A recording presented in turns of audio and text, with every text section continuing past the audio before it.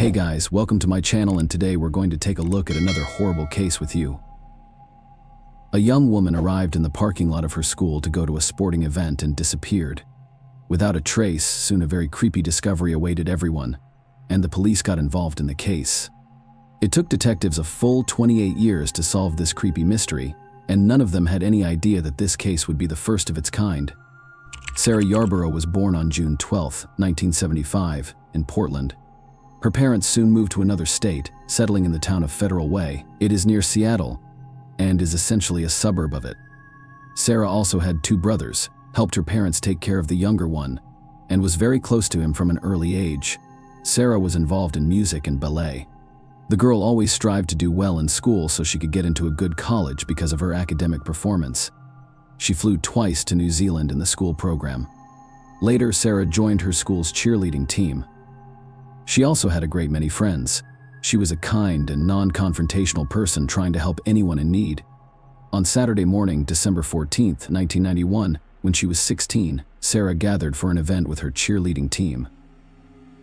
They were together at the school building where the bus would pick them up. She took her dad's car and drove to school, only Sarah got the time wrong. She thought the bus would pick them up at 8 a.m. when in fact it wasn't supposed to arrive until 9. All her friends gradually started arriving at the place, but none of them saw Sarah. Some students saw her car in the parking lot, but there was no young woman inside. Not even when the bus arrived for the students. Her friends thought this was strange, but no one could contact Sarah because none of them had cell phones at that time. Around the same time, two 12-year-old boys were walking around the school grounds, walking through the wooded area behind the school tennis courts. They noticed a strange man. He came out from behind the bushes, looked at them, and walked away in the opposite direction. He seemed strange to the children, but they did not pay much attention and walked just a few meters away. A shocking sight awaited them: a young woman lying on the ground with no signs of life, thinking she was dead. The school children ran home to tell their parents, while the parents of one of the boys went with him to the place. The father of the other decided to follow the suspicious man the children had seen. His son told him that he saw a car that looked like a Chevrolet Nova pulling away from that spot. Given that he lived near the school, his father decided to go outside and try to track down that car. At one point, he managed to locate a similar car, but it quickly disappeared from his sight, and the man was unable to find it again. Meanwhile, the other boy's parents came to the school and realized that the young woman on the ground was probably dead. They immediately ran to the school building and called the police offices. They arrived on the scene and confirmed that the young woman was indeed dead. They were also quickly able to determine that the deceased was Sarah. From the marks on her neck, the officers concluded that the victim had most likely been strangled. Next, the body was some of her belongings, including a jacket, underwear, and socks, with no other items near her. The officers found her purse and car keys inside the car in the school parking lot, leading them to believe that the perpetrator may have attacked her directly next to the car and then dragged her behind the trees. The body was turned over to medical examiners, and the police set about looking for clues. The first thing they did was try to interview all the people who were on and near the school grounds. The two guys who found Sarah gave a rough description of the man who had come out from behind the bushes near her body. They said he was a tall man in his early 20s with shoulder-length blonde hair, a dark raincoat, and black pants. Soon the police found another witness, and here a very surprising story awaited them. A man out for a jog noticed a strange picture in the same wooded area. A young woman was lying next to the bushes with a man hovering over her. The young woman was not moving at all, and the witness thought that some couple had just decided to have some privacy. A few minutes later, he ran down the same road in the opposite direction, and the man and the young woman were still there. In both cases, it did not appear to him that he was watching a felony being committed. The witness himself explained to the police that he had only recently immigrated to the United States from another culture and was not sure what behavior was the norm in that country. But nevertheless, this witness gave the police a rough description of the killer, which matched the words of the children who discovered the body. Detectives interviewed several dozen other people who had been near the school, but no other useful leads were found. Meanwhile, medical experts examined Sarah's body and concluded this triangulation was the cause of her death. Apparently, the perpetrator used her own pantyhose. In addition, a serious injury was found on the young woman's head. The experts assumed that from this below the victim lost consciousness, which was consistent with the runner's story he saw that the young woman on the ground did not move at all. Forensic investigators studied Sarah's clothing and on almost every item. They found traces of male semen belonging to the same person, but in 1991 there was no common DNA database yet, so all the investigators could rely on was a direct comparison of DNA samples from specific suspects. There was another nuance that was brought to the detectives' attention. Even though forensic scientists found traces of male semen on Sarah's clothes, the medical examiner stated that there were no signs of sexual abuse on her body. With all this information in hand, investigators formed their own view of what happened. Sarah arrived at the school almost an hour early, and there was no one in the parking lot, but her attacker most likely spotted her there, waited for the young woman to get out of the car, hit her on the head with an object, and Sarah lost consciousness. He then dragged her from the parking lot behind the trees, where her body would later be found. The perpetrator removed some of her clothing and performed lewd acts on her before strangling the victim with her own stockings. When one of the children who found Sarah's body told police about the car in which the perpetrator allegedly fled, the scene detectives put out a search for a Chevrolet Nova, and soon they were able to find her, but here they were disappointed. It turned out that the driver of that car had just been delivering donuts that morning. He provided his DNA sample, which did not match that found on Sarah's clothes. Apparently, the kids just saw the car that drove down the road next to them and thought the perpetrator was behind the wheel. In fact, none of the boys could recall exactly whether they saw a man approaching any car from the bushes. Over the next few days, police continued to search for witnesses and new leads, but no significant progress was made on Monday.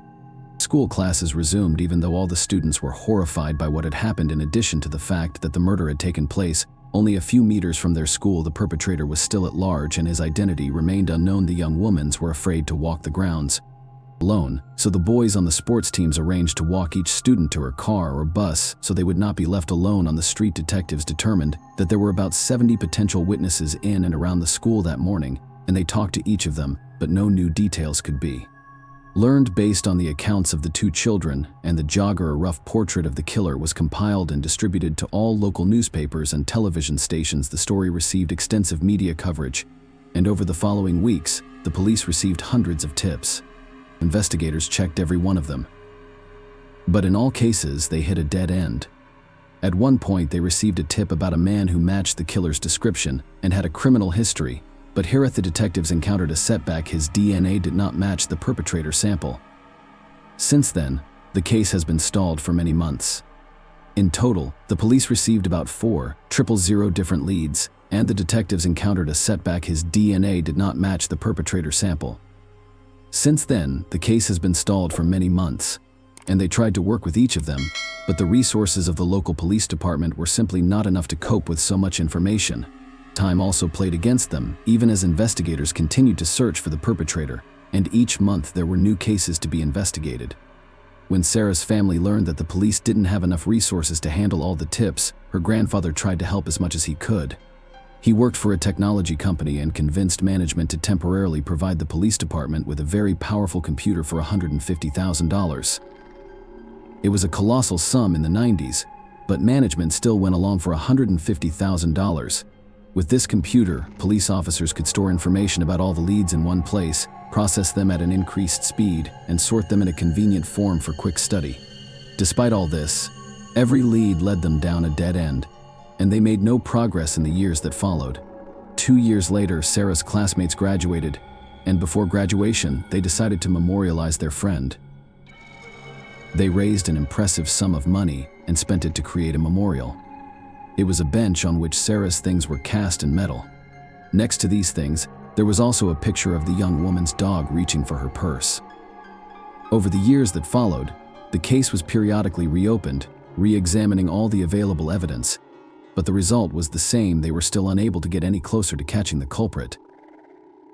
During this time, the police interviewed several thousand people and took DNA samples from nearly 300 possible suspects, but all this was inconclusive. He heard about a company that began working in the field of genetic genealogy. The policeman contacted them and asked if they could try to locate relatives of the person who left his DNA on the victim's body. The experts undertook the task, but unfortunately they failed. First of all, in 2011, genetic genealogy was just gaining momentum, and the experts were very limited in their capabilities. For example, They had not learned to search for male and female relatives in one sample. If they had the DNA of a man, they could only look for family ties with other men, and vice versa. Second, they had another obstacle in front of them in the form of various laws that prohibited the use of genetic data samples to search for relatives of suspects. Nevertheless, it bore some interesting fruit for one thing. The team of researchers approached by the detective had already been working for several years to create a genetic pedigree of the first people who sailed to the United States from Great Britain in 1620 on the ship Mayflower after studying the DNA of the killer Sarah. They discovered that the man was related to one of the ship's passengers, Robert Fuller. However, it was almost impossible to trace him through this chain, especially in those years when there were just over 100 people on the ship. But over the centuries, the number of their descendants has exceeded 25 million, and secondly, the detectives had no idea that he had made the Sarah Yarborough case the first of its kind. Although his idea was not successful, it was the first crime that was attempted to solve. With the help of genetic genealogy, the detective tried to use the information available and tracked down several men with the Fuller surname who were living in the area of his town. At the time of Sarah's murder, he found photos of them and met the only business, a jogger and two men who had found the body as children. Unfortunately, neither of them recognized the killer in the photo. Finally, the investigators asked for DNA samples from all Fuller in the area and sent them to the laboratory. None of them matched the DNA of the killer, but something interesting happened here. The experts established that one of those men was indeed a distant descendant of Robert Fuller from that very ship. However, he was definitely not the killer, and also did not know that any distant relatives live near him. The perpetrator may have been so distantly related to him that their families simply never knew of the connection. The detective retired in 2017, and the case was turned over to a new team of investigators who revisited the company, which had taken on the killer's DNA sample in 2011. By that time, the ability to study genetic material had advanced a great deal, and experts agreed to try to trace the perpetrator's lineage. It took 2 whole years. The experts used public databases to find even the most distant relatives of the killer, then manually tried to trace their family ties and reach people who lived in Federal Way at the time of Sarah's death. In all, they had to weed out several thousand people before they finally got lucky. Experts determined that a DNA sample from Sarah's clothes was highly likely to belong to one of the 2 brothers at the time of the murder. The older one turned out to be a criminal with an impressive criminal record. He had been imprisoned for violent crimes, and his DNA sample was in the FBI database, which meant that he had nothing to do with Sarah's murder, because then his DNA would have shown a match back in the 90s. As for the younger brother named Patrick Nicholas, he too has been on the police's radar for violent crimes, including crimes against minors, but that was before the DNA samples of such criminals were added to the database. Detectives immediately organized a surveillance of the man who was 55 at the time, lived in a neighboring town called Wellington. The cops had been following his every move for 2 days, and soon the opportunity presented itself. Patrick went to the laundry, and while he was waiting for his clothes to be washed, he went out to smoke and threw a cigarette butt on the ground. One of the cops immediately took it into an evidence bag and returned to his car. Patrick went out to smoke a second time, and this time a rake handkerchief fell out of his pocket. The men didn't pick it up and went back to the laundry room, and the police were happy to take the second piece of evidence in case the experts were not able to get a DNA sample from the cigarette. However, the experts were easily able to extract samples from all these items, and the very next day they told the detective the long-awaited news: Patrick's DNA was a perfect match for the semen found on Sarah's clothes in 1991. The judge immediately issued a warrant for the man's arrest, and the police took him into custody. It all took 5 days from when investigators first learned his name to the formal murder charges. When his biography was leaked to the media, many began to ask the perfectly logical question: why was a man with such a criminal history not even considered a suspect for all those 28 years at age 19? Patrick Nicholas approached a young woman and got into her car, where he tried to abuse her. The victim managed to escape, but to do so she had to jump into the river and swim for a long time until she was a safe distance from the perpetrator. Patrick spent 4 years in prison, after which he was released. The next crime that the police caught him for was in 1994 when he tried to abuse an underage young woman. He was arrested again, but his DNA was not entered in any database. The reason for that is strange. The article he was prosecuted for was not hard enough to collect DNA, and the police never came across his name in 3 decades. He also didn't appear in any of the 4,000 leads obtained over the years. It also turned out why genetic genealogy experts could not trace them back to Robert Fuller. It turned out that Patrick's biological grandfather was adopted and grew up under the adopt-a-family name. One of the men who discovered Sarah's body as children in 1991 immediately stated that Patrick was without a doubt the killer. He admitted that the incident had had a profound effect on him. He was only 12 at the time the body was discovered, and the perpetrator had seen his face for years. The witness was constantly afraid that the killer would come after him, and it was only after Patrick's arrest that he finally felt safe. Patrick's trial did not begin until 2023. The man insisted on his innocence, and his lawyer tried to challenge the main evidence. In his opinion, the presence of Patrick's semen on the clothes of the murdered young woman did not prove his guilt, but this argument did not work. The lawyer also tried to challenge the accuracy of the DNA analysis itself, but the experts declared the absolute invalidity of such claims. Patrick was eventually found guilty of first-degree murder without prior intent. On May 25th, he was sentenced to 45 years and 8 months in prison, virtually eliminating the possibility of ever getting out during the pronouncement of that sentence. Patrick showed no emotion. Unlike Sarah's relatives, they also spoke before the judge, thanking everyone involved in the trial and the investigators for bringing the killer to justice even though he had managed to evade justice for 28 years. Share your opinion with us in the comments, and subscribe to the channel for more.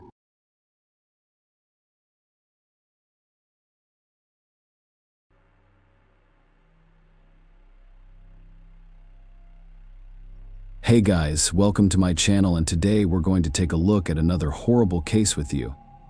In this video, we will look at what happened in the US state of Georgia. Nobody has seen the 31-year-old Indiana lawyer since 7:17 p.m. On February 24, 2022, a surveillance camera captured her outside her mother-in-law's home in Johns Creek. The police and her family have made significant efforts to determine where Sierra went and what happened to her. Sierra Locklear of Cleveland, Georgia, was a cheerful and ambitious woman. Sierra wanted people to take her seriously. Her mother, Kelly Locklear, said so. She was tough. She followed in the footsteps of her mother, who was a paralegal. She became a lawyer. Sierra grew up in Georgia and aspired to live in Atlanta one day. Kelly, a Georgia native, claimed that Atlanta had always been her plan. To get there, Sierra had to leave Georgia. She attended the University of Tennessee for college before attending law school at Florida State University. Sierra eventually became a lawyer and specialized in insurance defense. Kelly described her daughter as following: she overcame and pushed through. Kelly also stated that she was happy, energetic, and loving. She was extremely motivated in her career. Sierra met Xavier Breland on Tinder in October 2020, and their relationship quickly took off. The couple married after 6 months. Sierra was already pregnant at this point. According to court records, Sierra assisted Xavier with his legal issues with his ex-wife. After some time, the newlyweds decided to relocate to Carmel, Indiana, to begin their new lives there. Sierra started working at a law firm and had a son named Jackson at the end of 2021. From the outside, Xavier and Sierra seemed like the ideal couple. However, their relationship problems began shortly after they met. Shelby Campbell, Sierra's cousin, said the couple's problems began after their first date. Sierra informed Xavier that she did not want to continue communicating with him, but her future husband was not the type of person who could handle rejection. Instead, if Xavier showed up uninvited to her apartment and sat near her door, he began sending her threatening messages because he noticed her with another man. Sierra threatened to contact the authorities if he did not stop. Finally, she gave him another chance. 6 months later, they were married. Shelby and Sierra were best friends who texted each other daily. Sierra expressed her feelings to her, stating that she was afraid of her husband. For example, one of her messages read, "Well, I'm struggling with it in a big way. I don't want to give up on someone I love and abandon him and our family. However, I believe that the behavior is deteriorating. So, if this is how things are now, how will it be in the future? Furthermore, he used to feel bad when he said ugly things. And lately he's not even sorry for his actions. He's blaming me for it, as if I did it because you forced me to." Sierra stated that her husband would be held responsible if anything happened to her.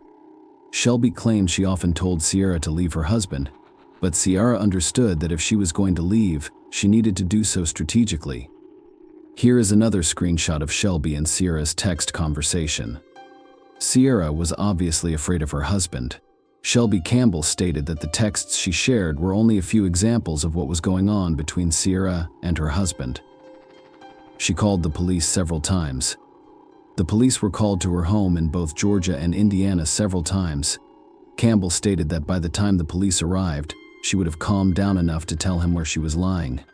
Shelby claimed that after one of those incidents, an investigator called Ciara's mother and informed her that he knew she was lying about what was going on when she called 911, and that he had seen the same pattern many times before. He was worried about what would happen to her. Ciara was preparing to leave her husband. She opened a secret bank account and transferred money there. The messages had a strong impact on the woman. Ciara stated that she loved her husband but couldn't afford to stay in the relationship. Her parents, Kelly and Nick Locklears, were aware that their daughter's family situation was far from ideal. They wanted Ciara to break up with Xavier and assured her that she could always return to a safe place, i.e., her home. Ciara's fateful trip to Georgia began when she and Xavier loaded their baby and large dog into Ciara's 2017 white Volkswagen Tiguan and drove 11 hours south. According to her family, Ciara arrived at her parents' home on February 19th. She spent the night with family members who hadn't seen her since she moved to Indiana. It seemed like a quick trip to see her family. However, Ciara decided that she would no longer return to Indiana. Xavier was also interested in the trip because his mother lived in Georgia. However, he was unaware that Ciara would not return. She informed her mother that she was going to find work in Georgia. She had also informed her parents that her husband's abusive behavior was escalating and that she was getting divorced. Ciara showed up at Nick and Kelly's home in Cleveland, Georgia, on Saturday, February 19th. The woman remained at her parents' house until Sunday. It had been a long time since we had seen each other. She reiterated that she wanted to divorce her husband and would not return to Indiana. On Sunday, February 20th, Ciara left her parents' house to pick up her son Jackson from her mother-in-law's house in Johns Creek, Georgia, which is about an hour away. Shelby Campbell stated that one of the last texts she received from her cousin read, "I'm at Xavier's mom's house, he won't give me Jackson, so I'm waiting for him before I leave." On Monday, February 21st, at 11:17 p.m., Ciara texted her father Nick, "I'll be back in the morning if that's okay, of course." "It's okay. You don't need to ask," Nick responded to her. Nick stated that the next day, when he had not heard from Ciara, he attempted to contact her again, and she said everything was fine. She mentioned that she had felt a little sick. Nick said he contacted her again on Wednesday to see if she was feeling better. He did not get a response. He texted her again on Thursday, February 24th. No one replied. By Friday, the Locklears were concerned because Ciara had not responded, which was unusual. Then, on Saturday evening, February 26th, Nick received a call from an unknown Indiana number. "I didn't immediately panic because I assumed they were still in Georgia," Nick said. "So I responded, and they said it was the police, and that's when they informed me she was missing." The policeman stated that Ciara's husband had reported her missing. The family was shocked. They assumed Ciara was still in Georgia, even though she had not responded to their messages, which was unusual for her. Shelby Campbell is perplexed as to why he did not contact anyone to inquire about her safety. "He did not contact anyone. He did not make us aware at all." After speaking with the Carmel police, Ciara's father called her, and Xavier answered. That is how Nick described his brief conversation with his missing daughter's husband. I asked, "If Xavier, tell me the truth. What is going on?" Ciara told me that if anything happened to her, you were responsible, so just tell me the truth. He then hung up, telling me to go to hell. Nick then called Xavier's father, who lived next to Ciara and Xavier in Carmel. The father responded, "No, I never saw her," as Nick had said. According to a press release issued on March 2nd by the Carmel Police Department in Indiana, Xavier Breland reported Ciara as missing to their office on Saturday, February 26, 2022. During the investigation, detectives discovered a video recording that showed Ciara's last known location. On February 24th at 7:17 p.m., she was at her mother-in-law's house in Georgia. Nothing unusual happens during the video. According to the official missing person report from the Carmel Police Department, Ciara left their home in the Brookstone Park of Carmel subdivision in Carmel, Indiana, shortly after 10 p.m. On February 25th, walked to the nearby store. She was reportedly wearing a black top and purple shorts in temperatures nearing 20 degrees that night. According to police, Ciara never arrived, and there is no surveillance video of her entering the store. They were also concerned because she had left her phone, work phone, and burner phone behind, along with her ID, credit cards, and 5-month-old son. Family members stated that she had a burner phone to contact them in an emergency. There was no evidence of Ciara's return to Indiana. Her family knew she wanted to stay in Georgia. Furthermore, Ciara would not have left without informing them.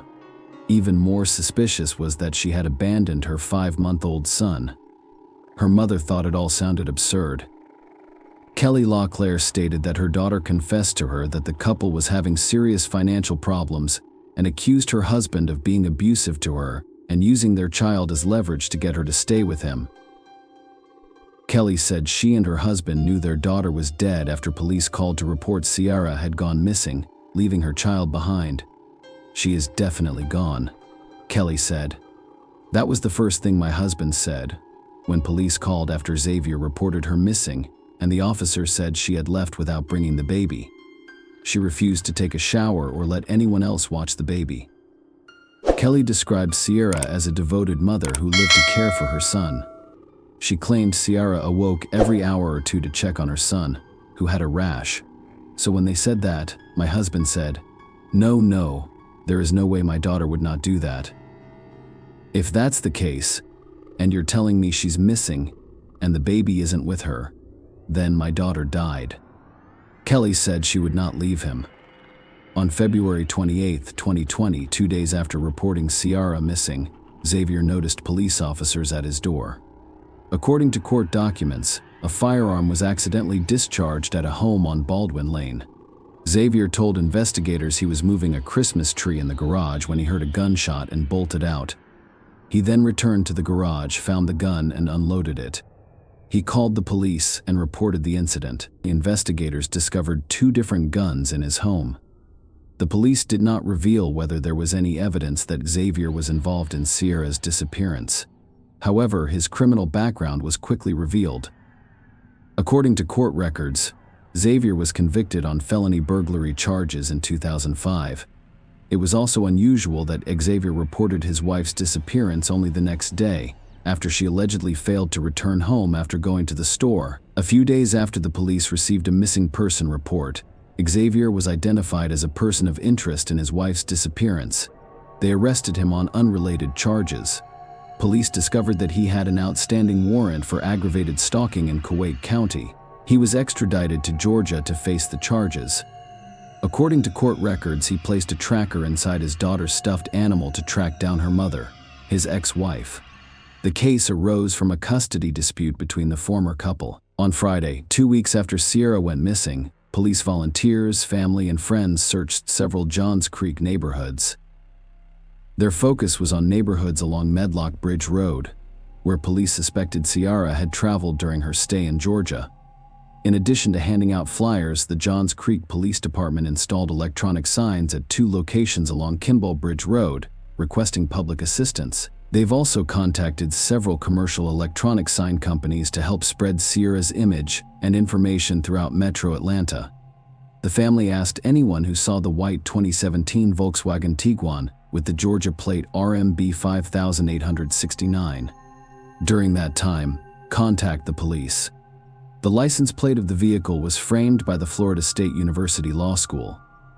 The police said that forensic investigators searched the car for evidence and then released it. Ciara's last known location was at her mother-in-law's house in Georgia, so the police assumed her disappearance was related to something that happened in this house. They traced Xavier's route back to Indiana, but couldn't confirm Ciara was in the car.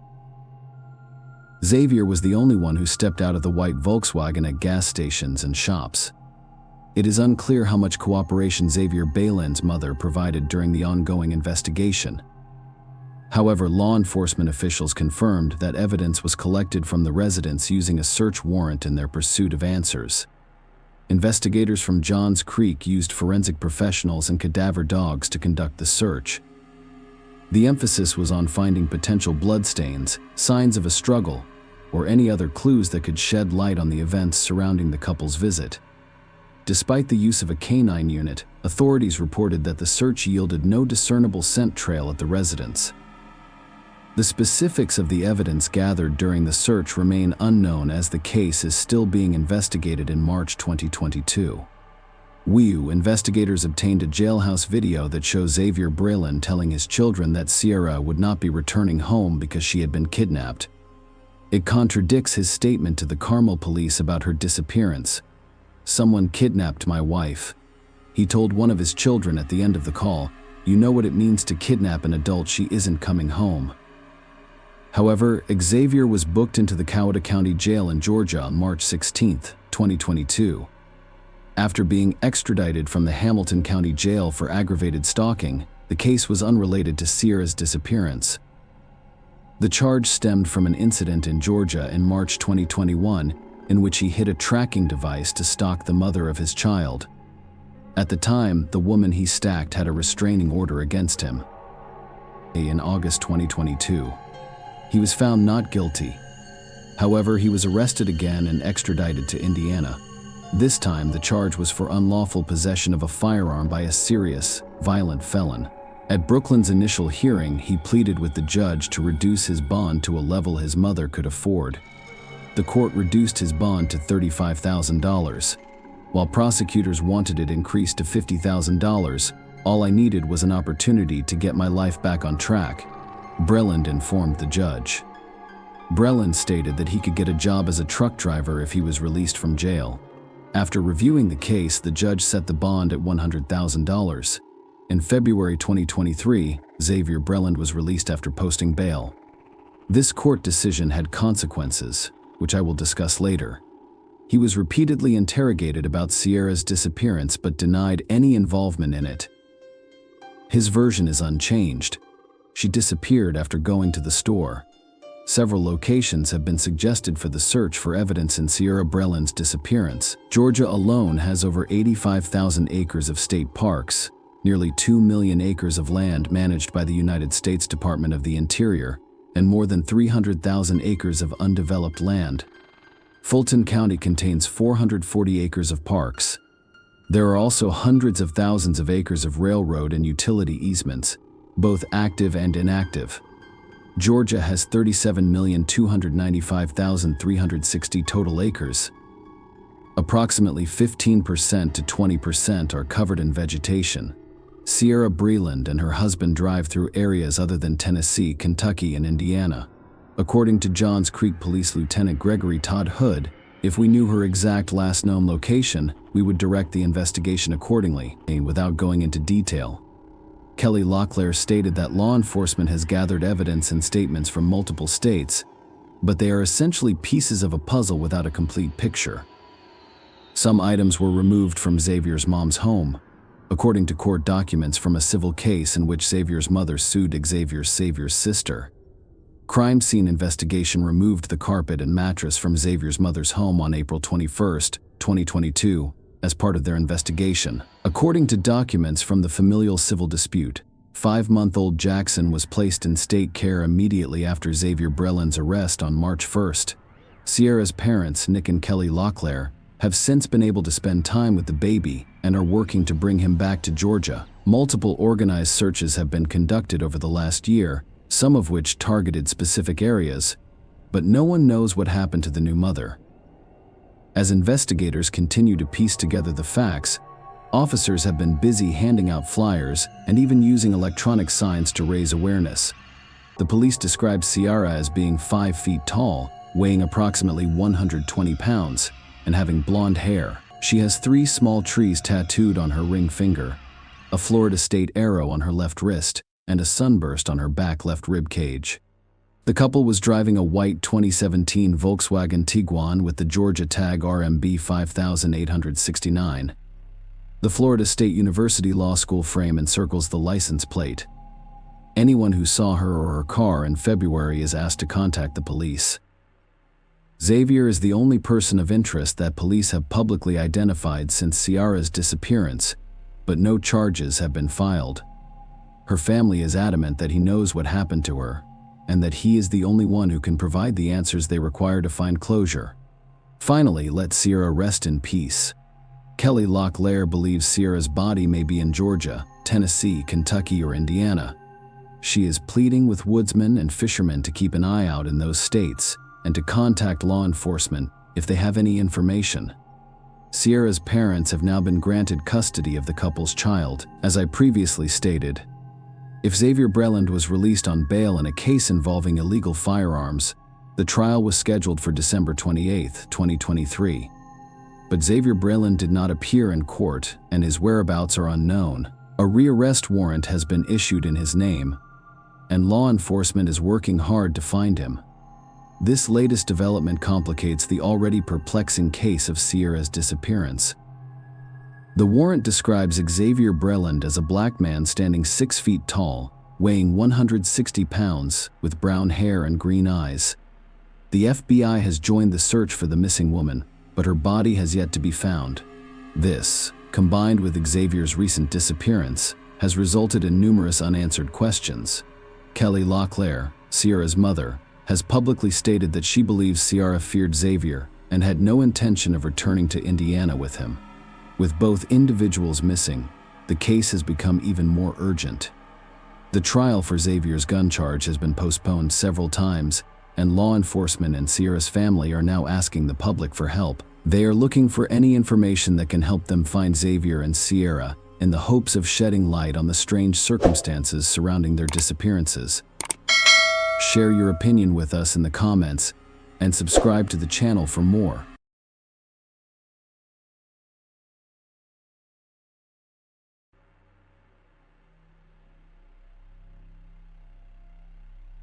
Hey guys, welcome to my channel, and today we're going to take a look at another horrible case with you.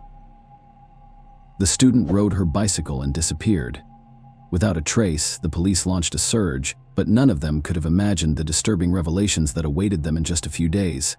So many shocking details emerged in the case that even seasoned FBI agents were horrified, and none of them expected such an ending. Ciara Jacob was born on February 11, 1996, in the small American town of Delta, Ohio. The girl grew up in a very large and friendly family. She had 2 sisters and 2 brothers.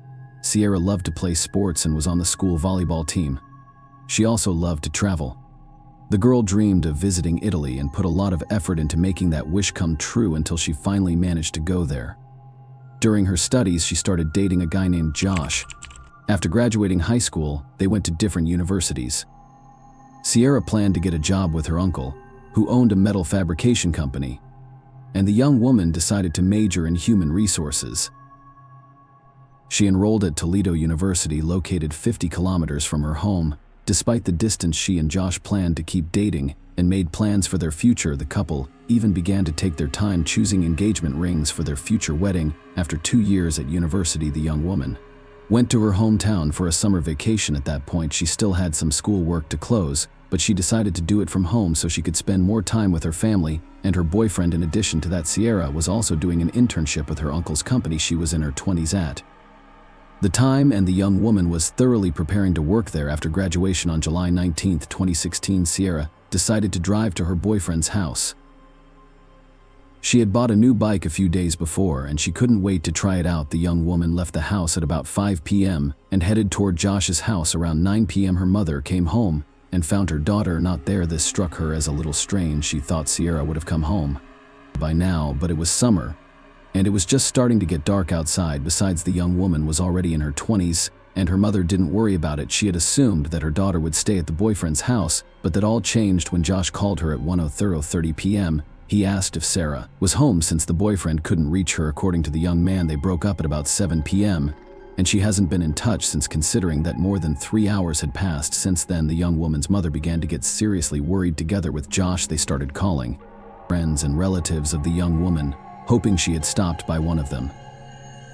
But no one had seen her that night. Then the mother called all the nearby hospitals, but there was no one there either. Eventually, the woman decided to go to the police, and around midnight she filed a missing persons report. Despite the fact that Sierra was 20 years old, the police immediately began their search. Given that Josh was the last person to see her, they went to him. The guy said that the young woman arrived at his house shortly after 5 p.m. After about an hour and a half, they decided to go for a ride together. Sierra rode her bike, and Josh rode his motorcycle. The couple rode along country roads along numerous cornfields. Josh even took a picture of Sierra on her bike, and the young woman posted it on social media. After riding around for a while, they decided to go their separate ways. Sierra and Josh separated about a mile away from her house.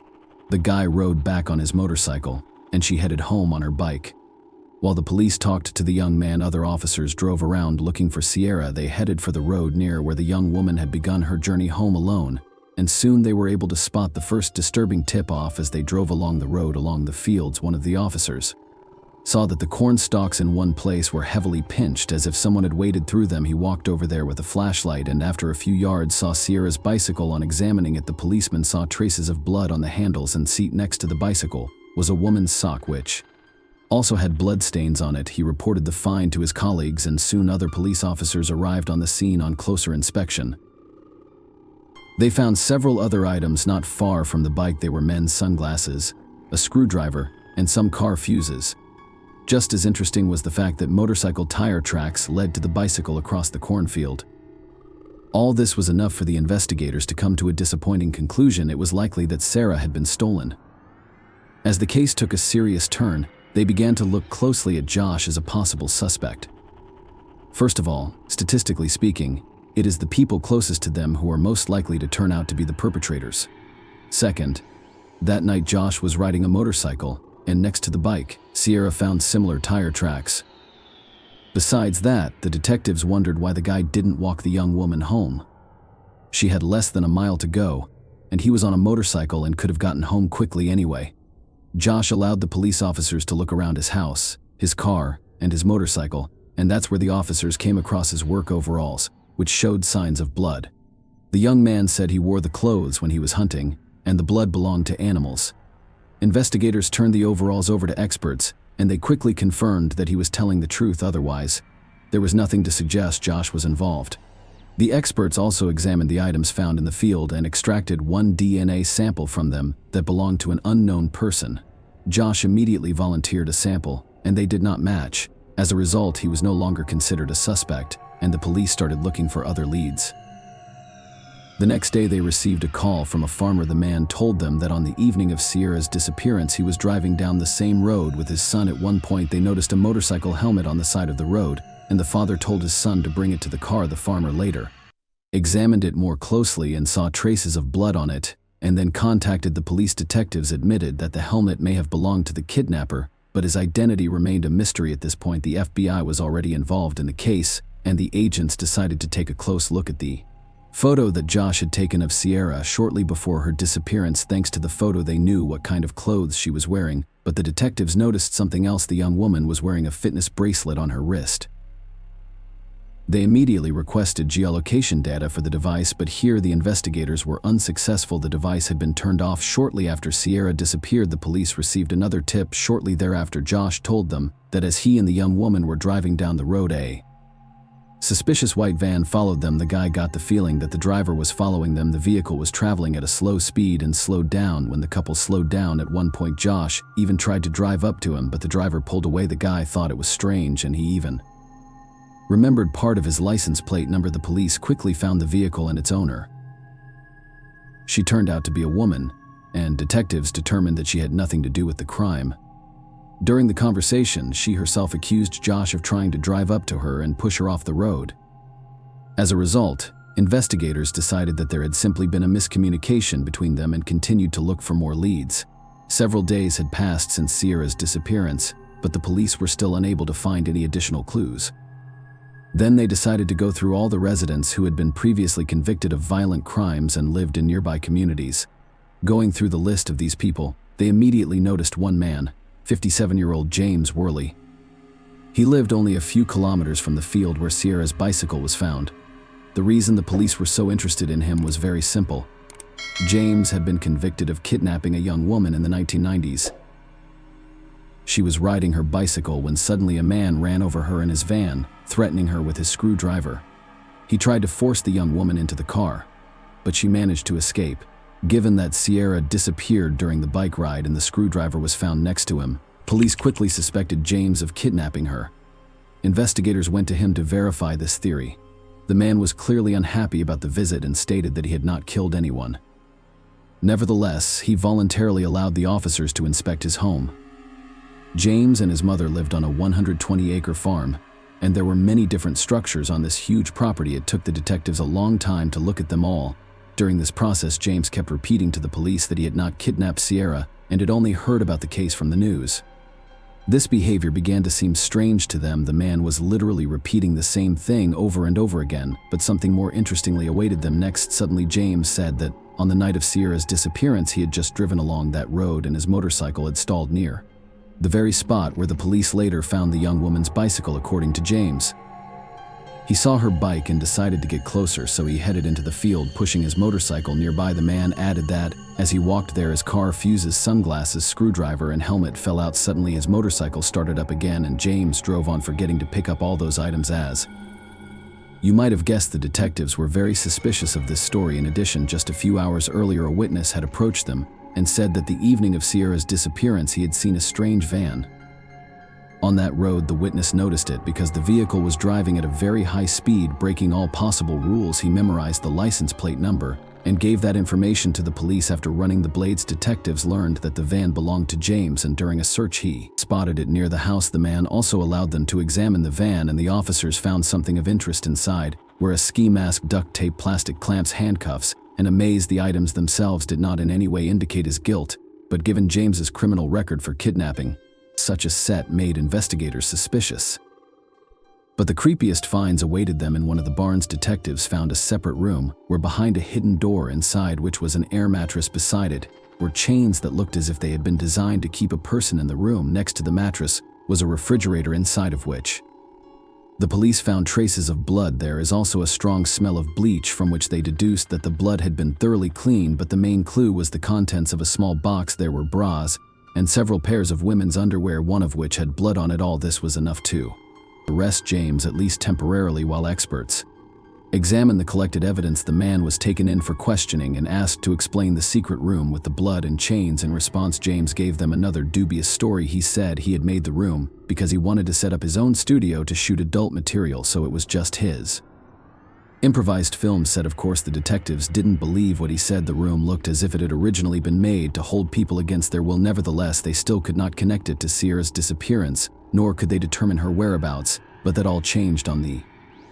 third day after her disappearance. During a lengthy search, the police found a freshly dug grave in a field that contained Sierra's body. Her hands were handcuffed, and the young woman had a large plastic toy in her mouth. She was also wearing an adult diaper. Medical examiners determined that the victim died from strangulation, but they were unable to determine even the approximate time of death. In addition, they did not find any signs of violence. Around the same time, forensic scientists were actively examining all the evidence collected from James' barn. They found female DNA on one of the pieces of duct tape lying next to the mattress, and it matched Sierra's DNA. The cops also obtained geolocation data on James' smartphone. It turned out that on the night of the young woman's disappearance, he had spent almost 2 hours near that location. They received another disturbing piece of evidence from the psychologist James had court appointed for a previous abduction. According to him, during one of his sessions, James stated that he was learning from his mistakes with each new abduction, and then next time he was going to bury the bodies. Apparently, the psychologist decided not to inform the police of such disturbing statements made by his client, and did so only after he had been accused of murder. With this set of clues, the detectives formed the most likely chronology of events. Apparently, James spotted Sierra on the road that night, hit her with his helmet, and dragged her into a field with his bicycle. Based on his geolocation data, the man sat there until the sun went down. During that time, he called his brother and told him that his motorcycle had broken down. Apparently, this was his way of creating an alibi. As soon as it got dark outside, James drove home, got off his motorcycle onto his van, and returned to the field, picked up Sierra, and took her to his barn. At that point, the young woman was either unconscious or restrained. What happened next, only James knew. He apparently abused the victim for some time before killing her and burying her in a field. Experts only speculated that the victim may have been there for 3 days. The man himself continued to deny all of these allegations, and the case went to trial. The trial began in March 2018, with the prosecution presenting additional evidence that further pointed to his guilt. It turned out that the key to the handcuffs placed on the victim's hands was found on James' keychain. His lawyers decided to stick with the theory that James simply wanted to set up an adult film studio in his barn, and the cops pulled that into the murder. However, they did not provide any adequate arguments for their client's innocence. The trial ended in less than a month, and on March 28th, the jury found him guilty. As a result, James received the death penalty, with his execution scheduled for May 20th, 2025. Of course, this story was far from over for the detectives. Given everything they had learned about the man, the police were certain that James had committed similar crimes before, but he had managed to avoid responsibility. Investigators were still working on his case, trying to tie the unsolved disappearances to James, but it had yet to yield concrete results. The victim's parents established the Sierra Scholarship and also participated in the creation of a bill that would have required the state to make an open registry of people previously convicted of murder and kidnapping. The bill was quickly supported and went into effect on March 20th, 2019. Share your opinion with us in the comments, and subscribe to the channel for more.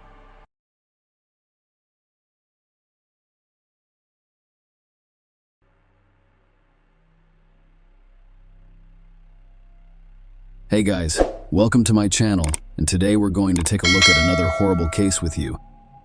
In this video, we look at a story from 2003 in the American state of North Dakota. On November 22, 2003, Drew Shodin, 22, was walking to her car after finishing her shift and talking on the phone with her boyfriend. The conversation was abruptly interrupted. Drew's boyfriend paid little attention to this, which he later regretted deeply. The young woman was soon featured on national television, and her experiences influenced a change in US law. Drew Katrina Shodin was born September 26, 1981 in Minneapolis, Minnesota. She was the younger of Alan and Linda's two children. Drew's parents divorced when she was 3 years old, but they remained friends until she was 10. Linda and her second husband, Sid Walker, raised her and her brother Sven in a comfortable home on Whitefish Lake, which is known for being one of Minnesota's most scenic vacation spots. Drew excelled in high school, becoming an honor student, joining the golf team, and being voted homecoming queen in 1999. But her true passion was for art. Her homeroom was filled with sketches of rock star models and friends. After graduating from high school, she attended the University of North Dakota in Grand Forks, a city of approximately 50,000 people. Friends described Drew as someone who loved life and was always willing to help others. Drew often traveled around the country, but her dream was to visit Australia, which she planned to do in the spring of 2004. To save money for the event, Drew worked 2 jobs in her spare time: a sales associate at Victoria's Secret and a waitress at a nightclub in Grand Forks. On Saturday, November 22, 2003, Drew's shift at the Victoria's Secret store in Columbia Mall ended at 4 p.m. Later that day, she was scheduled to work at a nightclub. Before leaving the mall, Drew decided to go shopping and purchased a purse from a specific store. She called her boyfriend Chris Lang as she walked to her car in the parking lot. Suddenly, after Drew said, "Okay," the call was disconnected, but Chris did not give it much thought. He did not call back because they were not discussing anything important. About 3 hours later, Chris's phone rang again, this time from Drew. When he answered it, he only heard noises, such as the wind and phone buttons being pressed. 3 weeks later, in an interview with a television station, Chris described the thoughts that raced through his mind when his conversation with Drew was cut short. "I was unaware of the urgency of this phone call at the time," he said. "I never thought this would happen. There was no sense of urgency. It was simply a cell phone call that was cut off for a variety of reasons. I had no idea this terrible thing was happening." Drew was living in a college dorm, sharing a room with her friend Meg Murphy. Around the same time, Chris got a strange phone call. Meg received a call from the nightclub, where they were trying to figure out why Drew hadn't arrived for work and wasn't answering the phone. She was a responsible employee who always arrived at work early, so her absence immediately raised concerns. However, Meg had no idea where Drew was and was surprised that she hadn't shown up for work, so she went looking for her friend Meg. She first called mutual acquaintances, then the local hospital, where she was informed that Drew had not been admitted. "I called the police around 9 p.m. because I couldn't find anything out." Knowing Drew worked at Columbia Mall, a police officer was dispatched to the location. At this point, the mall had already closed. Driving around the parking lot, the officer noticed Drew's car. After inspecting it, he discovered that the car was unlocked. There was no evidence of a struggle or other crime. A black nylon sheath for a folding knife was discovered on the ground near the car. It was unclear whether it was related to Drew's disappearance. However, such a discovery was not encouraging. Papers, a wallet, and a new purse purchased that day were found on the car seat, implying that even if Drew had committed a dirty deed, it was not a robbery. Neither the friend's boyfriend nor his parents knew where Drew could be, so investigators began to suspect a kidnapping. First and foremost, have detectives checked out Chris Lang.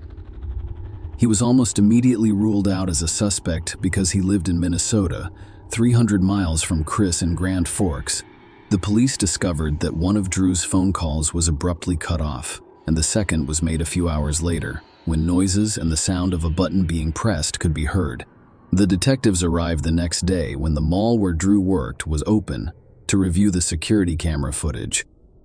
As it turned out, there were no security cameras in the parking lot where the missing girl's vehicle was parked, but, thankfully, there were several security cameras inside the mall.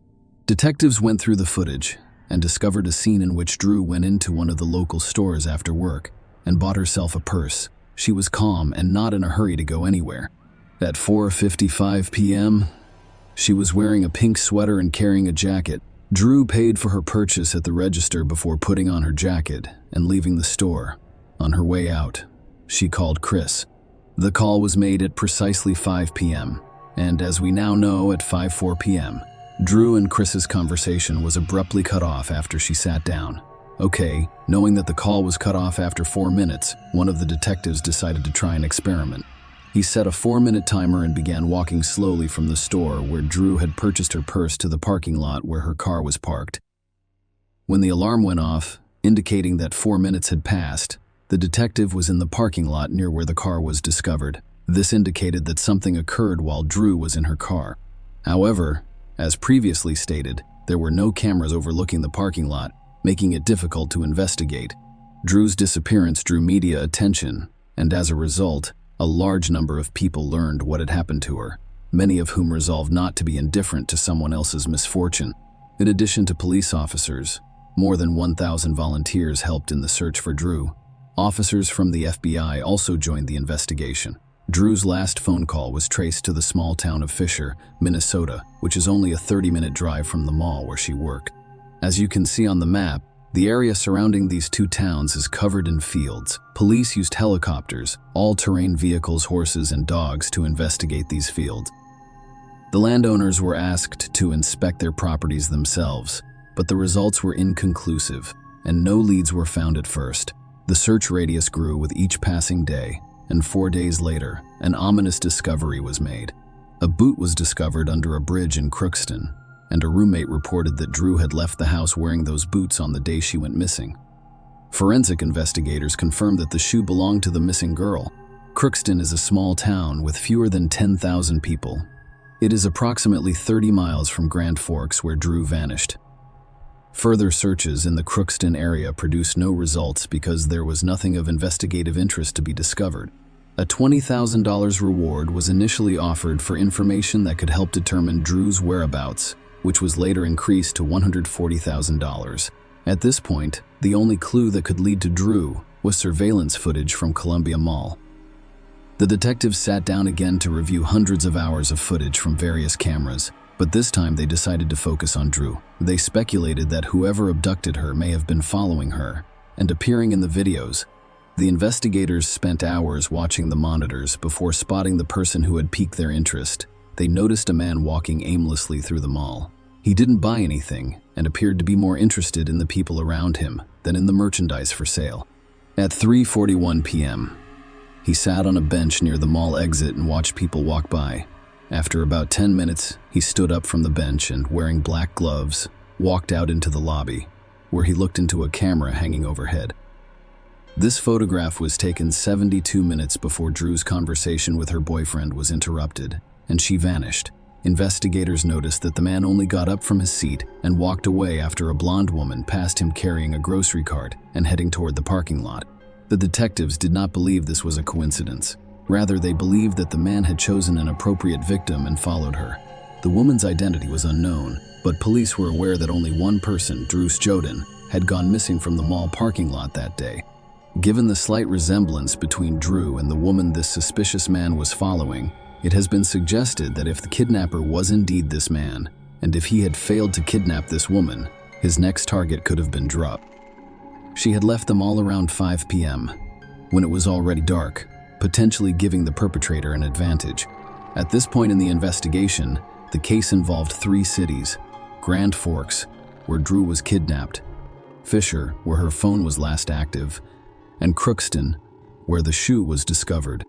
With this information in mind, the FBI began reviewing the records of all registered sex offenders from the cities and surrounding areas. When the photos in the files were compared to the image of the suspicious man from the mall, only one man met all of the criteria, and that was Alfonso Rodriguez Jr., who had a lengthy criminal record of committing crimes against women. The 50-year-old man had spent the previous 23 years in prison. Rodriguez was the second oldest of 5 children, born in Laredo, Texas, in February 1953. 2 migrant workers, Dolores and Alfonso Rodriguez Jr., claimed to have had an unhappy childhood, describing his home life as unpleasant because his parents were harsh on him and unreasonable in their demands. His family moved from state to state for 15 years before settling in Crookston in 1963. Rodriguez became increasingly isolated as he grew up, exacerbated by language barriers. His preferred language was Spanish, and he struggled with English, which made school particularly difficult. He eventually dropped out of school in 9th grade and started working as a laborer at the American Crystal Sugar Company plant in Crookston. Rodriguez claimed that he was molested by older women in his youth, which he blamed for his hostility toward women. In October 1974, at the age of 21, he asked a woman for a ride home, but instead directed her to Crookston's driveway, where he grabbed her by the throat and attempted to force her to please him. The following month, he approached another woman sitting in a truck outside a Crookston movie theater. He threatened her with a knife and took her to a remote location in the countryside, where he forced her to have sex with him. Then in 1979, he attempted to kidnap a 69-year-old high school English teacher. While out walking in Crookston one night, the woman fought back as Rodriguez attempted to force her into his car. In a fit of rage, he stabbed her with a knife in her elbow and abdomen, but she managed to escape and flee to safety. The woman, who was artistically talented, was able to create a composite sketch of Rodriguez that closely resembled him, resulting in his capture. He was convicted of attempted kidnapping and aggravated assault and served a 23-year prison sentence before being released in May 2003. He had been released from prison 6 months before Drew disappeared and was classified as a third-degree sex offender, which meant he was at the highest risk of reoffending. Before being released from prison, Rodriguez and his family expressed their concerns to Minnesota Department of Corrections officials. Even his family feared that he was reverting to his old ways. Despite their fears, Alfonso was released after serving his full sentence. After his release, Rodriguez lived with his mother in Crookston, only a few miles from the bridge that should be recalled. Another disadvantage for Drew was the discovery of his shoe. The detectives decided to speak with Alfonso Rodriguez, who of course denied any involvement in Drew's disappearance. The man confirmed that he was at the Columbia Mall on the day she went missing, claiming that he had gone to the movie theater and seen the film once in Mexico. What he didn't realize was that no movie theaters in Grand Forks were showing the film that day. Police searched Rodriguez's car and realized with regret that Drew was most likely dead. At this point, it appears unlikely that we will find Drew alive. Grand Forks County Sheriff Dan Hill told reporters that he believes the mission is more of a recovery than a rescue at this time. Dark red dried stains were discovered in several locations inside Rodriguez's car, which forensics later determined to be Drew's blood drops. According to the affidavit, blood was found on the passenger side rear window, the back seat, and other areas of the passenger compartment. The blood did come back. It was a DNA match to Drew. The sheriff discovered a folding knife in the trunk that matched the sheath found in the parking lot next to Drew's car using DNA from his toothbrush. A receipt was also discovered, indicating that Rodriguez purchased this knife, complete with sheath, from a hardware store located several hundred yards from the parking lot where Drew vanished. Although Drew was not discovered alive or dead, investigators gathered sufficient evidence to charge Rodriguez. The man was arrested 8 days after she went missing on December 1, 2003. Rodriguez, who was imprisoned in Grand Forks, claimed he had no involvement in Drew's disappearance and refused to speak with law enforcement or provide information about her whereabouts, despite the evidence against him.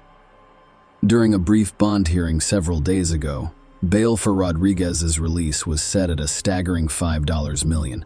While he remained silent in custody, the search for Drew continued unabated, focusing on these 3 towns. The abundance of snow in the area made the searchers' work more difficult. This is an unprecedented move. During a press conference on December 9, the governors of North Dakota and Minnesota promised to help with the search for Drew by hiring several hundred National Guard members and other state employees. North Dakota Governor John Howe even stated that Drew's disappearance has affected everyone in North Dakota, and Minnesota Governor Tim Pawlenty expressed his pride in the community's cooperation and collaboration with police officials. Despite all efforts, there were no results, and due to worsening weather conditions, the authorities decided to call off the search. In the spring, the intensive search continued. Those looking for Drew hoped to find her as the winter snow began to melt. After 5 months of searching, they were eager to get Drew home. Finally, on April 17, 2004, Drew's body was discovered. It lay in a field in Crookston, just a few miles from the bridge where the boot had been discovered. Drew's family was overcome with grief after learning of the heartbreaking discovery. Her father told reporters, "We were waiting for that call. And when that call came, we all stopped living for a moment. It was her parents' worst nightmare, and it would follow them for the rest of their lives." The field where the body was discovered had already been searched, but due to the large drifts, they were unable to locate it immediately. Drew was naked below the waist, making the motive for the crime clear. Her hands were tied behind her back, with a rope around her neck and a cut. Under the rope, there were remnants of a plastic bag, indicating that the bag had been placed over Drew's head and then tied around her neck with a rope. Hair matching Rodriguez's DNA was discovered on Drew's jacket. Before her death, the young woman had been brutally beaten and repeatedly stabbed. The medical examiner identified 3 possible causes of her death. It was either suffocation due to the cut on her neck or hypothermia, the 3rd possible cause. After months of silence, Drew's family was finally able to say goodbye to her on April 24, 2004. The mourning ceremony was attended by approximately 1,500 people. North Dakota, where Drew was kidnapped, abolished the death penalty in 1975, and Minnesota, where the body was discovered, did not use it as a punishment either. However, because Drew had been transported across state lines, the crime was considered a federal crime, and thus the prosecutor's office had the authority to seek the death penalty against Rodriguez. On August 30, 2006, Alfonso Rodriguez Jr. was convicted in the Drew case, and the jury recommended that he be sentenced to death on February 8, 2007. During the hearing, Judge Ralph Erickson told the unconfessed Rodriguez that his senseless and violent actions made the jury's decision difficult. Alfonso Rodriguez Jr. became North Dakota's first person sentenced to death in nearly a century. On June 28, 2013, after 6 years on death row, Rodriguez confessed to kidnapping and murdering Drew. However, the story does not end here. Ralph Erickson, the district judge who sentenced Rodriguez to death, became a U.S. Court of Appeals judge, and at the age of 21, he overturned his own conviction of Rodriguez and ordered a new sentencing phase. Rodriguez's guilt is beyond doubt, as evidenced by a variety of DNA tests. In this case, the death penalty is at issue. Erickson overturned the death sentence, citing, among other things, defense attorney's failure to properly examine Rodriguez's mental health and forensic expert Michael McGee's testimony, which the judge admitted misled him. This is the expert's testimony, which stated that Rodriguez violated Drew's sexual integrity within 24 to 36 hours of her abduction. There was no direct evidence to back up this claim, such as Rodriguez's seminal fluid on Drew's body.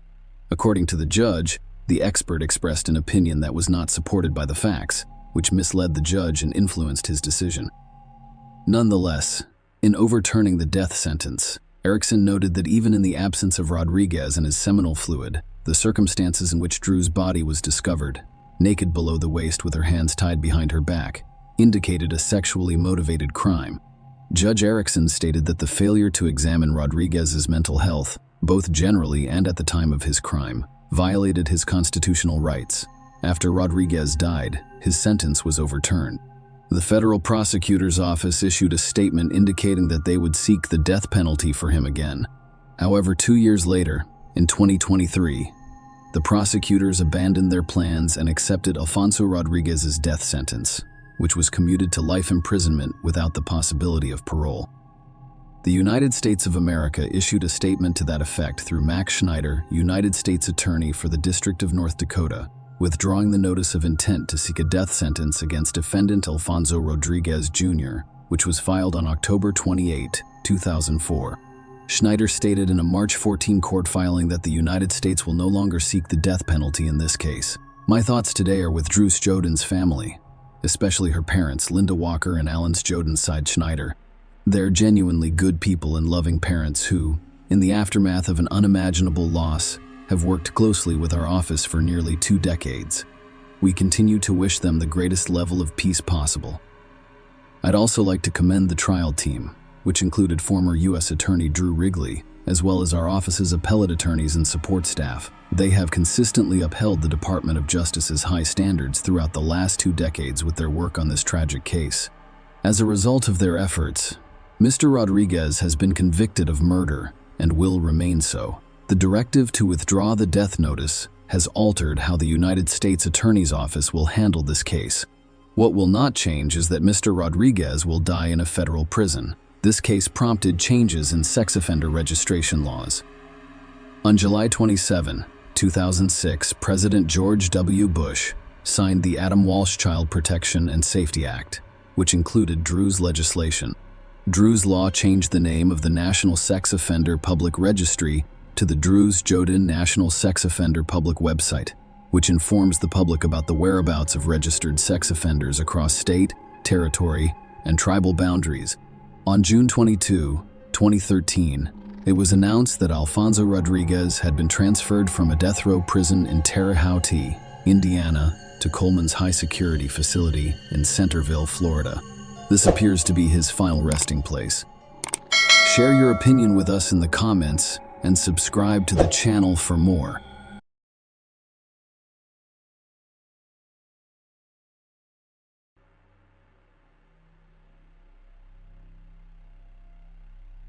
Hey guys, welcome to my channel, and today we're going to take a look at another horrible case with you.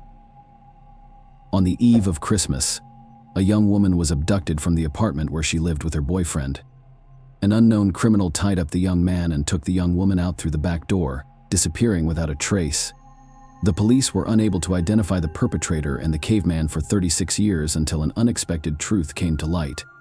Leslie McRae was born on April 14, 1968, in Jacksonville, Florida. She was kind-hearted, determined, outgoing, loved to have fun, had a sharp mind, and had a great sense of humor. Leslie grew up in a loving family but was particularly close to her 4-year-old cousin Joey. Despite living in different cities, the girls tried to spend as much time together as possible. Leslie even considered moving to her city when she turned 18. After graduating from high school at the age of 17, Leslie enrolled at the University of North Florida, dreaming of building a career in the modeling industry. She moved out of her parents' house and into an apartment complex with her 21-year-old boyfriend Edgar McQuarrie. On the night of December 24, 1985, they were sleeping in their apartment when Edgar woke up around 3 a.m. to a noise. To his horror, he saw a man with a knife above their bed. The unknown criminal tied Edgar's hands and fed him with ties, threatening him with a weapon to prevent him from resisting. He then tied up Leslie in the same way and took her out through the back door of the apartment. Edgar, still tied up, could only watch in horror as the kidnapper took Leslie away. He took him 3 hours to free his hands, and around 6 a.m., he called the police. The taxis arrived at their apartment, took Edgar's statement, and began searching for Leslie, considering that the room was almost pitch black at the time of the abduction. Edgar could not see the perpetrator's face or any other distinguishing features except for brown hair. The police also did not know what kind of vehicle the kidnapper had used, although it was evident that he had used some form of transportation to abduct Leslie.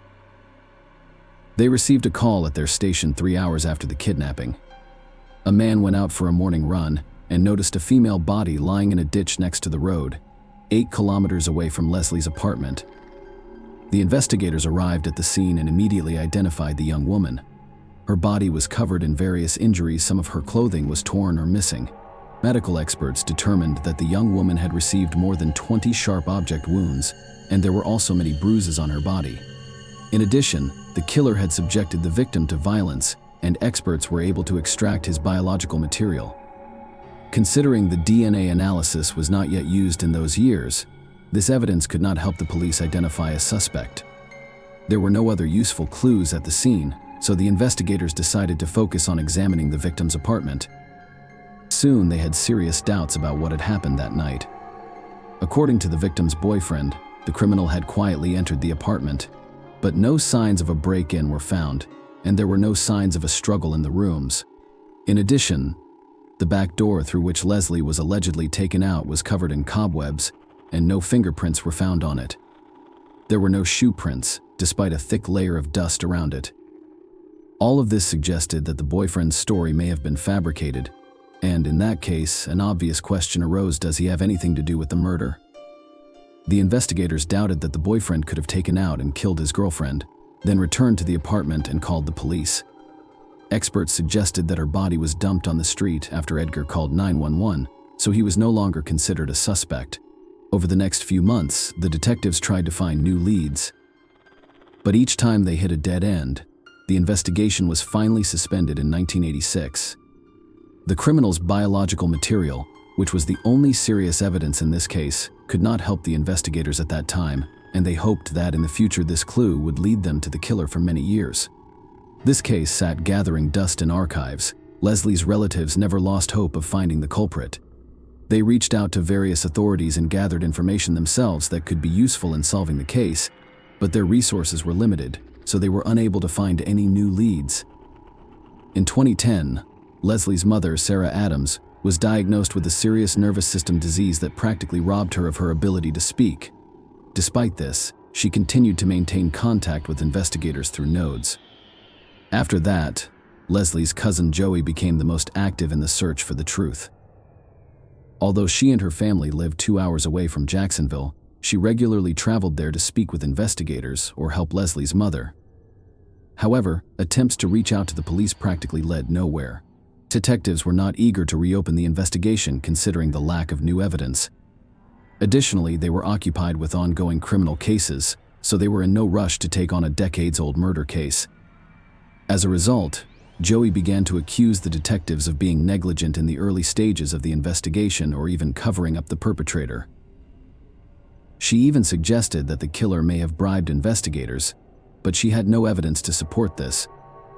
Theory Joey also regularly gave interviews to local news channels trying to draw public attention to the case. She recalled the time spent with her older sister and described Leslie as a cheerful and positive person. She also regretted that her 2 children never got to know what a wonderful aunt Leslie could have been to them. In late 2018, her relatives' persistent efforts produced the first results. They contacted representatives of the Cold Case Files Project, and they became interested in Leslie's case. This non-profit organization, which began in 2015, focuses on unsolved murders in which police have been unable to find the perpetrators. The organization collects and disseminates information, engages in dialogue with investigators and the media. In addition, they provide support to the victims' relatives, advising them on communication with the police and journalists. The organization's employees posted information about Leslie's murder on various resources, trying to attract as much attention as possible to the case. In such cases, when investigators have now been able to solve the case, public interest can play a key role. First, the more people hear about this crime, the more chances there are that potential witnesses to the events will be among them. Sometimes people, without realizing it, may have seen or heard something that could lead the police to the killer. Second, under pressure from the public and the media, the chances of detectives reopening the investigation increased throughout this time. They had the perpetrator's biological material, but wanted to study it. They needed to reopen the case, which police officers often do not do due to a lack of personnel or funding. The organization worked together with Leslie's relatives for several months, and they really managed to draw attention to this case. They wrote in the news and talked about it in reports and in June 2019, representatives of a popular local TV channel contacted the family. They offered to record a large-scale interview in which relatives could talk about Leslie and their years-long attempts to seek the truth. Her cousin and mother accepted the offer and met with journalists. They told them about who Leslie was as a person, showed her photos, and were dismayed by the fact that the police had not been investigating the case for over 30 years. In addition, in the interview, relatives mentioned they believed that the boys Leslie mentioned were her killers, and in their opinion, her story about a man with a knife was not trustworthy. The boy himself could have killed her.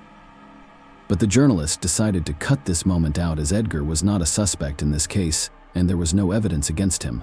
Representatives of the TV channel contacted the sheriff's office hoping to get some additional information, but the police refused to comment. They referred to rules that prohibited them from discussing with journalists cases that were not currently under investigation. Leslie's family was disappointed with this outcome, but they were not going to give up. Joey continued to write letters to investigators demanding that the case be reopened, and ultimately it paid off. The family was able to organize a meeting with law enforcement representatives, and detectives indicated their intention to revive the investigation. The Leslie family was interviewed again, and the police began to re-examine the evidence. In April 2020, they sent biological material from the victim's body to a laboratory, and soon experts extracted a DNA profile that was entered into the FBI's national database and immediately received a match. Almost 35 years later, the investigators finally had a possible killer's name. He was 58 years old, David Nelson Austin. After studying his biography, the detectives found many interesting moments. His DNA was in the FBI database, not just by chance.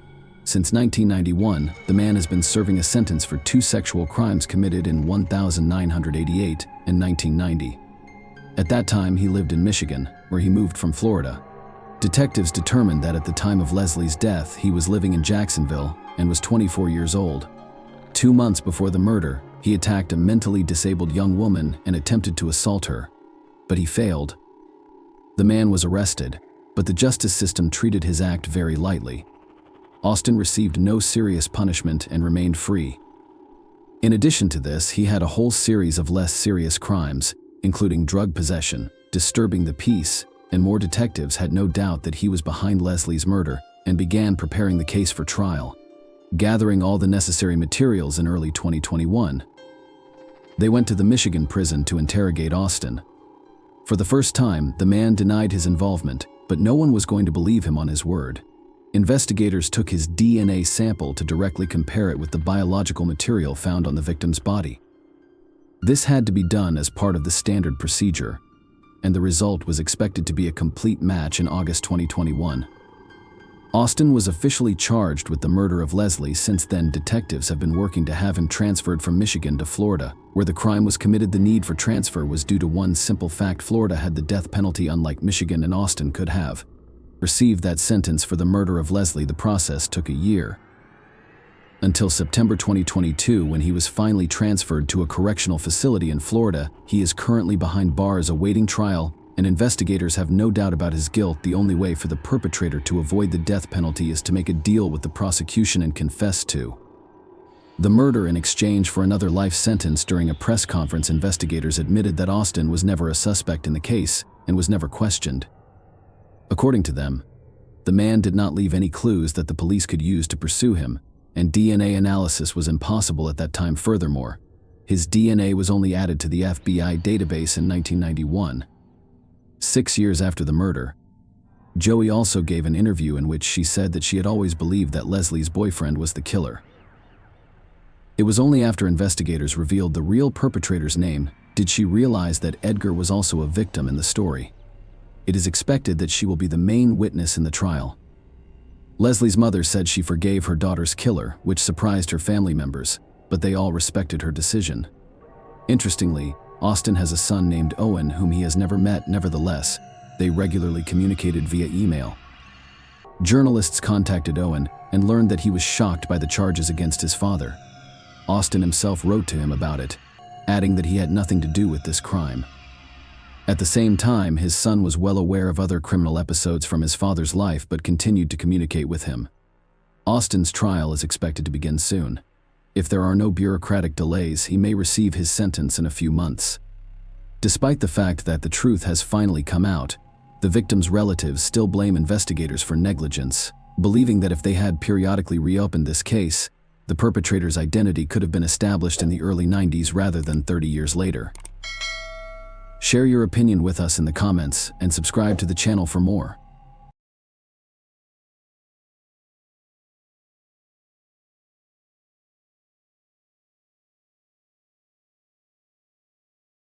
Susie Cooper was at the Nag's Head pub in Heworth, York, United Kingdom on Thursday evening, March 18, 2009. She eagerly awaited the arrival of her dear friend, Claudia Lawrence, with whom she intended to share a drink, a common occurrence among close friends who felt more like sisters. Susie waited patiently, but Claudia was nowhere to be seen. Susie texted Claudia, concerned that she might be running late. However, after receiving no response, she decided to call Claudia, only to discover that the call went directly to voicemail. It seemed unusual for Claudia to miss their meeting, so Susie considered the possibility that Claudia had simply fallen asleep. Claudia worked as a chef at the University of York, which required her to arrive early due to the nature of her work. After getting the job, she moved to Worthworth Road, where she lived alone in a modest terrace house, enjoying her solitude. Claudia enjoyed participating in a variety of activities. She frequently socialized with friends at the Nag's Head pub and spent time honing her horseback riding skills, which she had developed since she was a child. Claudia had a pony as a child, and her family's home in Malton, a North Yorkshire market town, included a paddock. Her upbringing was filled with joy and fulfillment because she was the youngest of two girls. Her sister, Ali, was 3 years older. Her senior Claudia's parents, Peter and Joan, provided them with a wonderful life and a good education, sending them to a private school for a comfortable upbringing. Aside from material comforts, Claudia and her sister learned the profound values of kindness and love. Their home became a haven for animals in need, instilling in Claudia a compassionate and nurturing attitude that she carried into adulthood. Despite her parents' divorce when she was an adult, Claudia remained close to both her father, a solicitor in town, and her mother. Claudia did not show up at Nag's Head that fateful night, and Susie became increasingly concerned as she had not heard from her. Susie decided to check in on Claudia again the next morning, sensing that it was extremely unusual for Claudia to miss a meeting without communication. This time, her attempt to call Claudia resulted in a more unsettling discovery. Claudia's phone was switched off. Susie was immediately alarmed because Claudia was known for always carrying her phone with her and texting constantly. Susie, concerned about Claudia's well-being, contacted Peter and expressed her inability to reach her, concerned as well. Peter agreed to go to Claudia's house and investigate the situation. Fears persist that Claudia may have been involved in an accident at home or worse, faced a potential threat from an intruder. Peter took the initiative to contact the University of York, where Claudia was employed as a chef and was scheduled to work on Thursday. Unfortunately, the news he received was upsetting. Claudia did not show up for work that day. When Peter arrived at Claudia's house, he noticed that her slippers were neatly arranged by the door. The dishes were stacked, and her bed was perfectly made. Her passport and bank cards were present, as was the jewelry she wore on a regular basis outside of work. Her phone and rucksack were noticeably absent. Claudia always carried her rucksack to work, which she used to transport her chef's whites. This raised the unsettling possibility that she had left for work on March 18 as planned, and her failure to arrive suggested that something had gone wrong along the way. Recognizing the urgency of the situation, Peter immediately contacted the police, officially reporting Claudia missing. The case revealed its peculiarities from the start, prompting an unusual response from the police. Despite Claudia's age of 35 and the lack of obvious signs of foul play, police launched an immediate search. In cases involving adults, particularly when there is no obvious evidence of wrongdoing, authorities may take a more patient approach, taking into account the possibility that individuals will take a break or some time for themselves and reappear later. However, in Claudia's case, the cops were inclined to believe otherwise. Claudia had last been seen on a Wednesday, after speaking with Peter and Joan on the phone that same night. Beyond that point, her whereabouts were a mystery, with no discernible clues. Recognizing the gravity of the situation, the police responded quickly, dispatching nearly 200 officers to search the area surrounding Claudia's home and the route she usually takes to work. They also thoroughly investigated the events of the day she was last seen, hoping to find any unusual occurrences that could shed light on her disappearance. Claudia was caught on COT TV leaving work just after 2:30 on the previous Wednesday. Her 45-minute walk to do her homework was captured on video by various CCTV cameras. During her walk, she posted a letter and was offered a ride by a colleague who saw her. Claudia declined the offer, returned home shortly before 3 p.m., briefly went inside, and was seen walking towards her house again 15 minutes later. Later that evening, Claudia made a routine phone call to her father, Peter, and then another to her mother, Joan. Both conversations were unremarkable, with no alarming or distressing content, and followed the usual pattern of their interactions. Claudia mentioned during the call with Joan that she was going to bed soon to prepare for an early morning shift that started at 6 a.m. They talked about how they were watching the same TV show, location, and plans for Mother's Day. Claudia ended the call with a casual good night, a seemingly routine exchange that tragically marked Joan and her daughter's final conversation. Claudia texted at 8:23 p.m. Claudia did not respond to a text message sent about an hour later by a friend from Cyprus. Her phone was turned off at 12:10 a.m. According to the police investigation, Claudia most likely awoke as planned the next morning, ready to leave her house with her backpack and phone. Law enforcement believes that an incident occurred on March 19th between Heworth Road and Goodrich College. A cyclist reported seeing a woman resembling Claudia conversing with a man near the Melrose Gate electricity substation at 5:35 a.m., which provided important information. This time coincided with Claudia's usual presence at that location, as the bridge was only a 10-minute walk from her house. The man identified by the police as a left-hand smoker was the focus of this sighting. Although this account appeared significant, the CCTV camera at the Melrose Gate shops, a little further along the route, did not capture any images of Claudia during that time period. Another witness reported seeing a man and a woman arguing on the grass verge beside a parked vehicle on University Way. Around the time Claudia was supposed to start work, despite police efforts, including searches of the area and public appeals for information, no one came forward with irrelevant information about the sightings. The investigations revealed nothing about Claudia's fate. There was no identifiable crime scene, and it remained unclear whether Claudia had been missing since Wednesday night, or if she actually left for work on Thursday morning. The mysterious circumstances surrounding Claudia's disappearance became more complex, leaving investigators and those concerned for her in a state of uncertainty. Several mistakes in handling the Claudia's case hampered the search efforts. One notable error was the distribution of a photograph of Claudia with blonde hair on the internet and through news agencies. Claudia had dark hair when she went missing, though. This misrepresentation may have caused confusion for those attempting to identify her. Claudia did not own a smartphone and had no social media accounts, which exacerbated the situation. The lack of digital traces made it difficult for the police to track her last movements, limiting their ability to establish a comprehensive timeline of events leading up to her disappearance. The police investigated CCTV footage in the vicinity of Claudia's home and discovered intriguing details. On Wednesday at 7:15 p.m., a man carrying a rucksack entered the alley behind Claudia's house and stayed for only a minute. What added to the oddity was his habit of stepping back and waiting for a passerby to pass before exiting, implying a desire to avoid being seen. Then at 5:07 a.m. on Thursday, another man was apprehended after entering and exiting the same alleyway in under a minute. Due to the low quality of the footage, it was unclear whether it was the same person in both instances. Strangely, no man ever came forward in relation to the sightings. At 5:42 a.m., Skeetfu a.m., KTV footage shows a light-colored Focus driving down Heworth Road towards Claudia's home.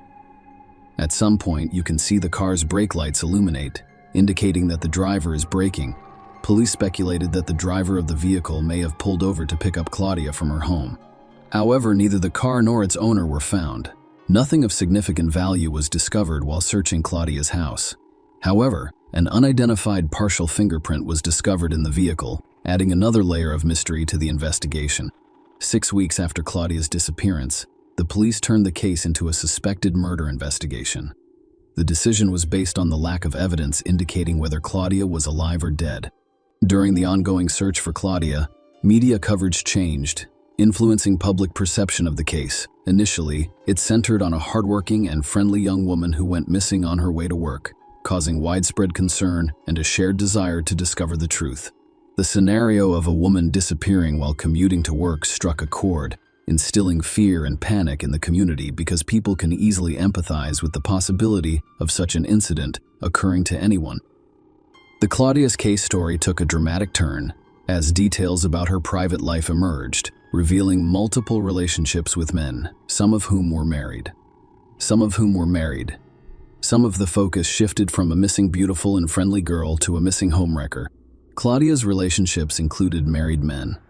Of course, they refused to cooperate with any investigation, so the case was shrouded in mystery, rumors, and allegations. Even today, some people refuse to share relevant information. Claudia's relationship should not have affected any of the coverage. Claudia was a single woman with no children, and her relationships should not have been the subject of headlines and sound bites. Those who knew Claudia described her as a loving and caring friend. The only reason her relationships matter is whether or not any of the men were involved in her disappearance. And that's why the secrecy surrounding some of those relationships has hampered efforts to locate Claudia. The truth is that on that Wednesday night, she may not have slept in her own home. She may have met someone, but they have not disclosed this information. The question that needs to be asked is why not? Unfortunately, no answers have been provided, and Claudia's disappearance remains unsolved and a complete mystery. In a significant development, 5 years after Claudia's disappearance, the case moved forward in 2014. Police made their first arrests and searched locations related to the investigation. A house in North Shields, Tyneside, was searched, and a cellar was dug at an Icon pub in New York. Notably, Claudia's phone had been traced to the area in the weeks before her disappearance. The investigation into Claudia's disappearance took several turns, including the arrest of a 59-year-old man on suspicion of murder and a 46-year-old man on suspicion of perverting the course of justice. Nonetheless, both individuals were released without charge. A year later, 4 men frequenting the Nag's Head pub were arrested on suspicion of murder. Unfortunately, the case was not pursued due to a lack of evidence. Because of the lack of conclusive findings, the Claudia's case remains shrouded in mystery and uncertainty. The search for the truth has been fraught with false leads and dead ends. Claudia's family, who adored her, is now holding out hope that someone will come forward with vital information someday. Until then, the fate of their beloved daughter and sister is unknown, leaving them with the enduring hope that answers will emerge and bring closure to this long-standing mystery. Share your opinion with us in the comments and subscribe to the channel for more.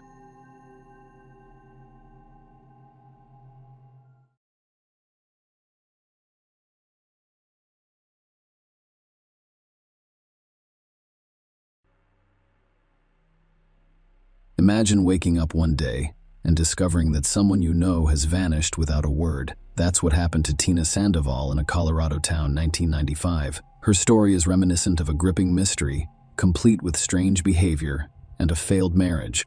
In this story, we'll go over her strange disappearance and the shocking truth that surfaced more than 20 years later, leaving everyone stunned. Christina Tina Marie Tournay Sandoval got her start in Windsor, Colorado.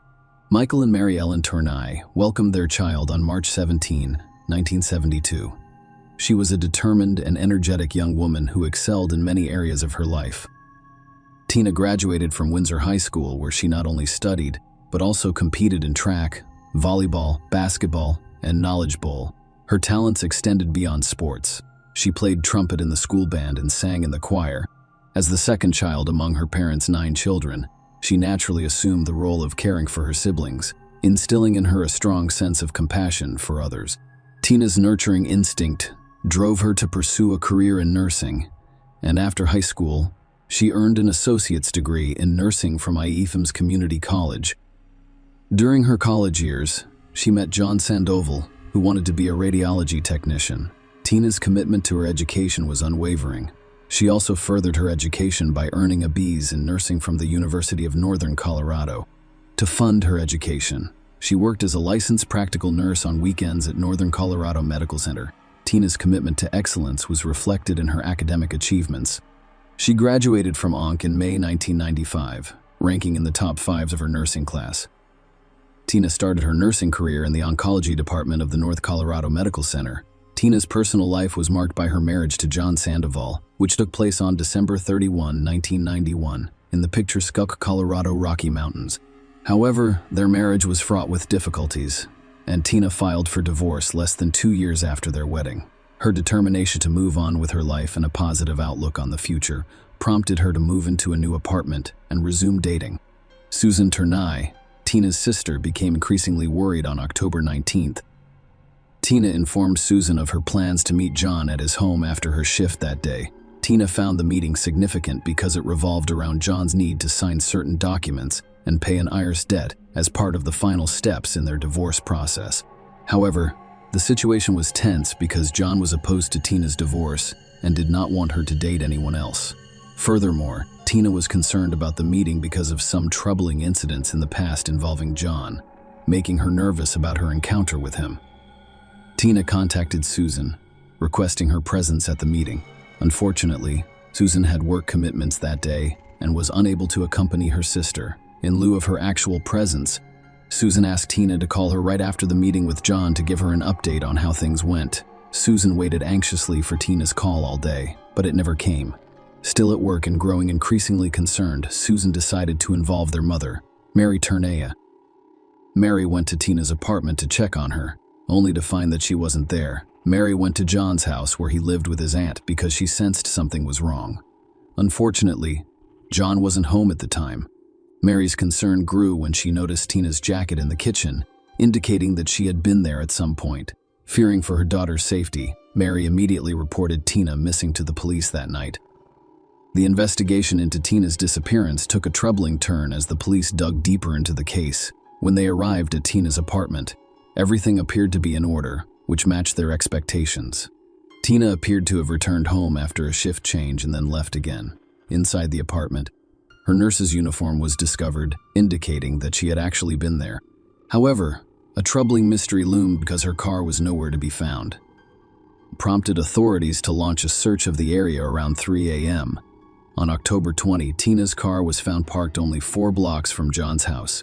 The situation became more sinister when a police dog tracked Tina's scent from the driver's seat of her car to John's house. John Sandoval was a familiar figure to law enforcement, having previously been convicted of harassment and burglary, which resulted in several interactions with police. When the police arrived at John's house, he attempted to flee by jumping out of a bedroom window. It took physical restraint to subdue and apprehend him. During the arrest, fresh scratches were discovered on John's torso and neck. John was initially arrested on trespassing and unrelated charges. However, the police knew they needed to question him about Tina's disappearance. At this early stage of the investigation, it was unclear what specific charges would be brought against him in connection with her disappearance. When questioned by the police about Tina, John claimed he had no knowledge of her location. A search of his home and car began, revealing disturbing items. Among the finds were a white 5-gallon bucket and a new shovel with mud on the spade. Furthermore, Tina's credit cards were discovered in John's possession, as well as a loaded 9mm handgun, rope, and flashlight found inside his vehicle. Despite the mounting evidence and the search for answers, John refused to cooperate with the investigation. Tina's family and colleagues provided the police with critical information about her mental state and the reasons for her divorce filing. They revealed Tina was extremely nervous about her meeting with John on that particular day. Given her disturbing revelations about his behavior, she explained to her co-workers that John had voyeurism, a psychological disorder that caused him to engage in disturbing behavior. According to Tina, if John saw an attractive woman out in public, he would follow her home and conduct a prolonged observation that could last several days. Furthermore, he would leave their house in the middle of the night to engage in voyeuristic activities like peering through the windows of women's homes. On occasion, he would enter these homes and hide in concealed locations, such as cupboards, to keep a close eye on his victims. Tina also revealed that during these intrusions, John would steal women's underwear and take them home, in an especially distressing detail. Tina told her family and colleagues that she was not immune to John's voyeuristic behavior. She confirmed that he had watched her, and she described seeing his car parked outside her new apartment for hours at a time, which heightened her fears and concerns about her safety. Tina had discussed her concerns about John with her family, which she revealed when she informed him of her intention to file for divorce. He responded with a disturbing threat. John had placed a pistol to his own head, resulting in a terrifying and potentially dangerous situation. This disturbing incident fueled Tina's concerns about her husband's potential for harm. She had also told her doctor that she was concerned that John might endanger her safety. Despite these deeply troubling indicators and other circumstantial evidence, the district attorney at the time believed that more concrete evidence was needed to arrest and charge John, and the investigators faced significant obstacles. Tina's location remained unknown. The circumstances surrounding her disappearance were unclear, and no witnesses could shed light on the situation. Given John's employment at a cemetery and his knowledge of burial procedures, authorities conducted a thorough search for Tina in a variety of locations, including reservoirs and woodlands. Law enforcement also conducted a grim search of several graves in the area. The graves were carefully examined to see if they contained Tina's remains. While the investigation was thorough, none of the efforts produced conclusive evidence. The case eventually went cold, leaving numerous unanswered questions. Tina's death certificate was issued in 2002 by the state of Colorado, after a judge determined in December 2001 that there was sufficient evidence to believe she was deceased. Despite the passage of time, the police maintained their belief that John was involved in Tina's disappearance. He had been a suspect since Tina was reported missing, and that had not changed. However, belief alone was insufficient to secure charges, primarily because Tina's body had never been discovered, leaving a critical gap in the evidence needed for a prosecution. In June 2009, a new district attorney appointed to the position decided to re-examine the evidence, which marked a significant turning point in the case. Despite the absence of new evidence, he decided to charge John Sandoval with first-degree murder. This decision was based on the belief that the circumstantial evidence accumulated over time was compelling and could lead to a conviction. Even though Tina's exact fate and the location of her remains were unknown, John was officially charged with first-degree murder. After being charged, John entered a plea of not guilty. The prosecution's case revolved around the claim that Wild Tina had never been found. They were convinced she was dead. After leaving work on the morning of October 19, 1995, all of her activities came to an abrupt halt. There had been no activity on her credit cards, bank account, nursing license, earnings, or Social Security since that date. Tina did not have a passport, and there was no evidence that she had changed her name, which would necessitate a legal petition to the court. Tina was portrayed in court by the prosecution as a responsible and dependable young woman who consistently attended work and paid her bills on time. She had recently signed a lease for a new apartment, indicating that she had no plans to relocate or start over elsewhere. As a result, the prosecution claimed that the only plausible explanation for her unexplained absence was that she had been the victim of foul play, specifically murder, and that all evidence pointed to her husband, John Sandoval, as the most likely perpetrator. The prosecution's case was based primarily on circumstantial evidence. Because there was no body or physical evidence directly linking John to Tina's disappearance, they were prepared to present the testimony of 137 witnesses to substantiate their case, claiming that John not only killed Tina but also disposed of her body. Throughout the trial, the jury learned about John's voyeuristic tendencies and pattern of following and stalking women, which added another layer of evidence for the prosecution to consider. The defense claimed that John Sandoval was not involved in Tina's disappearance and questioned whether she was even dead, speculating that she may have left town to start a new life and framing her as a runaway. The jury, however, did not agree with the defense's arguments.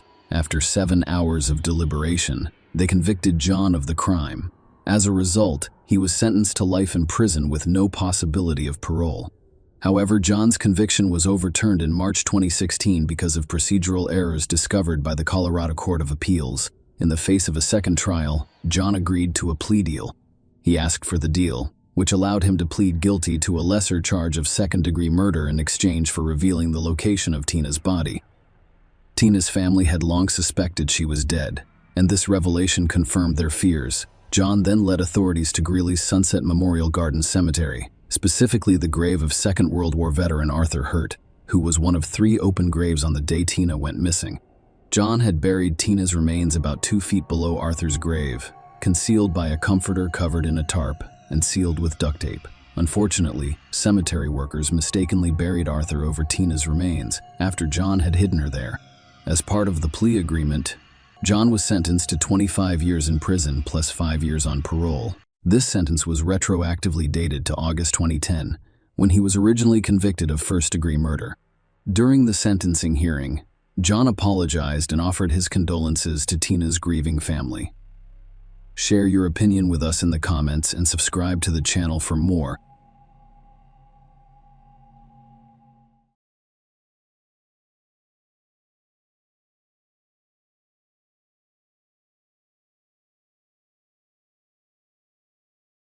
Suzanne Pilley's mysterious disappearance sent shockwaves through her community, causing serious concerns among her loved ones. Suzanne, a 38-year-old bookkeeper, was scheduled to start work at 9 a.m.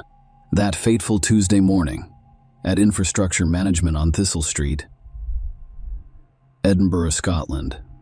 However, as the morning progressed and Suzanne failed to appear at her desk, her coworkers became increasingly concerned. It was completely out of character for her to arrive late or leave work without notice. Concerned about her unexplained absence, Suzanne's coworkers decided to contact her parents, Robert and Sylvia Pilley. Suzanne had last communicated with her parents at 8:30 a.m. when she texted them to say she was on her way to work. Given this text message, her parents became very concerned about her well-being when she did not arrive at work as expected. They suspected that something unusual had happened during her commute because they hadn't heard from her since the initial message. Suzanne's parents, who were growing increasingly concerned, immediately reported her disappearance to local police that afternoon.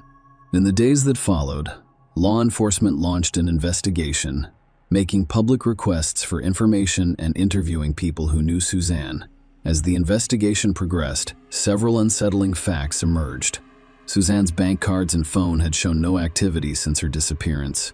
She hadn't used her bus pass and hadn't communicated with any of her friends or family members. Furthermore, Suzanne's family believed she would not have left without informing anyone because she had responsibilities at home, such as caring for her pets. Suzanne's father, Robert, expressed the profound confusion and distress that surrounded their family during this difficult time. He compared her disappearance to a perplexing enigma, claiming that it felt as if she had vanished into thin air, leaving behind a void beyond explanation. Suzanne's sudden disappearance remained a perplexing and deeply troubling mystery, with her loved ones, law enforcement, and the community as a whole searching for answers. The investigation into Suzanne Pilley's mysterious disappearance began to reveal new details as police meticulously reviewed CCTV footage from the area. The footage revealed a timeline of Suzanne's movements on the day she vanished, shed light on the events that led up to her disappearance. Suzanne followed her routine on the morning of her disappearance, leaving her apartment on Whitson Road at 8 a.m. to begin her day as usual. About 20 minutes later, she boarded a number 2 bus at Stevenson Drive and continued on her regular route. She then transferred to the number 4 bus on Dalry Road, opposite the Caledonian Terrace. Suzanne disembarked from the number 4 bus on Princess Street directly outside the Generous Department Store at 8:48 a.m. She began her workday with a routine stop at a Sainsbury's convenience store, as she did most mornings. Surveillance cameras captured Suzanne's presence at the Sainsbury's store at 8:51 a.m. After finishing her errands, she headed to her workplace, which is Infrastructure Management on Thistle Street. Suzanne's last known footage was captured by a CCTV camera near the building at the corner, only 50 meters from her office front door. At this point, she appeared to vanish from sight, leaving authorities with a perplexing mystery to solve. The investigation revealed one potentially significant detail. At 8:55 a.m., a black cab stopped in the area where Suzanne was last seen. Although law enforcement did not believe the cab driver was directly involved in Suzanne's disappearance, they did issue an appeal to the driver to come forward and help with their ongoing investigation. This development raised questions about whether the cab driver witnessed anything unusual or had information that could help solve the mystery of Suzanne Pilley's disappearance. As the investigation into Suzanne Pilley's disappearance progressed, law enforcement began to look into her personal life in an attempt to better understand the circumstances surrounding her disappearance. Their investigations led them to what appeared to be a complex love triangle, which shed light on a possible motive for the crime. Suzanne, a single woman, had recently been in a romantic relationship with a coworker, David Gilroy. However, the relationship ended in December 2009. David, who was married and had his own family, had decided to return to his wife and children in an attempt to reconcile with them. He told the police that Suzanne had been dating other men since their breakup, implying that their romantic relationship had ended amicably. Several weeks after Suzanne's mysterious disappearance, David Gilroy reported a break-in to police. He claimed that someone broke into his home while he was sleeping, stealing both his mobile phone and laptop. According to David, his wife discovered the broken back door when she woke up, despite the fact that they had heard very little noise during the intrusion. When asked if he thought the break-in was connected to Suzanne's disappearance, David responded with uncertainty, saying, "I don't know." The investigation took a darker and more ominous turn when authorities began looking for the driver of a silver car that had apparently stopped in a remote forest area. They expressed their interest in the vehicle movements on the afternoon and evening of May 5, the day after Suzanne's last sighting. The police were especially interested in anyone who saw the car between 1 p.m. and 3:30 p.m., as well as around 7 p.m. and 9 p.m. In a significant development, authorities publicly announced the shift from a missing person case to a murder investigation. They revealed that they believe Suzanne was murdered and that her body was either disposed of or concealed about 90 miles from her last known location. The search was expanded to cover approximately 400 square miles of rural Gill and Butte. The investigation centered primarily on the Rest, Be Thankful, and Argo Forest regions. Despite extensive searches, no trace of Suzanne was found at this time. As the investigation progressed, police focused their search on a 5-square-mile area. They suspected Suzanne's remains could be hidden in Glen Crow, Argill, and Butte. They continued their determined efforts to solve the mystery of her disappearance. Despite the absence of Suzanne's body, the authorities believed they had gathered sufficient evidence to charge David Gilroy with her murder. The investigation into this enigmatic case was meticulous and painstaking. Law enforcement is working tirelessly to bring justice. They interviewed nearly 1,500 potential witnesses and meticulously documented 1164 statements. The investigators diligently gathered 25 pieces of evidence, which included documents and various objects. Furthermore, they examined CCTV footage from 250 different locations and conducted thorough searches in 30 different areas throughout our mission. In court, the prosecution stood firm, presenting a compelling case. Their arguments revolved around the notion that, despite the absence of Suzanne's body, a wealth of evidence pointed to her being the victim of a heinous crime, with David as the primary suspect. The prosecution revealed the intricate tapestry of Suzanne and David's relationship, which began at work. However, their turbulent love story had taken a dark turn when Suzanne chose to end the relationship shortly before her mysterious disappearance, a decision attributed to her newfound involvement with another person. During the trial, Suzanne's mother, Sylvia, testified, providing a moving glimpse into her daughter's life. Sylvia recounted Suzanne's marriage in 2004, followed by a divorce. Suzanne had taken a significant step toward independence by purchasing her own Edinburgh apartment, which became David's residence in 2009. Sylvia made it clear that he had left his wife and was seeking a divorce. Suzanne did not cause the breakup. The courtroom remained wrapped as the prosecution continued to unravel the complex narrative. David's obsession with Suzanne became a central theme in their case. The prosecution revealed that David sent an astounding 400 text messages in the month leading up to Suzanne's disappearance, indicating that he was unwilling to accept the end of their relationship. Phone records provide a vivid picture of David's persistent attempts to communicate with Suzanne. In the days leading up to her disappearance, he sent her over 50 texts per day. His final communication with Suzanne was on May 3, the day before she went missing, and consisted of 15 text messages and 1 voicemail. The prosecution's case took an unsettling turn when it painted a vivid and sinister picture of what happened on May 4. They claimed Suzanne had followed her usual daily routine, going to work as she had done countless times before. In a chilling scenario, the prosecution claimed that David waited for Suzanne to arrive at the office building and strangled her almost immediately, possibly luring her into the basement. According to their version of events, he then hid Suzanne's lifeless body in the basement of the office building, adding to the mystery surrounding her disappearance. David then went back home to retrieve his silver Vauxhall Vectra. That would quickly become an important piece of the puzzle in this haunting case. The prosecution claimed that Suzanne's lifeless remains were hidden in the car's trunk, away from prying eyes. As the courtroom listened intently, the prosecution painted a disturbing picture of David's immediate actions following the alleged crime. He bought air fresheners, most likely in an attempt to mask any odors associated with his unpleasant activities. Furthermore, he made numerous visits to the basement and garage areas of the infrastructure management offices, despite having no legitimate reason to be there. Following these ominous activities, David went about his day seemingly unaffected, attending a school presentation with his wife and sharing a meal at Victoria on Leith Walk, while immersed in the gripping courtroom drama surrounding Suzanne's disappearance and presumed murder. New details emerged that sent chills down the spines of everyone who followed the case. The night of May 4 was pivotal in the prosecution's narrative.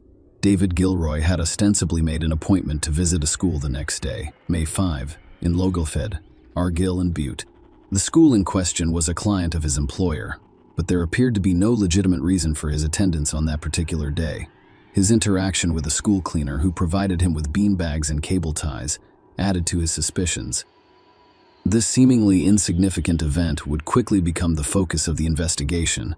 The prosecution's case gained traction as they meticulously recreated David's journey to Argyll.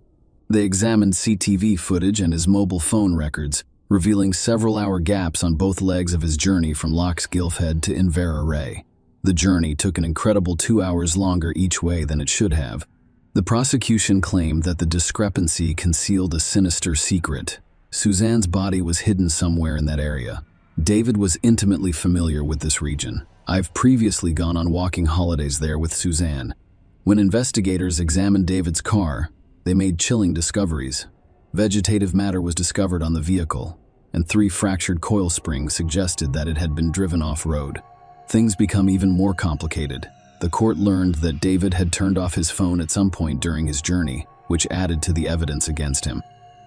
The court heard that cadaver dogs trained to detect the scent of human remains showed interest in both David's Vauxhall Vectra boot and specific areas of the office building's basement. As the trial progressed, the prosecution introduced a disturbing physical aspect to their case. When David went to the police station on May 6 to give a statement, authorities discovered alarming evidence. David had scratches on his hands, a cut on his forehead, bruises on his chest, and more scratches on his wrists and forearms. The prosecution claimed that David used makeup to conceal his injuries while speaking with the police, which raised additional suspicions. Gail Hawkins, Suzanne's N's friend, took the stand and made a shocking revelation. Suzanne had confided in her, concerned that David had hacked into her email account and gained unauthorized access to her emails. The prosecution claimed that David had accessed her emails between August 24, 2009 and April 30, 2010. The court also discovered that he had access to her account on an online dating site. Helen Liddell, a financial administrator at Infrastructure Management, testified that she discovered emails between David and Suzanne that clearly showed they were having an affair or relationship. This revelation surprised her because she was unaware of their relationship. The jury was shown CCTV footage of Suzanne and David just 2 days before she disappeared. On May 2, the two were seen shopping together at a convenience store. This contrasts sharply with David's claim to the police that their relationship ended in December 2009. Police efforts to find Suzanne's remains took a chilling turn when they narrowed the search area to only 5 square miles, based on David's phone records. These records showed that his phone had pinged off phone masts in the remote Glen Crow area on May 5, the day Suzanne went missing. Glen Crow, located in the Kerry Alps on the Cowell Peninsula in Argyll and Butte, boasted rugged mountains and a landscape riddled with formidable obstacles, including boulders, making the search for evidence particularly difficult. The defense responded with a concise case, claiming that there was insufficient evidence against their client and that the prosecution's case was based solely on circumstantial evidence. Suzanne's body had not been found, forcing the prosecution to speculate on her fate and cause of death. There were no witnesses to the alleged crime, no confession, and no DNA or blood evidence to connect David to the crime. The prosecution presented only circumstantial evidence, which left room for doubt. David declined to testify, but the defense summoned some of his co-workers to give testimony. They stated that nothing out of the ordinary occurred at the office on May 4. After 2.5 days of deliberation, the jury reached a split decision. The court accepted a majority verdict, and David was convicted of murder. He received a life sentence and was required to serve at least 18 years. David Gilroy maintains his innocence. On April 27, 2012, he filed notice of intent to appeal his conviction. However, on December 2012, the Court of Criminal Appeal in Edinburgh dismissed the appeal. In June 2017, the Scottish Criminal Cases Review Commission concluded its investigation of the case. Share your opinion with us in the comments and subscribe to the channel for more.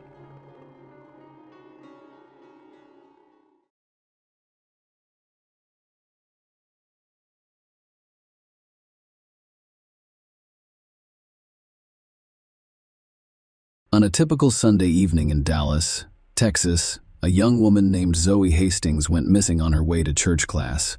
Her disappearance prompted a disturbing investigation and trial. Zoe Hastings was born on November 21, 1996, to Jim and Cheryl Hastings. So she was an excellent big sister, spending a lot of time with her younger brother and sisters. Zoe Hastings' parents described her as someone who made it a daily goal to make others happy. She was extremely talented in the spring of 2014. Zoe Hastings graduated from Booker Washington High School for the Performing and Visual Arts. Her interests centered on visual arts and theater. While studying there, she dabbled in acting and costume design. He was also very proud of her work as a lifeguard at the pool. And by the end of the summer, she had been promoted to supervisor.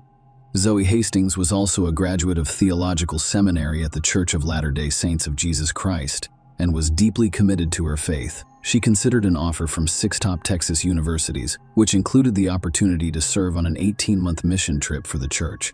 She genuinely cared about others, sometimes neglecting her own needs. She liked to give small gifts. Zoe Hastings aspired to be a doctor and to assist people in gaining theoretical knowledge by watching documentaries and surgical videos. On that fateful Sunday, October 11, 2015, Zoe Hastings set out to attend a Bible study class at the Church of Jesus Christ of Latter-day Saints in Dallas, Texas. Zoe, a young and enthusiastic 18-year-old, had recently graduated and was looking forward to a mission trip with her church in November. Her departure that afternoon was no different from any other day. She bid her parents farewell and promised to return home for their traditional family dinner. Dinner together was a treasured tradition. But Zoe's excitement about her upcoming mission trip caused her to prioritize the Bible study class that day. So we left her house around 4:30 p.m., driving the family minivan, with the Bible study class beginning at 5 p.m. Her parents expected her to return around 6:30 p.m. Her parents expected her to return around 6:30 p.m. and became increasingly concerned as time passed with no sign of their daughter. Not only was her absence unusual, but she also missed the 5 p.m. Bible study class, which added to their concern. They are anxious. Jim and Cheryl attempted to contact Zoe Hastings via text messages and numerous phone calls. However, their efforts were met with silence. They contacted friends in the hopes of finding out where she was, but none of them could provide any information. To make matters worse, the Hastings family discovered that Zoe Hastings did not show up for the Bible study class. As the hours passed and there was no sign of Zoe, her parents decided to contact the police at 10 p.m. However, by midnight, the authorities had not responded to their call. Fearing for their daughter's safety, they took action and filed a missing persons report while continuing their search. The breakthrough came in the early hours of Monday morning when Zoe's parents discovered she needed to find My iPhone app, which was installed on her phone. They used this tool to track her phone's location, which led them to a nearby creek only a 5-minute drive from their house. They rushed to the scene full of urgency. They found a scene of chaos and concern. Police, paramedics, and flashing lights surrounded the area, which was cordoned off with police tape. Zoe Hastings' minivan was discovered in a precarious and alarming position, nose down in the creek bed, nearly vertically submerged in water. The tragic events that occurred on that fateful Sunday evening and early Monday morning shed light on a disturbing series of incidents. The chain of events began when Kurt Rem, a concerned member of the public, was walking his dog near Easton Road and Lippett Avenue. He came across a man who approached him urgently, reporting a car crash involving a young girl in the creek. The stranger, visibly shaken, asked Kurt to join him in investigating the scene. Together, they went down to the creek, and the man informed Kurt that the girl would later identify Kurt, immediately dialed 911 after Zoe Hastings tragically died, fearing the worst. However, the mysterious man who had initially alerted him fled the scene before police arrived. Upon their arrival, the police discovered Zoe Hastings' lifeless body. She lay face down in a pool of blood about 10 to 20 feet from the driver's door of the minivan. The initial assumption that her death was caused by the crash was quickly dispelled when police discovered that she died as a result of homicidal violence. The horrific nature of the crime became clear as details emerged. Zoe's clothing had been disturbed. Her dress had pulled up above her waist, and her underwear had rolled down to her mid-thighs, indicating sexual assault. Zoe had several deep cuts on her neck. Throughout their investigation, the police thoroughly searched the area for evidence. All of the minivan doors except the driver's door were locked. They discovered a blood-covered knife at the top of the embankment, which they suspected was used to inflict Zoe's fatal wounds on her neck. So his phone, which has location services, provided a timeline for the investigation. It showed that her phone had been at the creek since 5 p.m. She remained there from Sunday evening until Monday morning, when her body was discovered.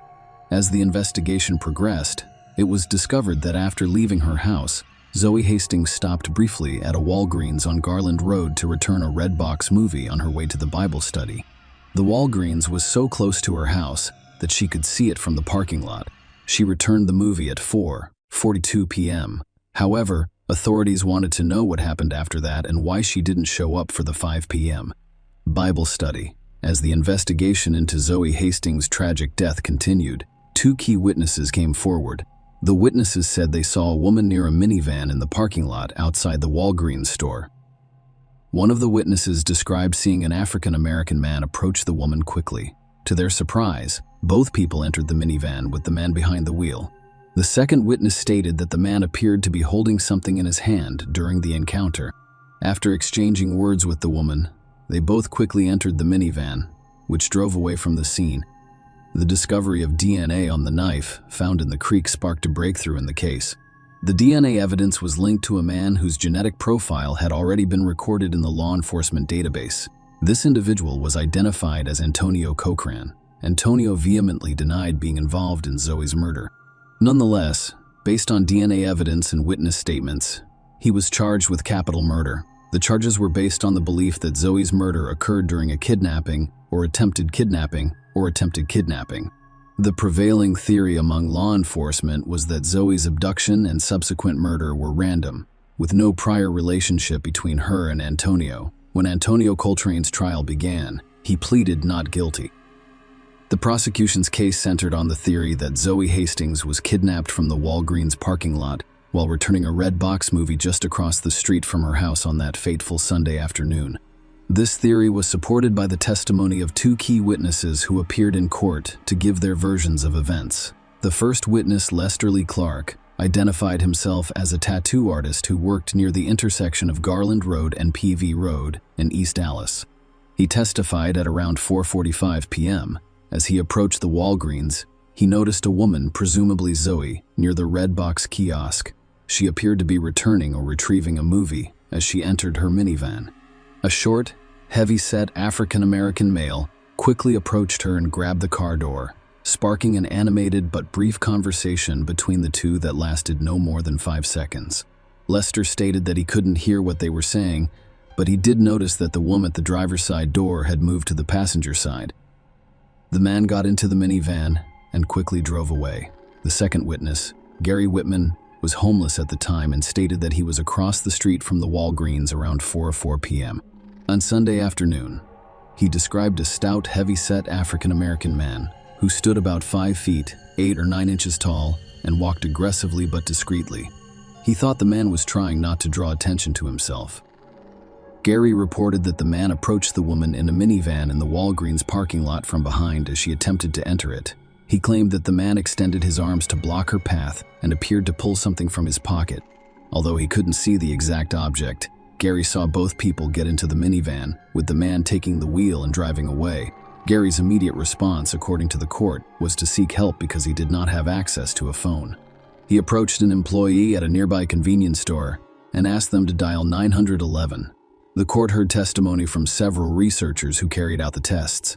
Gloria John Dimmock, a mitochondrial DNA analyst, told the court that several hairs were discovered at the scene.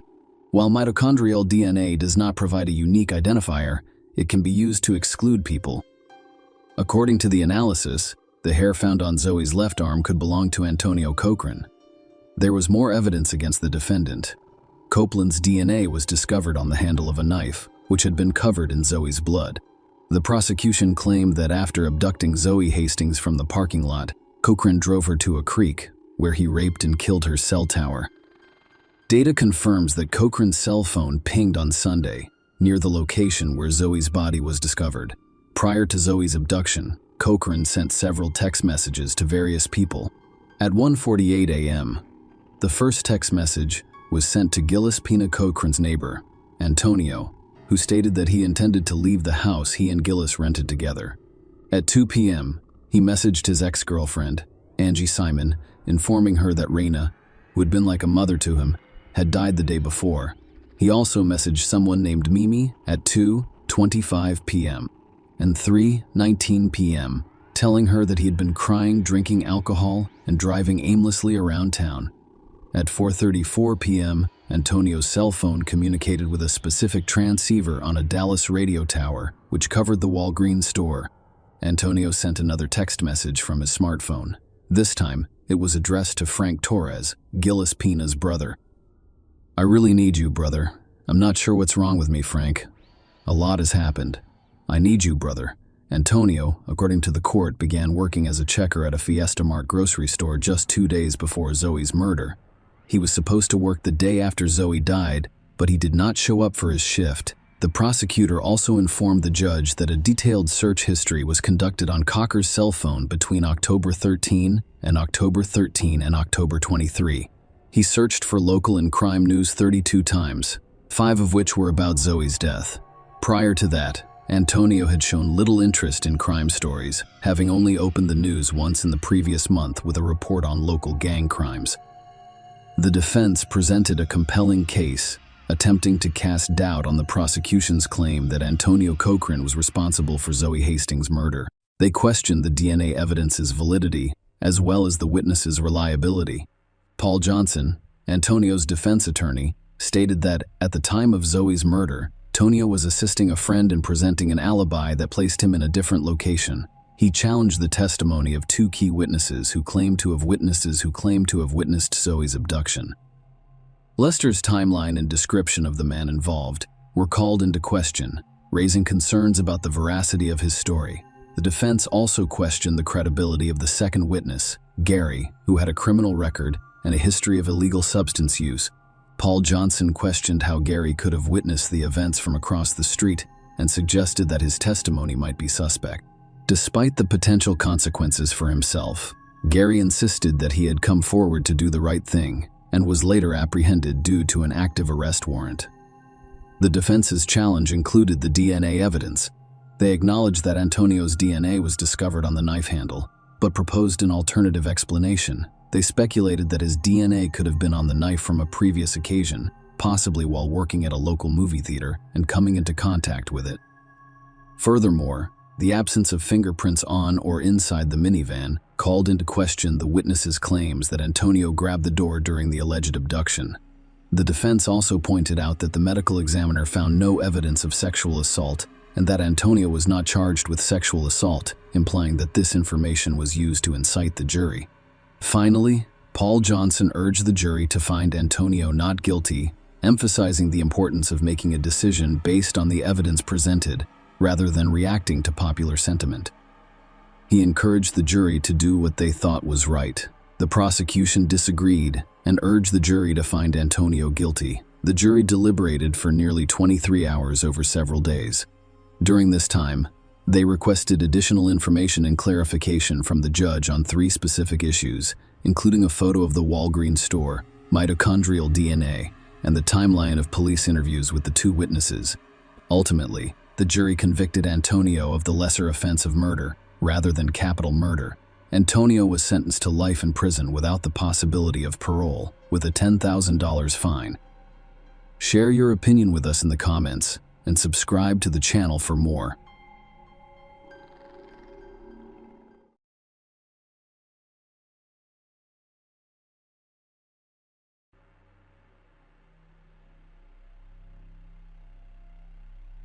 Hey guys, welcome to my channel, and today we're going to take a look at another horrible case with you. Today's story is a poignant reminder of life's fragility and the devastating consequences of rash actions. Let this tragedy serve as a call to compassion, guiding collective efforts to prevent similar sorrow from befalling other families. Emily Longley was born on February 22, 1994, in the London hospital. She was the first child in Mark and Caroline Longley's young family. Mark's friends teased him about becoming a father at 26. He felt completely unprepared for parenthood. He was present at the birth, and when the nurse cleaned the baby and handed her to him, he gently held her in his arms, her tiny head resting in his palms and her legs barely reaching his elbow. The girl opened her eyes and looked at her father.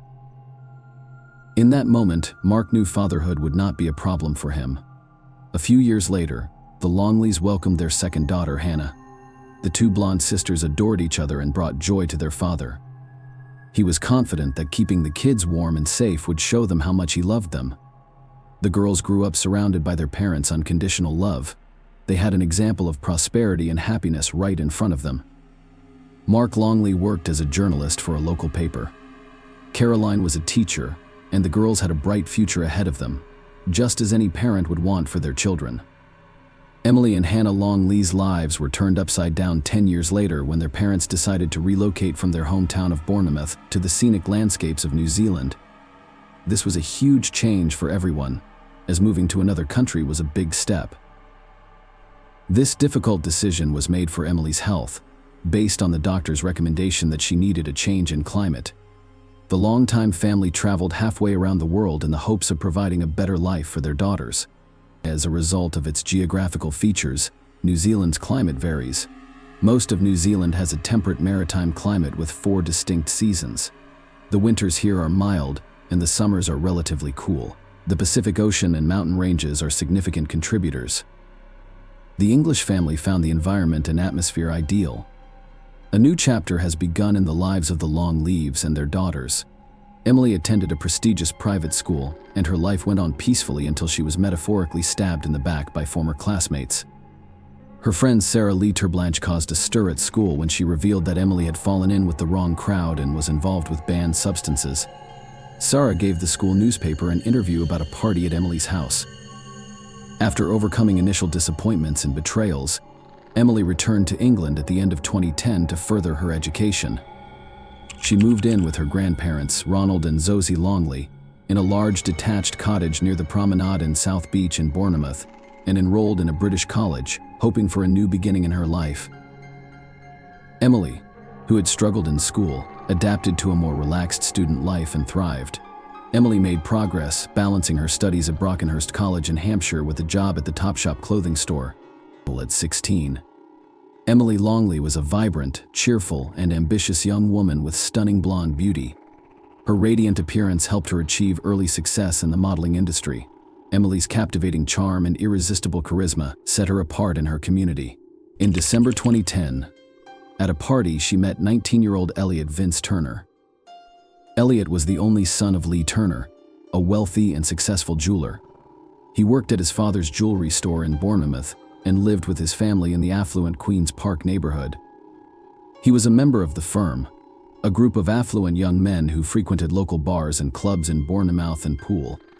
Elliot Turner, who drew the attention of many women, appeared almost obsessed with them. Nonetheless, they quickly became a couple. Elliot was deeply committed to his girlfriend, who had begun modeling and earning her first income. She began to attract the attention of many men, and Elliot's jealousy of Emily grew intense. Within 4 months, their relationship had devolved into a battleground of constant disagreements and mutual grievances. Emotional abuse became the norm in this tumultuous relationship, characterized by Elliot's worrying behavior and unending jealousy. If he didn't like her outfit, he would accuse her of looking like a call girl. He hacked her Facebook account to track her activities and conversations. He also showed up and announced when she was not present. He used his strength and anger to intimidate Emily after she wrote him a note saying, "Stop acting so aggressive." However, each incident was followed by remorse and apologies, only for the cycle to continue. Elliot eventually went from verbal threats to physical actions. He grabbed her throat and punched her in public several times. He then justified his actions, blaming Emily for his uncontrollable emotional outbursts.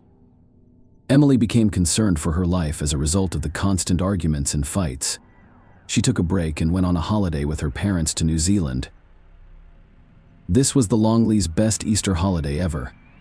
Hannah and Emily hung out as they had done in the past. They walked a lot, laughed a lot, and spent a lot of time together, as if they were expecting to say goodbye soon. Her father hugged her tightly as they said their goodbyes. She agreed to return in September for the Rugby World Cup. Already aboard the plane, she sent her father a message. "It was so nice to see you. I love you." They had had a special bond between father and daughter since she was born. Emily was last seen alive by her family. She went back to the UK, intending to end her relationship with Elliot. This occurred, but unfortunately at the expense of a promising young woman's life. Elliot met his girlfriend not with flowers, but with a new set of accusations and disagreements. Elliot came across photos of Emily with two shirtless young men on social media before she returned from New Zealand. Jealous, he invited her to spend the night at his house. Despite their disagreement, Emily agreed to return to Elliot's family home to talk about their problems, comforted by the presence of Elliot's parents, Lee and Anita. Her arrival at the house was met with a barrage of jealousy and insults. The young couple frequently yelled and argued. A half hour of yelling was followed by silence. On May 7, 2011, emergency services received a call that 17-year-old Emily Longley had been discovered unconscious in bed. Nina Turner called after discovering the girl in her son's bedroom. Rescuers arrived on the scene and were only able to confirm her death. Following the girl's death, neighbors noticed Turner sitting in the ambulance with his head in his hands. Elliot Turner was arrested immediately following Emily's death, but he was later released on bail pending further investigation. The investigation began following the tragic incident. Turner Jr., consumed by guilt, wrote a confession. His parents, determined not to lose their only son, intentionally withheld critical evidence, delaying the investigation. On the night of the incident, Anita Turner, 51, and Lee Turner, 53, removed a coat from their son's house, retrieved the confession letter from its pocket, and doused it with bleach, destroying vital evidence.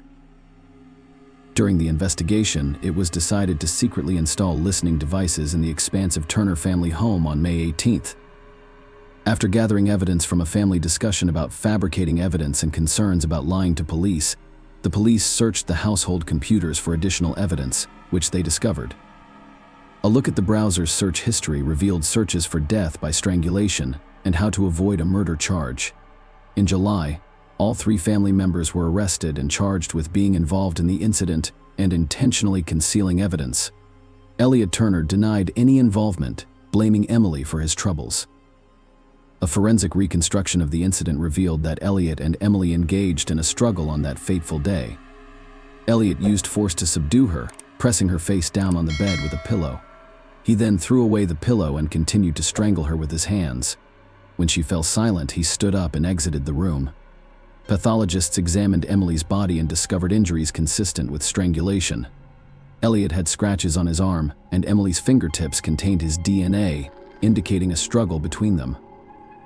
Elliot's behavior toward Emily was described in court as threatening, aggressive, violent, controlling, and possessive. These concerning characteristics worsened, and on a fateful night in May 2011, a heated argument broke out between the couple over Emily's choice of outfit and her photos with unknown men. The wealthy family could not afford to lose their son and damage their reputation. Elliot's hired lawyers vigorously defended him.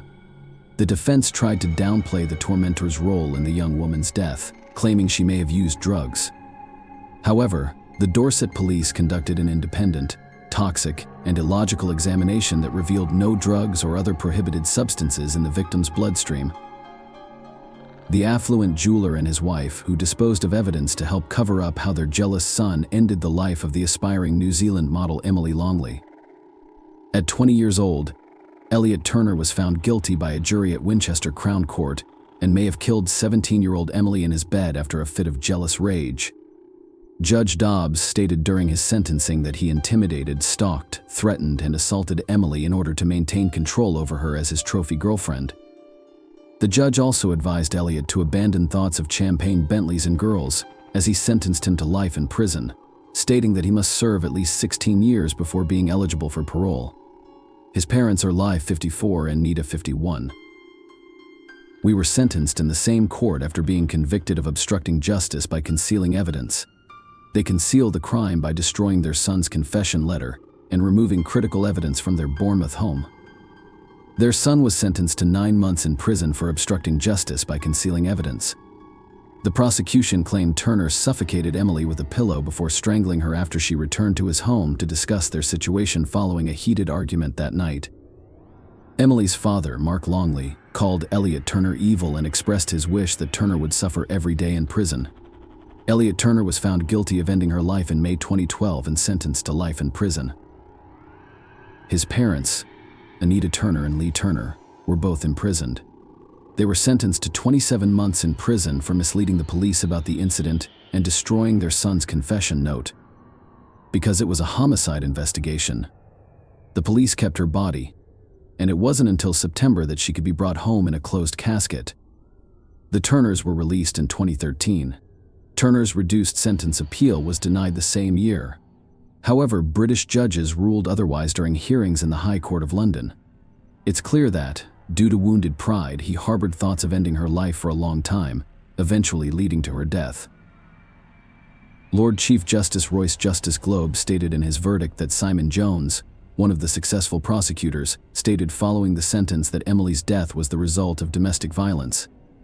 Elliot stated, "I never wanted to hurt her. I was simply defending myself." Elliot Turner, Emily Longley's perpetrator, is currently serving a life sentence in a Kent prison for the brutal murder of the young aspiring model. The court determined that he would not be eligible for parole for at least 16 years. Turner, according to the Daily Star, has decorated the walls of his prison cell with photos of Emily, indicating a disturbing and possibly obsessive relationship with his victim. Surprisingly, while behind bars, Turner reportedly expressed his desire to return to a life of champagne, Bentleys, and birds. Such an attitude raises concerns about his lack of remorse and the possibility of continuing harmful behavior after release. Furthermore, Elliot's parents, Lee and Anita Turner, were imprisoned for perverting justice by destroying their son's confession letter and tampering with evidence at the crime scene. This emphasizes the gravity of the situation and the collective impact of the Turner family's actions on the pursuit of justice for Emily Longley. Following the conclusion of the trial, Emily's father began to investigate domestic violence. He portrayed Elliot as an abuser using patterns and behaviors. He was constantly thinking about ending her life. It was simply a matter of time. To love someone means not attempting to control their lives, calling them derogatory names, or isolating them from their friends. That is not love. A woman is treated as a trophy. Such relationships are solely focused on retrieving the man from Emily's father's memories. He treated Emily cruelly before she returned to New Zealand, but she did not tell us anything. I'm not sure why, but if she had, things might have turned out differently. Now I don't think of Turner or his family. He is in prison, and I hope he suffers every day. If I think too much about what he did, my anger rises, and it is the type of anger that can consume you. He never thought about the people who had loved, cherished, and raised Emily for the previous 17 years. He stood behind her, wrapped his arms around her neck, and took her life. Even now, years later, it's difficult to believe anyone could do this to Emily. After the tragedy, Emily's parents divorced. However, they continue to struggle with anniversaries and birthdays. Easter is particularly difficult because it was the family's last holiday together. On May 6, 2011, Emily was still alive. She was chatting on Facebook with her father just a few hours before the incident occurred. She appeared normal and happy with no hint of fear. On May 7th, everything changed. Emily's father awoke after receiving a phone call. He did not respond right away. By the time he awoke, he had several missed calls from his ex-wife, Caroline, as well as multiple messages on his cell phone. Texts from her were not uncommon, but the volume of calls and messages was concerning. Finally, he picked up an incoming call. It was his younger daughter, Hannah, crying inconsolably on the other end in the background. He could hear his ex-wife screaming, "Emily is gone. Emily's gone. He broke down while sitting on the same couch Emily had sat on just a week before. What was she going to do after college? This could not be true. How could such a vibrant young girl be gone? He couldn't remember anything else about that night. According to Emily's father's recollections, he did not sleep until he boarded the plane for England. I recall being driven to Auckland, stopping in a small town to refuel, and seeing Emily's photograph on the front page of the Herald. I thought I was going to get sick right there in the station while reading the headline. At the airport, people were throwing their copies in the trash, and I wanted to tell them who she was and that they should keep the newspaper. It felt like an eternity before Mark Longley arrived in England. He was still shocked, unable to believe that his visit to his once loved England was to identify his beloved daughter Emily. He still hoped there had been an error. They took him straight to the morgue, where Emily's body lay. He stood in a room with Caroline, a police officer, and the mortician, who pointed to a window and announced that the body was in the next room. The mortician pointed to the window the light would turn on, allowing them to enter the room when they were ready. The light turned on. Mark and Caroline, their hands cold with horror, stood unable to cross the threshold of that room. They were prepared to scream that it was not their daughter, but it was her. Emily was lying on the gurney, covered in a purple sheet, and appeared to be sleeping. Her father approached and touched her face. Emily's father remembered her skin as smooth but icy cold, with a beautiful alabaster hue. I wanted to flee and pretend I hadn't witnessed it. But I stood there, holding her hand, staring at the face I had studied so closely when she was born. Except now, her eyes were closed, and I realized this was no joke. She wasn't going to sit up and say, "Boo, Emily, my daughter had left." In the midst of such horror, all tomorrows become yesterday. When a flood of emotions pours down, bombarding and overwhelming the soul, you realize your complete helplessness. Emily's parents saw her for the last time that day in the morgue. The pain of losing someone does not get any easier. Time does not heal. It simply teaches you to live with it. Everyone always commented on Emily's beauty, and it continues to be discussed. She had a wonderful, warm, and loving side to her personality. She would approach you, wrap her long arms around you, and give you a tight hug. But most of all, Emily's family misses the woman she could have become. They will never know how her life would have turned out. A life denied to her. Years later, Emily's father remarried. He has a wonderful wife, Hilary, and a lovely son, Hunter, who is growing up in their household. Hannah, Emily's younger sister, has graduated from university and established her own life, free of domestic violence. Their greatest regret is that Emily is not present to share the joyful moments with them. Share your opinion with us in the comments and subscribe to the channel for more.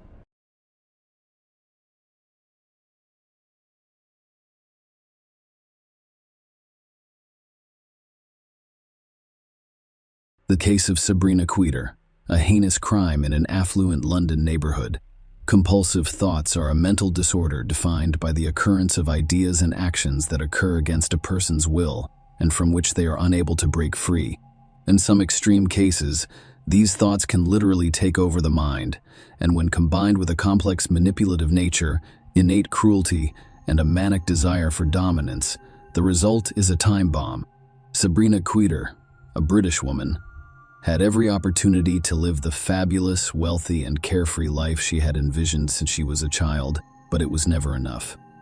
No partner was good enough for her, and she always felt like she was born for fame, attention, and luxury. Her unrealized ambitions and obsessive fantasies eventually led to delusions and violent outbursts. Unfortunately, Sabrina discovered a defenseless man on whom she vented her rage. This case became one of the most notorious and high-profile in British history. An innocent girl who cared for her children was the victim of a deranged situation. Sabrina Queeter, her early years. Sabrina Queeter was born on December 5, 1982, in a London suburb, with a distinct blend of French and Algerian heritage from her parents. This unique combination most likely contributed to her striking appearance and fiery personality. Sabrina, the eldest of 4 children, was the family darling, constantly praised and held up as a role model for others. Her family moved to France when she was 2 years old, settling in Paris where she spent the majority of her childhood and youth. Sabrina's complex personality began to emerge during her school years. Her former classmates later described her as arrogant, domineering, self-absorbed, and exceedingly selfish. She had few friends, both at school and among her neighborhood peers, and she considered everyone around her to be unworthy in comparison to other bright and outgoing girls her age. She was especially hostile, seeing them as competitors and enemies. With her stunning appearance, a striking brunette with brown eyes and an impressive physique, Sabrina could have pursued a modeling career if she could connect with people instead of manipulating them. As a child, during her youth, she participated in sports and expressed an interest in music. However, her inconsistency, impatience for quick results, and lack of effort hampered her success in all fields. Years later, Sabrina claimed that she was treated harshly by her maternal relatives in France during her childhood.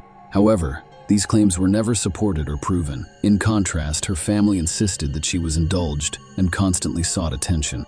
Sabrina suffered a back injury while participating in sports as a teenager, which led to her dependence on prescription painkillers. She attempted to obtain these drugs illegally, resulting in her arrest and a police warning. Sabrina was always hyper-focused on herself and her appearance, craving constant attention.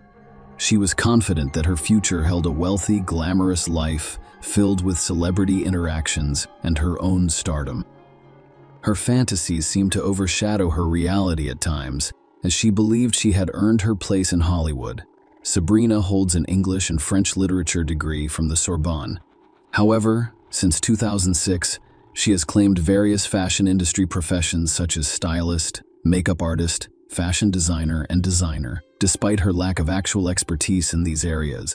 Complex relationship with Wissam Madouni. Sabrina Queeter is known for her stunning appearance and a penchant for captivating men and exploiting their affection, but she never considered any of her suitors to be worthy of a serious relationship. She was literally waiting for a prince who would fully obey her. Sabrina was still unsure of her life goals after graduating from school, believing she was entitled to everything without effort. Nonetheless, she enrolled at the prestigious Sorbonne University while also working at a sweet shop for financial support. At the age of 18, she met Wissam Madouni, who was 6 years her senior, worked as a manager at the headquarters of a major French company, and attended one of Paris's most prestigious universities. Despite not being particularly attractive, he wished to pursue a master's degree in order to advance his career in the celebrity world. He fell deeply in love with Sabrina and was willing to satisfy all of her desires and fantasies. Sabrina found Madouni appealing, seeing him as someone she could manipulate as well as a ticket to a wealthy life. He was ambitious, capable of great professional success, and eager to pamper and spoil her. The couple started dating in 2000 and decided to live together after a few months. Sabrina quickly revealed her true nature, attempting to control my duties in every way. If her demands were not met, she resorted to tantrums, threats, and even physical violence.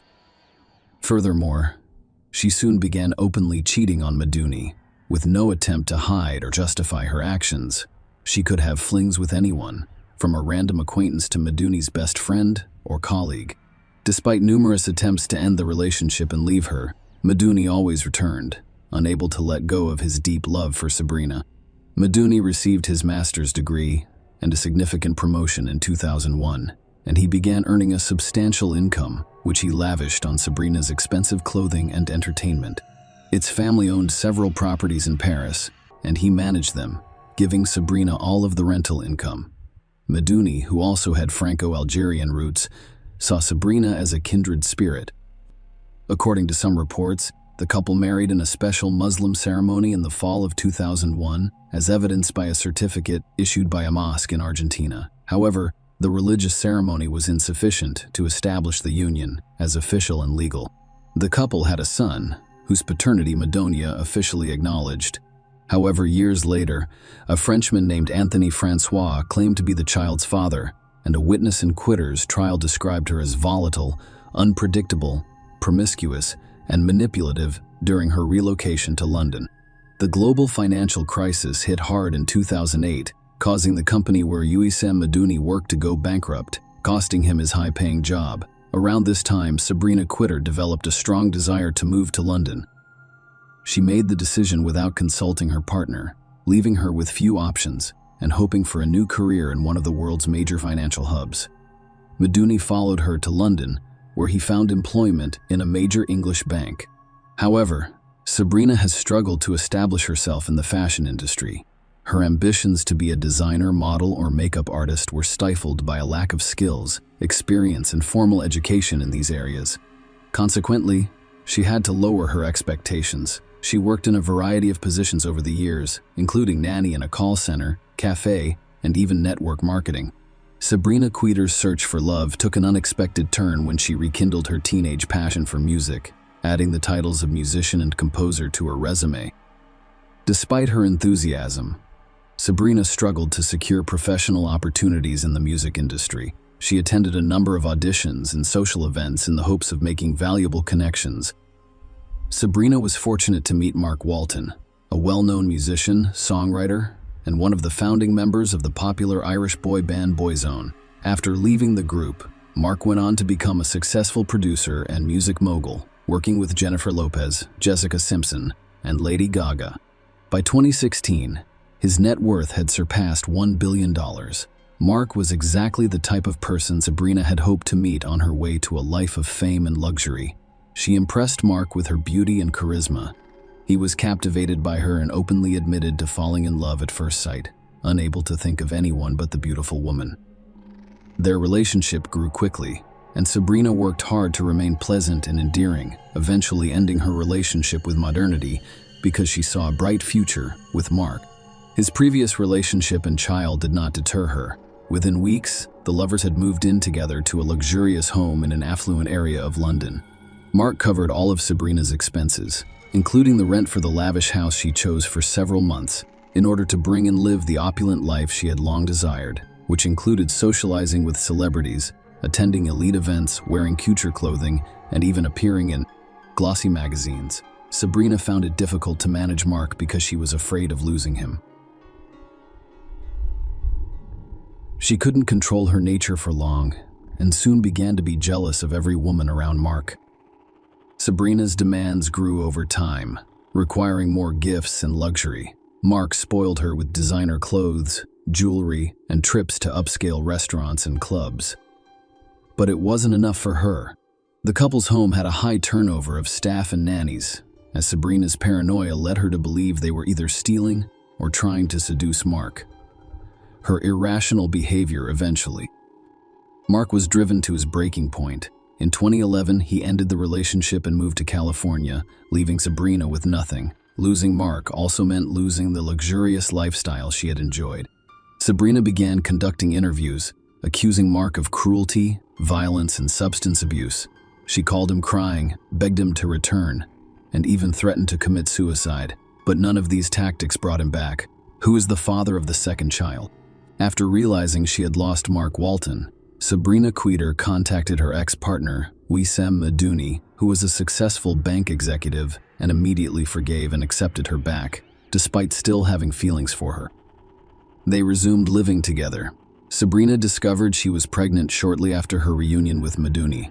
She quickly notified Walton, who, through his lawyers, expressed a willingness to provide for the child and Sabrina by offering a monthly allowance.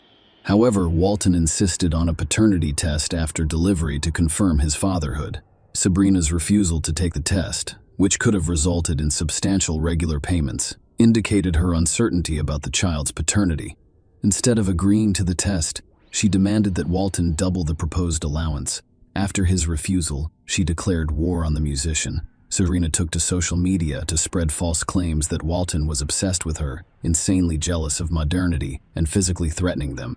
She accused Walton of breaking into their home, assaulting Madouni, frightening the children, and sexually assaulting her in an unnatural manner. However, she was unable to back up her claims because Walton had a solid alibi and had been in the United States since their breakup. Sabrina temporarily stopped accusing her ex-boyfriend after Walton filed a defamation lawsuit and the police threatened her with legal action. She settled in Wimbledon, southwest London, with Madouni and their 2 children, leading a seemingly peaceful existence as the conflict appeared to be resolved. Sabrina Queter, a French nanny who was used to handling household chores but found it difficult to manage 2 children, decided to hire a nanny who could also help with housework. She advertised a job online and conducted interviews in person. The majority of candidates failed to meet her expectations, and those who did not last long in her household. Sophie Leonette, a young French woman, responded to the advertisement. At the time, Sophie, 19, was in her provincial hometown in France, so the interview was done via video call. This modest, unassuming provincial agreed to all terms including childcare, housework, and cooking, in exchange for a symbolic weekly salary of £50, which included full board and lodging with the employer. Sophie was born on January 7, 1996, in the small town of Troyes, near Alex, and her parents, Catherine and Patrick Leonette, were simple workers with a modest, if not poor, lifestyle. Sophia graduated from school with a diploma in childcare but did not want to work in her province, preferring to relocate to a larger city, known for being shy, quiet, and unassuming in appearance, but extremely kind and open-hearted. Sophie was loved by those who knew her despite her poor vision. She wore glasses, which she was slightly self-conscious about, and their conversation made her realize that Sophie, the plain Gain, would be an ideal target for her manipulations. Furthermore, Sophie was eager to gain experience and good references, so she was willing to work for the minimum wage. Sophie thought Sabrina seemed like a serious and reliable employer, which she told her parents before leaving for London.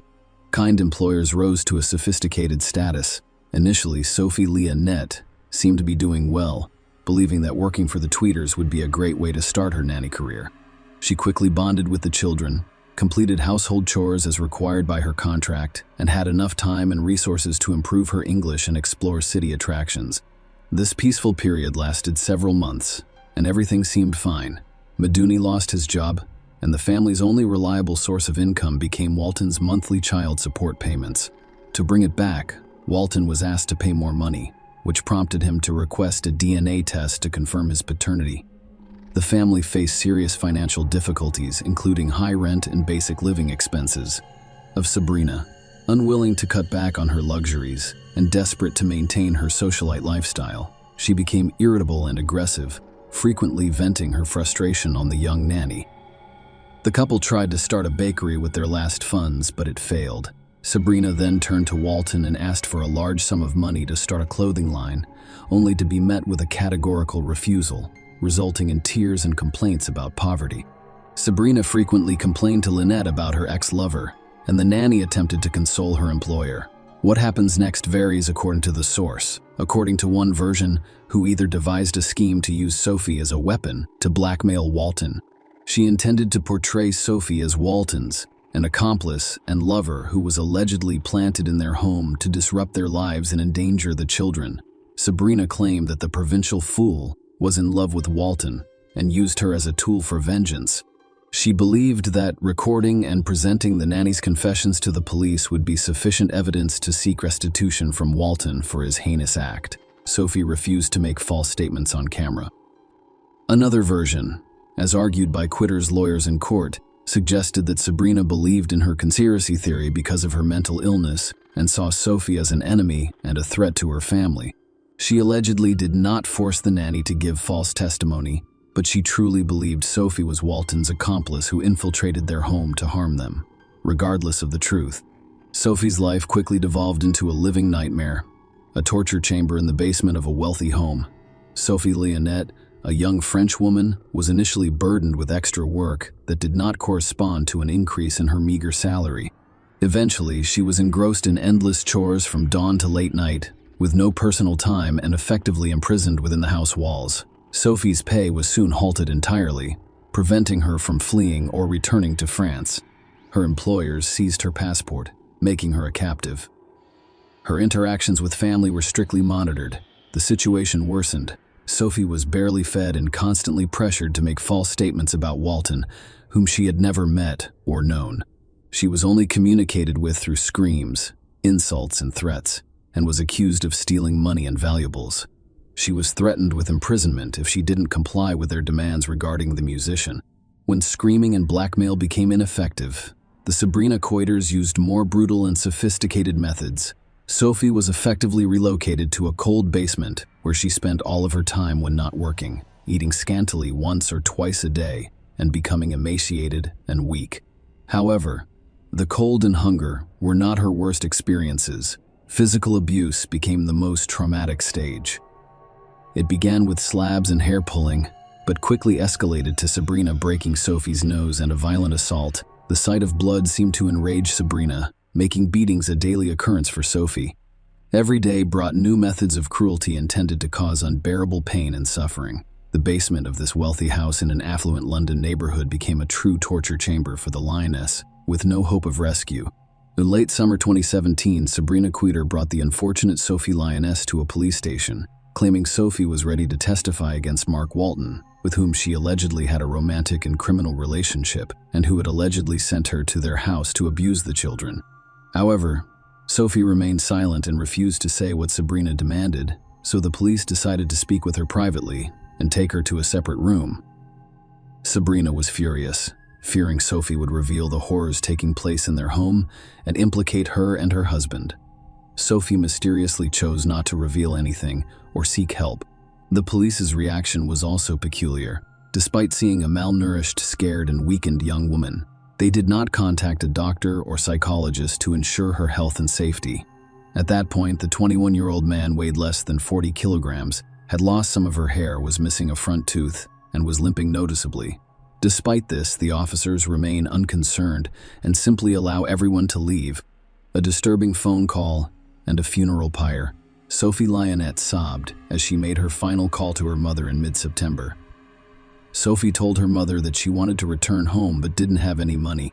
Catherine, without going into detail, simply told her daughter that she would buy her a ticket and that she should pack her bags immediately. This was the last time she heard Sophie's voice. A few days later, on September 20, 2017, in the evening, the Cougars' neighbors called the police. They were alarmed by a fire in the yard, not so much by the fire itself as by the nauseating, sweetly greasy odor it emitted. A neighbor reported that it smelled like burning flesh and hair, as well as something identifiable, and that the 6 smoke clouds that stretched half a block immediately impregnated clothes and skin with a stench. Firefighters and a police car arrived on the scene. The house owners, who appeared calm and unaware of the reason for the emergency services visit, met them after extinguishing the fire. What appeared to be a charred human hand was discovered among the ashes. The couple was immediately apprehended, and severely burned human remains were recovered from the fire. The deceased's gender and age were indeterminable, but the body was quickly identified as Sophie Lionette, as evidenced by the melted metal frame of the glasses embedded in the skull, which Sophie always wore. The cause of Sophie Lionette's death was difficult to determine because her body had been almost completely burned. Forensic experts discovered multiple rib fractures, jaw cracks, and evidence of blunt force trauma on her skull and limbs, indicating that she sustained these injuries while alive. In addition, she had several missing teeth and a severely damaged nose. Sophie had suffered prolonged and brutal beatings, resulting in broken bones and knocked out teeth.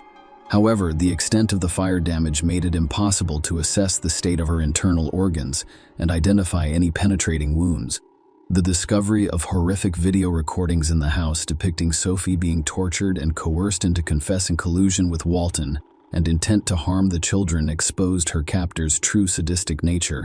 Sophie was brutally beaten with an iron cord, a golf club, and even electric shocks. She also faced humiliations, such as being forced to submerge her head in the toilet until she suffocated. Experts believe Sophie died of asphyxiation before being burned on the pyre, sparing her the agony of being alive during the burning trial and sentence. Sabrina Queter and Ouissem Madouni denied guilt and expressed no remorse for their heinous crime. Following the murder, Madouni calmly went to a nearby supermarket to purchase firelighter fluid for burning the body and dinner for his family, as if nothing had happened. The first court hearings against the sadistic couple started in March 2018. Sabrina attempted to portray herself as a victim, blaming Mark Walton for driving her to a pathological state with his constant torment. Sabrina was diagnosed with mental disorders, but she was not insane and could understand her actions. We were physically healthy but psychologically dependent on Sabrina and blindly obedient to her. Sabrina's former lover, who testified in court, described her as a cunning manipulator rather than a mad woman because she planned her moves so carefully. Another witness stated that she always made up enemies, but did so rationally and for selfish reasons. On June 26, 2018, the court found the couple guilty of torturing, humiliating, and murdering their nanny in aggravated circumstances. They were sentenced to life in prison, with the possibility of parole after 30 years, and neither admitted guilt despite ongoing appeals to reduce their sentence. Sabrina attempted to feign insanity, hoping to be transferred from prison to a hospital, but was unsuccessful. Mark Walton testified at the trial that he felt guilty about his ex-lover's actions because he committed these atrocities to gain his attention and financial compensation. He expressed his heartfelt condolences to the victims' parents and voluntarily issued a large check to assist the bereaved families who had lost their beloved daughter. Share your opinion with us in the comments and subscribe to the channel for more.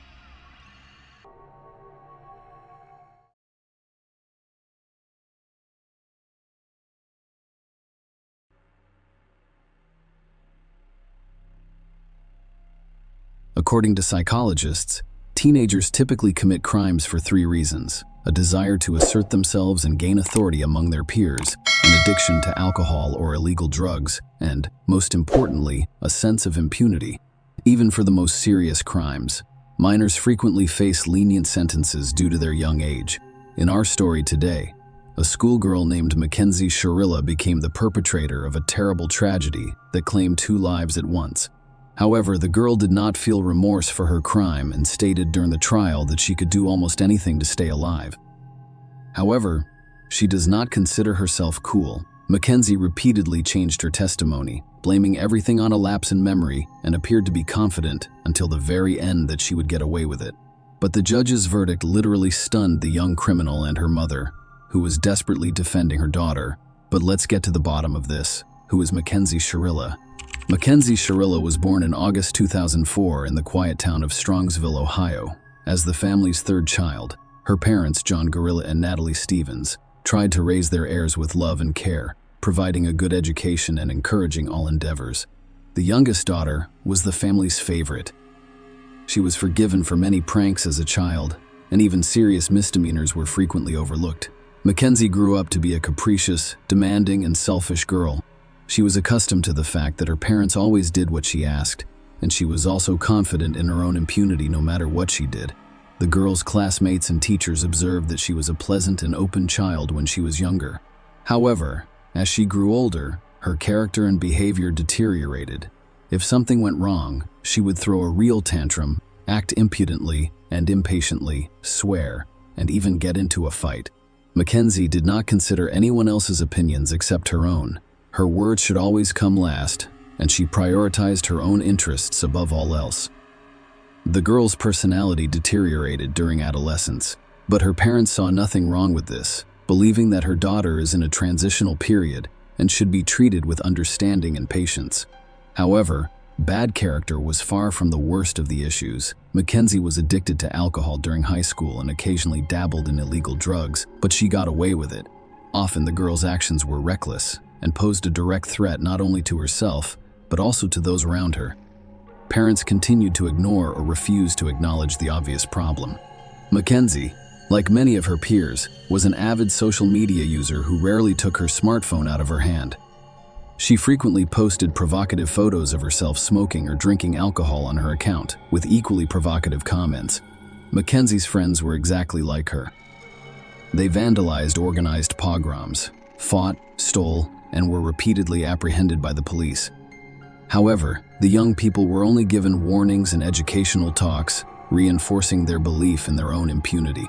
Dominic Russo, a young man, was also a Strongsville native. He was born in September 2001, the 4th of 7 children for Frank and Christine Russo. The boy grew up with 3 brothers and 3 sisters, with whom he was always very close. Dominic excelled in school, was an active participant in sports from a young age, and strived for a healthy lifestyle, despite having grown up in a large family. He and his brothers and sisters were not denied parental love, attention, or care. Frank and Christine were moderately strict with their children, while also encouraging their overall development. Dominic always had a lot of friends. He was accustomed to being the center of attention and became the heart of any business. The young man had a bright and attractive appearance, was trim and interesting, and he had many admirers from a young age. He tried to avoid fleeting romances, instead focusing on serious and promising relationships. Rousseau enrolled in a local university after graduating from high school, where he chose to specialize as a performing arts producer. He aspired to be a well-known music producer. In addition to being talented and versatile, Dominic writes and performs his own songs. By the age of 20, the man already had his own small business, so he purchased a car and rented a separate apartment in a desirable neighborhood. At the same time, he continued to participate in sports and was regarded as one of the university's top students. First love. Dominic and Mackenzie first met as members of the graduating class. It happened at one of the parties in the company of mutual friends, and this unintentional encounter proved fatal for both of them. Young people were diametrically opposed, and opposites attract. Mackenzie was immediately drawn to a handsome, curly-haired young man with a strong musical background. He was very different from the guys she usually hung out with. He was well educated, polite, and interesting, and he could hold a conversation about anything. Mackenzie had a striking appearance and a slim figure. She dressed well and knew how to make a good impression. She used all of her charm to get the guy she like's attention, and she was successful fairly quickly. The couple began dating in the fall of 2021, and they almost immediately introduced the chosen one to their parents. But while Mackenzie's parents were overjoyed with her choice and thought Dominic was an excellent couple for their daughter, the guy's parents had mixed feelings about his passport. On the one hand, the girl appeared innocent and attempted to make a good impression on them. However, something in her immediately alerted Frank and Christine Russo, Cheryl's friends and family members. We are confident that Mackenzie fell in love for the first time in her life, and sincerely hope that the relationship with the chosen one would positively affect her character and behavior. Nobody could have predicted the tragedy that would bring this useful romance to an end. The couple began to appear everywhere together, holding hands and openly expressing their deep affection for each other. The relationship became widely known in the small town. Those who knew Mackenzie well genuinely felt sorry for her boyfriend, but the majority were simply happy for them. What was wrong with her? Dominic began to notice oddities in his girlfriend's behavior, such as her defiant antics and desire to make everyone around her do exactly what she wanted. At first, he didn't pay much attention to it, blaming it all on his youth and desire for attention. The young people planned their future together, including getting married as soon as Mackenzie turned 18. They also intend to leave their home province and work together to conquer a major city. Ideally, Dominic's time in New York would provide him with numerous opportunities to pursue a successful career in the music industry and fully demonstrate his talent. But as time passed, Mackenzie's behavior became increasingly alarming and sometimes even scared the guy she demanded from her boyfriend. But he only did what she asked, and if he didn't agree with her on something, she caused scandals, threw tantrums, and acted like a little capricious child. Dominic initially attempted to turn everything into a joke, but quickly realized that this is the true face of his chosen one. In public, she was still trying to hold on, but when she was alone with her boyfriend, he unleashed the full force of his emotions on him, sometimes even pounced on him with fists. Mackenzie's behavior became increasingly aggressive, and eventually, the young man decided he'd had enough. He suggested that she take a break from the relationship and sort out her feelings. However, when Mackenzie learned of this, he had a public fight in front of their mutual friends. She screamed, threatened dominance, said she would kill him if he left her, and threatened to burn down his house and destroy his car. However, she only increased his confidence that he was doing the right thing by ending this toxic and unsatisfactory relationship. Obsessive stalking. Mackenzie had no intention of abandoning her boyfriend, and at first she pretended nothing had happened. She continued to invite him to various parties and events, as well as post photos of them together on social media, accompanied by declarations of love. When Dominic firmly told her that their relationship was over, she exploded with rage.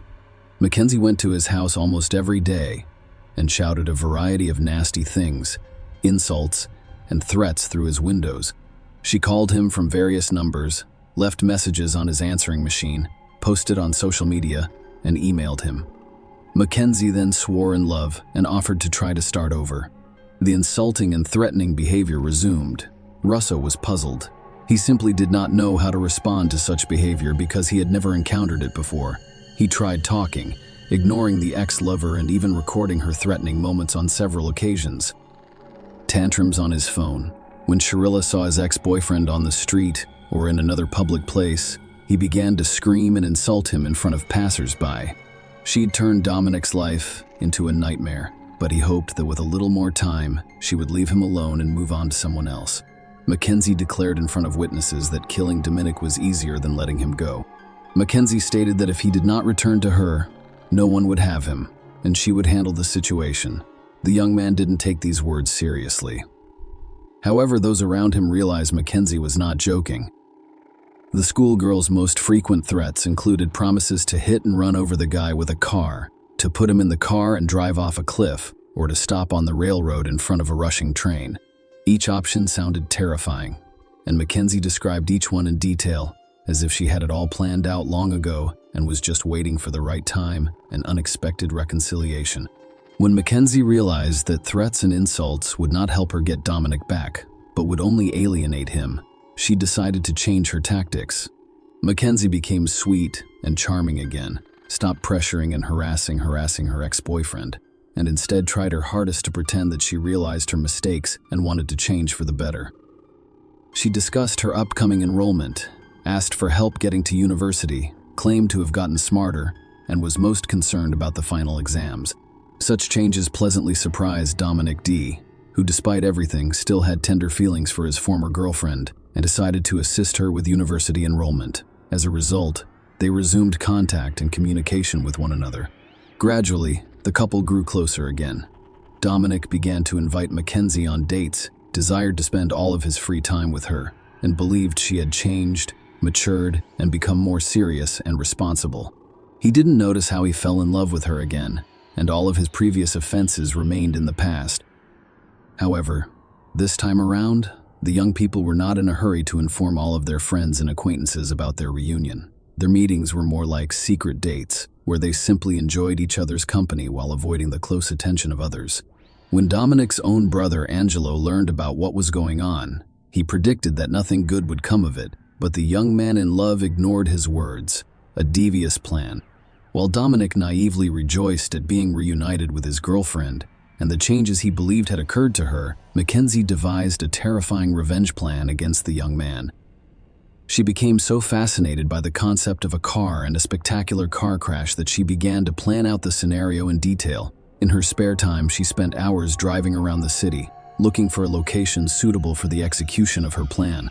However, there were no high and steep cliffs nearby, and she thought going out on the tracks while waiting for a train was a bad idea. One day, she drove into a nearby industrial area, which was fairly secluded with no cameras and few cars. The schoolgirl's attention was drawn to a massive brick wall, and her vivid imagination immediately devised a new, no less heinous plan. She decided that if she accelerated to the maximum possible speed and crashed into the wall, it would be just as spectacular as falling off a cliff into an abyss. It should be noted that Mackenzie originally intended to die alongside her lover so that their story could be retold by the entire city. She even informed her best friend about it. But her friends simply did not believe in the seriousness of her intentions because Mackenzie had previously entertained such delusional ideas, but everything was limited to empty conversations, a disastrous execution of the plan, and an unintentional victim. At the end of July 2022, just a week before her 18th birthday, Mackenzie suggested to Dominic that they attend an upcoming party hosted by their mutual friends. It would be a good opportunity to have fun, unwind, and let everyone know that they were back together and loved each other dearly. The young man readily consented. He still didn't feel threatened by Mackenzie and trusted her sincerity and intentions. The event was scheduled for Saturday, July 30, and Dominic and Mackenzie appeared in the middle of the party, holding hands, drawing the attention of everyone present. They appeared happy, smiled, and openly expressed affection and feelings for one another. Friends were overjoyed with their reunion, remarking that they are a stunning and harmonious couple. The young people had a great time all evening and night, willingly being photographed and kissing in public without China's permission. But no one expected such a terrible tragedy to end this party. The couple drank a little, as did everyone else at the event, but Mackenzie secretly took a dose of illegal drugs for courage so as not to change his mind, and did not hit the brakes at the last minute. In the morning, Russo and Sharilla said their goodbyes and drove away, but then a friend of the guy, Ivan Flanagan, followed them and asked for a ride home. Mackenzie tried to object, claiming that they had their own plans, but Dominic saw nothing wrong with giving his friend a ride. Mackenzie agreed to sign Damien's death warrant because he did not want to fight, raise suspicions, or change plans. Despite her lover's objections, Mackenzie drove the car. Her boyfriend sat beside her in the passenger seat, and her friend sat behind him. The car started and slowly moved away from the party venue, embarking on its most recent journey. Mackenzie drove quietly down the main street, staying within the speed limit and trying not to draw attention to herself. She came to a complete stop at a traffic light, although the road was empty. Mackenzie reconsidered her strategy as their passengers dozed off. She later claimed that she wanted to die in the accident, but the perpetrator was clearly lying because she had fastened her seatbelt during the last stop while their passengers remained unbuckled.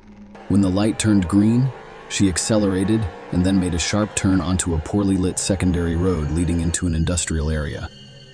Obviously, the guys did not immediately realize what was going on. The car accelerated to top speed, almost as if the devil himself had possessed the driver, but Mackenzie continued to press hard on the gas pedal, steering the car into a blank brick wall, a bystander, and a miraculous rescue. There was no one in the industrial area early Sunday morning, so no one noticed the accident or rushed to help. Only one woman who lived on the outskirts, not far from the accident site, heard the bang and wasn't too lazy to go outside to investigate. She noticed smoke, and as she got closer, realized there had been a car accident, so she ran back inside to call emergency services. Medics arrived on the scene about a half hour after the accident, but the two men in the car could not be saved. They died on the spot. The girl behind the wheel was alive. Her seatbelt and airbag saved her life. Mackenzie was unconscious and her legs were trapped inside the mangled car, but she was breathing and her pulse was clearly palpable, giving her hope for survival. She opened her eyes several times while being released from the car, but she was clearly unconcerned about what was happening around her.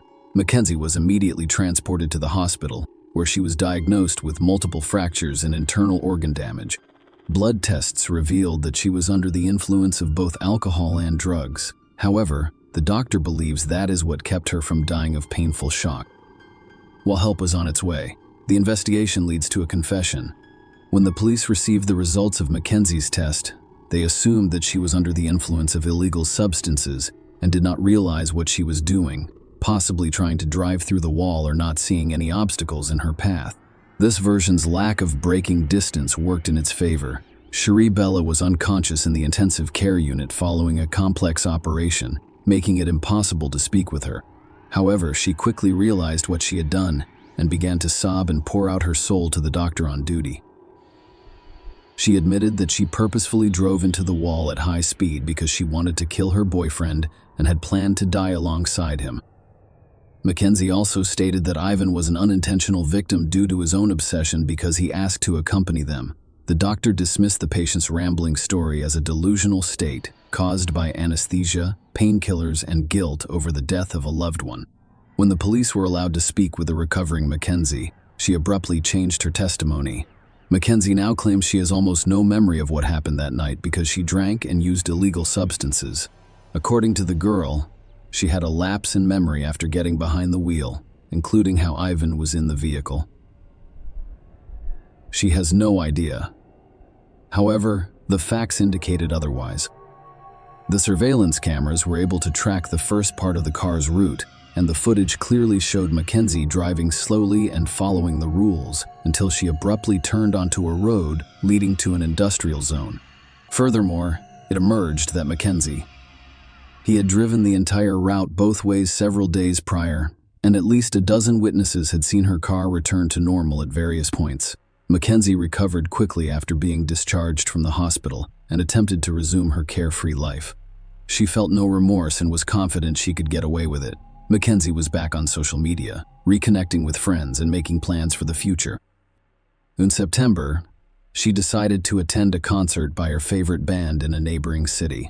Her legs' bones hadn't fully fused at the time, but that didn't stop her from performing on stage in a wheelchair.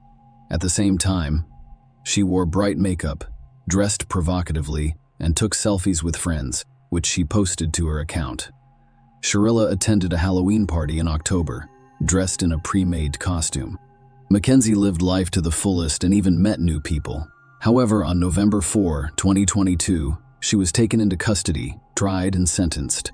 The investigation took just over 3 months to gather the evidence and proof required to bring the case to trial. Mackenzie was charged with premeditated aggravated double murder, as well as possessing and using a controlled substance discovered in her pocket and detected in her blood. The defendant changed her testimony several times, initially citing a lapse in memory. When her friend testified in court as a witness, to whom she revealed her plan, Mackenzie changed her strategy, stating that she wanted to die alongside her lover. Even here, inconsistencies were quickly discovered because he had previously fastened her with a seatbelt. On August 21, 2023, Sharilla was found guilty of all charges. However, an important detail was taken into account: the time of the crime. She wasn't yet 18 years old. She was tried as a minor because she was 5 days from reaching the age of majority. Under state law, she was entitled to at least 2 consecutive 15-year sentences without parole for each murder, but due to her young age, she was allowed to serve both sentences concurrently, making her eligible for parole after 15 years. By then, Mackenzie would be 33 years old. Both sides were disappointed with the court's decision. Family members of the deceased young people stated that they would seek a review of the case in order to increase the punishment, whereas parents and Mackenzie's lawyer believed the sentence was excessive and filed an appeal. However, the judge left the sentence unchanged, noting that he did not believe Sharilla would be released after 15 years in prison. The defendants, in his opinion, did not repent for the evil they had done and acted arrogantly and even insolently in court. But now she will have enough time to reflect on her heinous act. Share your opinion with us in the comments and subscribe to the channel for more.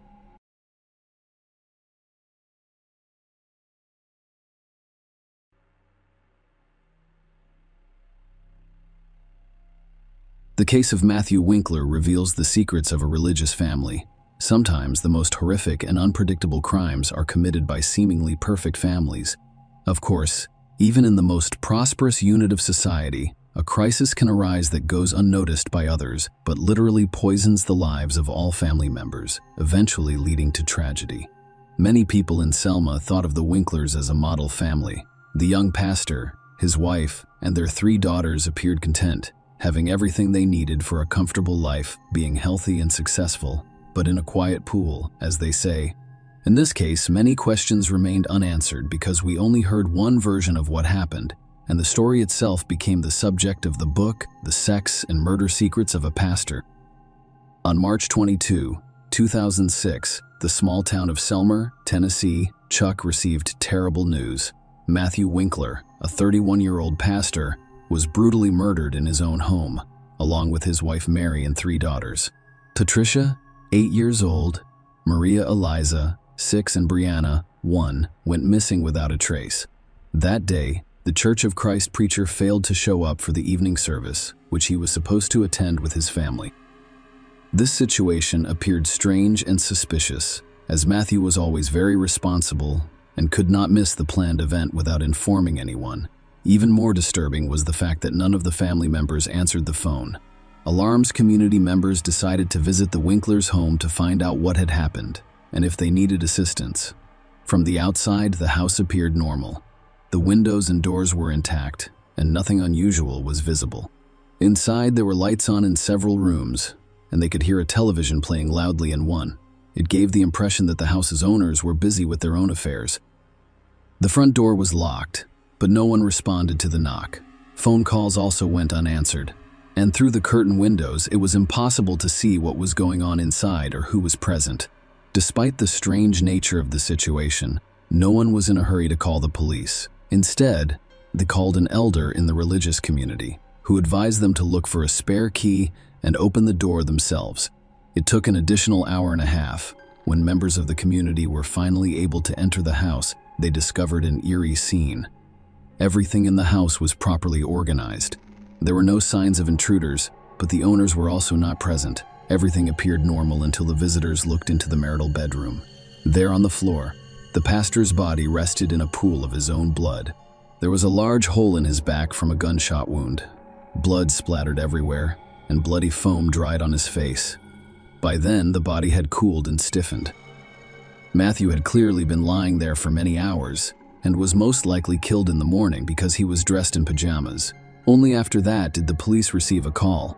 By the time the cops arrived, a large crowd of neighbors, churchgoers, and passers-by had gathered in and around the house, curious about what was going on. All of these individuals had left fingerprints at the crime scene. They left fingerprints and shoe prints, as well as erased or trampled potential evidence, making investigators' jobs much more difficult. Police took the pastor's body for forensic examination and discovered that he was killed by a single shot in the back fired from a large caliber weapon. He died a few minutes after the wound from massive blood loss. Unable to summon help, it was simply impossible to determine whether there were any strangers in the house at the time, because those who arrived before the police arrived had completely destroyed all traces of them. The picture of the crime was strange, and those who could shed light on what had happened vanished. The fate of the murdered man's wife and daughters remained unknown. The police assumed the woman and children had been kidnapped or killed. In addition, the Winklers' family minivan vanished from the garage. A massive search was launched throughout the state, prompting a yellow alert. This meant the children were missing, and all citizens were asked to remain vigilant and help with the search. But first, let us start at the beginning of this story. Matthew Bryan Winkler was born on November 21, 1974, in the picturesque country town of Henderson, Tennessee. As the youngest of Dan and Deanne Winkler's 3 sons, our hero and his 2 older brothers, James and Daniel, were raised in a conservative Christian family. Their parents were deeply religious and raised their sons with strictness and obedience. It is worth noting that Matthew became a church minister during the 5th generation. His father, great-uncle Michael, grandfather Wendell, great-grandfather Merlin Winkler, and great-great-grandfather Merlin Paul Winkler Sr. We were all gospel preachers at one time, and the father, on top of everything, ran the local preacher school and was well known and influential in his hometown. In their youth, the Winkler brothers attended Sunday school and participated in church activities. Furthermore, in high school, Matthew was very interested in soccer, and everyone who saw him play on the field noticed that he had talent and could easily become a world-renowned athlete. However, the young man eventually decided to forego a promising athletic career in favor of Bible study and church ministry. Because the family head's preaching activity required frequent travel, his wife and children almost always accompanied him.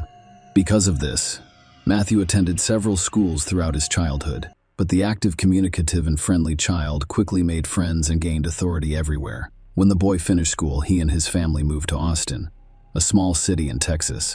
Matthew was a creative person with a magnetic personality, but he could not boast of any outstanding academic achievements. Following his high school graduation, he enrolled in and graduated from Freed-Hardeman College. In parallel, the young man began to consider a career as a pastor. His father carefully guides him. Matthew was the youth minister at the Central Church of Christ in McMinnville. He was later appointed to preach at the 4th Street Church of Christ in Selmer, Tennessee. Mary Carol Winkler, maiden name Freeman, was born in December 1973 in Guides Township, Tennessee, as the oldest of her parents' 2 daughters. She was also raised in a highly religious family with strict guidelines. For many years, the family's head pastored the Christian church, where the girl attended Sunday school. Several years later, the family welcomed a second daughter, Patricia. Unfortunately, the girl was born prematurely and suffered from a variety of serious medical conditions, including cerebral palsy, encephalitis, epilepsy, and mental retardation. For many years, the parents refused to accept the child's disappointing diagnoses and worked tirelessly to treat her, even agreeing to experimental therapy. However, it did not result in any significant improvement. Mary adored her younger sister, always treating her with affection and doing her best to care for her. However, in 1987, when Patricia was 10 years old and bathing in the bathtub, her older sister was only a minute away, taking something from the bathing accessories, and at that very moment, the girl had another epileptic seizure. When Mary returned to the room, her sister had stopped breathing, and all attempts to resuscitate her had failed. For a 13-year-old girl, it was a huge shock and the first loss in her life. She blamed herself for the tragedy and was on the verge of a nervous breakdown. Teachers who saw the deplorable state of Mary sent her to the school psychologist, working with whom she helped, but her father, learning about what was happening, made a scandal and forbade his daughter to go to the sessions, saying that such problems are discussed only within the family. In reality, the girl never received genuine moral support from her parents. She tried to avoid any conflicts, and after her younger sister's tragic death, she became withdrawn because her father refused to let her seek help from a specialist. The trauma over the years has caused serious psychological issues. Following Patricia's death, the parents decided to adopt Charlotte, a little girl from a dysfunctional large family. Soon after, the couple was granted custody of Charlotte's 2 brothers and sister, allowing the family to reunite in their new home. Mary was once again the older sister, caring for the younger children while assisting her mother Matthew and Mary Winkler in their daily lives. The future spouses met soon after Matthew graduated from high school. The guy was prominent, handsome, athletic, and enjoyed great popularity with the opposite sex. But to spin novels right and left, he did not allow a strict religious upbringing.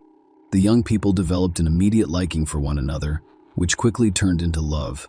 It was the first strong feeling either of them had ever experienced. After a few months, they met each other's parents and, with their approval, began planning a wedding.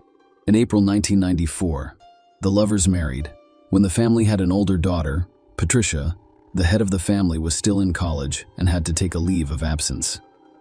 He took a job on a construction site, but it didn't last long because he was unaccustomed to hard physical labor. During this time, he first became aware of Matthew's difficult personality.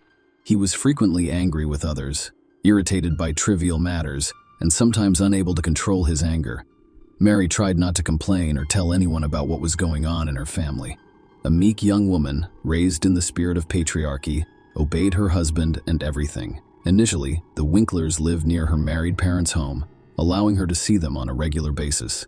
Mrs. Freeman was soon diagnosed with cancer, which spread quickly and left her literally burned in just a few months. It was another shock for Mary, and she was now responsible for her underage siblings.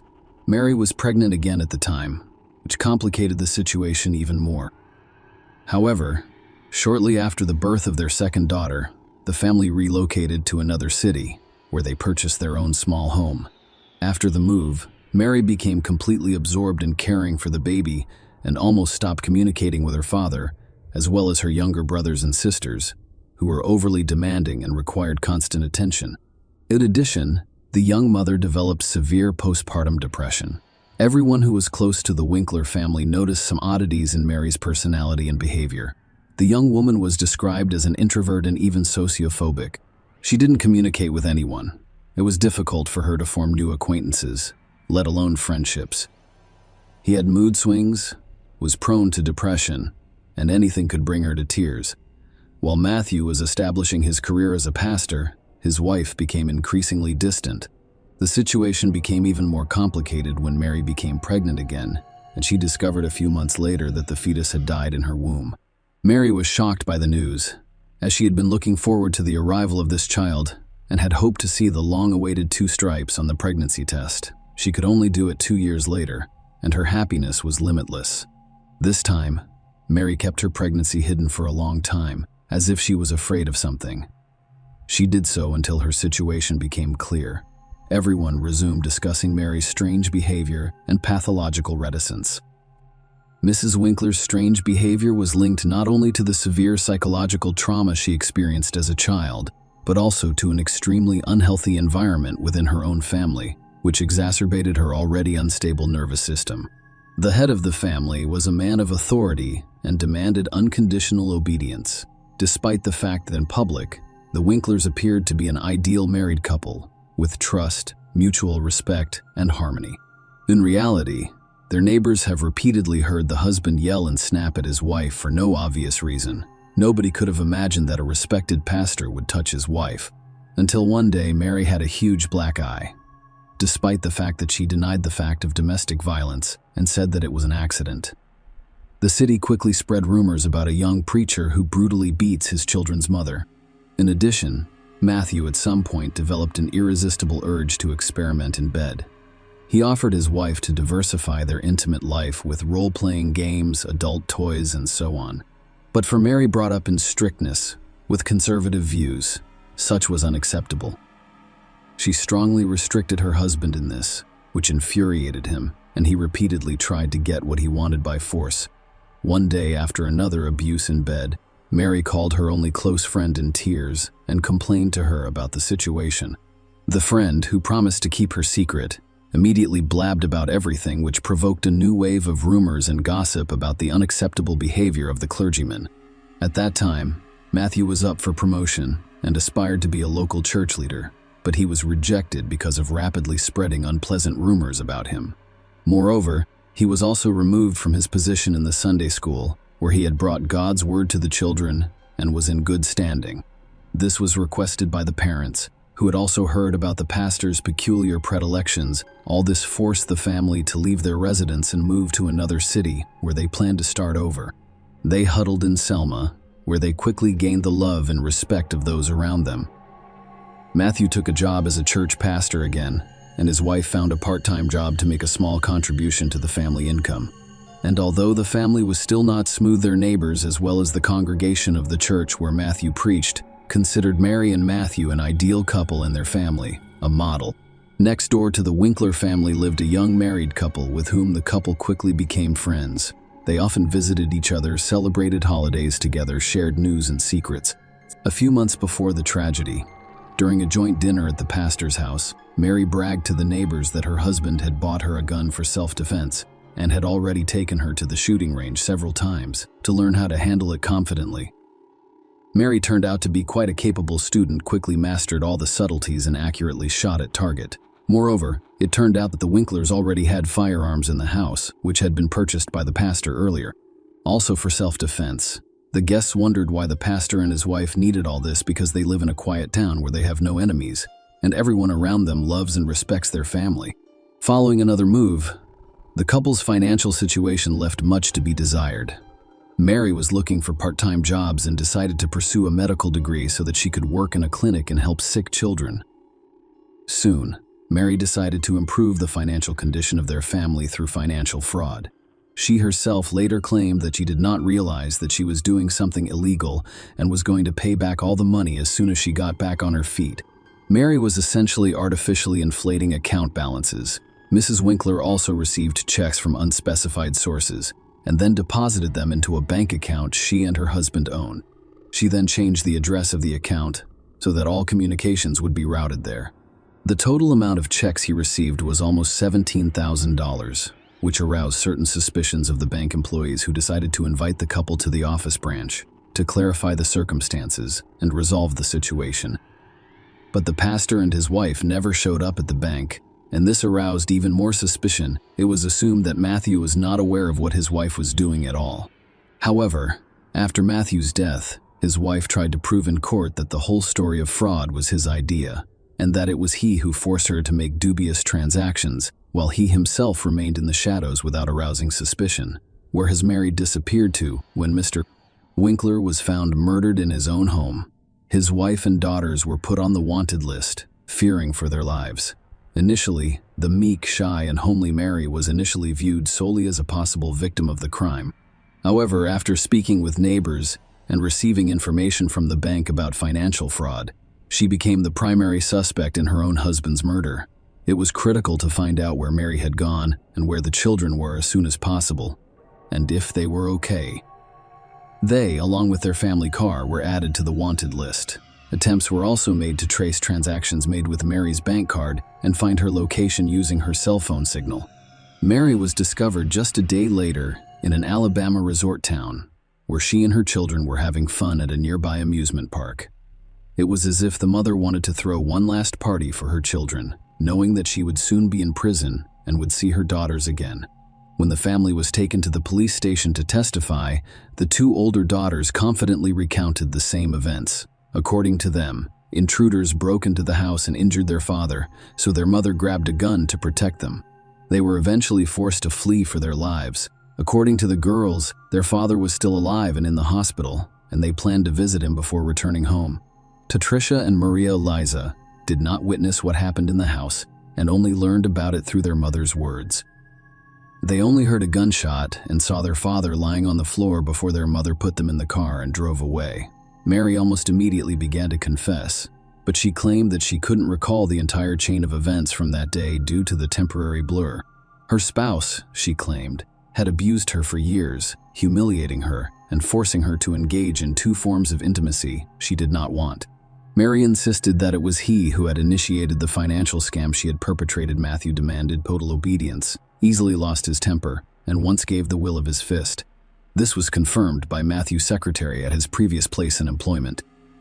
The woman repeatedly witnessed the pastor insulting his wife, who had carefully brought him lunch to church, but he was always unhappy with something. Even before the tragedy, there was another scandal in the family because of which the spouses went to bed in separate rooms. Mary cried all night, and in the morning she did not realize how in her hands with a shotgun with her husband kept loaded. She entered Matthew's room and shot him in the back while he was still lying in bed.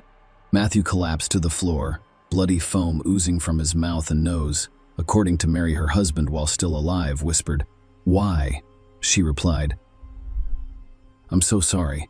Mary then took her daughter and left the house, while her husband, according to experts, attempted to reach for the phone to call for help but ran out of strength. By the way, the criminal's weapon was discovered in the trunk of the car Mary drove away with the children in. She took it with her for what purpose? Mrs. Winkler also couldn't respond. At the trial, the role-playing costumes found in their home were presented as evidence of the pastor's humiliation and moral abuse of his wife. Upon seeing them, Mary turns pale and then became hysterical. Despite the fact that she confused her testimony and told several different versions of what happened, the court agreed that she was the victim of a domestic tyrant and the murder was the result of years of anger, resentment, and pain. However, Mary was not absolved of responsibility for her actions. In April 2007, the court rendered its final decision in this complex and perplexing case. Mrs. Winkler was found guilty of involuntary manslaughter, but her mental state raised serious concerns. It was originally expected that the young woman would be sent to prison for at least 6 years, but in the end, she was given a sentence of less than 1 year. She spent 2 months of her sentence in a psychiatric hospital, where experts were determining whether she would be able to regain custody of her children upon release. Mary was given sole custody of her daughters in the summer of 2008, who'd been living with their paternal grandparents up until then. This situation deeply upset Matthew's parents. They believed that their daughter-in-law had deliberately killed their son and received little punishment for it, and now their granddaughters have full custody of her. However, all of their previous attempts to file appeals had failed. The fraud case never went to trial, the bank never filed formal charges, and the entire case was dropped. Share your opinion with us in the comments, and subscribe to the channel for more.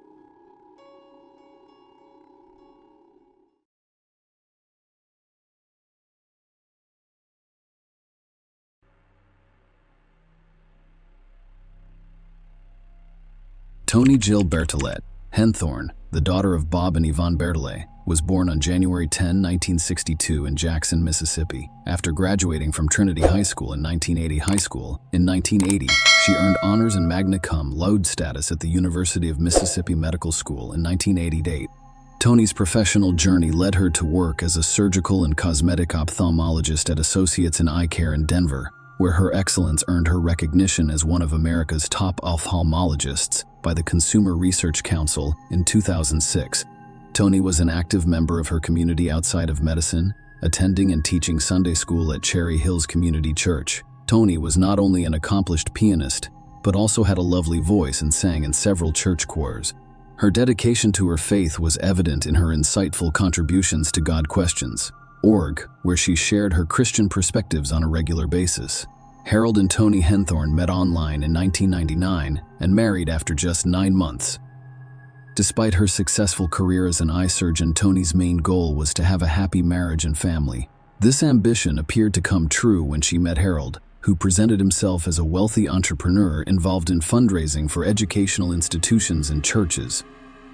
Harold persuaded Toni to move to Colorado from Jackson, Mississippi during their meeting. Despite the difficulties of leaving her family and friends in Mississippi, Toni is excited about starting a new life with her husband. Their family culminated in 2005 with the birth of their daughter Haley on September 29, 2012. Toni Henthorne and her husband Harold Henthorne went hiking in Colorado's Rocky Mountain National Park on Saturday to celebrate their 12th wedding anniversary. Just before 3:30 p.m., they deviated from the trail and ate lunch atop a picturesque cliff. By 4:45 p.m., they discovered a cliff beneath their lunch spot after deviating from the designated trail. Tony tragically fell 130 feet from the same steep cliff in less than half an hour at 5:54 p.m. Harold called 911, almost 45 minutes later, to report the incident. He told the authorities that it took him 15 minutes to reach Tony and another 30 minutes to assess and relocate her.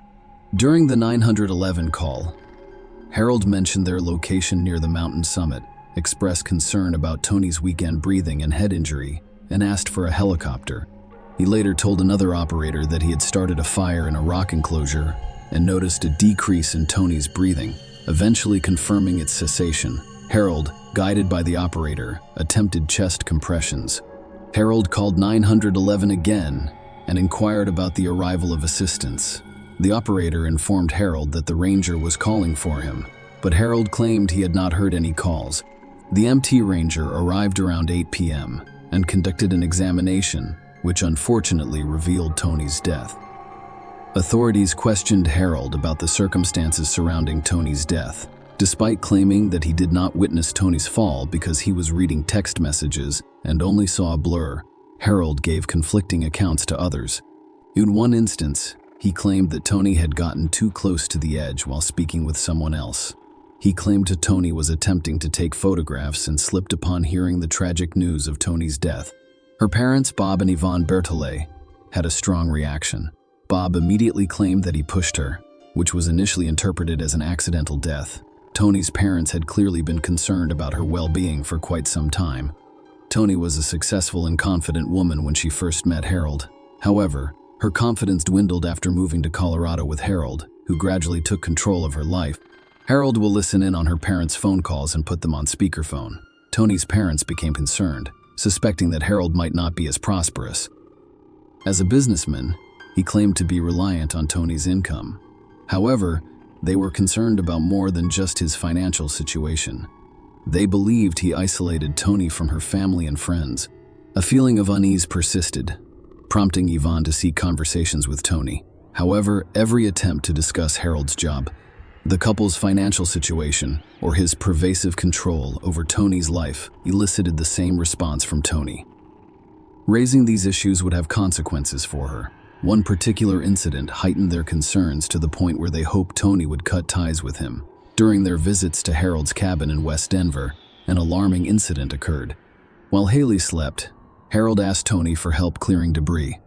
During this task, something struck the back of Tony's neck with such force that she had to be hospitalized. Harold later claimed that a large piece of lumber had fallen from the porch and struck her. This incident heightened Tony's parents' concerns about her safety, prompting them to implore her not to be alone with him. When the police investigated Tony's death, they discovered disturbing details that sparked suspicion. There were numerous inconsistencies in Harold's accounts of the hike in the area and the events of that fateful day. Harold informed the arranger that he and Tony had originally planned to hike the Bear Lake Trail, which was a half-mile of paved walking with no elevation gain, a good choice for Tony, who had 3 knee surgeries and could no longer ski. However, Harold later informed the ranger that they chose the Deer Mountain Trail to avoid crowds. This trail was 3 miles long, ascending 1,200 feet from the trailhead to the 10,200-foot summit. Harold told the ranger that he was unfamiliar with the area and had only been there once. However, after reviewing his phone records, police discovered that he had visited the location 8 or 9 times in the 6 weeks preceding that day. In addition, he demonstrated knowledge of the specific location, including the steep cliff where Tony fell. Tony mentioned seeing a white sheet on the cliff, but the Park Service had removed it a week before she fell. The police discovered a park map inside his car with a pink X, indicating where Tony fell. The police found Harold's 911 call concerning. Despite claiming to have a low phone battery which limited his ability to speak, he made 22 calls and sent or received 98 texts. Notably, one text message instructed a friend to pick him up from Estes Park and provided detailed directions on the route to take. The police discovered a disturbing pattern when they discovered Harold had taken out multiple life insurance policies on Tony's life. Notably, he had recently designated himself as the beneficiary of a life insurance annuity originally intended for his daughter Haley. This, however, was not an isolated event. The investigation revealed that Harold had a history of benefiting from life insurance policies as he had also been named as the beneficiary of his first wife's policy. In May 1995, Harold married Sandra Lynn Henthorne. On the 6th of May 1995, the couple was driving down a remote highway near Sedalia, Colorado, on a cold and dark night. During the nighttime drive, a Jeep Cherokee developed a tire problem, forcing them to stop and change it. Lynn, Harold's first wife, went underneath the Jeep, which was supported by 2 jacks, to change the tire. Lynn was tragically crushed when the Jeep fell on top of her. Harold flagged down passing motorists for help, but Lynn did not survive. Initially, the death was ruled accidental. The cause was identified as traumatic asphyxiation from being crushed under the car, which resulted in fatal internal injuries. Following Tony's death, a re-examination of Lynn's case revealed errors made during the initial investigation, leaving several issues unresolved. Harold, as the sole witness to Lynn's tragic incident, gave the police statements that were inconsistent. Discrepancies included contradictory claims about the direction they were driving that night, with Harold claiming they were going both east and west. Furthermore, he provided contradictory information about a restaurant stop prior to Lynn's death, implying that they had already dined there and claiming that they were on their way to the restaurant. Notably, authorities failed to verify Harold's accounts with the restaurant before confirming their presence that night. Further inconsistencies arose, including conflicting statements about the tire's condition. Harold alternately described it as flat and spongy. Notably, a partial print was found on the wheel above the missing tire, where Lynn was changing it. However, this print was never compared to Harold's shoes to see if they were a match. The print's position suggested that it was the result of someone kicking the car, which could have caused the Jeep to fall and crush Lynn. Unfortunately, this lead was not pursued in the initial investigation. Prior to Lynn's tragic death, Harold purchased a substantial life insurance policy for her and informed the police that he would receive $300,000. An independent verification would have revealed that he was actually slated to receive twice that amount. This increase was the result of a change Harold made to the policy shortly before Lynn's death, allowing for double compensation in the event of her death as a result of an accident. Furthermore, the investigative file detailed an encounter with a mechanic who drove by Harold and Lynn around 9:30 p.m. and offered assistance. Harold declined the offer. The file also mentioned Patricia Montoya. Patricia contacted the police a day after Lynn's death, asking, "Have you arrested the husband yet?" Patricia told the police that she and her family were driving home around 10 p.m. when Harold flagged them down for assistance. Despite their efforts to locate a phone to call 911, they were unable to find one, so they proceeded to pull Lynn from under the car. Harold vehemently objected to their intervention, warning them not to touch her. Even when they tried CPR, Harold resisted and refused to give Lynn his coat to keep warm. Lynn was eventually airlifted to a nearby hospital, but died from internal injuries during surgery. Curiously, no charges were brought against Harold in connection with Lynn's death. However, in Tony's case, Harold was charged with first-degree murder. The prosecution claimed that he deliberately and purposefully pushed Tony over the cliff to her death. To support their case, the prosecution presented a map with a marked X indicating the location where Tony fell. The jury also heard about phone records showing Harold visiting the park several times in the weeks leading up to Tony's death. Given Tony's remote location with poor cellular service and no nearby aid stations, the court looked into the 911 call in greater detail. Despite the fact that the call was placed around 6 p.m., help did not arrive until 8 p.m. The prosecution claimed that Harold did nothing meaningful to assist his wife during this critical period. To back up this claim, the prosecution called Julie Sullivan, the emergency services dispatcher, to testify that she followed a standardized protocol when guiding people through CPR over the phone, and that she had handled approximately 240 similar calls before speaking with Harold. Julie explained that her conversation with Harold was unusual. "In my experience, when I perform CPR with someone guiding me through it, even experienced people, nurses, or other people on the scene are extremely out of breath.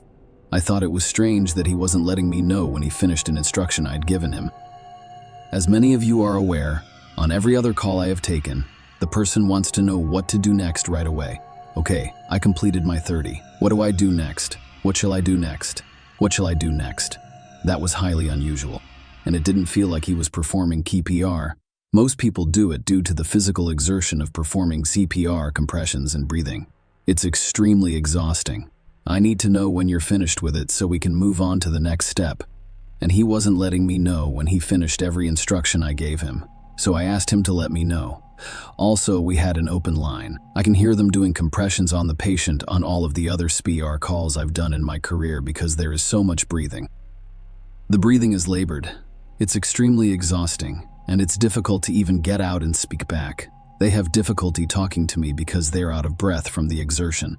The emergency services dispatcher, Julie Sullivan, testified in court that, based on her experience, she did not believe Harold was performing CPR during the 911 call. The medical examiner's findings further undermined Harold's claims.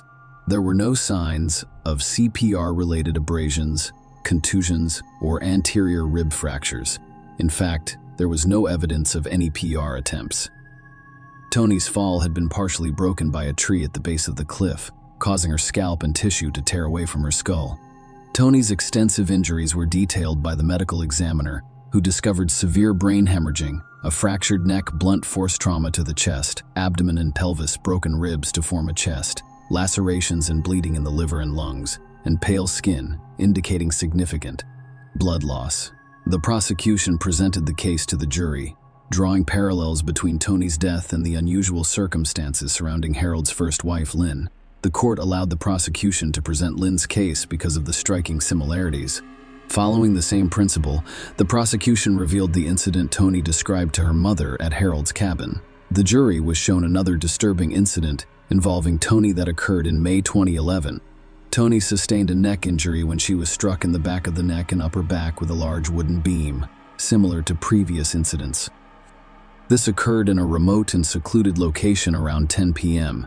That night, Harold was cleaning the deck of their cabin and asked Toni to help him, which resulted in the unfortunate incident with the beam. Harold gave various people different accounts of what happened.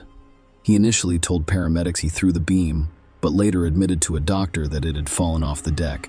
Another version was shared with a friend in which Harold claimed he dropped the beam on Toni after slipping from the ladder she was holding, adding to the complexity of the situation. A nurse's note in Toni's files indicated that she was beneath the deck when the beam fell. The prosecution based its case on a clear motive for financial gain from life insurance policies.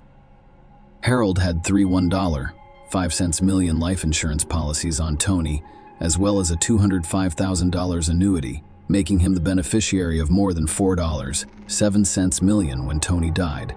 Toni died a month earlier, in April 2011. Harold designated himself as the beneficiary of a $205,000 life insurance annuity purchased by Toni's parents for their granddaughter Haley.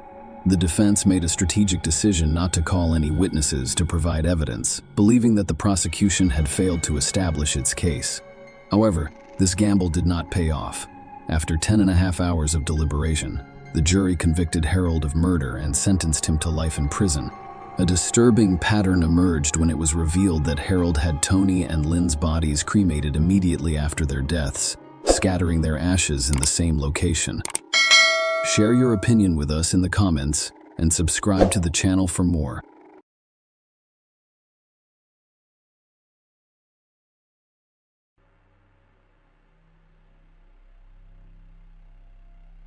Every person in this world wishes to find his or her true love, with whom he hopes to live until the end of his life. Unfortunately, not every love story ends happily.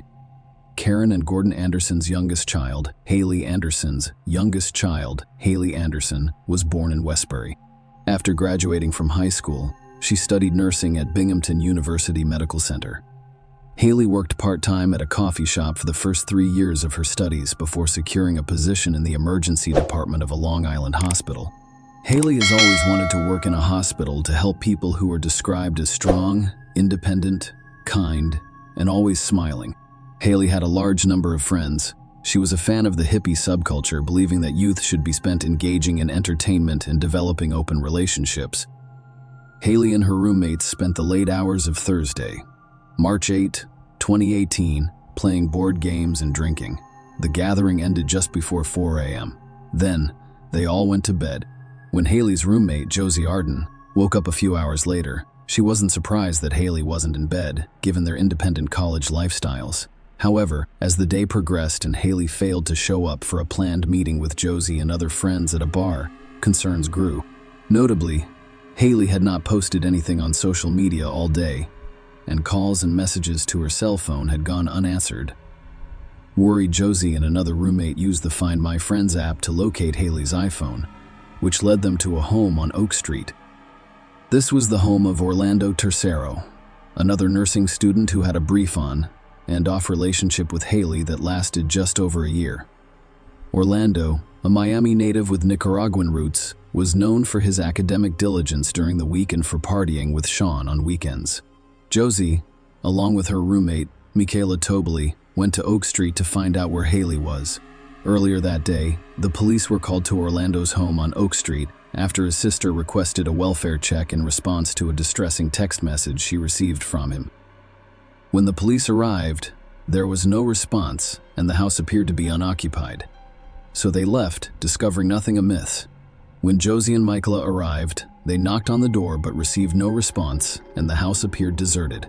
Despite this, they chose to remain motivated by their concern for Haley's well-being. When they noticed Orlando's car was missing, they checked their tracking app, which showed Haley's phone was still inside. Josie helped Michaela enter through an open window to find Haley in Orlando's bedroom, partially covered by bedclothes. Although they couldn't be certain, her power made them suspect she was dead. They quickly dialed 911, and both police and emergency personnel arrived, confirming Haley's tragic death. The cause was determined to be strangulation, and Orlando was not found. Haley and Orlando had an on and off relationship, with Haley eventually choosing to end it. While she wished to maintain a friendship, Orlando desired a more serious relationship. Over the course of about a year, Orlando sought a serious relationship, which Haley did not reciprocate, preferring not to be tied down during her college years. The investigation revealed a troubling incident. 6 months before Haley's tragic discovery, Orlando was seen shouting at Haley during a party on September 15, 2017, after learning she had reconciled with her ex-boyfriend Kevin Ocampo. Unhappy with this development, Orlando insisted on an exclusive relationship, which Haley declined, stating her desire to remain friends. Kevin slept over at Haley's apartment the next morning. When he left, he discovered that Haley's car tires had been slashed. When Haley reported the incident to the police, Orlando denied any involvement. Given that the damages exceeded $600, felony charges may be pursued to keep Orlando from suffering severe consequences. Haley chose not to press charges on the condition that he pay for the damaged tires. Haley's friends told the police that Orlando was obsessed with her, paying another visit to Eldred, driving by her apartment, and appearing to keep a constant eye on her. Despite this, Haley maintained contact with him because she didn't want him to feel excluded, and she still liked him. As the investigation delved into the events surrounding Haley's board game night with friends, the focus shifted to how she ended up at Orlando's house. Surveillance cameras near and outside Orlando's home were critical. According to the footage, Haley and Orlando entered his house together, with Haley appearing fine and willing. Hours later, Orlando was seen leaving the house alone, disposing of garbage, and then going to a nearby pharmacy to buy sleeping pills like Quil and melatonin before returning home. Following footage showed Orlando leaving again. 7 hours later, I was descending into the house's basement. Police suspected that at this point, Orlando attempted to commit suicide with hooks and a rope, resulting in injuries. The presence of blood on the basement floor supported this theory. They discovered what they thought was a suicide note written in Spanish with the English translation read, "I am deeply sorry about this. I never believed I was capable of doing this. Father, I'll see you soon." Orlando's father died 5 years ago. They believed the note was more than just a suicide note. However, a confession from surveillance footage showed Orlando leaving the house later with a suitcase, and authorities tracked his movements to GCAIC International Airport. He was discovered to have boarded a flight to Nicaragua using his dual citizenship, while his mother remained in the country. Despite his dual citizenship, US authorities charged Orlando with second-degree murder in the hopes of starting extradition proceedings. Extradition, on the other hand, was not mandatory in Nicaragua due to his citizenship. Nonetheless, Nicaragua launched a massive search for Orlando and found him in a hospital in the city of Leon. Only 5 days after Haley's death, he was seeking medical attention for injuries sustained during his suicide attempt. The extradition process was a year-long exchange between us and Nicaraguan authorities. Eventually, Nicaraguan authorities concluded that they had gathered sufficient evidence to charge Orlando and proceed with the trial. Contrary to us expectations, the trial would take place in Nicaragua, with charges that differed from those in the United States. Orlando was charged with femicide, a hate crime in Nicaragua that involves the murder of a woman because of her gender and previous relationship with the perpetrator. The differences were also evident in the courtroom proceedings. In Nicaragua, there was no jury. Instead, a judge heard arguments from both the prosecution and the defense before rendering a decision. Also, Orlando was not required to enter a plea. According to the prosecution's case, Haley willingly entered Orlando's home, and he strangled her to death shortly after, possibly while she was sleeping. The prosecution argued that Orlando's obsession with Haley had reached a dangerous level, and that if he couldn't have her, no one else should. They hypothesized that Orlando strangled Haley out of jealousy over her rejection of a serious relationship. This alleged rage had apparently been building up for 6 months, beginning at a party where Orlando discovered Haley had reunited with her ex-boyfriend. Witnesses from the United States testified via teleconference, recounting Orlando's obsessive behavior toward Haley, which included driving by and calling her apartment, as well as details about the slashed tires incident. The judge viewed surveillance footage from outside Orlando's house, which showed him entering with Haley and leaving alone. The court also heard about Orlando's attempted suicide and the note he left for his family, which added context to Haley's tragic death. Dr. James Tersey, the pathologist who performed Haley's autopsy, testified that her death was caused by asphyxiation from neck compression. The court learned that Haley was asphyxiated by manual neck compression, with an element of ligature strangulation visible due to the involvement of the necklace she was wearing. According to the prosecution, Haley was killed because she refused to be in a relationship with Orlando. He strongly disagreed with the defense press's conclusion that Orlando had no recollection of what happened that night. They claimed that Orlando was temporarily insane at the time Haley died as a result of his alcohol consumption. The defense only called one witness, psychiatrist Dr. Ronald Lopez Aguilar, to testify about Orlando's mental health. Dr. Lopez Aguilar informed the court that Orlando claimed to have no recollection of the murder. Orlando claimed that he drank heavily that night and awoke to find Haley dead, with no knowledge of what had happened. The psychiatrist also told the court that it was impossible to know Orlando's state of mind at the time of the murder. However, in terms of his current mental state, Dr. Lopez Aguilar claimed that there were no discernible issues. The defense contended that Orlando, who is not known for violence, may have been provoked, complicating our understanding of the events leading up to Haley's tragic death. After a 90-minute deliberation, Judge Fabiola Betancourt issued a verdict, finding Orlando guilty. She stated that Orlando's actions stemmed from his refusal to recognize Haley's autonomy in making relationship decisions. Judge Betancourt determined that Orlando killed Haley as a form of punishment for rejecting him. She sentenced Orlando to 30 years in prison for femicide, emphasizing all women's fundamental right to life.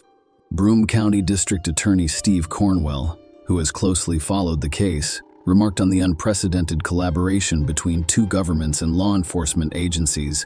Despite initial concerns, us authorities were pleased with the seriousness of the trial, emphasizing that it was not a mere spectacle but a genuine legal proceeding. Orlando chose to appeal his conviction, which was heard by 3 Nicaraguan magistrates. The defense argued that Orlando was drunk and temporarily insane at the time of his murder. They did, however, request a new psychiatric evaluation for the appeal, preferring a forensic psychiatrist with experience in temporary insanity defenses over a court-appointed psychiatrist, as was the case during the trial. During the appeal, the defense argued that Orlando should not have been charged with femicide, claiming that if convicted of second-degree murder in the United States, his sentence would have been shorter than the 30 years he received for femicide. They asked for a review of the sentence on this basis. However, the magistrates denied Orlando's request for a new psychiatrist and declined to reduce his sentence. He was ordered to remain in prison, serving the 30-year sentence imposed during the trial. Law enforcement officials in the United States have stated unequivocally that if Orlando is ever released and returns to the country, he will be arrested for second-degree murder. Karen and Gordon Anderson, Haley's parents, thanked the court for its decision. Karen admitted that she had not seen any remorse from Orlando, only regret for not being able to reduce his sentence. She stated that, while she felt 30 years was insufficient, she appreciated the court's efforts to convict him to the fullest extent of the law. Gordon said he believed justice had been served and thanked the Nicaraguan court system. He stressed the importance of remembering Haley as a caring individual. She was a vibrant individual. She was a vibrant individual with a zest for life who was dedicated to spreading happiness and love. Share your opinion with us in the comments and subscribe to the channel for more.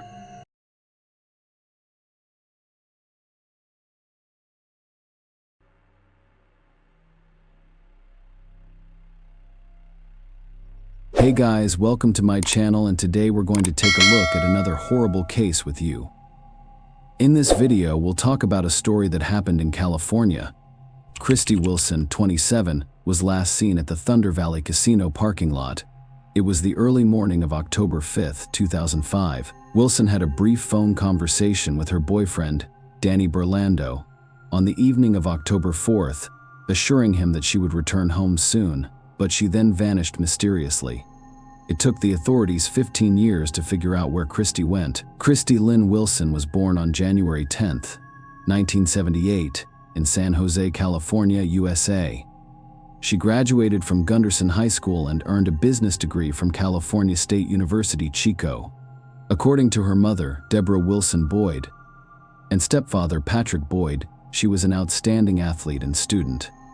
Christy graduated from college and found a job she liked at a tech company near Sacramento. In her spare time, she enjoyed playing blackjack at a nearby casino, where she eventually met her boyfriend, Danny Burlando. Christy's family and friends described her relationship with Danny as quite harmonious. They appeared to be a good couple with a promising future, but their relationship began to deteriorate after they moved to Sacramento together. Christy had numerous bruises on her body, but she refused to discuss their origins. Christy struggled at work, in addition to her personal issues.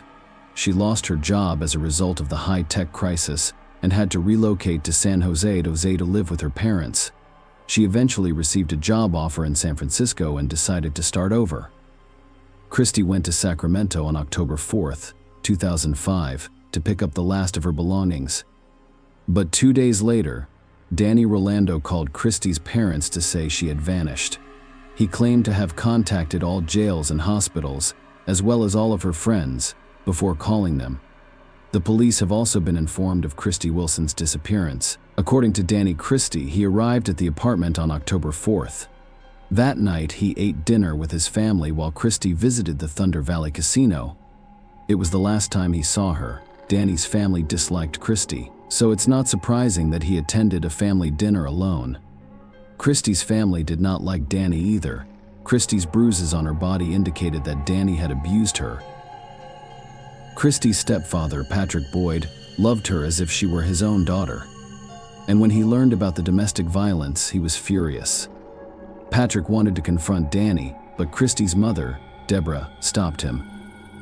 Danny Burlando was 31 at the time. He used to work as a car salesman but quickly lost his job. Christy went missing about a month ago. After hearing her scream loudly, her neighbors called the police. When the police arrived, they discovered that Christy and Danny had fought, but there were no repercussions because they quickly reconciled.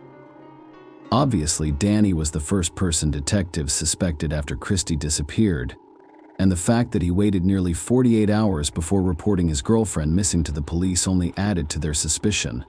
What if he used this time to destroy all evidence?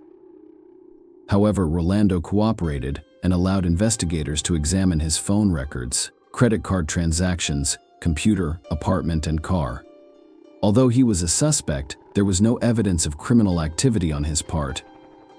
He had an alibi of family dinner before reporting Christy's disappearance to the authorities. He called her 78 times, but she did not respond. Christy's friends and family were interviewed by detectives, and her phone and credit card activity was investigated. There has been no activity in her bank account since October 4th.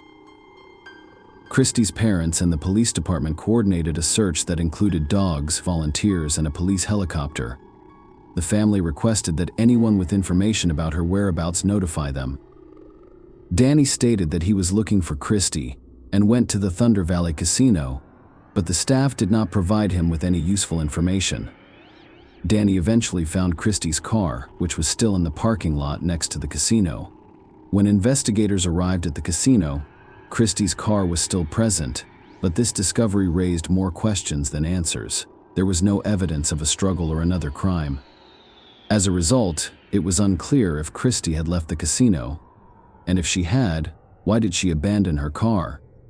Detectives requested CCTV footage from both inside and outside the casino in hopes of finding answers. At the same time, the police attempted to search Christy and Danny's apartment once more, but were unsuccessful.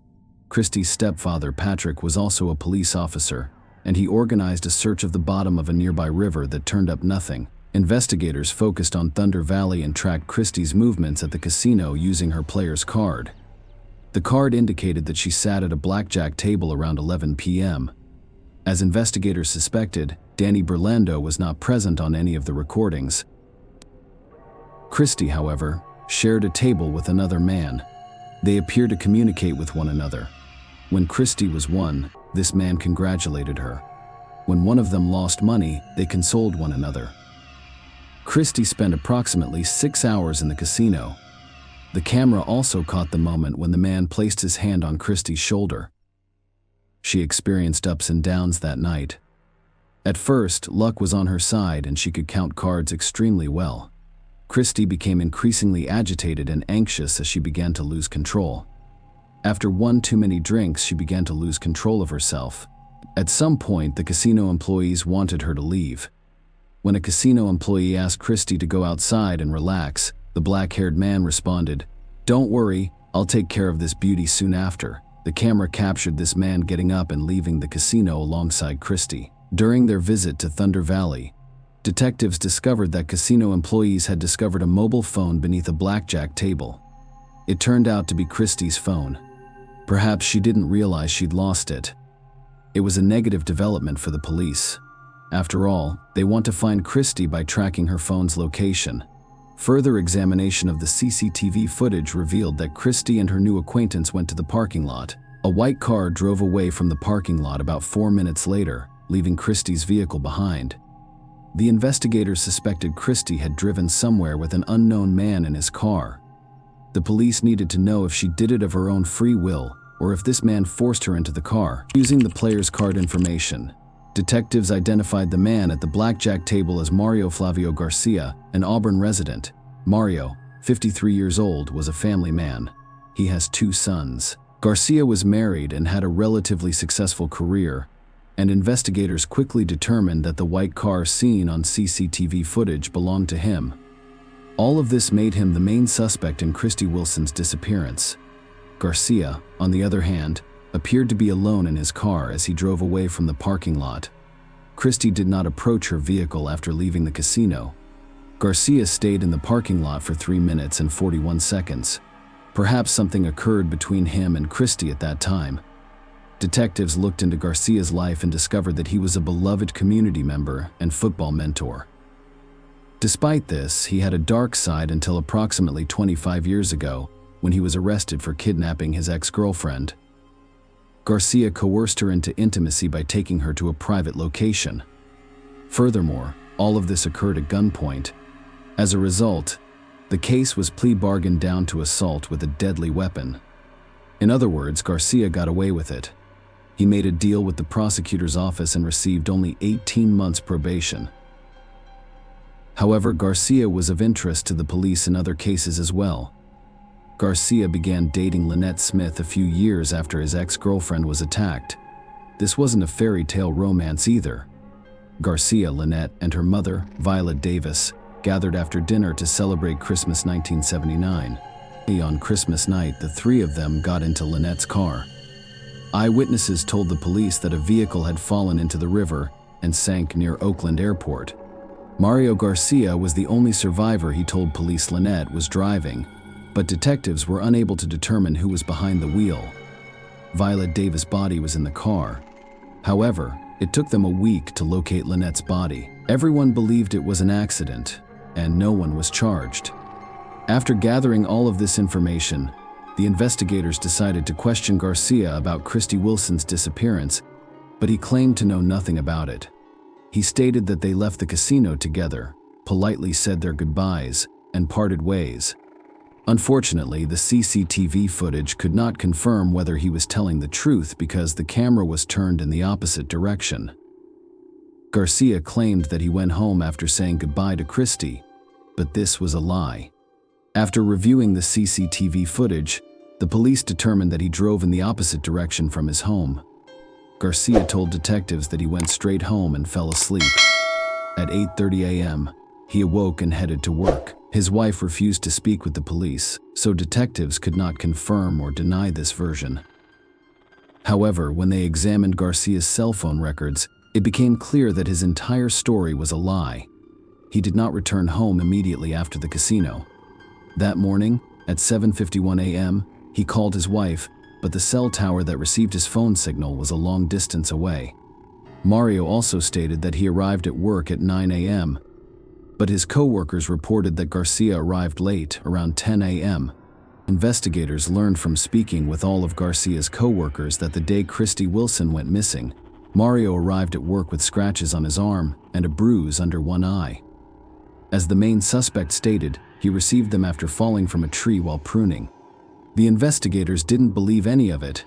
Who prunes the trees at night? Doesn't that sound ridiculous? The police asked a forensic expert to examine Mario Garcia's wounds. An experienced expert observed that the scratches on the man's face and body were not consistent with injuries sustained while falling from a tree. There were 4 parallel scratches across his face. But that is not all. The 3 parallel scratches on Mario's left side of the chest were particularly intriguing. After all, when resisting, the right-handed person will use their right hand to leave traces or scratches on their opponent's left side of the chest. Christy Wilson was right-handed. The police had reason to believe Mario Garcia was involved in whatever happened to Christy, so they obtained a search warrant for his vehicle, home, and computer. As a reminder, Garcia stated that he went home after saying goodbye to Christy in the parking lot. However, as forensic investigators searched his car, they realized that Christy Wilson was most likely dead.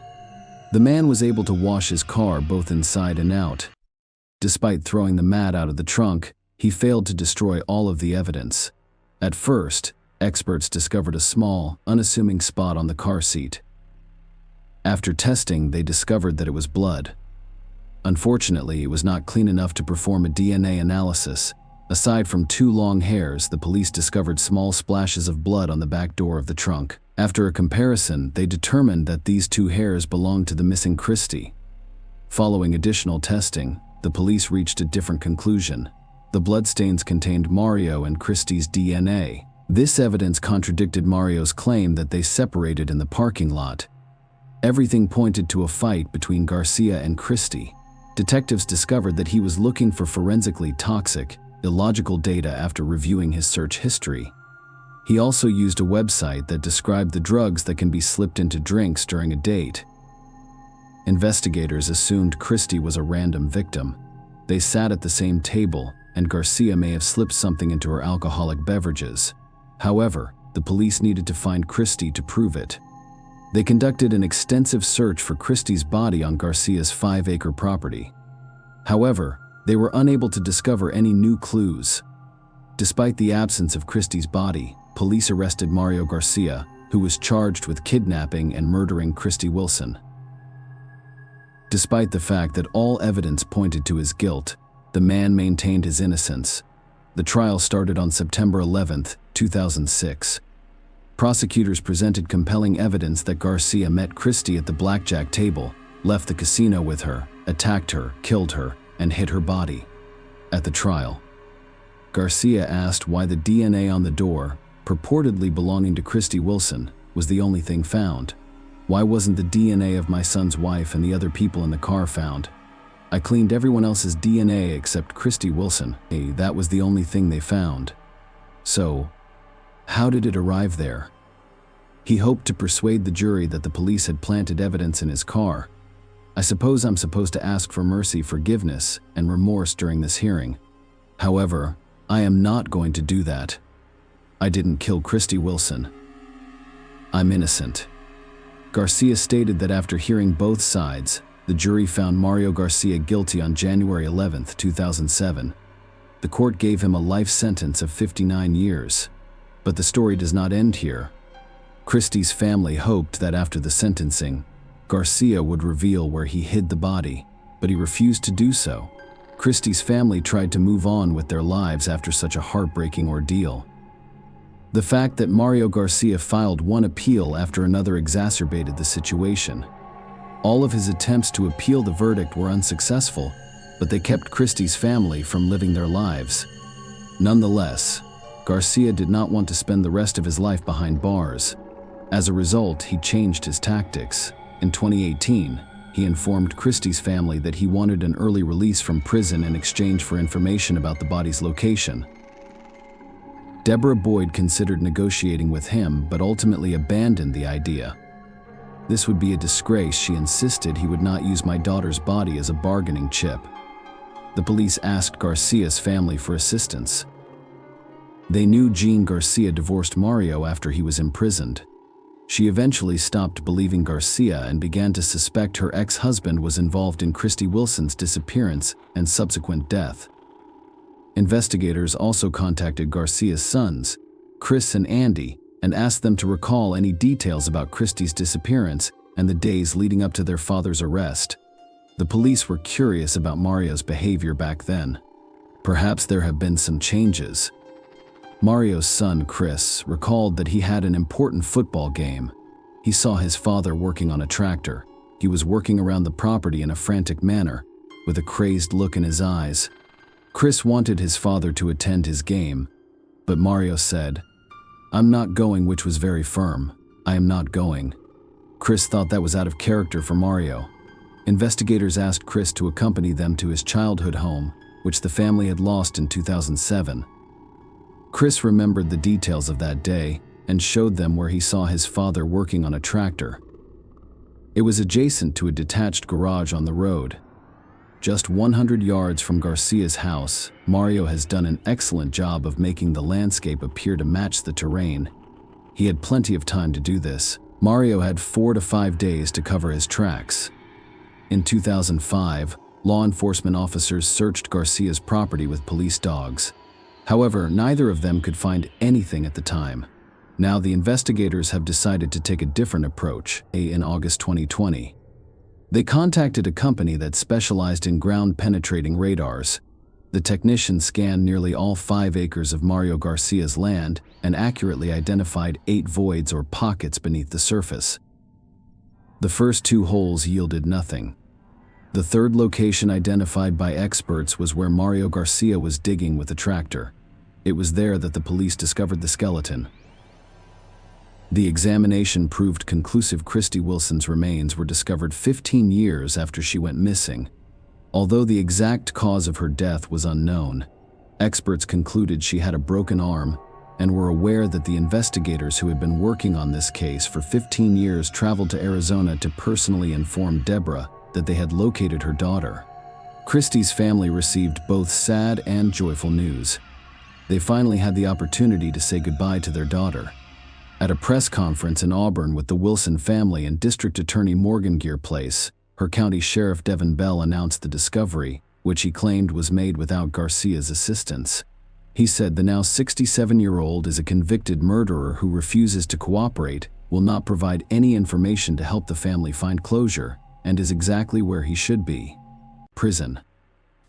Wilson's mother, Deborah Boyd, stated that the announcement would mark a day of peace for their family. "We've never had this peace before, and we are overjoyed to finally be able to close this chapter of anguish and move forward with a wonderful Thanksgiving." She stated, "Today is a day that exemplifies some of the greatest perseverance in police work that a victim's family could ever ask for. Mario Garcia died from pneumonia on December 24, 2020. Christy's family said his death brought them great peace. Garcia never pleaded guilty, despite the fact that Christy's remains were discovered on his property in 2005. Share your opinion with us in the comments and subscribe to the channel for more.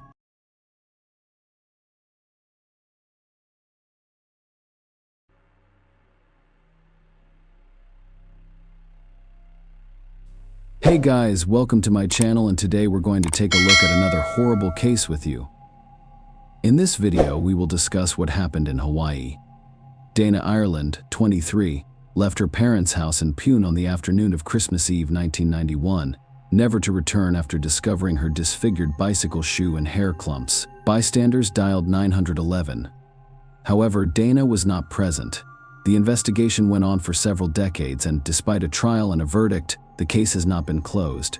The evolution of DNA testing methods was crucial in this case. The Dana Ireland case is likely the most well-known investigation in Hawaii's history. Dana Marie Ireland was born on December 12, 1968, in Fort Belvoir, Fairfax County, Virginia, USA. She was the youngest daughter of John Ireland and Mary Louise Crank. In 1991, her sister Sandra was 7 years older than her. Dana was 23 years old when she and her parents visited her sister in Hawaii on December 24th. In the afternoon, she rode her sister's bike. Later, people discovered her bike shoe and clump of hair by the side of the road. But Dana herself was not present. The bike's appearance indicated that Dana had been hit by a car. The impact was so severe that both wheels were deformed, and the steering wheel and seat came off completely. Unfortunately, the hope that the man who hit Dana would take her to the hospital rather than abandon her to die was false. The reality proved to be far scarier than anyone could have anticipated. Dana was discovered 5 miles from her bike. She had severe injuries to her body and head and was naked below the waist. As a result, one can conclude that someone not only hit her with a car, but also exploited her weakness. Nightmares haunt nurse Jerry Gallagher. She can't shake the memory of Christmas Eve 1991 on a seaside fishing trail in Wawa when she was led to Dana, Ireland. Gallagher and her husband Randy lived on Saddleback Road, a rough, unpaved road that cuts into the coastal jungle 25 miles southeast of Hilo. At 6 p.m. on Christmas Eve 1991, a friend named Brian knocked on their door to contact Gallagher, a licensed nurse. He wore a Christmas hat with blinking lights, but his mood was anything but festive. He drove her to Dana's location, which was a mile away from Gallagher's house. Dana was naked from the waist down, and the inner side of her legs was covered in bruises. Gallagher recalls trying to help the injured young woman with a first aid kit. She bandaged her wounds. The most severe injury was to the back of her head. She asked the woman. "Her name is Land," she appeared to say. Gallagher inquired about who had attacked her. However, Dana was unable to speak coherently. "Please give me the key so I can drive home," Ireland asked. Gallagher attempted to keep her awake. An ambulance arrived more than 2 hours after the girl was struck by a car. The lack of phones in the area caused a significant delay in receiving assistance. The medical personnel of the police and fire departments were preoccupied with other cases. However, their own mistakes contributed to a 34-minute delay. The dispatcher who received the call about the injured young woman provided the incorrect address for where they found Dana, resulting in a loss of valuable time. "I considered driving her to the hospital, but I was worried about paralyzing her." Gallagher says he's had nightmares about it. "None of us anticipated that it would take so long. It took an unbelievably long time to get help to her. She would have survived if they had sought assistance." An ambulance carrying Dana Ireland arrived at Hilo Hospital at 7:56 p.m. At this point, John and Mary Ireland were already looking for their daughter, whose disfigured bicycle lay by the side of the road. They heard about an injured woman discovered 5 miles away. However, they were unaware that this woman was Dana. "We assumed someone had hit her and transported her to the hospital." Mary later recalled that John instructed her and his eldest daughter Sandra to go to the hospital while he remained near Dana's bike. When the ambulance arrived at the hospital, Dana's mother and older sister were already present. Doctors fought for Dana's life for 4.5 hours, but they were unable to save her. She was pronounced dead at 12:25 a.m. The official cause of death was blood loss from extensive traumatic injuries to the head, pelvis, and abdomen caused by a car accident. Dana's family went home and listened to the radio the next morning. They thought a car had hit their daughter, but the radio said Dana's death was not accidental. When John spoke with a local police officer, he was told nothing about Dana being hit by a car and that someone had taken advantage of her vulnerability afterwards. He had asked a police lieutenant if the attack was intentional. "You're listening to rumors," the lieutenant informed him. Dana's death was a shock to her family. Her death irreversibly altered their lives. However, they would later discover that another challenge awaited them: years of searching for suspects and trials. The police launched an extensive investigation, which local newspapers described as intense. The police discovered a T-shirt belonging to the criminal at the crime scene. Investigators then seized as evidence a sheet containing traces of sperm on which Dana was lying when she was brought to the hospital. Dana was also carrying seminal fluid in her body. Furthermore, a bite mark on her body resembled the teeth of the person who had attacked her. As a result, the authorities had the criminal's DNA sample, but it was from 1991. It didn't really help the investigation process. Another possible clue was the tire tracks where they discovered Dana's bike. Investigators interviewed residents in the hopes of finding witnesses who saw Dana being hit by a car, but no one witnessed this incident. Perhaps for some reason, they remained silent. The location of the bike and Dana's discovery was not a densely populated area, but rather a secluded location with a bad road where cars rarely traveled due to a lack of witnesses and evidence to help find the criminal. The investigation has come to a dead end. Anyone who provided information about the case would have received a reward, the amount of which increased over time. However, there was no breakthrough in this case. Later, in May 1994, John Gonsalves contacted Hawaii County Police. Gonsalves was involved in a high-profile case involving illegal drugs. Despite facing decades in prison, he received a suspended sentence. The reason for such leniency was that he informed the police that his half-brother, Frank Pauline, knew important information about the Dana Ireland case. According to Pauline, the attack on Dana was carried out by brothers Albert Ian Schweitzer and Sean Schweitzer. The Schweitzers lived next door to the Paulines, and they didn't get along.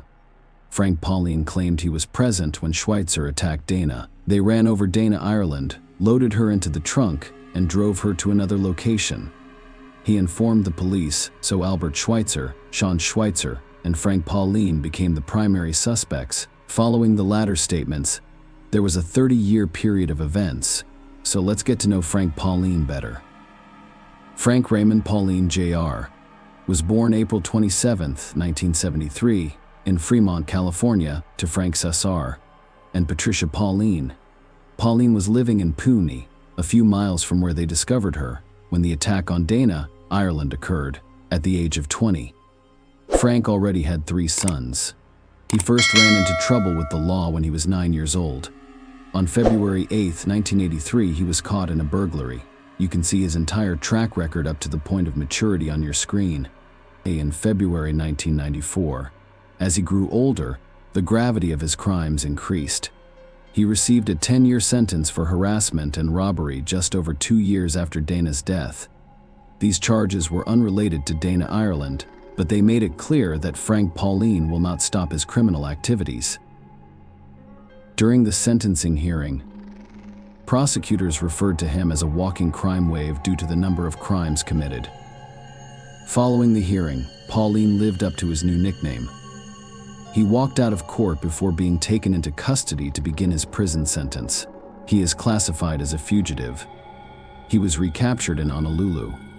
A few days later, 3 months after Pauline was sentenced to 10 years, his brother, John Gonsalves, contacted the authorities and informed them that Frank had information about the Dana Ireland case.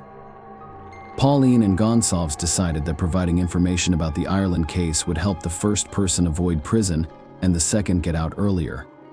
Of course, the stepbrothers were untrustworthy sources of information. However, following a conversation with investigators, the case against John Gonsalves for illegal substances was closed. In the end, he received a suspended sentence. After Pauline stated that he had information about the Dana Ireland case, Big Island investigators went to Honolulu to speak with him, where the latter was in custody. They were interrogated for 90 minutes and asked to provide details about the day of the Dana attack. Because he claimed to have been present during the attack, they returned him to the Big Island, where he reconstructed the crime and showed detectives the locations he mentioned previously. Pauline told detectives that on December 24, 1991, brothers Albert E. and Sean Schweitzer picked him up at his home in a purple Volkswagen Beetle. Ian Schweitzer was driving, as he had previously stated. The trio came to a halt to take illegal drugs when they noticed a woman standing by the side of the road. We exited at an intersection heading towards Kappa Ho, and that is where we noticed a girl standing up.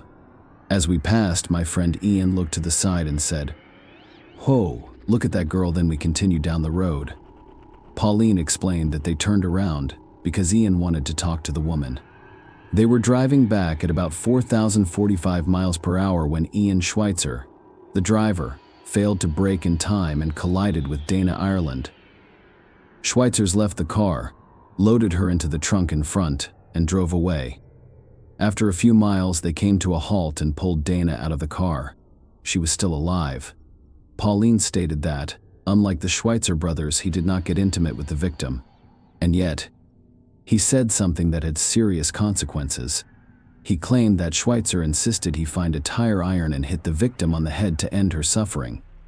After that, they allegedly returned to the car and drove away. All of his testimony was on paper, and Pauline signed a statement stating that he testified voluntarily.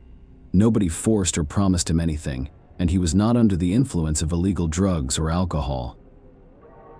After Pauline began cooperating with the police, he was transferred to the Maui Community Correctional Center for his own safety, as prison officials claimed he was a problem for management and had received threats from fellow inmates. Frank Pauline retracted his story in July 1996, just over 2 years after Gonsalv's statement to the police, claiming that he made it up because his stepbrother asked him to help him avoid jail. He claimed that, although he was not present at the time of the attack, he knew who was responsible. He confessed that he was only there to make them believe him. "And my brother is telling me that the worst thing that can happen to you is that they charge you with perjury," Pauline stated. However, perjury was not one of the crimes charged against him on July 30, 1997.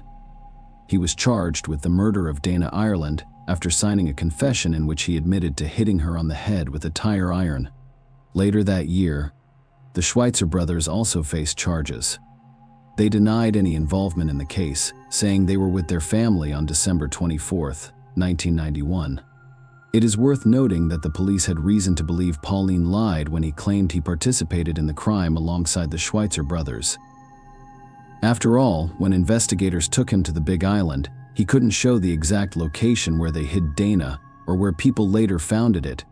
But Pauline signed the confession, resulting in charges against him. Realizing his stepbrother was wrong, he stated that the only thing he could be accused of was perjury. He retracts his confession.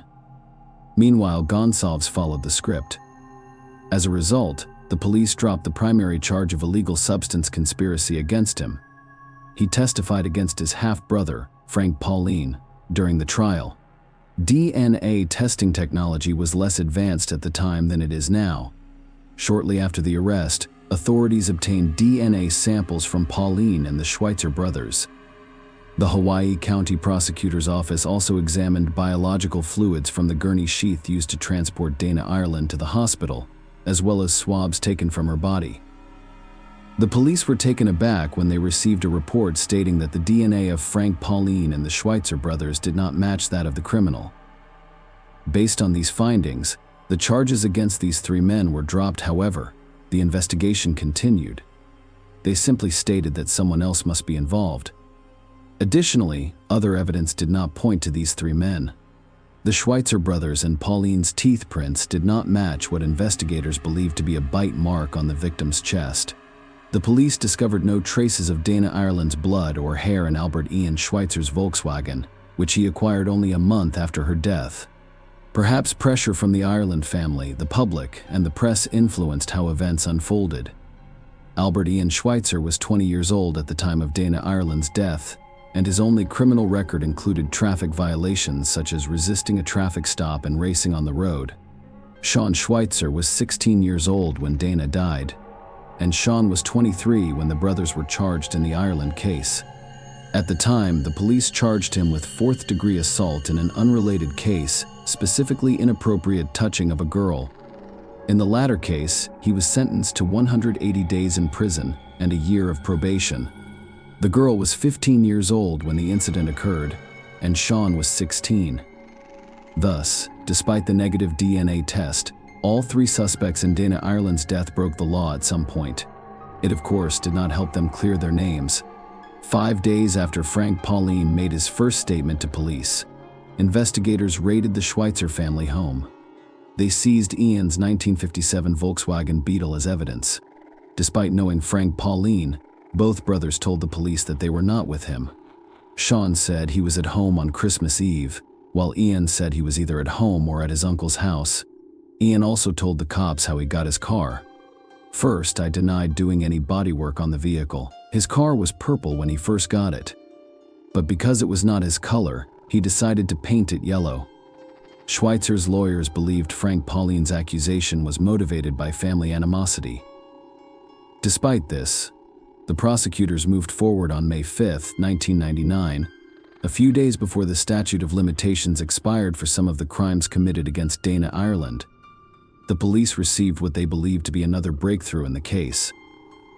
They received the statement from a prisoner named Michael Ortiz, who was Gonsalves' accomplice. He was in the same cell as Schweitzer before the police dropped the charges against him, in conversations with authorities. Ortiz claimed that Albert Ian Schweitzer confessed to him what he had done based on his testimony. Only 2 weeks later, Frank Pauline and the Schweitzer brothers were charged again in the Dana Ireland case. Following this, some people harbored suspicions and distrust toward the authorities. After all, they obtained information from a questionable source just a few days before the statute of limitations expired. It seemed overly convenient. Frank Pauline was the first to appear in court. The trial was highly emotional.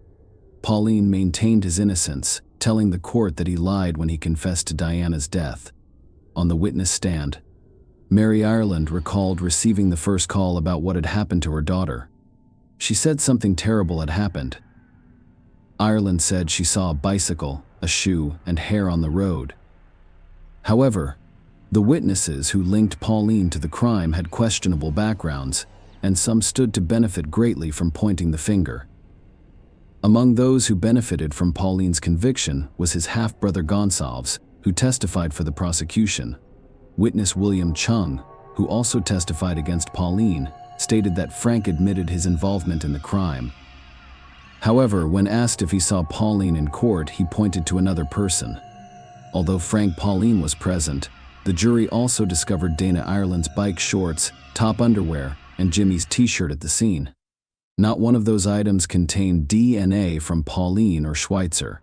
To address the lack of scientific evidence, Deputy Prosecutor Lincoln Ashita maintained that Jimmy's t-shirt and Dana Ireland's blood belonged to Pauline.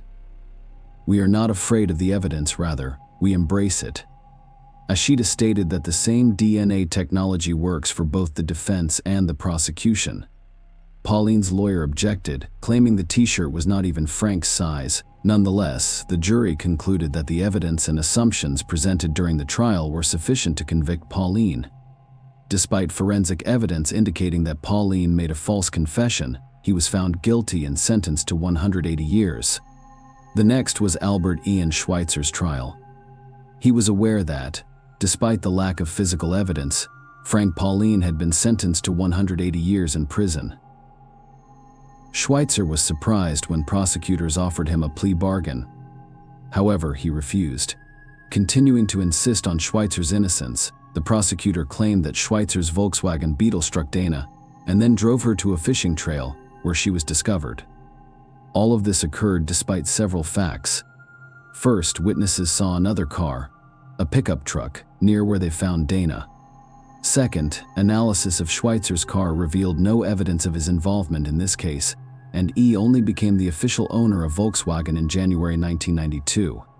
Ian Schweitzer was sentenced to 130 years in prison in 2000, based on the testimony of Michael Ortiz, who claimed to have heard Schweitzer's confession and the allegedly unusual circumstance of scratches on his car's bumper. Sean Schweitzer accepted a plea deal after his older brother was convicted. He and his family changed their minds and decided not to pursue his innocence, fearing that the justice system would fail them again. Sean Schweitzer eventually pleaded guilty to lesser charges of kidnapping and involuntary deprivation of life. Sean Schweitzer agreed to accuse his brother and Frank Pauline of Dana's death and submit to a polygraph test to demonstrate his honesty in confessing to the crime and reporting the details. As stated in court documents, the test was administered on March 24, 2000, by a polygraph examiner from the State Attorney General's office. Sean Schweitzer's account of what happened was not truthful. In other words, he lied about his role in Dana Ireland's death. However, despite failing the test, he was offered a plea deal, and here's why. Deputy Prosecutor Lincoln Ashita gave the judge a different statement. According to court transcripts, Ashita stated that Schweitzer passed the polygraph, indicating that he was not deceptive in any of the questions. Sean Schweitzer was sentenced to 5 years probation, with 18 months of credit for time served. Sean told Hawaii News in an interview after his release that the agreement with the prosecutor's office was made by his family.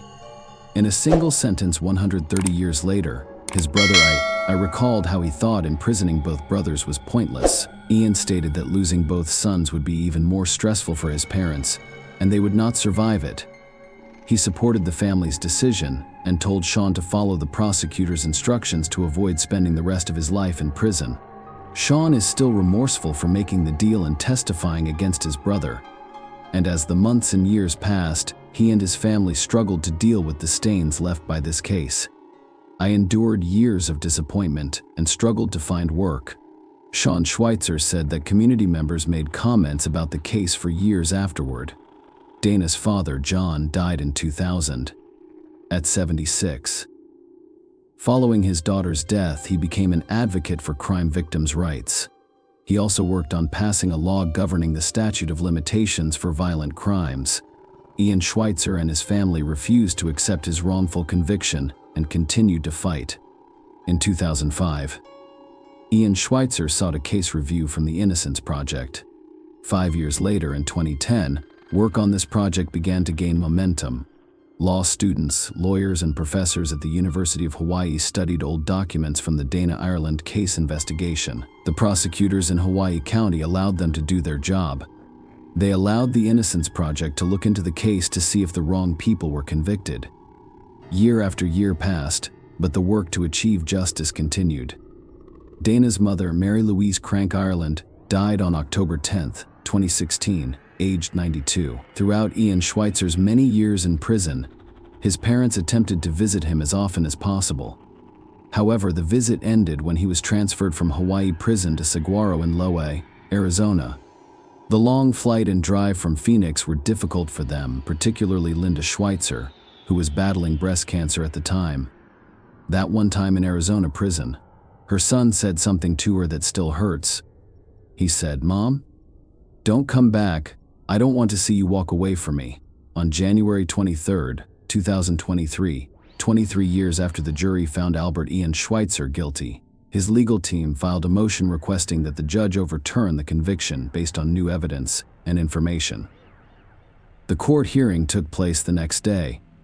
A few hours after Ian's team filed the motion, a state deputy sheriff transported Schweitzer from Arizona's Saguaro Correctional Center and escorted him on several flights to Hilo. They made it in time for the hearing. After a long night at the hotel, his family met at the Hilo courthouse. The next morning, they were eager to see Ian Schweitzer, who had only arrived on the island hours before. He was wearing an Aloha shirt provided by his legal team. Schweitzer smiled when he entered the courtroom. His legal team presented new evidence in court. Nancy Den, a DNA expert, testified at the trial. They retested all of the items using advanced methods that had not been used in the previous tests. The technology was better explained and improved in the sense that we can now see things that we couldn't see before. In 2000, the authorities stated that there was too much Dana Ireland's blood on the t-shirt, which is why no DNA of Frank Pauline or the Schweitzer brothers was found on it. However, Scientists who studied the Innocence Project evidence used modern technology to distinguish Dana Ireland's DNA from other DNA found on t-shirts. They discovered seminal fluid and sweat from the armpit on it. Nancy Dean, a DNA expert, testified that the DNA on the t-shirt and Dana's body belonged to the same person. However, this person was not Frank Pauline or one of the Schweitzer brothers, following his statement. A tire tread expert testified remotely, telling the court that Schweitzer's Volkswagen could not have left tracks at both crime scenes. In his opinion, a larger vehicle, such as a truck, SUV, or van, left those tracks. Dentist Adam Freeman was the last to testify. Ireland had an injury on her left breast that prosecutors initially believed was a human bite mark. But Freeman claimed it was not a bite mark. This case exemplifies poor forensic science, as the bite marks are flawed.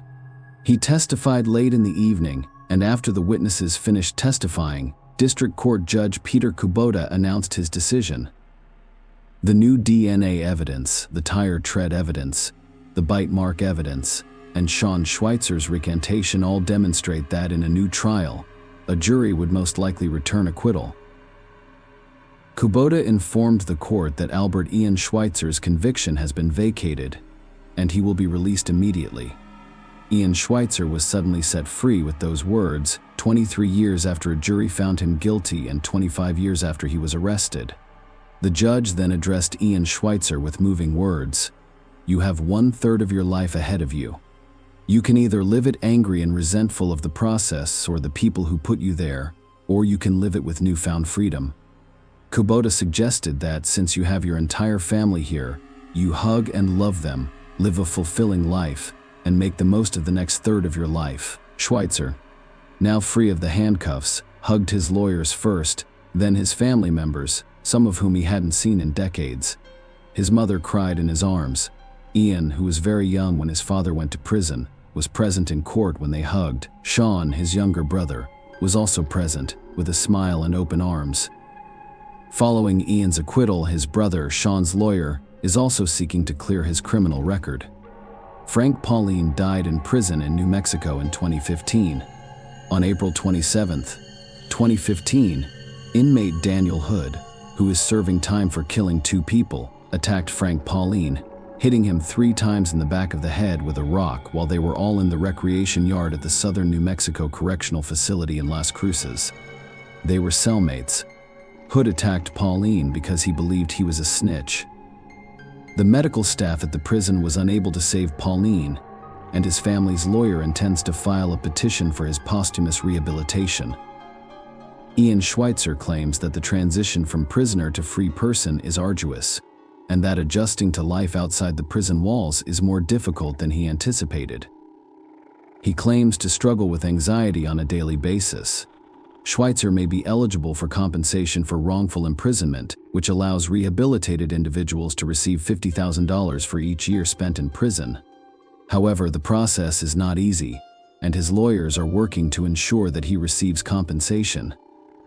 3 decades later, the Dana Ireland case remains open, and investigators are hopeful that new methods of DNA testing and genealogy will allow them to find the person who destroyed the Ireland family's life.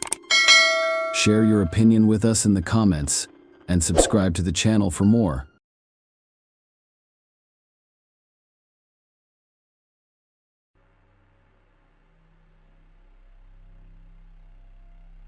Hey guys, welcome to my channel, and today we're going to take a look at another horrible case with you. This video investigates a story that occurred in 2014. The case of Charlie Scott, a 27-year-old young woman, drew the attention of some of Hawaii's most prominent television stations, becoming one of the most high-profile cases in the state's history. Carly Joanne Charlie Scott was born on November 24, 1986, in California, USA. She was Kimberlyn and Robert Scott's daughter. Her family members referred to her as Charlie, so I'll use that name from now on. Charlie had several sisters with whom she was extremely close. After her parents' divorce, she was raised by her mother and stepfather. Charlie and her family had been living on the Hawaiian island of Maui for several years by 2014. Charlie was about to graduate from cosmetology school and hoped to open a beauty salon for dogs. She was very fond of dogs and owned 2 of them. Charlie had some difficulties in her life, which I will discuss later, but she was a happy and optimistic young woman with a positive outlook on the future. Charlie lived in Makawayo, Wow, with her 2 dogs and was last seen on February 9, 2014, at a family gathering in Haiku at her sister's house, about 6 miles from Makawa. Charlie was supposed to see her family the next day, but she failed to show up. Her mother, Kimberlyn, became concerned when she couldn't reach Charlie that evening, so she and her other daughter, Phaedra, drove to Makawayo. When they arrived at Charlie's house, it was already around 9 p.m. It had been 24 hours since they last saw her. Kimberly's first observation was that her daughter's vehicle was not in the driveway. Charlie had a silver 1997 Toyota 4Runner with Hawaiian license plates and a lead skull embedded in the grille. The front door was locked, but the window remained open. So Phaedra snuck into the house and unlocked the front door for her mother, allowing Kimberlyn inside. The house was orderly, with everything in its proper place. Kimberlyn and Phaedra searched every room, but there was no one in the house except one of the dogs. Charlie had disappeared, along with her other dog, Nala. This was an unusual situation because Charlie had never left without informing any of her family members. Her family's anxiety was growing by the minute as they were unable to reach Charlie. None of her friends knew where she was either. Kimberlyn had always maintained contact with her family, which gave her a bad feeling. Charlie was 5 months pregnant, which made the situation even more concerning. Pregnant women rarely disappear unless something bad happens to them. Charlie's disappearance was reported to the police. Charlie and Stephen Capobianco met in 2009 and were together for 2 years in Makawayo, Wow, on the stunning Hawaiian island of Maui. While the red-headed Charlie was obsessed with her boyfriend, Stephen told his friends they were only roommates and avoided taking pictures with her. Their relationship was complicated, and no matter how harshly Stephen treated Charlie, she was willing to completely forgive him. Charlie had broken up with Stephen several years before her disappearance, but she remained desperately in love with him. Stephen had found a new girlfriend, but he kept a secret relationship with Charlie, so they remained intimate even after their breakup. When Charlie, 27, tried to move on, she discovered she was pregnant with Stephen's child. Her maternal instincts kicked in, and she was eager to be a mother. When she discovered she was having a boy, she named him Joshua. However, Stephen, 24, was not eager to become a father. They visited a family planning center together to discuss terminating the pregnancy. Stephen insisted that Charlie have an abortion, but she chose not to do so and decided to raise the child alone. When he discovered this, he became extremely angry. Charlie did not force Stephen to marry her. She was simply overjoyed about becoming a mother. Charlie's decision was supported by her family, and we are prepared to provide her with any assistance she requires. Kimberlyn alerted the police about her daughter's disappearance.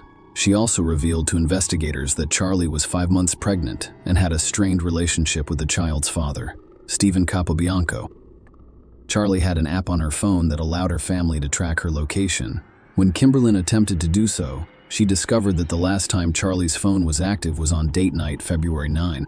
Charlie was supposed to return home to Makawayo, Wow, after spending the day in Haiku at her sister's house. However, she took a completely different path. She took the Hana Highway towards Hiko, and the last time her phone was active, she was 30 miles from home. Charlie saw no reason to drive there. But Kimberlyn knew her daughter was willing to comply with any request from Stephen. When she filed a missing persons report, Kimberlyn informed investigators that Stephen Capobianco may have been involved in Charlie's disappearance. Kimberlyn and Charlie's sister Phaedra, unwilling to sit idle, got in their car the next morning and drove toward Haiku on the Hana Highway. The Hana Highway is extremely dangerous, with sharp turns, descent, and one-way traffic sections. Nothing was discovered where Charlie's cell phone was last active. It was just a stretch of road with no reason or location to stop. Kimberlyn and Phaedra would find convenient places to pull over, get out of the car, and shout Charlie's name, implying that she had gone off the road. They also called out for Charlie's dog, Nala, hoping that she would appear from within the woods. Kimberlyn was looking for her daughter. The police went to Stephen's house to speak with him because Charlie's family had identified him as a possible suspect in the case. Stephen informed detectives that he had seen Charlie but was unaware of her disappearance. He said his car broke down in a remote part of Maui, so he called Charlie and asked her to come and help him. Stephen's car broke down approximately 3 miles from where Charlie's cell phone was last active. Stephen stated that Charlie helped him start his car, after which they drove in the direction of Makawao for a while. According to Stephen, he drove up front while Charlie followed behind him in case his car broke down again. At one point, he lost sight of Charlie's car in his rearview mirror, but he didn't think much about it. Assuming he was driving too fast and Charlie had fallen far behind him, he returned home and has not spoken to her since. The first disturbing discovery came 2 days after the disappearance. Charlie's dog, Nala, was discovered in Haiku, approximately 13 miles from where her cell phone was last active. After examining the dog, investigators determined that Nala had been transported to Haiku by someone. If she had traveled 13 miles over the rugged terrain on her own, her paws would have been marked and scuffed, but they were fine. Meanwhile, the police had expanded the search area, but the number of officers available was limited. As a result, Kimberlyn requested assistance from the Maui community in finding her daughter. Hundreds of volunteers responded to the request. Flyers featuring Charlie's picture were distributed throughout the island, and detectives urged anyone with information to come forward. The fact that Charlie was pregnant heightened the urgency of the case. On April 12, one of the volunteers made a startling discovery that stunned Charlie Scott's family. A car belonging to her was discovered completely burned out 10 miles from her home and far from where her phone was last used. When volunteers discovered the vehicle, it lay on its side. The only thing that reassured Charlie's family in this situation was the absence of any remains in the car. This gave her the hope that she was still alive. Perhaps someone stole her car and decided to burn it. While the police inspected the car for clues, Charlie's family, with the help of volunteers, investigated the location where her phone had last worked. The area was a stretch of terrain with thick and rugged vegetation, no footpaths or anything like that. Shortly before sunset, a discovery indicated that Charlie was no longer alive. Phaedra identified a CD on the ground as her sister's, and Charlie's t-shirt was next to it. Additionally, her shirt and skirt were discovered. It was obvious that this was not a car accident. Charlie's belongings were found 20 miles away from the burned-out car. When the police learned of this discovery, the investigation into her disappearance changed dramatically. Stephen Capobianco was the last person to see Charlie alive, and when word spread around the island that her belongings had been discovered, Hawaii news broke. Malika Lincoln called him to ask what he thought about it. Stephen agreed to answer questions and gave a brief interview in which he discussed his relationship with Charlie and how their last encounter went. Capobianco declined to have his voice recorded, so the interview was published. His text message, "This interview will be void," was overheard and presented as a phone conversation for your convenience. However, as I mentioned before, this is a reconstruction of the conversation. Malika Lincoln of Hawaii News interviews Stephen about the ongoing search for Charlie, his ex-girlfriend.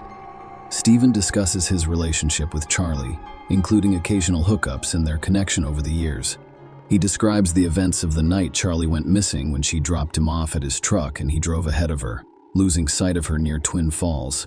Despite failing a polygraph test, Stephen denies any involvement in Charlie's disappearance and is concerned for her safety.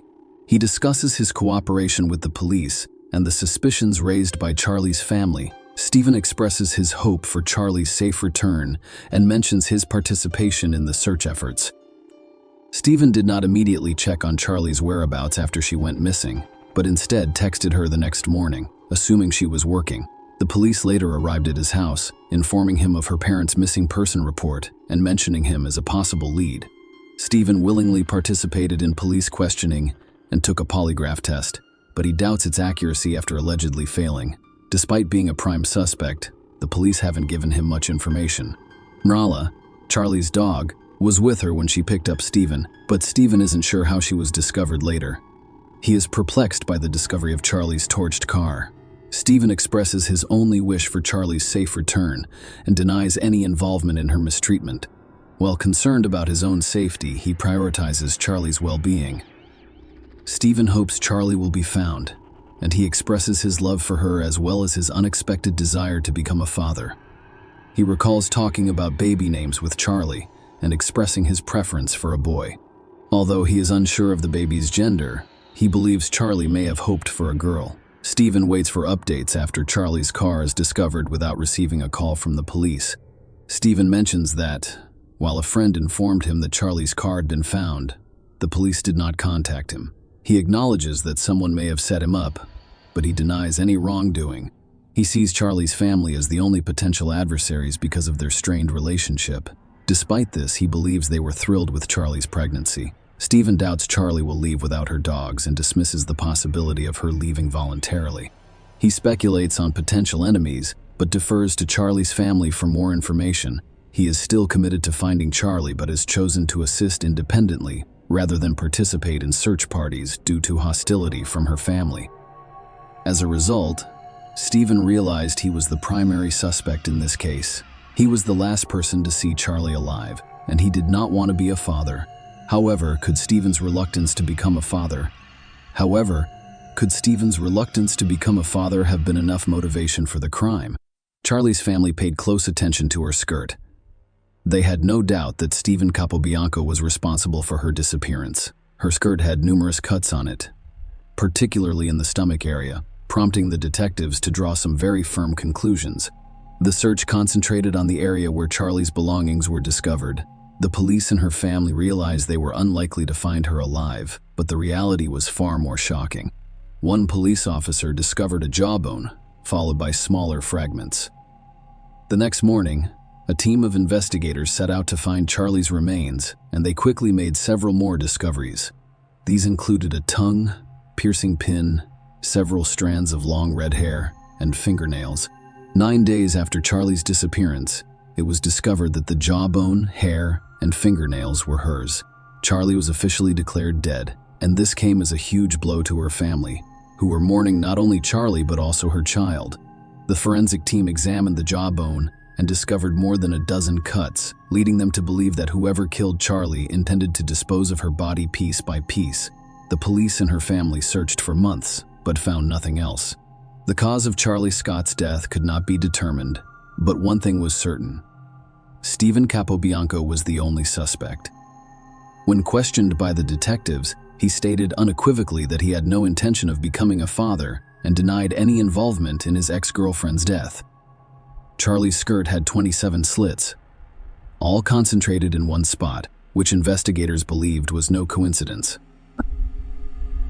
However, a single motive was insufficient for an arrest, so the police concentrated their efforts on Charlie and Stephen's phone records. Stephen had been in the area where Charlie's remains were later discovered, just hours before Kimberlyn reported her daughter's disappearance to police. His and Charlie's cell phones were close together, but then Charlie's phone was turned off and never recovered. Phone records also revealed that Stephen had visited the area where the remains were discovered at least 3 times. This evidence suggested that Capobianco made a false statement when he told the police that he returned home after Charlie assisted him with his car. Detectives speculated that he burned Charlie's car to eliminate evidence of the crime. Stephen Capobianco was arrested 5 months after Charlie disappeared. He was charged with Charlie's murder, specifically the 2nd degree, as well as 2nd-degree arson. He pleaded not guilty to both charges. Hawaii has no laws that punish the death of an unborn child, so Stephen was not charged with anything related to this. Capobianco went to trial after more than 2 years. The prosecution faced the challenge of having only circumstantial evidence. However, the prosecution presented new DNA evidence a few days before the trial began. During the investigation, genes with distinctive dark red stains were discovered. DNA testing confirmed that the stains were Charlie Scott's blood.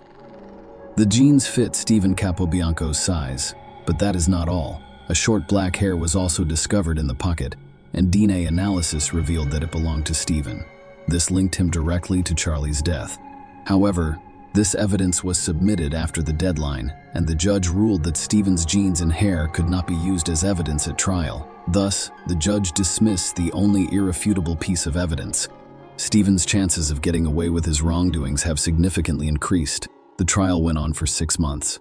During the trial, Deputy Prosecuting Attorney Robert Rivera told jurors that multiple stab wounds in the abdomen area of Charlie Scott's skirt demonstrated that Capobianco caused her pain. At a court hearing, Charlie's father, Robert Scott, stated that despite his best efforts, he was unable to break free from his anger and revenge. "It turns out it's an innate human trait in me." He described it as very strong. If the courts and justice system fail to provide this, who will? If this retribution is not met, I will exact it myself. Having said that, some things have crossed the line. John Apo, Robert Scott Polk's defense attorney, was struck in the face with his finger. You should be ashamed of yourself, and I will spit on you. According to Scott, the judge then asked the sheriff's deputies to remove Robert Scott from the courtroom, stating that this was inappropriate. On December 28, 2016, a jury found 27-year-old Stephen Capobianco guilty of all charges. He was sentenced to life in prison with the possibility of parole after 40 years for killing Charlie Scott. He received another 10 years for setting fire to her car. Since the court sentenced Capobianco to 2 consecutive sentences, his minimum sentence is 50 years before he is eligible for parole. Capobianco did not testify at his trial. Kimberlyn stated after the sentencing that she thought prison time was about the best Hawaii could offer. She claims it does not compensate her family for the loss of her daughter and unborn child Joshua, but it does provide some peace of mind. I think we're glad we made this decision. She said, I'm not completely unhappy. I'd like life to truly mean life. However, in our state, life sentences are typically for 20 years. So 40 years is a small way of recognizing the lives he took away. Another issue Charlie's parents faced was that the fragments discovered were not legally considered bodies and were held as evidence in the case, so the family was unable to remove them and bury them properly. Kimberlyn and Robert saw the remains for the first time in 2020, following a public memorial outside the Maui Police Department's Forensic Center, where they are kept as physical evidence. Flowers, photos, and an ultrasound image of her unborn son were among the emotional tributes left outside the forensic building. Following the public ceremony, her parents were given the opportunity to privately view her partial remains, including her jawbone. Robert and Kimberlyn stated that they will seek a change in the law and will continue to look for ways to give their daughter a proper burial. Share your opinion with us in the comments and subscribe to the channel for more.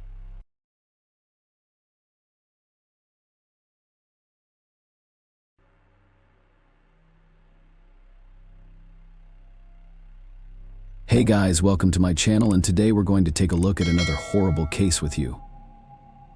Today's story is a retelling of the biblical story of the first crime on earth, as recorded in the book of Genesis, in which Cain rose up against his brother Abel and murdered him. This occurred after Cain sacrificed the earth's fruits to the Almighty, as did Abel, the firstborn lambs. To the older man's disappointment, God accepted the younger man's sacrifice while rejecting his gifts, motivated by selfish jealousy. Cain summoned Abel to the field, where he committed suicide. Unfortunately, even in the modern world, unhealthy jealousy can lead to the older brother killing the younger one. Donna and Samuel Eckerd's family endured a difficult time at the end of June 2010. Their 19-year-old son, Sean, went missing.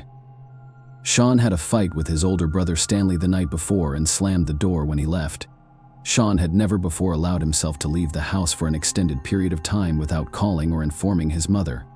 Late that night, the entire family was concerned about the young man's disappearance. However, the official search for the boy did not begin until 24 hours later. A missing person discovered that photos of a smiling, blonde-haired Sean were posted at all supermarkets and on the streets. However, after 2 days of searching, there were no results. The police held their hands up in the air as they searched for more than 2 days. Sean Paul Eckerd was officially missing. Relatives, acquaintances, and a few friends formed a group of activists who combed local establishments day and night, interviewed random passersby, and minute by minute reconstructed the guy's route that night. Without pausing the search, the police began to delve deeper into the Eckerd family's habits and rhythms in order to piece together the events leading up to Sean's disappearance. Donna and Sam Eckerd, married with a history of familial relationships. They had 6 adult children from their previous marriages, following difficulties and setbacks in their early unions. They found comfort in each other's company and settled in San Diego, California. They rented a large family home and went to the local church every weekend. The family was devout and led a quiet, unsociable life. A few years after moving in, the family welcomed a son, Stanley, and 2 years later, a second son, Sean. They both attended a good local school, and every weekend the entire family participated in church activities. The oldest children, having reached adulthood, flew away from their parents' nests across the continent to start their own families. But the Eckards were friendly.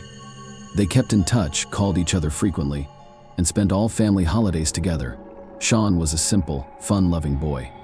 His bright appearance, charisma, and insight drew people to him like magnets. He could listen and empathize, so he made friends easily. Stanley, on the other hand, had a more reserved personality and was cautious of everything.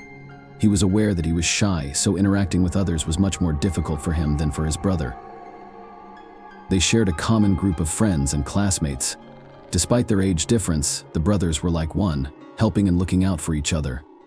The boys developed good manners and excelled in school. They were always trusting and friendly with one another. Their parents laughed when they made jokes about each other. The family valued respect above all else. Donna and Samuel raised their children with a strong faith in God, and according to God's laws, the Eckard family's life unfolded in its own unique way. The brothers' interests diverged significantly as they grew older. Sean, the youngest, participated in a music band, while Stanley, the eldest, became interested in martial arts. Each young boy's life was full of vivid memories and emotions that he shared with his family in the evenings. Sean was always first. When the family gathered before dinner to share their day's emotions, he spent the majority of the time telling stories about music, friends, and upcoming plans. Everyone listened to Sean. There was no time for Stanley, and it didn't appear that he had much to say. There are no grand plans for the future. There are no exciting stories to highlight, not even those of friends. So, Stanley humbly forwarded his brother's stories. On one such evening, Sean informed his family that he had met a neighbor girl named Mary Jane. A fragile young girl with bright brown eyes and long blonde hair put Sean in a trance. Through the open window of the girl's home, he heard a magical piano playing, as if mesmerizing. Sean's confidence in his own charm enabled him to walk out of such a funny situation with dignity and meet the girl he liked. Despite the fact that she was a few years older than Sean, they maintained a friendly relationship. The company's soul shone through, and they organized picnics to which Mary Jane was invited. They walked a lot, went to parks, and visited observation decks. The burgeoning adolescent love affair was cut short by the harsh realities of adulthood. The Eckards were devastated to learn of Donna's elderly mother, Sean, and Stanley's grandmother's illness. In search of prosperity, parents attempted to consider the interests of each family member. However, the decision makes a fundamental change in the life of the entire family. Sean did not want to leave his native land, his friends, or his mother, Mary Jane. But the parents' decision had already been made. The Eckards leave the city where their children were born and raised and relocate to another state.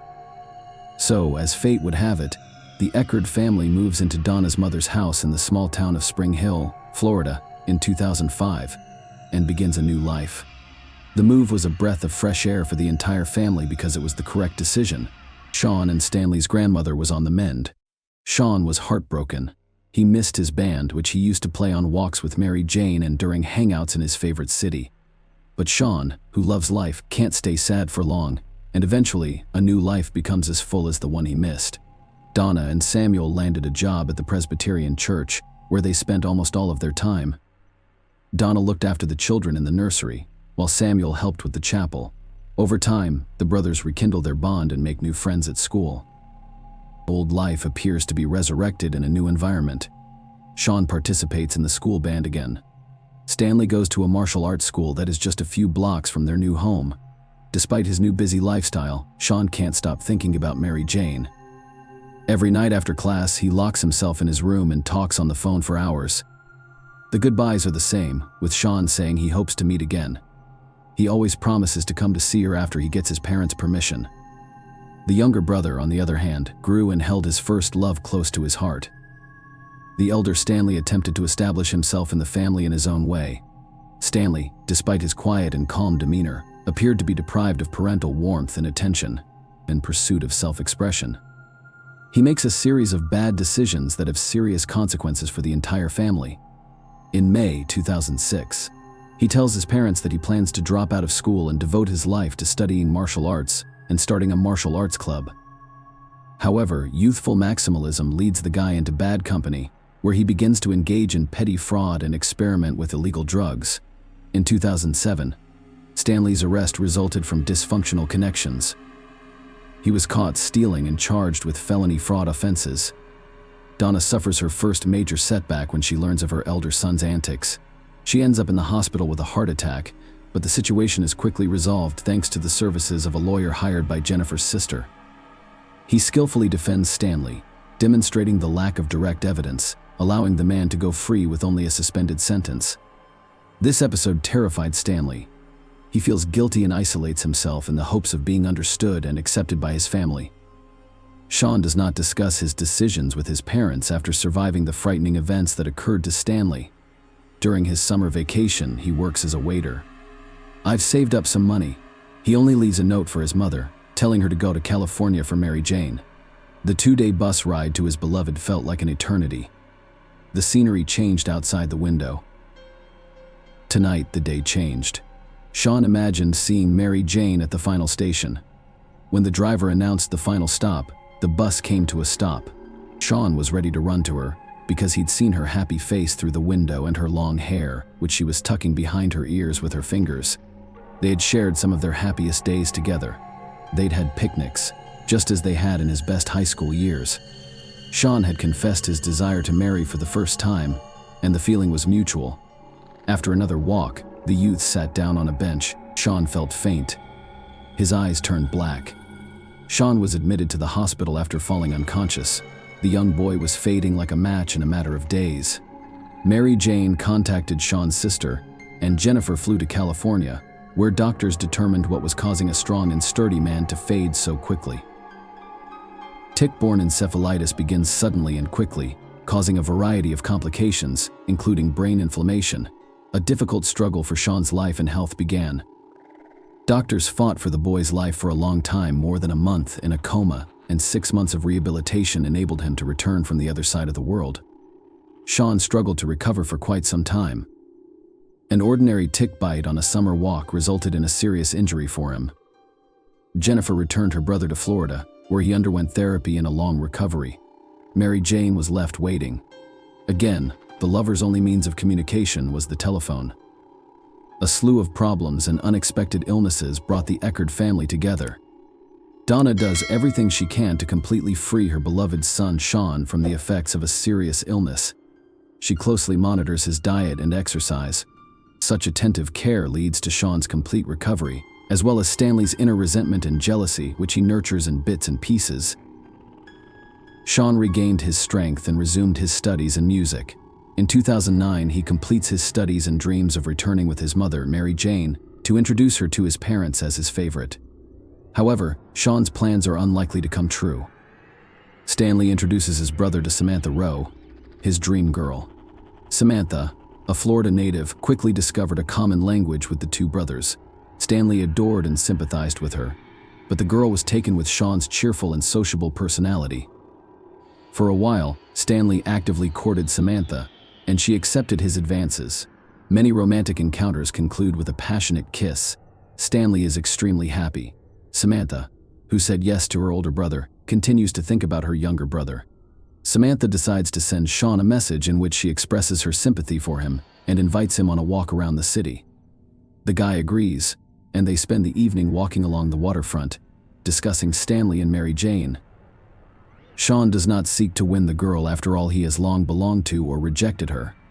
Samantha sends a message to Stanley, informing him that Sean has been seeing her, and he admits that he also likes her. Stanley was infuriated. That same evening, he went up to his brother's room, where they talked. The brothers began by speaking quietly, but their words quickly became shouts, and then there was complete silence. The parents were present, but the brothers occasionally clarified relations quite loudly, so they saw nothing unusual in what had occurred. Mom was the first to notice Sean was missing. He had not returned her calls. Recalling the evening before Stanley's explanation, Sean had left home after an argument. After 2 days of searching, the police received a terrifying call. Jennifer, Sean's sister, made the call. The dispatcher who took the call only heard a woman scream into the receiver. A piercing male moan was heard in the background. After several requests to calm down, the dispatcher finally records the request for assistance. Jennifer continues to scream. She pleads for assistance and reports, "Oh, damn it, my brother Stanley murdered Sean. He's inside the house, talking to his mother. His father is freaking out while lying over his dead son, who has been buried since early Saturday morning." Damn it. I'm begging for assistance. Police officers who arrived at the scene of the tragedy witnessed a horrific scene. In the backyard of the house, Samuel was kneeling, his hands dripping with earth. He was screaming as he pulled his son's body from the damp earth, attempting to wipe it away. In an instant, a quiet neighborhood with sculpted lawns, where the two young brothers frequently waved to neighbors, became the site of a violent tragedy. And now the Eckerd family, who once raised two sons, is haunted by the memory of digging in the ground and discovering one of their sons, while watching the other son be handcuffed and taken away. Stanley Eckerd was arrested on suspicion of premeditated murder. During his first interrogation, he admitted that he had no intention of killing his brother.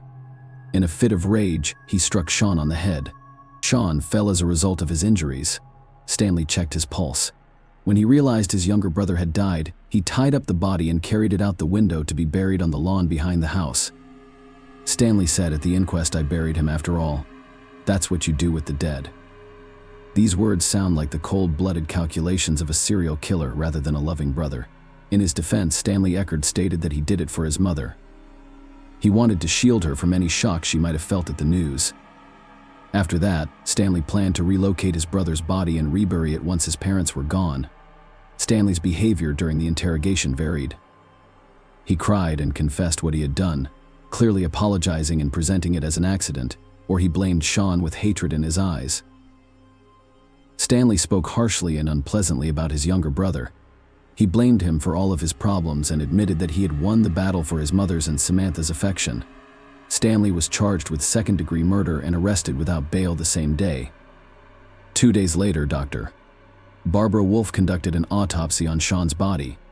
She presented the court with the results of the forensic examination, which revealed that the victim's neck had bruising under the skin and rope marks, indicating that the neck had been compressed to make breathing difficult. The examination determined that the death was caused by an inflicted head injury and asphyxiation. Assistant State Attorney Pete Marino investigated the case. The first hearing began on February 25, 2011, and was presided over by District Judge Stephen. Donna and Samuel Eckerd, Stanley's parents, rushed to the second row. On April 9, 2013, they wept as they watched their oldest son be escorted into the courtroom.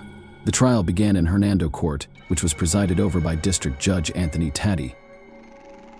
Attorney Alan Hunter led the defense, while Pete remained on the prosecution's side. The primary goal of the prosecution was to persuade the jury that Stanley had meticulously planned the crime. According to defense attorney Allen, the tragic outcome stemmed from a spontaneous fight. In conclusion, Allen urged the jury to take note of Stanley's attempt to conceal the crime in the name of good intentions. Stanley Eckerd was charged with first-degree premeditated murder, which carries a mandatory life sentence if convicted. Sentencing was scheduled for May 13th. Stanley's fate lay in the hands of District Judge Anthony Taddy, who presided over the 5-day trial. Second-degree murder carries a maximum sentence of life imprisonment. Stanley Elias Eckerd always claimed that he had no intention of killing his brother 3 years ago, before burying him in the front yard of the house.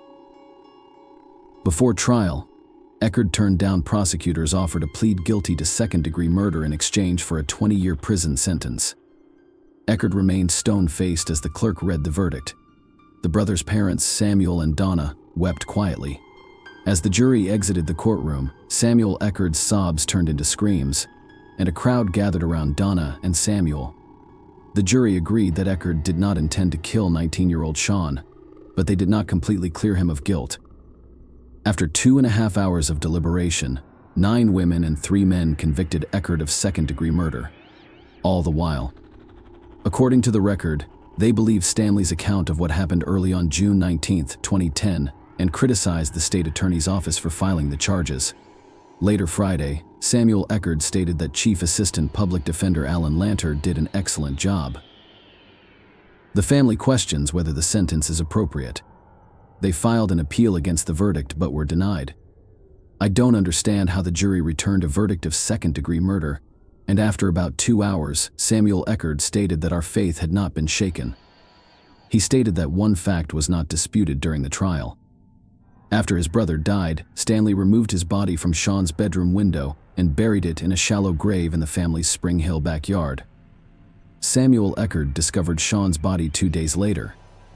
During his closing arguments at trial, Assistant State's Attorney Pete Marino showed jurors photos of Sean's dirt-covered body lying in a fetal position. "This isn't a detective novel case," but Marino said. He stated that when detectives questioned Stanley on the day his brother's body was discovered, he changed his testimony. 6 times he claimed he had no knowledge of Sean's death until 2 days after his brother's funeral. According to Marino, Stanley sent messages from Sean's cell phone to family members, claiming that Sean had traveled to California to stay with his girlfriend, Mary Jane. On Sean's behalf, he also wrote to Samantha, telling her that he didn't want to communicate and that she should focus on Stanley. After several hours of questioning, Stanley revealed that Sean died during a struggle in the bedroom that morning. He claimed to hear a snap in his brother's neck as they fell to the ground. He then hid Sean's body to protect his mother, Donna, who has a weakened heart. He stated that he planned to tell his father after his mother left on a trip. The defendant's hand injuries constitute murder, according to Magazzino, who also cited testimony and Stanley's statements to detectives about rising tensions over Samantha Rowe. He also brought up testimony about a conversation Stanley had with his brother and a friend about revenge in the weeks leading up to Sean's death.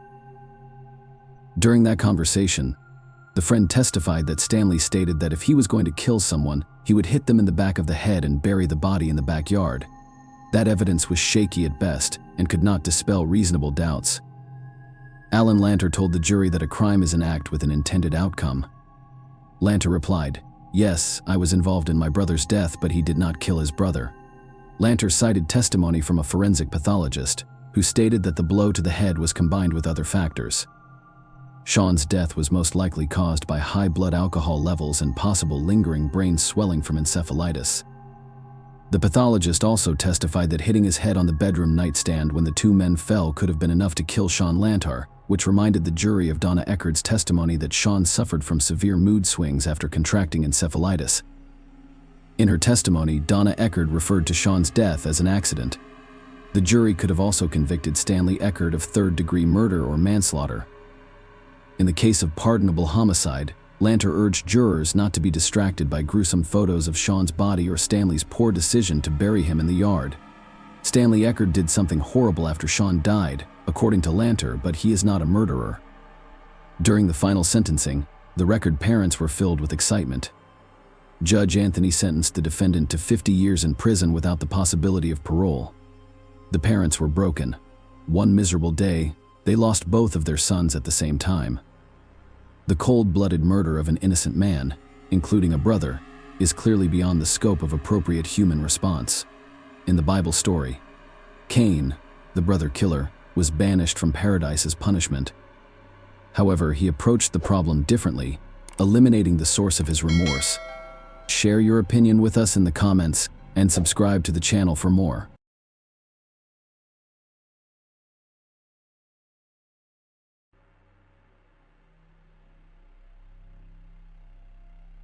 Hey guys, welcome to my channel, and today we're going to take a look at another horrible case with you. In this video, we will discuss what happened in 2021. Ashley Wadsworth, 19, was filled with hope when she left her family home in Canada for the United Kingdom. She flew over 4,000 miles to meet the man she'd been chatting with online for years. In this video, we'll look at how online dating can end. Ashley, born on July 25, 2002 in Vernon, British Columbia, was the youngest of Kenneth Wadsworth and Christy Gendron's 2 daughters. Ashley intends to pursue further education after graduating from high school. She enjoyed spending time with her family and friends. Everyone adored her. The girl brought joy to others. Ashley was an avid traveler who enjoyed art, skiing, swimming, tennis, and other outdoor activities. Vernon, located about 270 miles northeast of Vancouver, has a population of approximately 43,000 people. Ashley wanted to leave this place and visit other cities and countries. Most importantly, she wanted to visit the United Kingdom. This was not a spontaneous dream. Ashley did not have a smartphone when she was 12 years old, unlike her peers.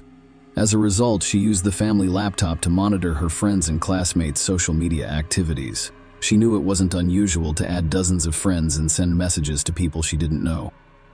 In 2015, a Vernon friend introduced her online to Jack Seppel, an English boy. Ashley was 12 years old at the time, while Jack was 16. She had always been interested in the world. The fact that Jack lived on another continent piqued her interest in him. He was like a portal to faraway and unknown places. At the time, Jack lived with his mother in Chelmsford, a city of approximately 180,000 people located an hour's drive from London. Ashley was a very outgoing individual. Jack, on the other hand, appeared to be more withdrawn. It appeared that his primary interest was social media. Their 3.5-year age difference did not seem unusual because they were pen pals, but over time they grew closer. They spoke every day, and after about 2 months, Ashley began mentioning Jack in conversations with her parents and older sister Haley. Ashley's parents, Christy and Kenneth, are divorced. Their relationship with their children, on the other hand, remained unchanged. Ashley's mother was wary of the developing relationship, fearing that someone else was hiding behind the teenagers' photos. Christy relaxed after Ashley and Jack began FaceTiming in the family living room. She occasionally even greeted Jack. The woman liked his English accent, but Christy expected her daughter's interest in him to fade. However, the girl fell in love. For 7 years, Jack and Ashley communicated via text and FaceTime. They occasionally quarreled and stopped communicating. However, these periods were brief.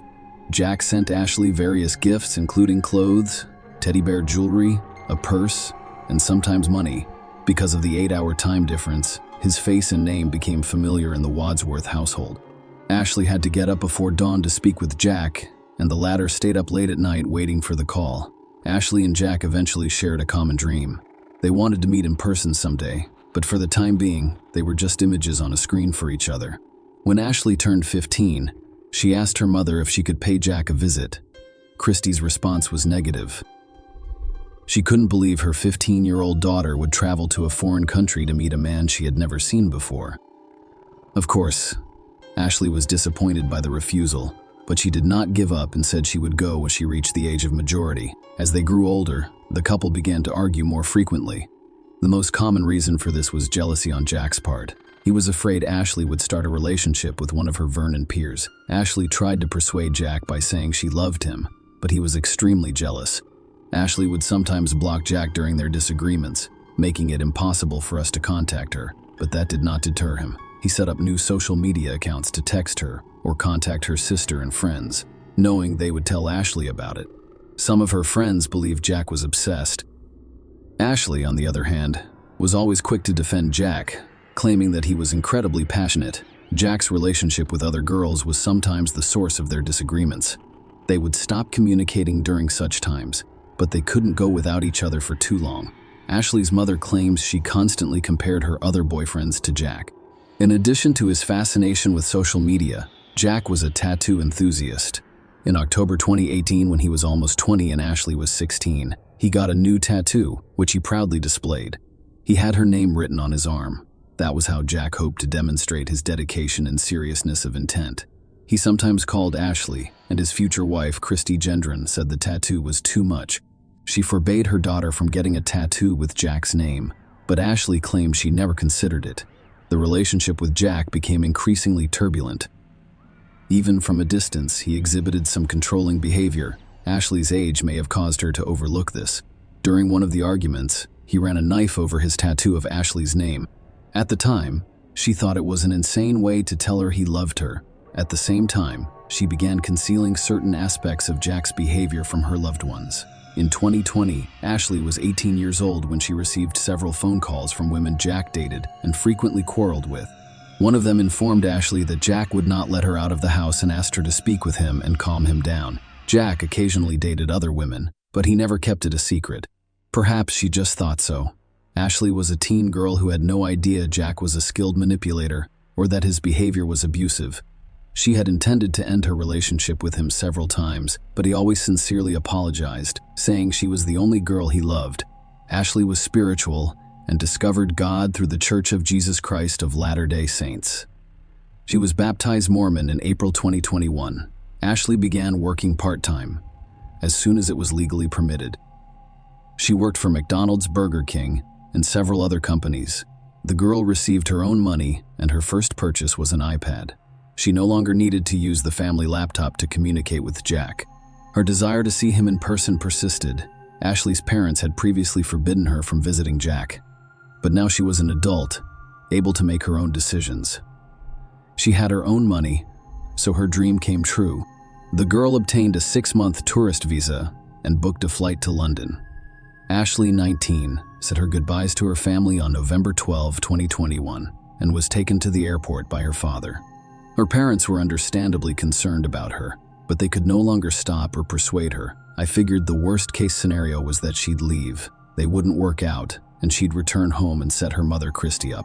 Ashley sent a Snapchat message to her family while waiting for the plane to depart. "I'm on my plane," and she said it's huge. After 7 years of online communication and 10 hours on a plane, the couple finally met in person. It was an exciting experience for both of them. Ashley's friends and family watched as she shared photos of herself and Jack on social media. She appeared to be happy. Ashley moved into Jack's house in northwest Chelmsford, where he has been living since 2020. Their story resembled a fairy tale. Ashley's family had no idea this love story would end so badly, but everything appeared to be going well so far. Ashley posted photos from her trips with Jack. They traveled to many places and appeared to be a happy couple in every published photo. Ashley had imagined Jack to be like after communicating with him online for so many years. That is, he was not striving to be perfect. Jack was kind and sentimental. He was occasionally angry, displaying his bad temper. They spent all of their time together because Jack was unemployed and was supported by his mother, who lived nearby. Ashley was unable to find work because she was a tourist in the United Kingdom. She noticed that Jack didn't have any friends.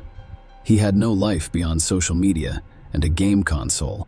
He soon demonstrated the first signs of controlling behavior. He didn't like Ashley's conversation with one of the neighbors.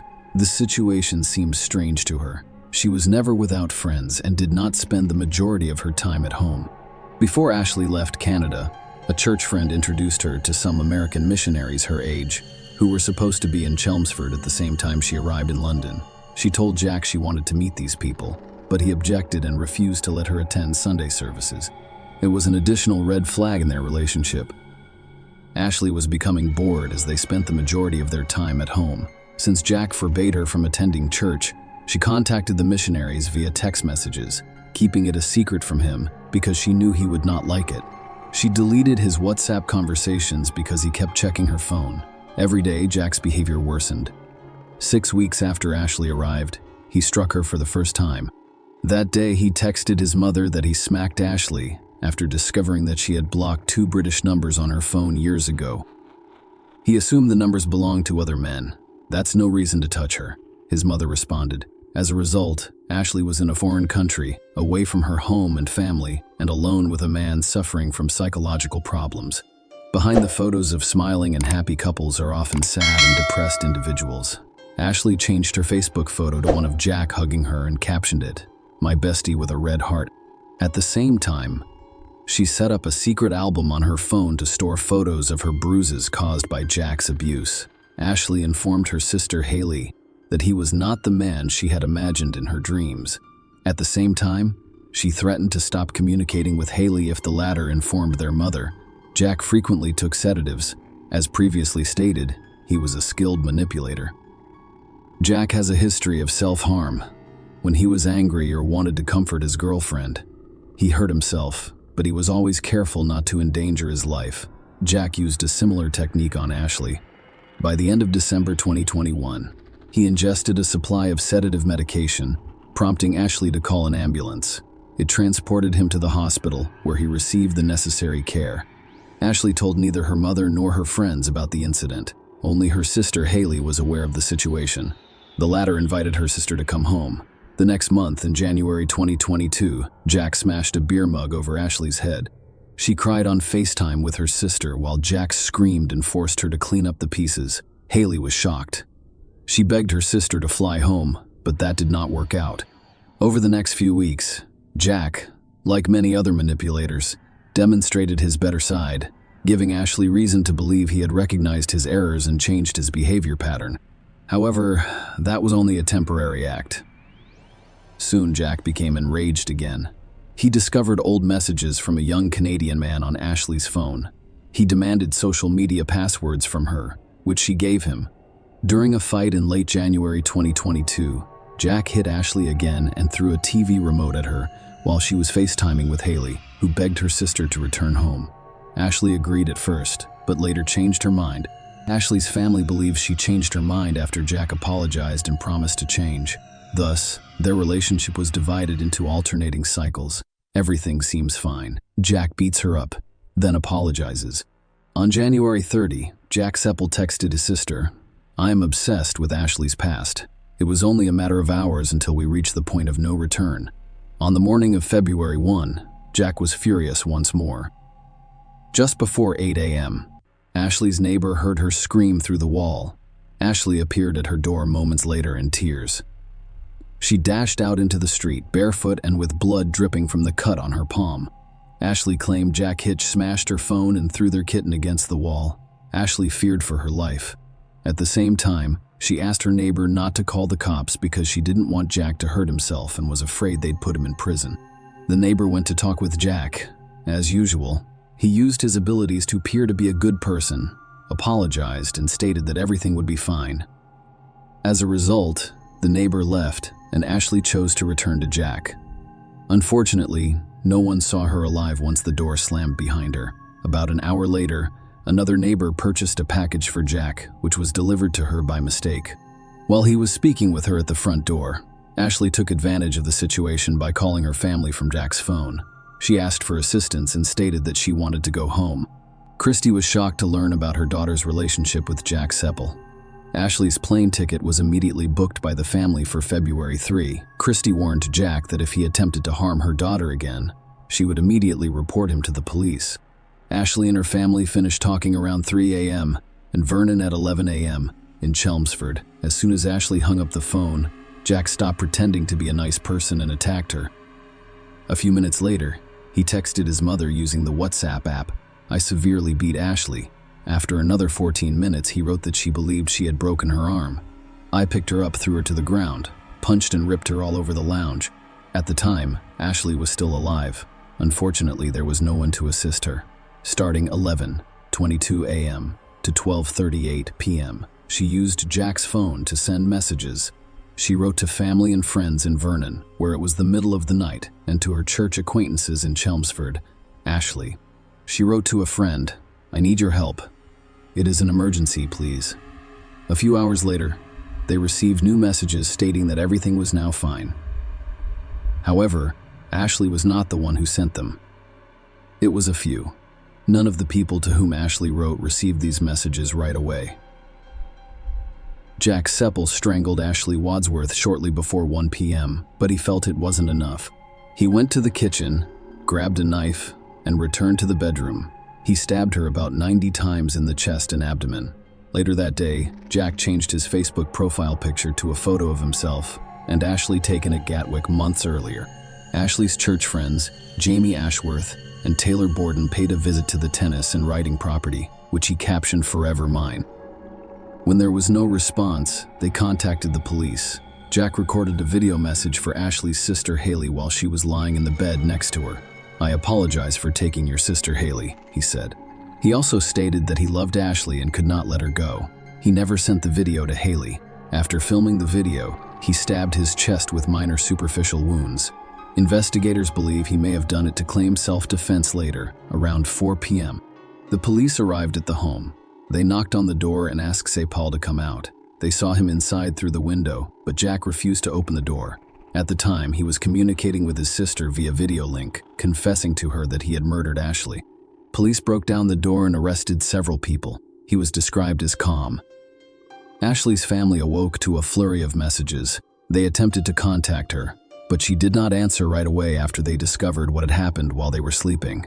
Kenneth Wadsworth, Ashley's father, will never forget the day of February 1. He awoke to find out that his daughter had died. He describes your heartbreak as extremely difficult. That's your baby girl, and she's left. There are no words to describe that sorrow.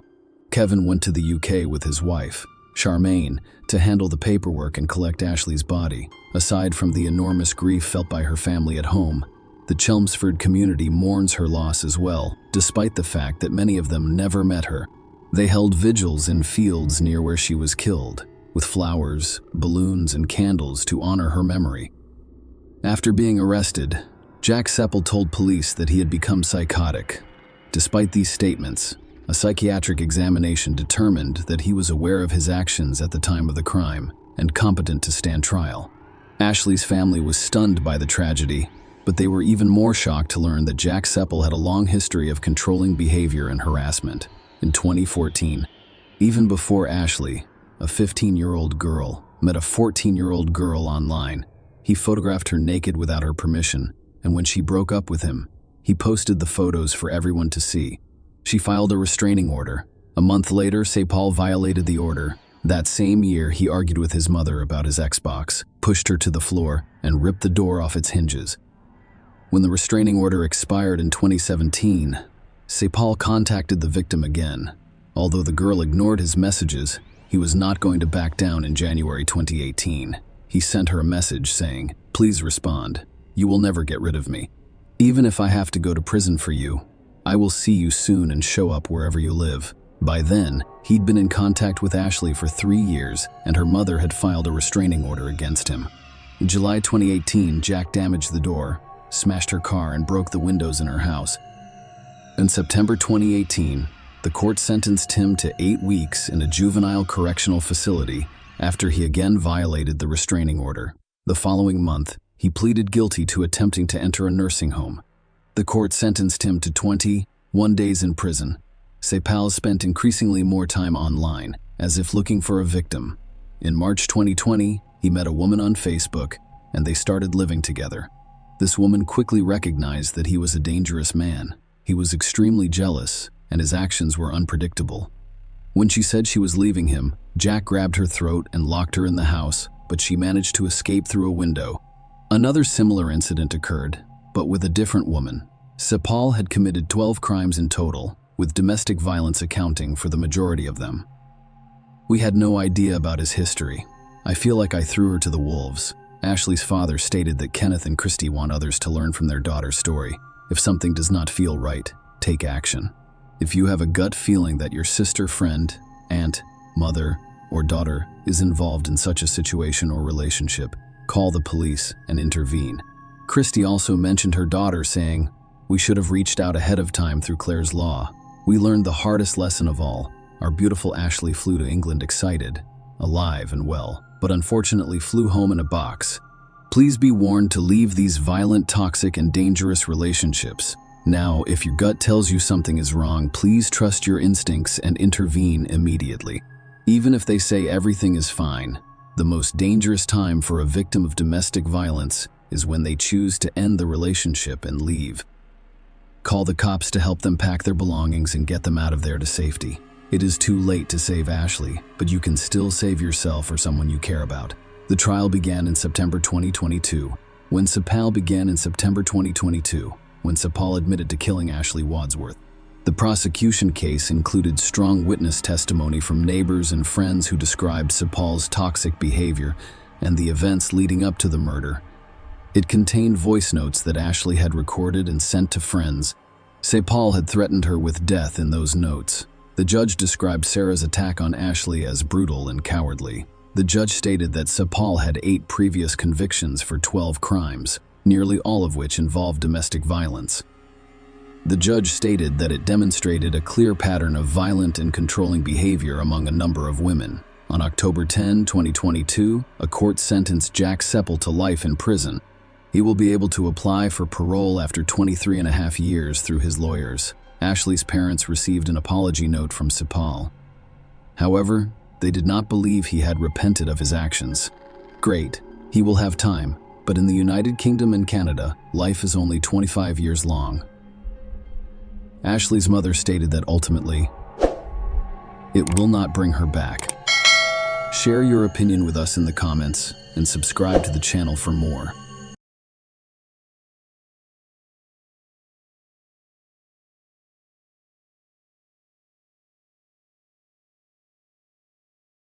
Hey guys, welcome to my channel, and today we're going to take a look at another horrible case with you.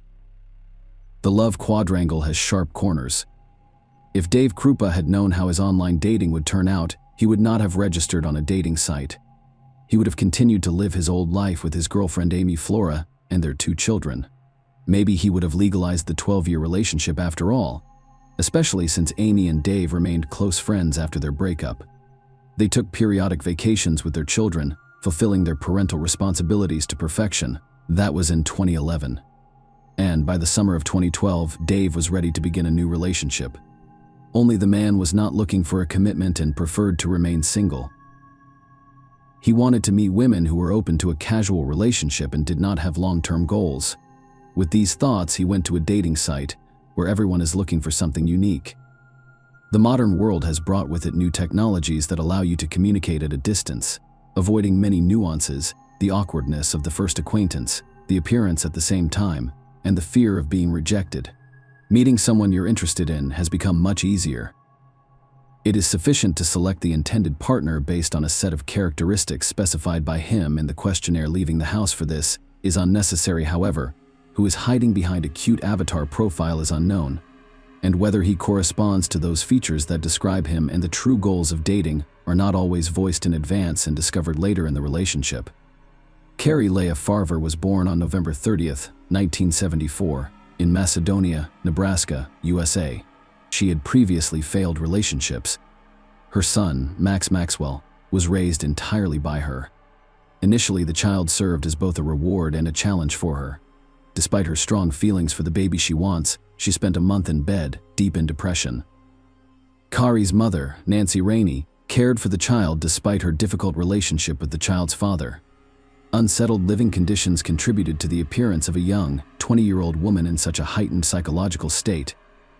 Doctors eventually diagnosed Farver with bipolar disorder. People with this diagnosis are like two halves of the same coin. The individual experiences extremes. His mood becomes either too good or too bad. Euphoria, increased efficiency, and extreme friendliness give way to depression, bitterness, impotence, and other negative emotions. The disease severely disrupts a person's normal life. However, in the early 2000s, Kari's doctor discovered an effective treatment for her, allowing her to live a normal life. The question of whether she wanted to settle her personal life is rhetorical.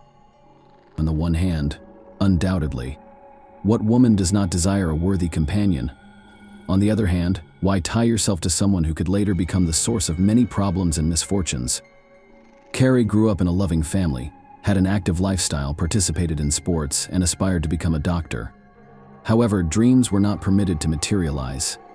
At her first practice at the medical college, the girl lost consciousness when she saw blood. As a result, she decided not to put her own or her patient's health at risk. She studied to be a programmer. In the fall of 2012, Carrie was offered a good job in Omaha, a neighboring city. She couldn't pass up the opportunities that lay ahead of her, so she accepted the offer. Since Max was in middle school, he did not want to leave his familiar surroundings and relocate with his mother. He continued to live with his grandmother in Macedonia. Amy Long, Carrie Farver's friend, recalled how she couldn't help but be noticed. When she walked into a room, everyone focused on her and her radiant smile. Perhaps that's what Dave Krupa liked about her on that November day in 2012. Carrie met Dave at the auto repair shop where he works. While looking at Kari's Ford Explorer, he realized he was very attracted to her. She was showing me something inside the car, and we were standing there, very close, with some tension. Dave later recalled how quickly the date arrived. And then they went up to Dave's house, only to have their privacy invaded by numerous calls and messages from a certain Liz, who later stopped by the man's apartment to pick up something left for her earlier. David informed Kari that this was his former partner, Liz Goliar, whom he met on a dating site about 6 months ago and had been dating for a while. He also explained that the woman was extremely clingy, which was the cause of their breakup. Carrie was very understanding, so she was not surprised when she noticed another woman in the man's apartment. After all, everyone has a unique handle on this suitcase from the past that occasionally makes itself known. So Carrie remained unconcerned, but Liz was clearly disturbed to see a strange woman in Dave's home. 2 weeks after moving in, Carrie started dating Dave. They had previously discussed their relationship and agreed to a brief, unencumbered affair. Shanna Elizabeth Goliar, also known as Liz, was the first person Dave met online in 2012. Liz was born in 1975 in Michigan. Dave liked her at first. She claimed that she was not looking for a serious relationship, especially since she was a mother, and that she should spend the majority of her time with her children rather than men. By the way, they both had children of similar ages. Dave repeatedly stated that Liz was unlikely to be a real-life partner for him. She wasn't well-read or educated, which was important in a man-woman relationship. They had few topics of conversation, and the relationship was more focused on the horizontal. Liz became curious about what Dave was doing in her absence and who he was seeing, but the man repeatedly reminded her that they were in an open relationship and she shouldn't be concerned. Dave also told her that she could do whatever she wanted and that he did not stop her from dating other men. However, Liz appears to be dissatisfied with this. She began to pester Dave more and more. Liz was most envious of Dave's children and their mother, Amy. She couldn't understand how they maintained a warm relationship after their breakup. Liz's actions eventually drove Dave away. Then Carrie appeared on the horizon. Carrie was beautiful and intelligent. Dave could talk to her for hours and they agreed on everything. I felt as if I had hit the jackpot, Dave claimed, and Liz, sensing that the man was drifting away from her, began to remind him of himself through increased activity. She texted, emailed, and called. He wasn't about to stop seeing Carrie or anyone else for her. Carrie and Dave started spending more and more nights together. Dave allowed himself to do this because it was convenient for Carrie to get to work, and he liked her company. Carrie pretended she wasn't looking for anything serious and was simply enjoying herself. In December 2015, Liz was shot. The woman probably guessed who it was. Fortunately, the wound did not prove fatal. This cannot continue any longer. I need to do something about it, Liz reflected. On November 13, 2012, I will leave for work.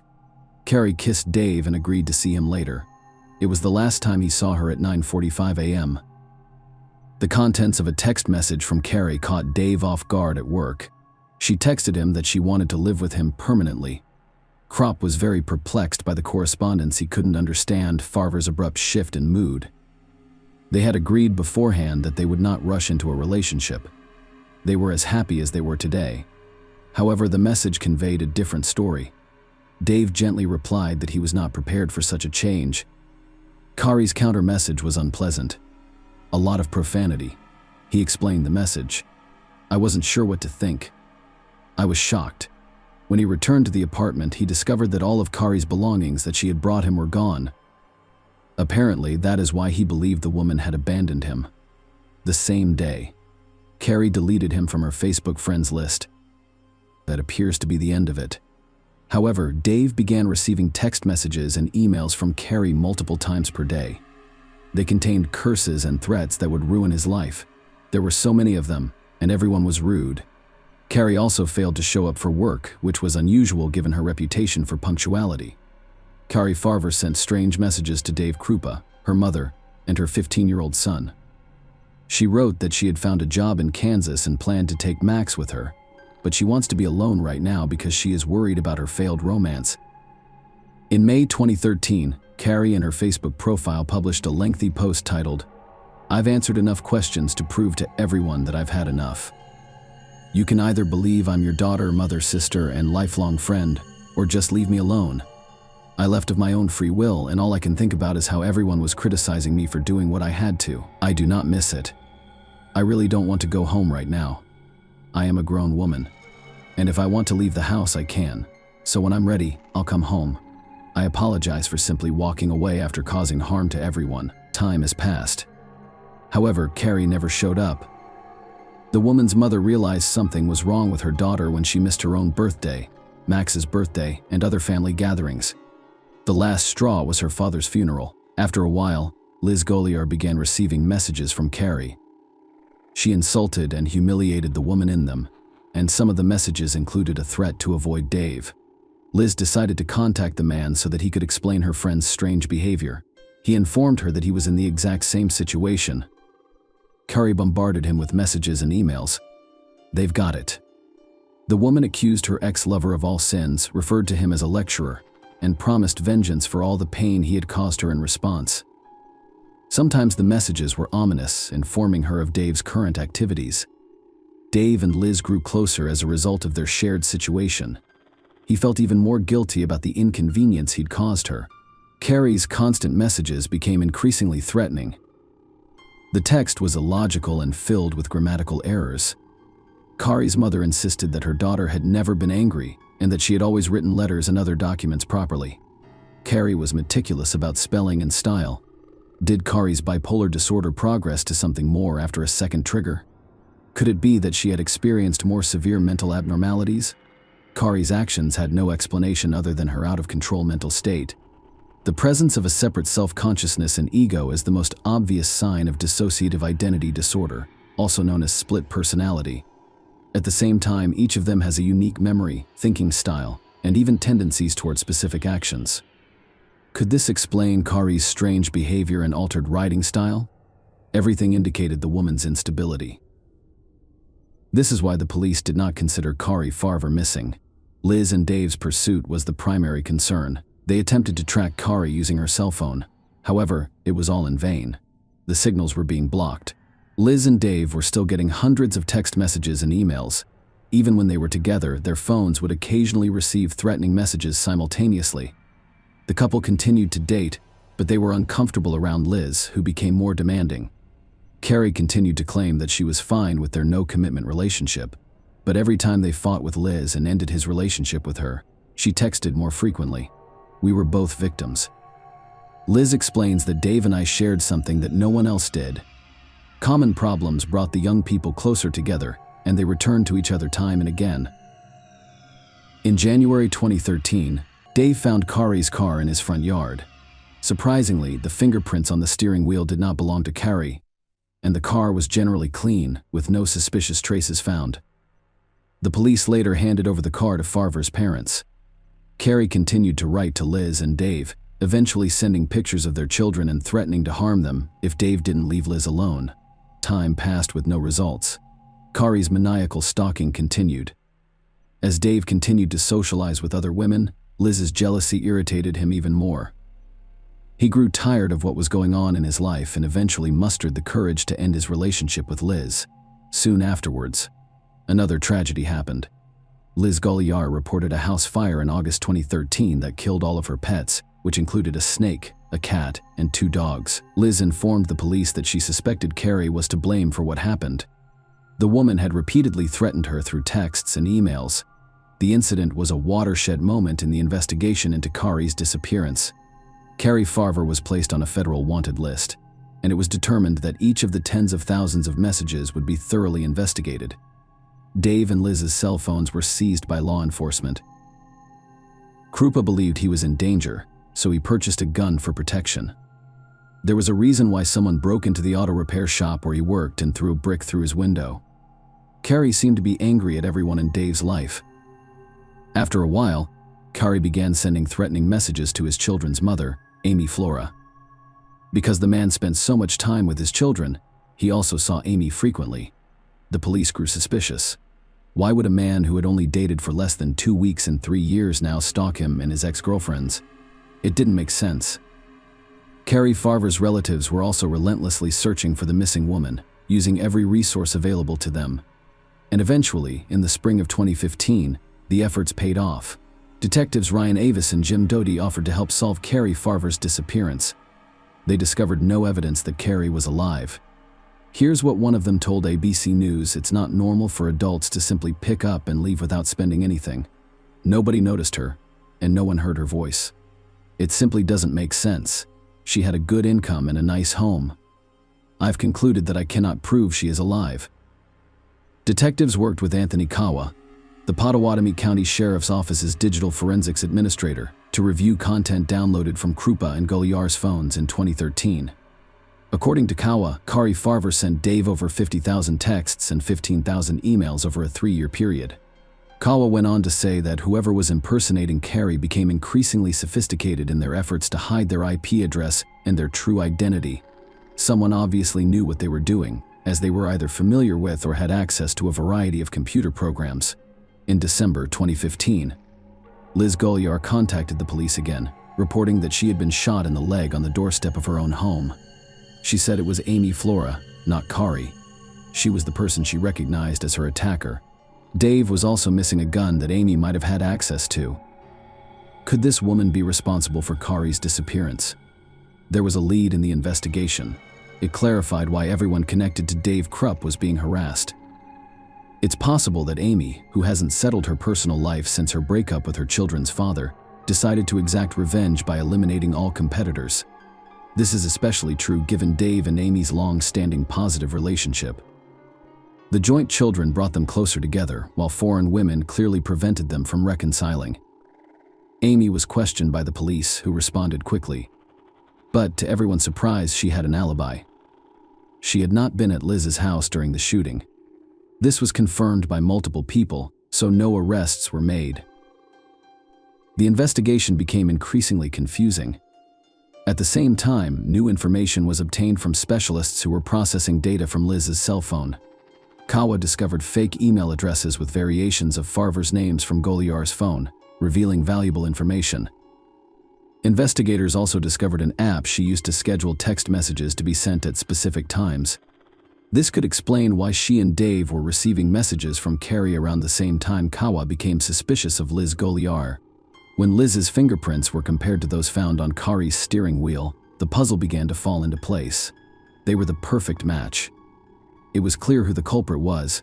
The killer had been around for years, and no one knew who else had been affected by her actions.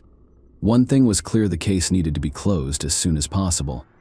The only thing left to do was avoid scaring Liz away, or better yet, catch her red-handed.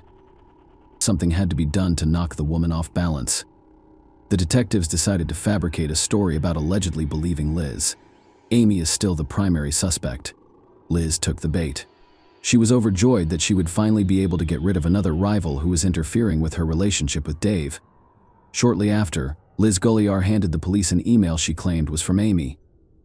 Amy admitted to kidnapping Carrie in that email, which also included details about the crime. According to the confession, Carrie was stabbed in the stomach or chest before being disposed of. The letter also included information about Carrie's car and home, which was not made public. The details were chilling because they were graphic, and an investigative spokeswoman claimed Liz gave detectives information that only a true criminal could have. Thus, she inadvertently confessed to Carrie Farver's murder. The letter clearly stated that the crime had occurred in the car. As a result, it was decided to conduct another examination of the victim's car. After the specialist removed the seat covers and fabric, they discovered a blood stain belonging to the missing Carrie Farver. How did Liz manage to poison messages on Kari's behalf while avoiding suspicion? According to some sources, Liz Goliar led a double life, dating both Dave and a man named Garrett. The latter lived on an IP address that was identified as the origin of messages bearing Kari's name. During our conversation, we discovered that he had been dating Shanna Goliar, also known as Liz, for quite some time. Out of kindness, the man invited Shanna to live with him and his children after the fire. However, the two's relationship became complicated and deteriorated significantly after they started living together. Garrett would watch over Goliar's children while she secluded herself in her room or went elsewhere. The man was astounded by what the police told him. Goliar spent 40 to 50 hours per week pretending to be the missing woman. Her room was a mess, but no significant evidence was discovered. However, investigators discovered several cell phones and electronics in her last apartment in late December 2016. Shanna Goliar is charged with first-degree murder. The county prosecutor discussed the complexities of the court investigation. The majority of murders are dark. This crime was so bizarre that it would take some convincing to believe it happened. There is no way anyone would have let their dog die in a fire they started themselves. There is no way anyone would have shot themselves in the thigh. However, Shanna Goliar did it to avoid suspicion. James Martin Davis, Shanna Goliar's attorney, hoped the case would fall apart because it relied primarily on circumstantial evidence. Kari's body was never discovered, nor was the crime weapon. Goliar never confessed. There was no evidence that Carrie died at all. The defense team chose a mistrial, which means that a judge, not a jury, will determine Shanna's guilt. Mountains of complicated electronic evidence were presented alongside physical evidence. However, the prosecution insisted that the amount of blood found on Kari's car's passenger seat was consistent with a stabbing confession obtained from the IP address where Shanna lived. Investigators were able to establish Shanna's direct involvement in Kari's murder. Deleted images, including a photo of a human foot with a Chinese symbol tattooed on it, were recovered from a tablet in Dave's possession after analyzing the memory card she was using at the time Carrie went missing. The foot clearly belonged to a man who had died many years before. In addition, Carrie had a similar tattoo. Later, the woman's mother confirmed that the tattoo actually belonged to her daughter. The photograph confirmed Shanna Goliar's conviction. The judge convicted her of first-degree murder and sentenced her to life in prison with no possibility of parole. He stated that Carrie Farver did not disappear voluntarily. It is extremely unfortunate that she was murdered. Authorities believe Shanna was murdered. Carrie allowed her body to decompose before burning the remains to eliminate any trace of evidence. She decided to get rid of her rival, most likely out of jealousy. After disposing of her, she purposefully took her cell phone to make Farver look insane and regain Dave's trust. When her plans were successful, Shanna wanted to free her lover from Amy as well. But she became so engrossed in the game that she ended up falling into a trap of her own design. It's a bloody love square, to say the least. Goliar was also found guilty of setting fire to her own home in August 2013, which she tried desperately to blame on Carrie, because the fire not only destroyed the house but also killed pets. She received another 20 years in prison. The woman is currently incarcerated at the Nebraska Correctional Center for Women. Shanna maintains her innocence. Dave admitted to receiving thousands of emails and text messages signed by Carrie over the years. However, he never noticed her stalking him while they were together, which Shanna cannot claim. He also stated, "I want her to leave and not do this to anyone else." Justice has been served. For a long time, Carrie Farver's name was on everyone's mind. She was innocently accused of stalking people and burning down Shanna's house. Carrie is now recognized as a victim, and her good name has been restored. Carrie's mother wanted her daughter to be remembered as a fun, intelligent, and talented woman. So what happened to Carrie's son Maxwell Farver of Macedonia? According to his LinkedIn profile, he followed in his mother's footsteps and became a computer programmer. He graduated from the University of Iowa with a degree in software engineering and data science before marrying.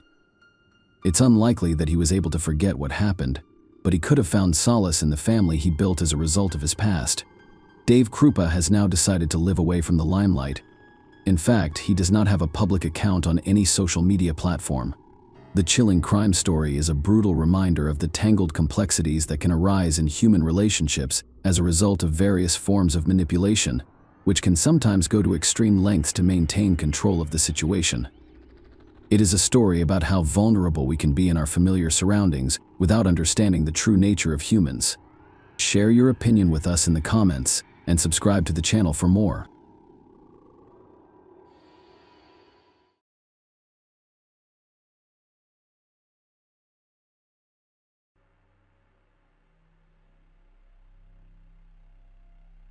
Hey guys, welcome to my channel, and today we're going to take a look at another horrible case with you. Life in an orphanage is not ideal.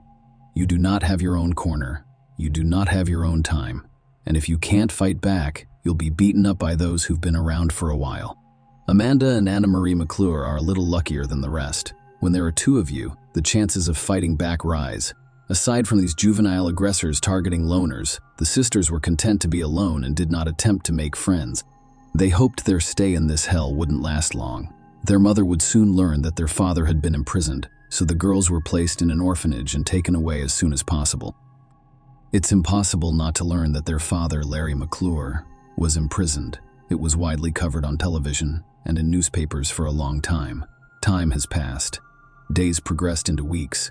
As the weeks turned into months, we realized we could forget about returning home.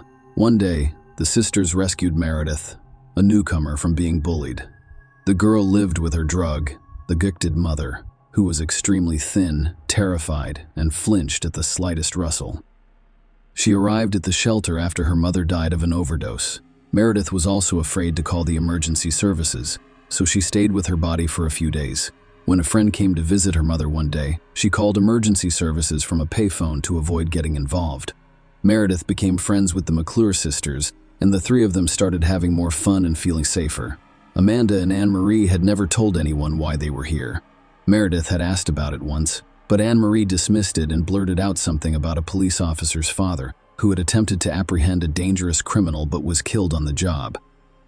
Amanda listened to the story with wide eyes, but her sister gave her a look that told her not to get involved. Meredith, enthralled by their father's posthumous deed, told the other students at the orphanage about the sisters' fate, and the sisters became instant celebrities. They were respected. They were envied because the majority of those present had parents who died from illegal drugs or went to prison. Eventually, all of the children wanted to be friends with the sisters, and their isolated existence came to an end. Unfortunately, this beautiful life, albeit in an orphanage, came to an abrupt end. It is unclear where the information that Anne-Marie and Amanda's father is not a deceased police officer originated. On the contrary, a living criminal was imprisoned for sexually violent acts against a young girl, and the sisters' fate was transformed into hell. However, after a while they were fortunate.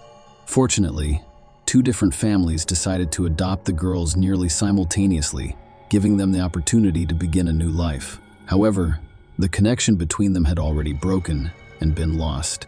There is no information about the sisters' life or foster homes. Amanda and Anna-Marie could have remained in this story as the rapist's only children, but their adult lives led to the most high-profile case in Virginia. Amanda is married to John McGuire, who is 38 years old. They met when she was 29 years old. Amanda's adoptive parents began to worry that she would be a loner for the rest of her life. Her psyche suffered as a result of her lack of biological family, as well as her mother's betrayal. The foster parents breathed a sigh of relief when Amanda revealed to them that she had a young man with whom she planned to marry. It was John's second wedding, and he already had 2 sons from his first marriage. And Marie had never been able to establish a family. One could feel happy for Amanda. She could have a strong, loving family.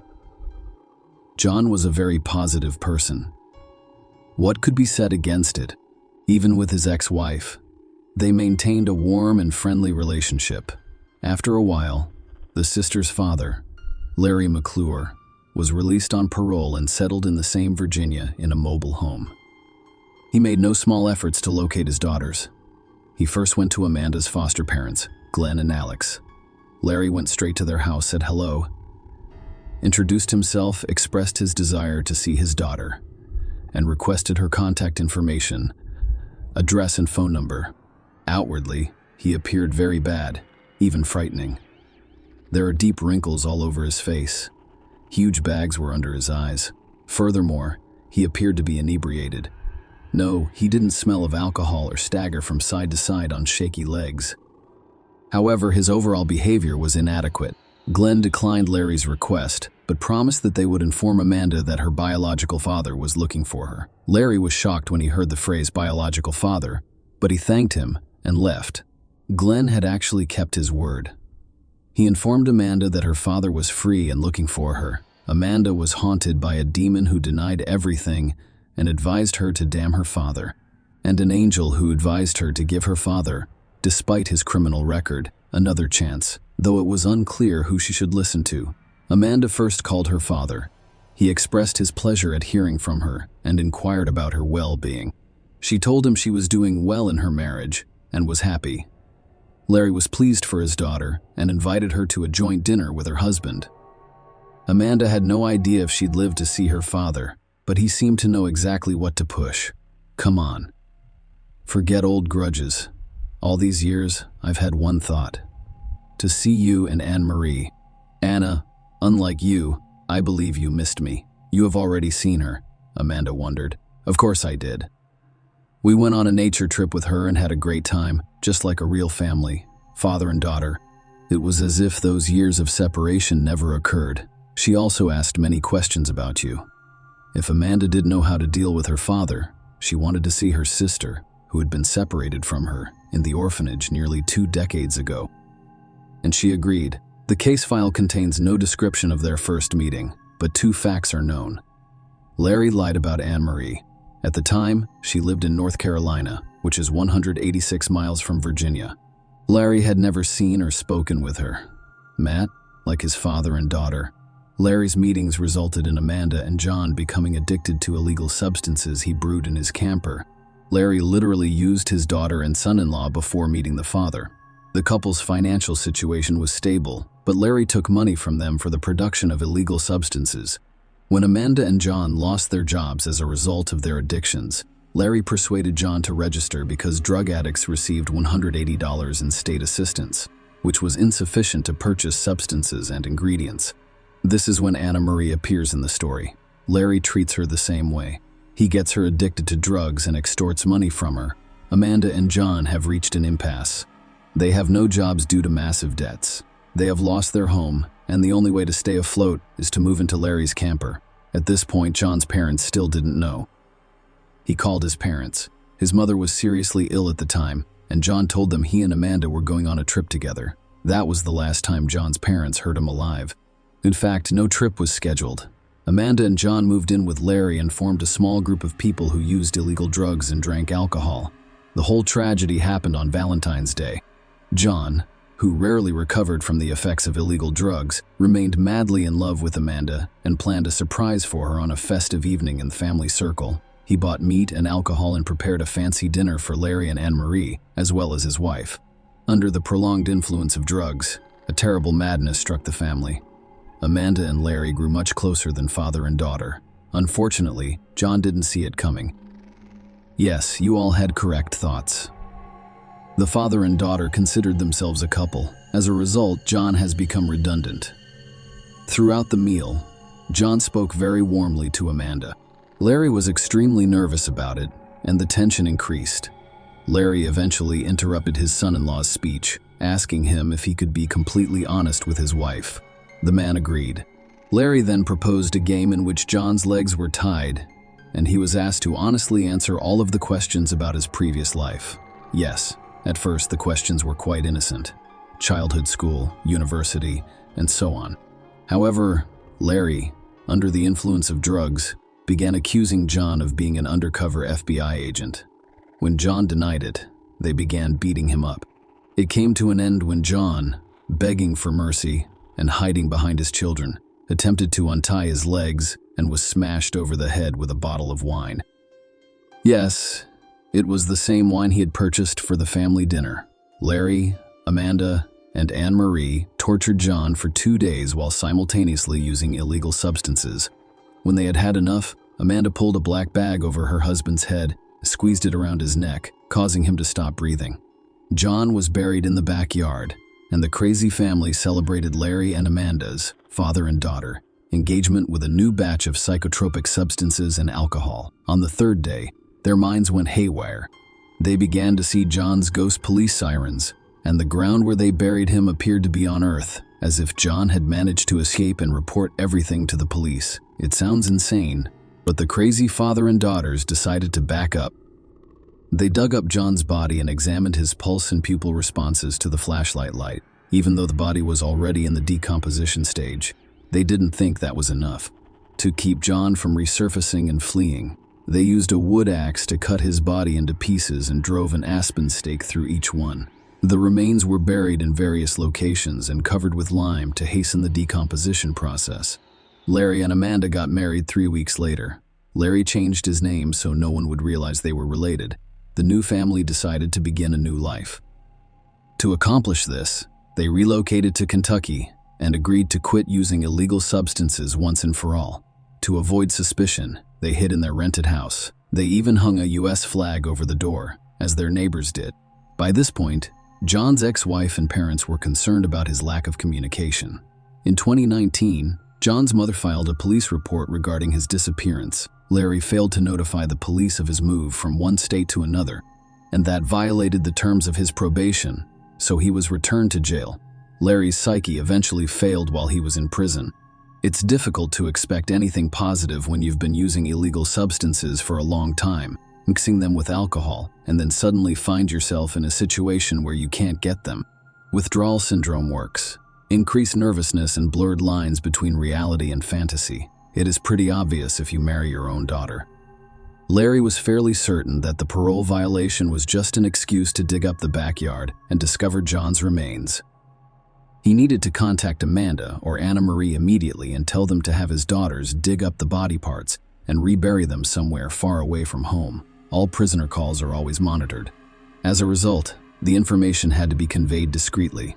Larry even planned a speech and thought about everything in detail. However, he was denied calls. Finally, he couldn't take it any longer and called the police officer on duty, telling him he had something to confess. Larry reasoned that if he confessed to the murder before being charged, he could avoid at least the death penalty. And if he blamed his daughters, that would be even better. The cop didn't believe Larry at first. What murder? What body parts were buried in the backyard? What was this crazy idea? Why would a junkie dig his own grave? However, by law, the man's word must be verified. Initially, the check preferred to be organized only formally.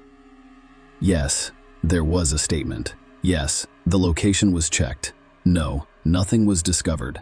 However, it was discovered that John was truly missing, and a police detachment was dispatched in case Larry's residence was a source of concern. On the ground, they discovered traces of the lime that Larry had mentioned. The criminal's words were then confirmed in their entirety. The McClure sisters were arrested immediately. Amanda and Anna Marie were shocked and couldn't believe that their father, someone else, and their husband had confessed to such a brutal murder. They were even more shocked to learn that Larry attempted to transform himself into an innocent sheep, and his testimony indicated that his daughters were responsible for John's death, with him acting as an unwitting accomplice. Then each member of the family began to save their own skin and persuade the police that it was only him in this terrible story, an accident. It was especially difficult for John's family in this situation. In fact, there was no body, just remains. These remains had to be recovered from the criminals, transported to his parents, and buried in a closed coffin. It has been stated numerous times that John was a very nice man. Despite these difficulties, his parents were able to bury him. Some of his friends assisted with finances, transportation, and funeral arrangements. On February 15, John was buried at a Lutheran church on October 25, 2019. The day after Valentine's Day, someone in the McClure family posted a Facebook post on John's behalf, stating that he was leaving on a trip where he would be unable to communicate for an extended period of time, and asking his friends not to be concerned about his long absence. This indicated that the insane family knew they were going to kill the poor guy soon, so they misled everyone so the family wouldn't raise the alarm. Larry and Amanda were sentenced to 6 months in prison for the marriage of their daughter and father, despite the fact that they committed such a heinous crime during the trial. As a result, marriage is criminalized in the state. Larry was given the opportunity to speak as the trial began. For the majority of my life, I have felt remorseful for my own children. Yes, when they were very young, I committed a serious crime that sent them to an orphanage. Their birth mother abandoned them, and I was the only one who felt sad for my children. I am extremely grateful to those who adopted my children. I will not hide. I even went to church and prayed for their adoptive parents after I got out. I desperately wanted to make up for the years I had missed. That is probably why I behaved the way I did. I mean, I could have walked away from the crime if I had persuaded a man not to commit it. But, truthfully, I didn't. Mr. Judge and jury, you will most likely not understand me, and I understand their point of view, but they were not in my shoes. John was a fine young man. I feel bad for him.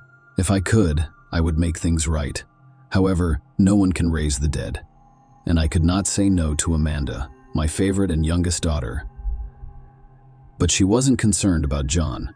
All she wanted was to be able to withdraw government funds from John's account. Have you ever been willing to kill someone for $180? No. Then, if you don't understand me as a father, you should understand her personality.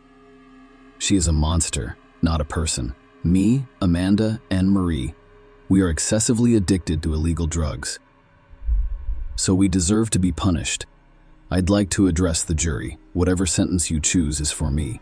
I'm honest about my health and estimate that I won't live more than 10 years. I am deeply sorry for this situation. I also apologize to all of John's loved ones.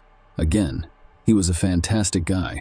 The trial lasted a long time because the defendants kept changing their minds about whether or not to kill John. Amanda, who couldn't stand such a long trial, even made a deal with the investigators, promising to be charged with involuntary manslaughter. Larry's next trial speech was very different. When it all began, the four of us purchased the ingredients for illegal substances and returned to my trailer, where I began making them. Amanda approached me and said she wanted to get back at John.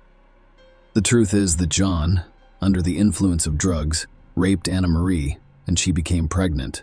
And, as for me, I had to earn my daughter's trust after so many years apart. I couldn't refuse. I blame myself for that. Every day, I think about hanging myself, but why should it be my fault if the crime is theirs? After Larry's speech, John's family took the floor. His mother sobbed so hard that she was unable to speak. Even if I can't forgive the McClure family, I'll never forget what happened. I also know that I wish I could live to see one of them die before I do. Then John's children spoke up, literally cursing the killers and vowing never to forgive them. The judge issued the final verdict, sentencing Larry McClure to life in prison without the possibility of parole. When Amanda's punishment was announced, her adoptive parents expressed regret that they had told their daughter that she was wanted by her father. They had always raised her with the freedom to make her own decisions, but they had no idea that this freedom would have such an impact on her future. Amanda, for her part, stated during the verdict announcement that it was all the fault of her father, who was unable to overcome his jealousy. Amanda's poor parents asked the judge to consider that if it hadn't been for her father's negative influence, their adopted daughter would never have committed such a heinous crime. However, prosecutors saw the murder as a conspiracy to keep Amanda and Larry together. The first hearing was dedicated to Amanda, who was sentenced to 40 years in prison, but the judge noted that she would most likely only serve 20 years. When the sentence was read to Anne Marie, she tried her hardest to prove that she was opposed to John's murder, but her father and sister forced her to finish. Marie was a witness at Larry and Amanda's wedding because she was afraid for her future life, and she was sentenced to 40 years in prison. Share your opinion with us in the comments and subscribe to the channel for more.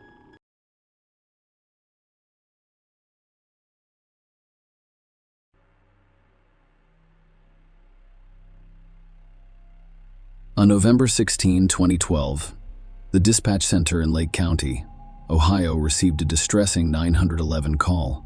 The caller, a highly agitated adolescent girl, struggled to communicate due to her distress. It soon became clear that she was reporting that her older sister was attacking their mother. Law enforcement officers quickly arrived at the residence, where they encountered the frantic caller.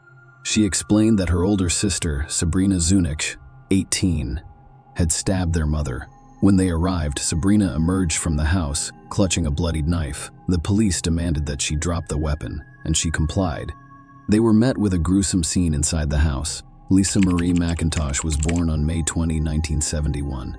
Lisa, the daughter of William and Rita McIntosh, was a single mother who had a daughter from a previous relationship. She married Kevin Noefel in 2006, and he has a son from a previous relationship. The couple had their daughter in 2009. Lisa, a social worker with the Department of Children and Family Services who specialized in child abuse cases, had a strong desire to help others. Demonstrating their dedication to assisting children, Kevin and Lisa have decided to become foster parents. Lisa's friend commented that when she had foster children, she treated them as if they were her own. She made a point of going above and beyond as a parent. Sabrina Zunic, 16, moved into their home in the summer of 2011. Sabrina Zunic was born on October 27, 1994, somewhere near Cleveland, Ohio. Her upbringing was difficult, as both of her parents struggled with alcohol and substance abuse, resulting in a highly unstable home environment. Sabrina's early experiences were marred by her parents' criminal troubles, and even as a baby she was exposed to substances like vodka in her bottle to induce sleep. These circumstances aided Sabrina's development of behavioral and mental health issues such as ADHD, oppositional defiance disorder, bipolar disorder, anxiety, and depression. Sabrina went to live with her grandmother after being removed from her parents' custody. Unfortunately, her grandmother's declining health coincided with Sabrina's adolescence, and her rebellious behavior became difficult for her grandmother to deal with. Sabrina entered the foster care system at the age of 14, living in a variety of homes and group settings before being placed with Lisa and Kevin Noefel. Sabrina made significant progress in changing her life in 2011, thanks to Kevin and Lisa's care. She began attending school on a regular basis, excelled academically, and aspired to be a massage therapist. Sabrina has seamlessly integrated into the family, making positive connections with the two girls and actively participating in school. Sabrina chose to stay with Lisa and Kevin to complete her education after turning 18 and becoming eligible to leave foster care, expressing her happiness in their home. Nonetheless, a tragic question arises. What drove Sabrina to stab her foster mother to death in front of Lisa's two young daughters? Lisa was at home with the children on November 16, 2012, while Kevin was working as a truck driver. During the night, the teenage and 3-year-old daughters heard their mother's screams and discovered Sabrina stabbing Lisa multiple times. In the midst of the terrifying scene, the younger child sought refuge in a closet, while Lisa's teenage daughter pleaded with Sabrina to stop the assault and immediately dialed 911. The situation was described as completely chaotic, with the distraught caller informing police that her sister had fatally stabbed their mother. Lisa Nofel was pronounced dead on the scene. Sabrina was arrested, and the murder weapon, a 15-inch knife with a 9-inch convex and serrated blade without a hilt, was found in the house. Notably, Sabrina accepted responsibility for the act, admitting that she was the one who stabbed Lisa to death. Despite the disturbing nature of the murder, police were concerned about the brutality of the attack on Lisa Nofel, who had opened her home to care for a teenager. The assault resulted in almost 200 stab wounds, indicating a vicious and violent act. The police informed Lisa's husband, 42-year-old Kevin Nofel, who worked as a truck driver and was away in Michigan at the time, about her death. Kevin called 911 to inquire about the girls' well-being and was advised to pick them up from the police station. Kevin got them at 5 a.m. that morning. Over the next 10 months, law enforcement worked hard to piece together the puzzle surrounding the crime. The investigation's findings indicated a shift in the Nofel household dynamics around December of 2011. Sabrina Zunick, who was initially content in the home, began to have conflicts with Lisa. Jealousy emerged as a significant factor, with Sabrina expressing resentment toward Lisa and accusing her of favoring Haley and Megan, the family's two younger girls. The inquiry loomed. Could these tensions have pushed Sabrina to commit the heinous act of murdering Lisa? Several months after her arrest, Sabrina offered to cooperate with police in exchange for a 30-year parole possibility rather than a life sentence without parole.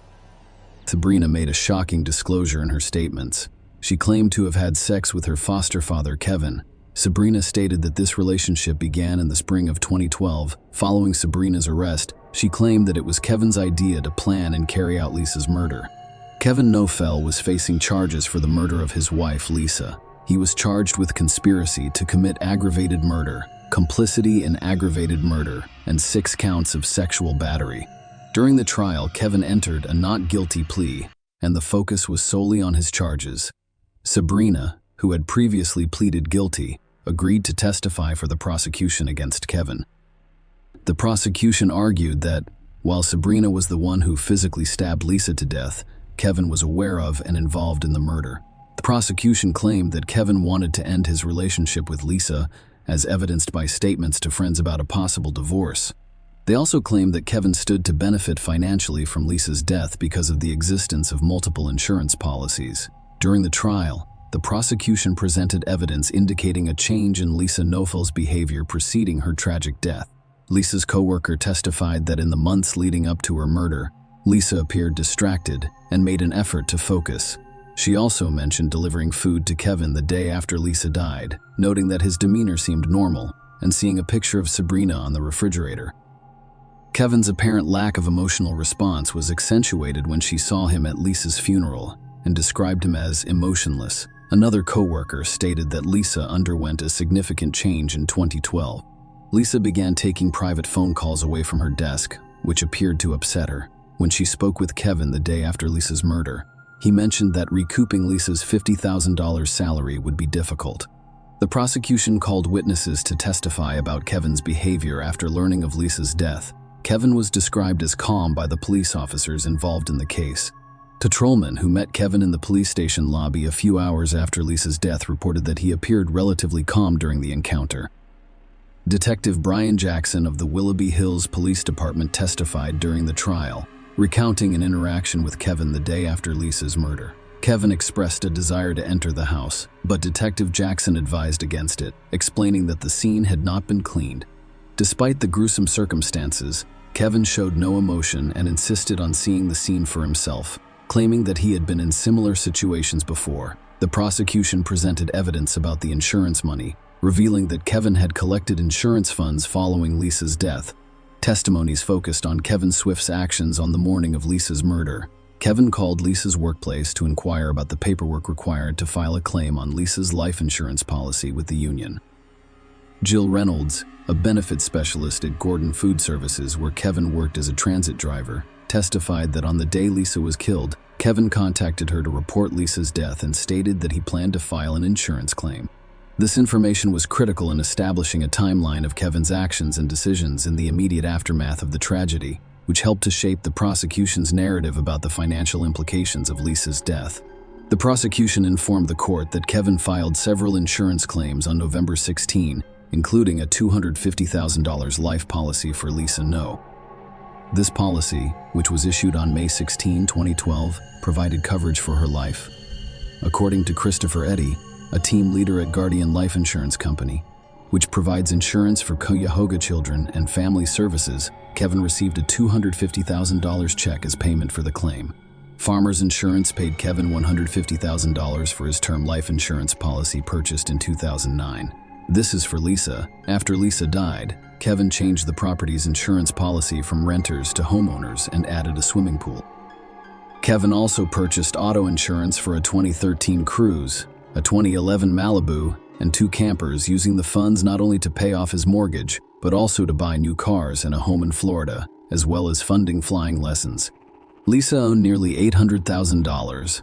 The prosecution called Sabrina as a witness in life insurance policies, which Kevin collected throughout the trial, and she testified that her relationship with her foster father Kevin began in the spring of 2012. Sabrina testified in court that Kevin typically drove her to Willoughby South High School, and that they engaged in sexual activities during these rides. She claimed that Kevin explained that he couldn't divorce Lisa because of concerns about sharing custody of Haley. According to Sabrina, the idea of killing Lisa started as a small thought. Kevin would occasionally text her, expressing his dislike for Lisa and suggesting that once Lisa was gone, they could buy their own home and live together, and Sabrina could attend college while acting as the children's mother. Sabrina told the court that she approached her friend Autumn Pavlik in early October to find someone to kill her foster mother. Autumn testified, asking me if I could get her a hitman. She declared that they were getting a divorce and that she was worth more dead than alive. However, Sabrina eventually decided to handle the situation herself. She testified that on November 15, 2012, Kevin drove her to school but started crying after parking. Sabrina claimed that Kevin revealed that they had a heated argument with Lisa the night before, and that he would consider suicide if Lisa wasn't dead. Sabrina told the court that I was scared for him because I had fallen in love with him. Sabrina responded by assuring Kevin that she would take responsibility for killing Lisa, and Lisa died less than 24 hours later. The prosecution called Dr. Joseph Andrew Philo, a forensic pathologist at the Cuyahoga County Medical Examiner's Office, to testify about Lisa's severe injuries. Lisa's autopsy was overseen by Dr. Philo. According to Dr. Philo's testimony, Lisa died as a result of a mandible jaw injury that penetrated deeply enough to sever the carotid artery connecting the brain. Another lethal wound was discovered in her breast, which penetrated and collapsed the underlying lung. Dr. Philo described several cuts on Lisa's body as intricate and complex, implying that either the knife was twisted upon entry or the body was in a twisting motion. One of Lisa's fingers and one thumb were almost severed. Lisa's body also showed signs of defensive wounds. Dr. Philo concluded that the death was caused by at least 178 stab and incised wounds to the head, neck, torso, and extremities, along with musculoskeletal, vascular, and visceral injuries. The brutality of the assault was highlighted by the fact that the knife used had bent as a result of the extreme violence inflicted during the attack. The defense argued that Kevin was not guilty and that Sabrina bore sole responsibility for Lisa's death. They emphasized the lack of physical evidence supporting Kevin and Sabrina's sexual relationship, as well as the prosecution's reliance on Sabrina's testimony, which they argued was untrustworthy given her agreement to a plea deal in exchange for a reduced sentence.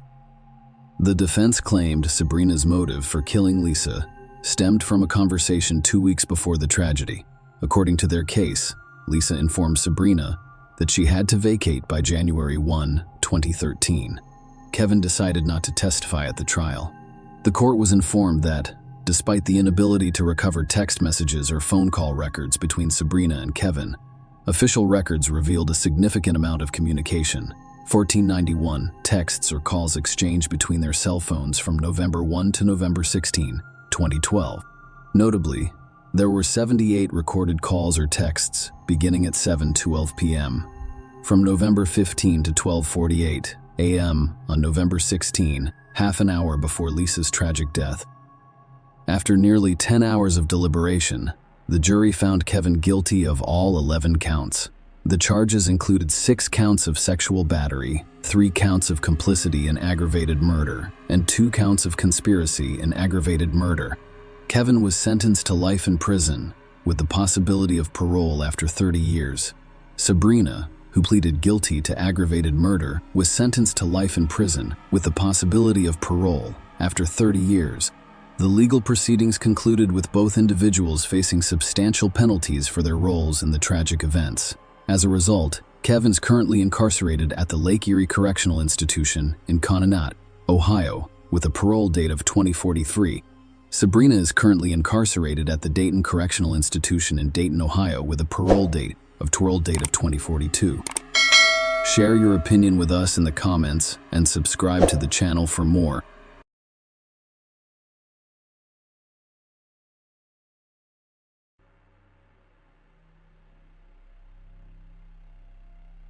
In the tranquil coastal town of St. Augustine, Florida, July 8, 2010, was a day that those who knew her would never forget. A solitary beach house served as the backdrop for a perplexing mystery. Friends and family struggled to understand the mysterious disappearance of a 45-year-old woman who had been a fixture in their lives. Her presence, last seen at a neighborhood gathering on July 6th, appeared to have faded into the shadows, leaving a trail of unsettling questions. Brittany Tavar, 45, a resident of St. Augustine, Florida, had a heart as big as the ocean and a smile that could brighten even the darkest day. Brittany had a large family with many siblings, but they all lived far away on the other side of the country. They loved her despite the distance, but life's twists and turns had separated them. People who knew Brittany spoke of her fondly. She was known for her kindness, generous spirit, and unwavering respect for everyone she met. Brittany had a talent for assisting others, which defined her in an intriguing twist of fate. Brittany had once set her sights on Hollywood, hoping to discover her dreams amidst the city's glitz and glamour. After her Hollywood venture failed, Brittany returned to St. Augustine, her hometown. She forged a new path here, eventually becoming a photographer and real estate agent. Her camera lens captured the beauty of the town, and her friendly demeanor helped others. Brittany's love of making friends was what truly set her apart. She had a knack for turning strangers into friends, and her network in St. Augustine quickly expanded. People from all walks of life were drawn to her infectious personality. However, life is unpredictable, and Brittany had no idea what was going to happen next. Brittany's last appearance in the community was on the evening of July 6th, just 2 days before her mysterious disappearance. She was upbeat as she mingled with neighbors and friends at the lively party. Later that evening, around 9 p.m., she made a routine stop at a nearby gas station to fuel her Toyota RAV4. However, after this seemingly routine pit stop, Brittany became an elusive mystery when friends worried about her disappearance went to her house. It appeared normal from the outside. There appeared to be no activity inside the house. Her car was noticeably absent, prompting a few of them to speculate that she had temporarily left her home for a few days. Her family was concerned, however, because they knew it was unusual for her to leave without informing anyone. Police did not launch an investigation right away because nothing seemed out of place, and there was no evidence of foul play or that Brittany had suffered any harm. Friends and her partner, Tim Martin, gained entry to her home through a locksmith, and upon closer inspection, a strange scene unfolded before their eyes. The house had an almost unnatural cleanliness, as if it had been thoroughly scrubbed, leaving a distinct odor of cleaning products, particularly bleach. Brittany's 2 small white Bichon Frise dogs, Colbert and Huey, were also missing, but her cats remained inside the house. The hum of the air conditioning system in the background added to the mystery, which was unusual for Brittany, who was normally concerned about power consumption and would not leave it on even if she was only going away for a few days. Brittany's friends told the police that she had expressed concern and fear to them. She had spoken with some of them about her concerns. This unease stemmed from a contentious dispute she had with her neighbor, and what had once been a cordial relationship had devolved into a cauldron of hostility, marked by physical skirmishes, legal skirmishes, and Brittany's fervent attempts to obtain a permanent restraining order against Anna. The timing of Brittany's disappearance was especially puzzling because it coincided with a critical court hearing in this long-running dispute. Brittany meticulously gathered evidence and prepared for her upcoming trial, making her sudden disappearance even more perplexing to those who knew her well. She was looking forward to her appearance in court and did not want to miss it. Brittany and Anne had previously been close friends, bonding over shared memories and camaraderie. However, Anne's idyllic friendship began to unravel when her boyfriend crossed the Atlantic from Ireland, prompting her to seek accommodations for her roommate in order to make room for her view. Brittany, ever accommodating, agreed to house Anne's roommate, but later changed her mind. This abrupt reversal heightened tensions between Brittany and Anne, laying the groundwork for a contentious dispute. The conflict escalated to alarming proportions, culminating in a shocking physical altercation that resulted in Brittany's arrest on battery charges. Her once welcoming demeanor had changed to one of resolute determination to seek legal protection against Anne's perceived threats. Brittany carried a video camera with her at all times, documenting every interaction with Anne in order to gather irrefutable evidence for the impending court battle. Among these clashes, the day Brittany disappeared emerged as a watershed moment. She had long anticipated the day she would appear in court for the civil suit seeking a permanent restraining order against Anne. She had worked hard to gather evidence and prepare to present her case to her friends and family. The idea of Brittany willingly missing this critical hearing seemed implausible. While Anne naturally became a person of interest in the eyes of investigators, initial inquiries indicated she had a credible alibi. A few days after Brittany's last sighting, her two beloved dogs, Colbert and Huey, were discovered wandering separately in Hopkins, South Carolina, adding an unexpected twist to the case. In the midst of this neighborly feud, another aspect of Brittany's personality emerged, a compassionate spirit who had opened her home to at least 8 different homeless people over the years. Brittany welcomed them warmly, offering shelter in exchange for their assistance with various household tasks. Among them was Joseph Dean Roberts, a 26-year-old who had recently lived with Brittany. Brittany had only met Joseph a few weeks before her mysterious disappearance at a local Barnes & Noble bookstore. Despite their brief interactions, Joseph had shared his harrowing story with her. He had become homeless after losing his job at the Kangaroo gas station on St. Augustine Beach. Brittany, known for her boundless kindness, extended her hand and offered him a place to stay. Joseph's first impressions painted him as an unassuming average young man, which was confirmed by his friends. They saw no reason for concern, believing him to be a typical house guest. However, Joseph had a tragic backstory, telling Brittany's friends that he had lost his parents and that his living situation had become hostile, prompting him to seek refuge under her roof. Brittany went above and beyond when she moved in by purchasing a computer. They shared ambitions to start a web design business together, which reflected Brittany's adventurous spirit. The police, who were always eager to try new things, became increasingly interested in Joseph as they learned more about his relationship with Brittany and the events surrounding her disappearance. He was pulled over for speeding in Brittany's car in Evanston, Wyoming, the day after her disappearance. Strangely, he was released without being questioned about her location. However, as the investigation progressed, a more sinister pattern emerged, implicating Joseph in the disturbing chain of events as investigators dug deeper into Brittany Genevieve Tavara's mysterious disappearance. Joseph Dean Roberts emerged as a key figure in the unfolding mystery. His actions and connections to Brittany sparked suspicion, leaving a trail of questions that demanded answers. Joseph had become a person of interest for a variety of reasons. First and foremost, he was the last known person to be with Brittany on the evening of July 6th, just before her disappearance. Second, he had been in possession of Brittany's car shortly after she went missing, which was a disturbing fact that could not be ignored.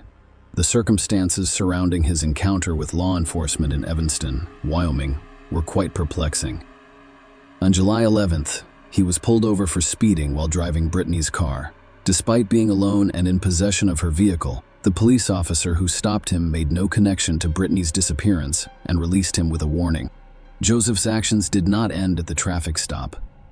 Later that day, he was seen at a Walmart in Ontario, buying items that raised eyebrows. He acquired a tent, a black t-shirt, and tan cargo shorts. These unusual purchases fueled the growing suspicion of Joseph's involvement in Brittany's disappearance. The investigation took an alarming turn when it was discovered that Brittany's credit card was still being used, despite the fact that she had vanished without a trace. Authorities closely examined the credit card transactions and discovered a troubling pattern. Brittany's card had been used in multiple states, including North Carolina, Idaho, and Oregon. This financial trail painted a picture of someone taking advantage of Brittany's possessions, fueling fears that she was in serious danger. With mounting evidence and growing concerns about Joseph's potential involvement, authorities took a proactive approach and issued a public alert. The message was clear. Joseph Dean Roberts was a person of interest in Brittany's disappearance, and he should not be underestimated. Law enforcement warned that he could be armed and dangerous, prompting a nationwide search. The hope of finding Brittany alive persisted, but the details revealed a chilling and ominous picture. The search for Joseph Dean Roberts intensified, motivated by a desire for answers and justice in this haunting mystery. In the never-ending search for answers in Brittany, Genevieve Tavar's disappearance reached a watershed moment on October 12th, when Joseph Dean Roberts was arrested in Seattle for shoplifting.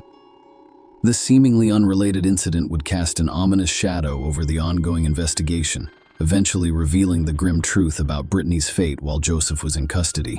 Florida authorities rushed to Seattle to question him about Brittany's disappearance. Their hope remained steadfast that Brittany was still alive and awaiting rescue. They had no idea that the chilling revelation that was about to unfold would put an end to that glimmer of hope. During questioning, Joseph Dean Roberts, the man who had shared Brittany's life and home in the weeks preceding her disappearance, began to reveal the chilling details of what happened that fateful night. According to Joseph's confession, a heated argument broke out between him and Brittany on the night of July 6, 2010. The tension rose, reaching a terrifying climax as anger turned to violence. In a moment of brutality, Joseph had resorted to using a hammer to strike Brittany in the head several times, but she had not died immediately. Joseph recounted with chilling detachment that Brittany was still alive, albeit briefly, in a gruesome twist. Joseph described taking a knife from the kitchen, intending to silence the woman who had once provided him with shelter and kindness. Joseph used a sharp object to deliver the fatal blow to the neck. The aftermath of this heinous crime was a scene of unspeakable horror. There was blood everywhere. Joseph needed to act quickly to cover his tracks, so he used bleach and a slew of towels to remove the heinous evidence of his crime. The amount of blood was so large that it required 6 trash bags to contain the aftermath. In a chilling twist of fate, Joseph's original plan was to hide Brittany's lifeless body in the attic. However, he quickly realized that her remains were too heavy to carry up the stairs. Instead, he resorted to wrapping her lifeless body in sheets and garbage bags, leaving her tragically unrecognizable. Brittany's body was then placed in her own car. However, the question remained: why had Joseph chosen to accompany Brittany's beloved dogs on his sinister journey to conceal his heinous crime? Joseph's twisted logic came to light. He understood that leaving the dogs at Brittany's house would raise suspicions. He needed to buy time, diverting attention away from the atrocities he had committed. Brittany's life was ended. Joseph set out on a grim journey with her body hidden in her own car and her once loved pets by his side. He drove Brittany's car, carrying her remains, and abandoned her body in a desolate wooded area near Interstate 95. Joseph attempted to bury her, but the difficult terrain made the effort futile. Instead, her body was exposed. In a disturbingly casual revelation, Joseph admitted that after completing this macabre task, he returned home when asked if he had gone to sleep. His response was chillingly straightforward: "Yes, I did." Following this eerie interlude, Joseph embarked on a cross-country journey, crossing state lines. While leaving Brittany's car in a Seattle library parking lot, a stark reminder of the disturbing nature of his actions. The release of these gruesome details sent shockwaves through the investigation and the community, which had hoped for Brittany's safe return. Her body, which was severely decomposed, had to be identified using dental records. She died as a result of apparent blunt force trauma. It was a horrifying reminder of the brutality she'd experienced. Joseph Dean Roberts, the man who had shared her home and her trust, had thrown Brittany into a nightmare from which she would never recover. Following Joseph Dean Roberts' chilling confession, the mystery surrounding Brittany and Genevieve Tavar's disappearance begins to unravel. The police discovered that everything Joseph had told Brittany was a lie. He had spent several months living in the woods near the bookstore where they had met. Law enforcement believed Joseph had a habit of wandering along Florida's beaches, attempting to persuade women to give him a place to stay. The strategy had been successful on numerous occasions. Brittany was not the first woman to offer him shelter, and those who had welcomed him into their homes at first thought he was harmless and, in some cases, pitied his situation. However, a troubling shift in his behavior usually occurred soon after moving in. For example, a woman Joseph worked with at the Kangaroo gas station offered him a room to rent in her home. From August 2008 until January 2009, he appeared pleasant and honest at first, despite his inability to afford a motel. He even discussed his mental health issues, such as depression and angry outburst.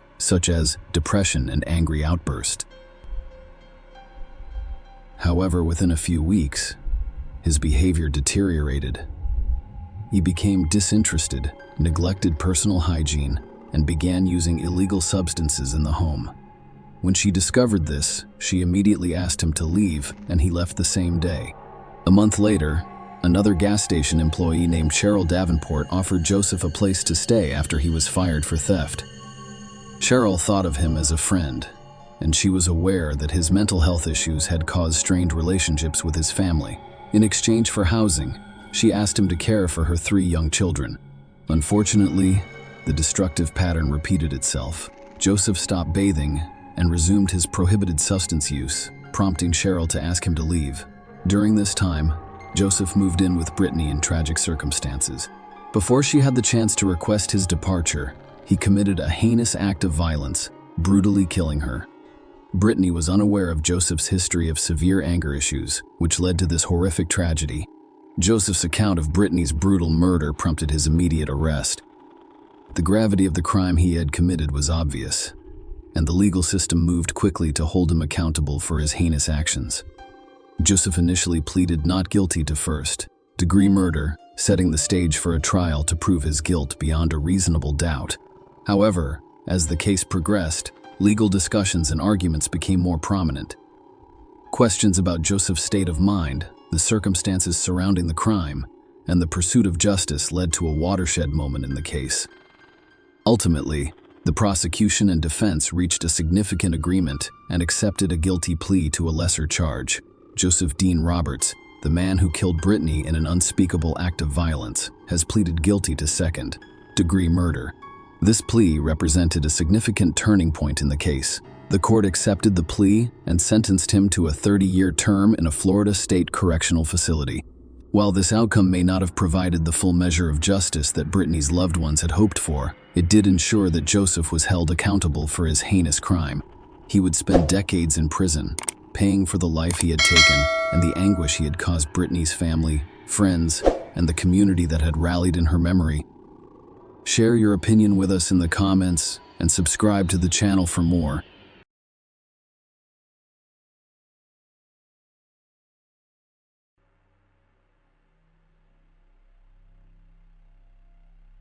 Greed, envy, and the desire to accumulate wealth with little effort frequently drive people to commit the most heinous and cynical crimes. It's difficult to imagine how cruel a person can be in the pursuit of quick riches. As an example, consider the murder of a close relative. The story of Elizabeth Vasquez is truly shocking and terrifying. This kind and hardworking woman dedicated her entire life to the betterment of her family, striving to provide her beloved daughter with the best possible education. But the greedy heiress and her boyfriend did the unthinkable. For several years, this complex case sparked controversy and shocked the public with its inhumanity, demonstrating how a young woman can easily decide to murder her own mother. Let us try to understand how a prosperous and well-off family produced a true monster devoid of any feelings of pity, remorse, or conscience. The Vasquez family is large and happy. Elizabeth Lillian Vasquez Muvia was born in Catamarca, northwestern Peru, in 1967.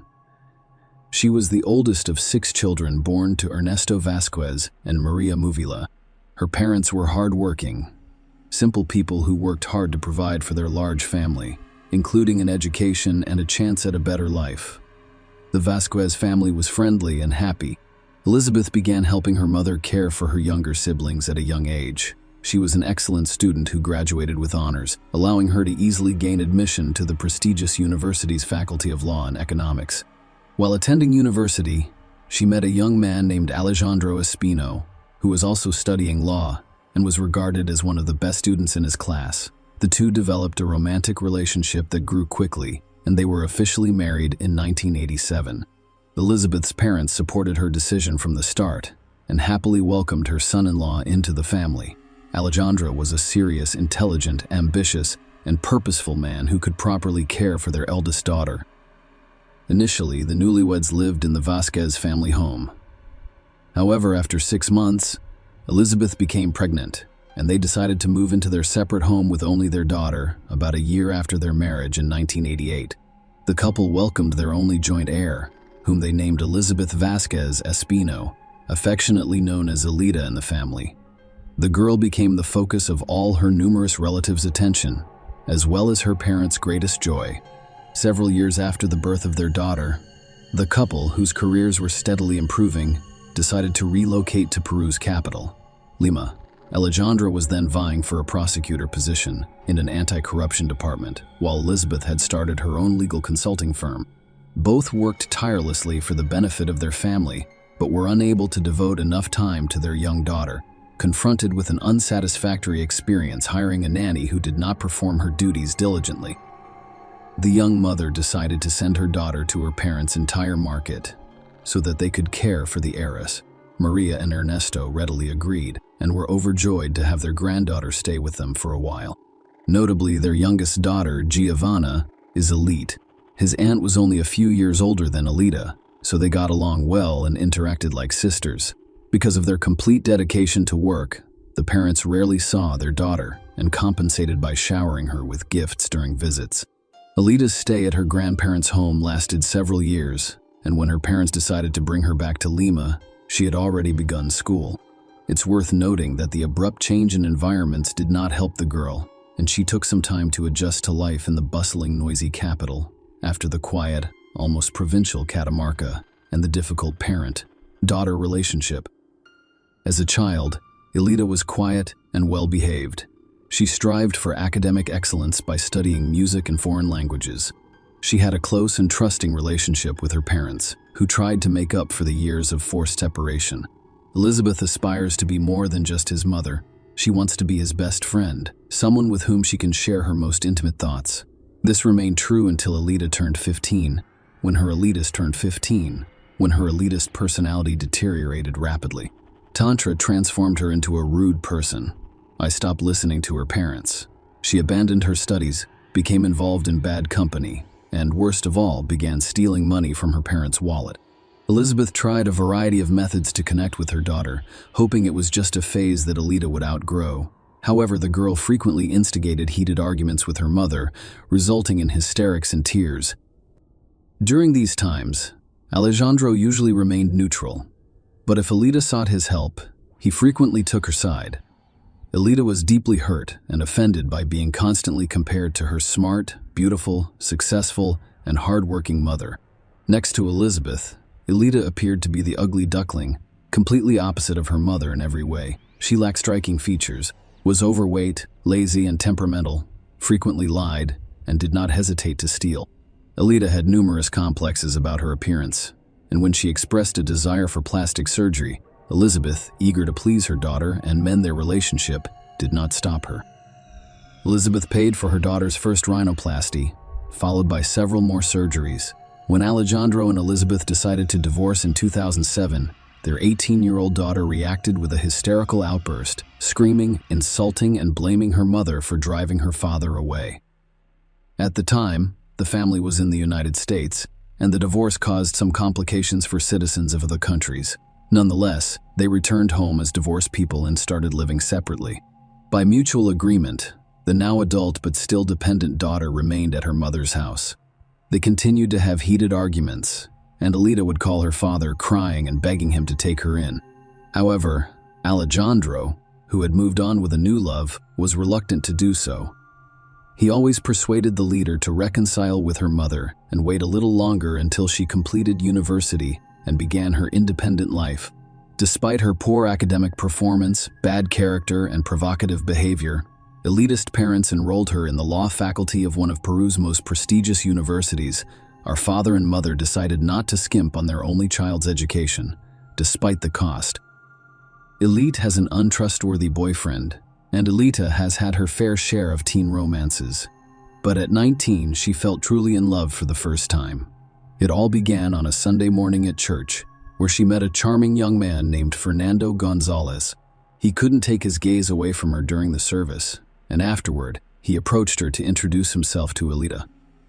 Fernando appeared like a prince, handsome, attentive, and pleasant in voice. He invited her for coffee and conversation.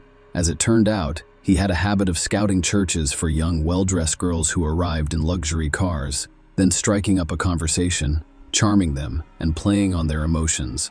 He'd tell stories about his difficult childhood in a large family abandoned by their father, and how he was now supporting his mother, brothers, and sisters while working multiple jobs. Wealthy and naive girls would sympathize and offer him money. He occasionally managed to keep a wealthy girlfriend for a few months, but they usually left him once the truth was revealed. He was just an unemployed slacker who enjoyed the high life. Elita fell easily into Fernando's trap because she had complexes and always considered herself unattractive. She couldn't believe such a handsome man had noticed her and was willing to give him everything she had, or rather, everything her mother possessed. She told her mother everything, resulting in their first candid conversation in yours. Elizabeth believed she had a chance to mend their relationship, especially since the leader had met the boy in church, which appeared promising, and assumed he was a good person. Fernando made a good first impression on Elizabeth. He told her his dramatic life story, and she believed him, concluding that such a good boy deserved help. She rented him a cozy apartment near Central Lima and agreed to pay 70s of the monthly rent. She also paid for his business school tuition, promising him a job with her company later. Fernando appeared to appreciate her generosity and was eager to begin studying. He was not interested in attending boring lectures or working.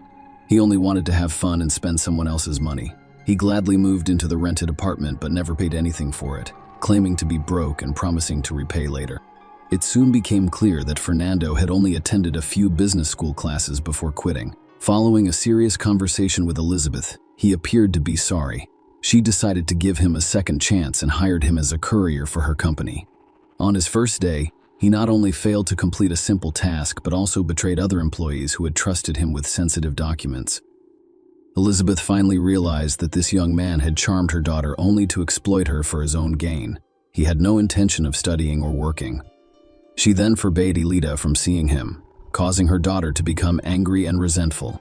The leader screamed and cried, accusing her mother of attempting to destroy her life and steal her happiness. She refused to listen to reason and insisted on continuing to see Fernando despite the couple's failed separation attempt.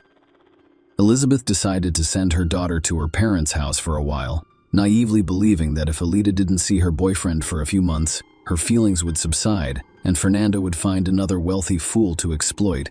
But Elizabeth was gravely mistaken. Elita continued to communicate with her boyfriend via phone and social media, and her resentment of her mother only grew. Fernando had to leave the rental apartment because Elizabeth refused to pay for it. However, he found a smaller place rented for him by his young lover using her mother's money. As a spoiled child, Elita had some financial freedom and was able to use some of her mother's accounts. When summer vacation ended and university resumed, Elita rushed to see her boyfriend, who once again asked for money. She withdrew a significant amount from her mother's account and gave it to him, resulting in a heated argument with her mother later that evening. When Elizabeth noticed the missing funds, she decided to block access to her accounts, leaving her with only a small weekly allowance for personal expenses. This decision strained an already tense relationship. They barely spoke, mostly arguing, and Elizabeth's attempts to contact her daughter were unsuccessful. The monstrous plan. Fernando became enraged during one of their romantic dates when a leader failed to deliver the money he demanded. He cursed Elizabeth, screaming that she had a lot of money but wouldn't give it to her only daughter, and added that if Elizabeth died, adult Elita would inherit all of her wealth and they could live lavishly. This terrible idea took root in the minds of the elitists and grew stronger with each day. She was constantly complaining about how much she despised her mother, blaming her for all of her misfortunes, and fantasizing about how wonderful it would be if she disappeared. The young lovers began to devise a monstrous and cynical plan to eliminate Vasquez, including who they could recruit as accomplices. At the time, Elizabeth had nearly $3 million in her accounts, a successful business that could be sold, a large house in an affluent area of the capital, several cars, and significant life insurance coverage. If she dies, her only child will inherit everything. Alida Elizabeth seemed to sense danger, and she realized she couldn't keep her daughter away from the mercenary and deceitful young man who had a negative influence on her. The situation was escalating and could end in the most unexpected way. Elizabeth, an experienced lawyer, drafted a will stating that in the event of her sudden disappearance or untimely death, all money and property should be transferred to Ernesto Vasquez, her father. She even managed to visit her parents and inform them of her decision. Meanwhile, Alida intends to stage her mother's kidnapping and murder by suspected criminals who will never be found. She and Fernando decided to enlist the help of a tough guy, or, at the very least, a courtenay holder, with the promise of generous payment for his services. He accepted the offer without hesitation, a crime against his own mother. On January 24, 2010, 21-year-old Alida met with her 23-year-old boyfriend to finalize the plan for the crime that would occur the following day. She remained calm and collected, already planning how she would spend the millions she had inherited. The next morning, January 25, Alida chose to stay at home rather than attend university due to illness. When her mother left to work, Fernando and Jorge were already lurking outside the house, waiting for Alida to distract the guard and let them in. Alida approached the guard on duty and asked him to get pain relievers from the nearest pharmacy, which was only a 5-minute walk away. This brief absence allowed the young men to enter the house and hide in the master bedroom. When Elizabeth returned, the leader loudly dropped the glass in the kitchen, signaling her attackers to assemble. When Elizabeth entered her room, Fernando knocked her to the ground and began choking her, while George held her down. Elizabeth miraculously managed to break free and run into the hallway, where her own daughter kicked her in the head. They restrained Elizabeth while she was conscious. However, their plans were thwarted by Maria Celine, a young servant girl who Alida tricked into another room and locked inside.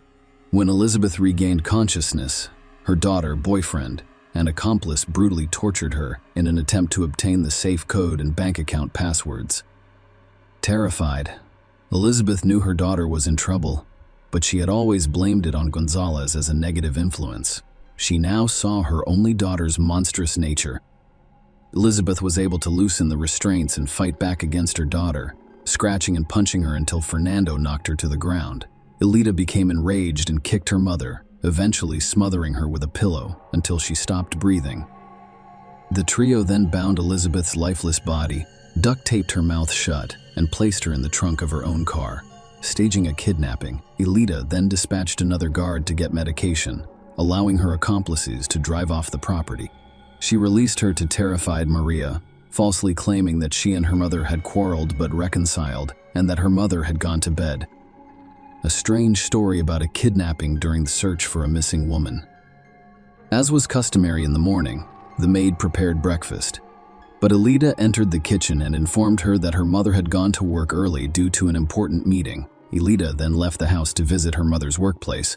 She walked into the office of Jessica Hippo, her mother's best friend and accountant, and broke down in tears, reporting that her mother was missing and that she was receiving strange, threatening, and ransom calls. The accountant immediately began blocking the accounts to prevent the intruders from accessing them, reported the incident to the police, and then left the office for a while. When she returned, Alida had left, and the office was in disarray, as if someone was searching for something. Later, it was discovered that Elizabeth's will had gone missing, which Alida had learned the day before by overhearing a phone conversation with a key she had stolen from her mother. Alida had also taken a copy of the will and cash from the safe while her mother was studying. Police arrived and inspected the house, interviewing both the missing woman's daughter and the office staff, but found no useful information. Everyone claimed that Vasquez had no enemies and that no one had threatened her, so no one was initially named as a suspect. The primary hypothesis was that it was a kidnapping for ransom. All that remained was to wait for a call from the criminals to receive additional instructions and demands. A terrifying discovery and the initial suspect. Elizabeth's disappearance was discovered the following day. It was reported that her car had been abandoned in a vacant lot outside of town.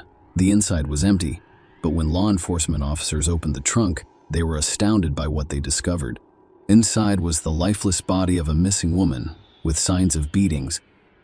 Forensic experts found dozens of bruises, severe head trauma, and rope marks on the victim's body, indicating that she was tied up and attempted to free herself.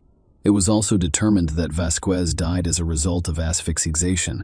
Particles of blood and epithelium were discovered under her fingernails, indicating that she had resisted. It was now necessary to identify who the blood belonged to. Elida appeared in the lineup as a grieving daughter, crying, wailing, and appearing almost unconscious. However, during the interrogation, she behaves very differently. She was calm, even cold-blooded, and she was visibly annoyed by the investigators' questions. Furthermore, she contradicted herself repeatedly during her testimony when the police decided to check the information about the kidnappers' calls and sent a request to the cell phone company. It turned out that Elida had not received any calls. It also turned out that in the days preceding and following her mother's disappearance, Alicia had been in frequent contact with Juan Fernando Gonzalez, whom they also decided to question. However, the young man either insisted on his innocence or remained silent, resulting in irrefutable evidence and an arrest. Elizabeth's maternal grandparents were in charge of her funeral, while Elizabeth herself was unconcerned, focusing solely on how to get out of the situation, remain free, and save money. She called her father, who was already aware of the incident and crying, and told him she was innocent and asked for help. Her father advised her not to say too much and promised to get her out of the situation, despite knowing full well who had committed the crime. However, he did not want his daughter to go to prison because it would have brought shame to Alejandro, who was a powerful and respected man at the time, serving as Justice of the Peace and President of the Supreme Court. Meanwhile, forensic analysis revealed that the blood and skin particles under the deceased's fingernails belonged to her daughter. Elida attempted to claim that she had a serious disagreement with her mother, and that they had briefly quarreled before reconciling, but no one believed her. Further inspection of Elizabeth's room with special equipment revealed numerous white traces of blood throughout the house, including in the elitist room, despite her attempts to wipe away the evidence. At the very least, a story that she had an argument with her mother in the evening, but then made up, and that her mother left early for work the next morning and was never seen again, quickly fell apart. She contradicted herself, first claiming that she had not entered her mother's room, and then recalling that the ransom calls were entirely her creation. The testimony of the maid, Maria Solen, was crucial in the case. She described how, on the night of the crime, she was locked in a room where she could hear Elizabeth's screams and sounds of struggle, but could not intervene. After that night, she never saw her employer again, and Elida insisted that everything was fine with her mother, who had simply left for work early. All of this culminated in the arrest of Elida and her boyfriend, the criminal trio, and the battle for the inheritance. Elida was arrested at her mother's home. Her boyfriend was apprehended a few hours later at an entertainment venue. The next morning, George was arrested after Fernando betrayed him by attempting to blame him for the crime. It is worth noting that Gonzalez was the first to testify, in the hopes that cooperating with the investigation would benefit him and help to mitigate his sentence. Meanwhile, Alejandro hires the best lawyers for his daughter, but realizes she will not be able to avoid punishment. At the same time, he began dealing with Vasquez's inheritance, intending to claim it for himself, since the will had vanished and the heiress faced a lengthy prison sentence. He claimed that he and Elizabeth never divorced, but instead lived apart while remaining legally married. Meanwhile, Ernesto Vasquez, an elitist grandfather, decided to pay a visit to his favorite granddaughter in prison to look her in the eyes, and he couldn't believe that the girl he had known and raised since infancy could commit such a heinous crime. However, Elida acted arrogantly, shouting, insulting the older man, and stating that she did not want to see him again. This encounter deeply upset him, resulting in a heart attack from which he was unable to recover and died 6 months later. The Vasquez family was unable to prove the existence of the will left in their Nestos name because the document vanished from Elizabeth's office and the notary's database, seemingly taken care by Alejandro. All documents and references to the couple's divorce have mysteriously vanished, leaving Alejandro with the right to claim the deceased's inheritance, as well as the trial and verdict. Despite Elida Fernando and George's attempts to shift blame to one another, The investigation successfully reconstructed the events of that fateful evening, determining each participant's role in the crime. It was also established that the trio engaged in a deliberate conspiracy, which aggravated their guilt. Maria, the maid, testified that Alejandro threatened her and demanded that she give a different version of events, but she refused. In May 2012, the court convicted all three defendants. Initially, the prosecutor requested that each murderer be sentenced to 30 years in prison. While the men pleaded guilty, Elita repeatedly played the victim. Fernando and George were eventually sentenced to 28 years each, but the elitist trial was postponed. Elita claimed that the perpetrators were hired by relatives on her mother's side, who fabricated the inheritance story to seize Elizabeth's property and money. Her father had the same version of events. Attempts to declare Elita mentally ill and vulnerable to manipulation by criminals were also unsuccessful. Alejandro proposed sending her to a psychiatric hospital rather than prison, declaring her insane and incapable of fully inheriting his wife's estate. Finally, in December 2012, the court issued its final decision, sentencing Elita to a maximum of 30 years in prison. She and her accomplices are still serving their sentences in prison. The disputed inheritance remains unresolved. In the spring of 2021, Ala 100 died without becoming the sole heir. The Vasquez family, through the court, seeks to exclude Elita from the list of claimants to Elizabeth's property, citing her incarceration for murder. Currently, the primary claimant for the Maria Muvila is Elizabeth's mother.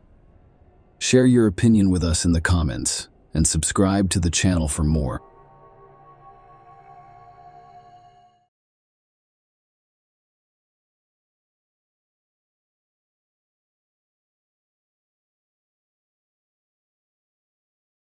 On a Saturday evening in December 2019, a horrific event took place in the peaceful town of Arklow, Ireland, leaving the community stunned. Nadine Lott, a young beautician and mother, was the target of a brutal attack that changed everything. And today I'll tell you about that night's relationship, the shocking turn of events, and the legal ramifications that followed. Claire and David Lott gave birth to Nadine Lott on October 6, 1989, in Arklow, Ireland. She was the oldest of three children. On December 14, 2019, she always tried to help her parents and care for her family. On Saturday, around 4:25 a.m., Amelia Kalinovich called the police to report an urgent situation involving her neighbor Nadine Lott, who had been stabbed. The police arrived at the apartment of Nadine Lott, a 30-year-old beauty therapist in Arklow, Wicklow, Ireland, and discovered her unconscious on the kitchen floor with severe injuries. Dean's mother, Claire Lott, was attempting to help her daughter. The police immediately called for an ambulance, describing the Dean's condition as if she had been beaten to a pulp. Amelia Kulinovic told the police that she rushed to Nadine's apartment after hearing screams. Upon entering, she noticed Dean's ex-partner, Daniel Murtaugh, hunching over her and delivering violent blows while growling. Amelia described Murtaugh as being consumed by rage and resembling a wild animal. She immediately alerted the police and contacted Nadine's sister, Phoebe Lott, who arrived at the scene with her mother Claire in minutes. When the police arrived at Dean's apartment at night, Daniel was not there. Investigations revealed that Daniel and Nadine first met in 2012 while working in Darwin, Australia. Nadine enjoyed her job as a beauty therapist in a salon, but she returned to Ireland after a year there. Daniel moved home a few months after Nadine. Initially, the couple intended to keep their relationship going, even considering moving in together. However, the relationship eventually faltered. Nadine and their daughter, Kaya, then moved to an apartment in Arklow, while Daniel moved to Dublin to live with his parents. On the night of December 13th, police discovered that Daniel had gone to Arklow and spent the night in Nadine's apartment while out celebrating her aunt's birthday. What happened when Nadine came home? When paramedics arrived the next morning, Nadine was quickly transported to the hospital. A few hours later, Daniel was arrested. At 7:30 a.m., Daniel collided with a tree while driving his Volvo, causing the vehicle to end up in a ditch. Laura was crossing Bookie's Bridge when she noticed the car in the ditch, and Daniel standing by the side of the road. A concerned passerby stopped to offer help. Daniel confessed to him that he had murdered my wife because she was with a friend. Daniel was then taken to the police station for questioning, and as the interview progressed, some harrowing details about the violence perpetrated on Nadine emerged. When initially questioned by police about Nadine's condition, Daniel claimed he had no recollection due to intoxication. He initially claimed that he had slapped her following a confrontation sparked by his drinking and smoking in her apartment. However, after further questioning, he admitted to delivering 5 or 6 forceful slabs, acknowledging that some were applied with significant force. Dean's injuries were too severe to be attributed solely to a few slaps. The police persisted with the questioning. Daniel, a trained boxer, then admitted to repeatedly pounding and punching Nadine. He continued saying, "I knew she was with Aladdin Arklow, and I was just trying to get it out of her." When asked about the apparent lack of damage to his hands, Daniel explained that his knuckles had been conditioned over years of boxing. Despite his shock and fear at seeing blood coming from Nadine's nose and lips, he insisted that she was still alive as he left the apartment. Nadine sustained a stab wound on the right side of her neck. When questioned about the knife found near her, Daniel claimed it was simply a butter knife he had used the night before to cut up a burger and a battered sausage. When asked about the location of the assault, Daniel stated that everything happened in the living room. However, when the police discovered Nadine in the kitchen, he speculated that she must have walked into the kitchen on her own after he left and possibly collapsed there. The police responded by informing Daniel about apparent drag marks leading into the kitchen. Despite this evidence, Daniel maintained that he had only assaulted Nadine in the living room, which contradicted the physical evidence at the scene. When the police asked him what he used to attack Nadine, he initially stated that he used his fists. Daniel then told police he beat her with a tire pump charger and a wire wrapped around his knuckles. Daniel also admitted that he may have used a cigarette charger in a hammer motion. He denied using the mirror found in the Dean's apartment. When police entered the apartment, they found broken glass in the living room, hallway, and kitchen. Part of the mirror's frame was discovered in the kitchen. In his final police interview, Daniel described waking up on the sofa to the sound of Nadine screaming and shouting. "I slapped her, and she returned to the ground beside the cabinet. Standing over her, he began pounding her, only realizing the gravity of the situation when he noticed the blood." Daniel claimed he never intended to harm Nadine, expressing his love for her and asserting that it was reciprocated. He told the police that if he wanted to kill Nadine, she'd be gone. Tragically, 3 days after the assault, Nadine succumbed to her severe injuries, never regaining consciousness, and died in the hospital. Daniel was subsequently charged with murder. Daniel pleaded not guilty to murder, but admitted guilt to manslaughter. He acknowledged that he was solely responsible for Nadine's death. He argued that he lacked the necessary intent to be charged with murder. Daniel contended that the use of illegal substances and alcohol on the night in question played a critical role in the tragic assault on Nadine. The jury's central question was whether Daniel intended to kill or seriously harm Nadine. At the start of the trial, Daniel's attorney admitted that he had unlawfully taken Nadine's life and that he alone was responsible for the injury she sustained. The judge instructed the jury that murder is a crime of specific intent, which occurs when one person unlawfully kills another with the intent to cause death or serious injury. Despite admitting guilt to manslaughter and accepting responsibility for unlawfully causing the Dean's death, Daniel claimed that he lacked the necessary mental state. During the acts, he used the defense of intoxication. The judge explained to the jury that intoxication could be used as a defense for crimes with specific intent, potentially reducing a murder charge to manslaughter. The prosecution claimed that this case clearly constituted murder. According to their argument, Nadine was attacked violently and repeatedly in her own home by a man she knew. The prosecution claimed her ex-partner beat and stabbed her out of jealous rage. During the court proceedings, it was revealed that in the weeks preceding Dean's death, the nature of their messages indicated Daniel's desire for a relationship, despite Nadine's clear reluctance. Despite not being in a relationship, Daniel consistently referred to Nadine as his girlfriend and future wife. The prosecutor emphasized this point to the jury, claiming it was coming from his head. Check out the WhatsApp app exchanges. They are unambiguous and unequivocal.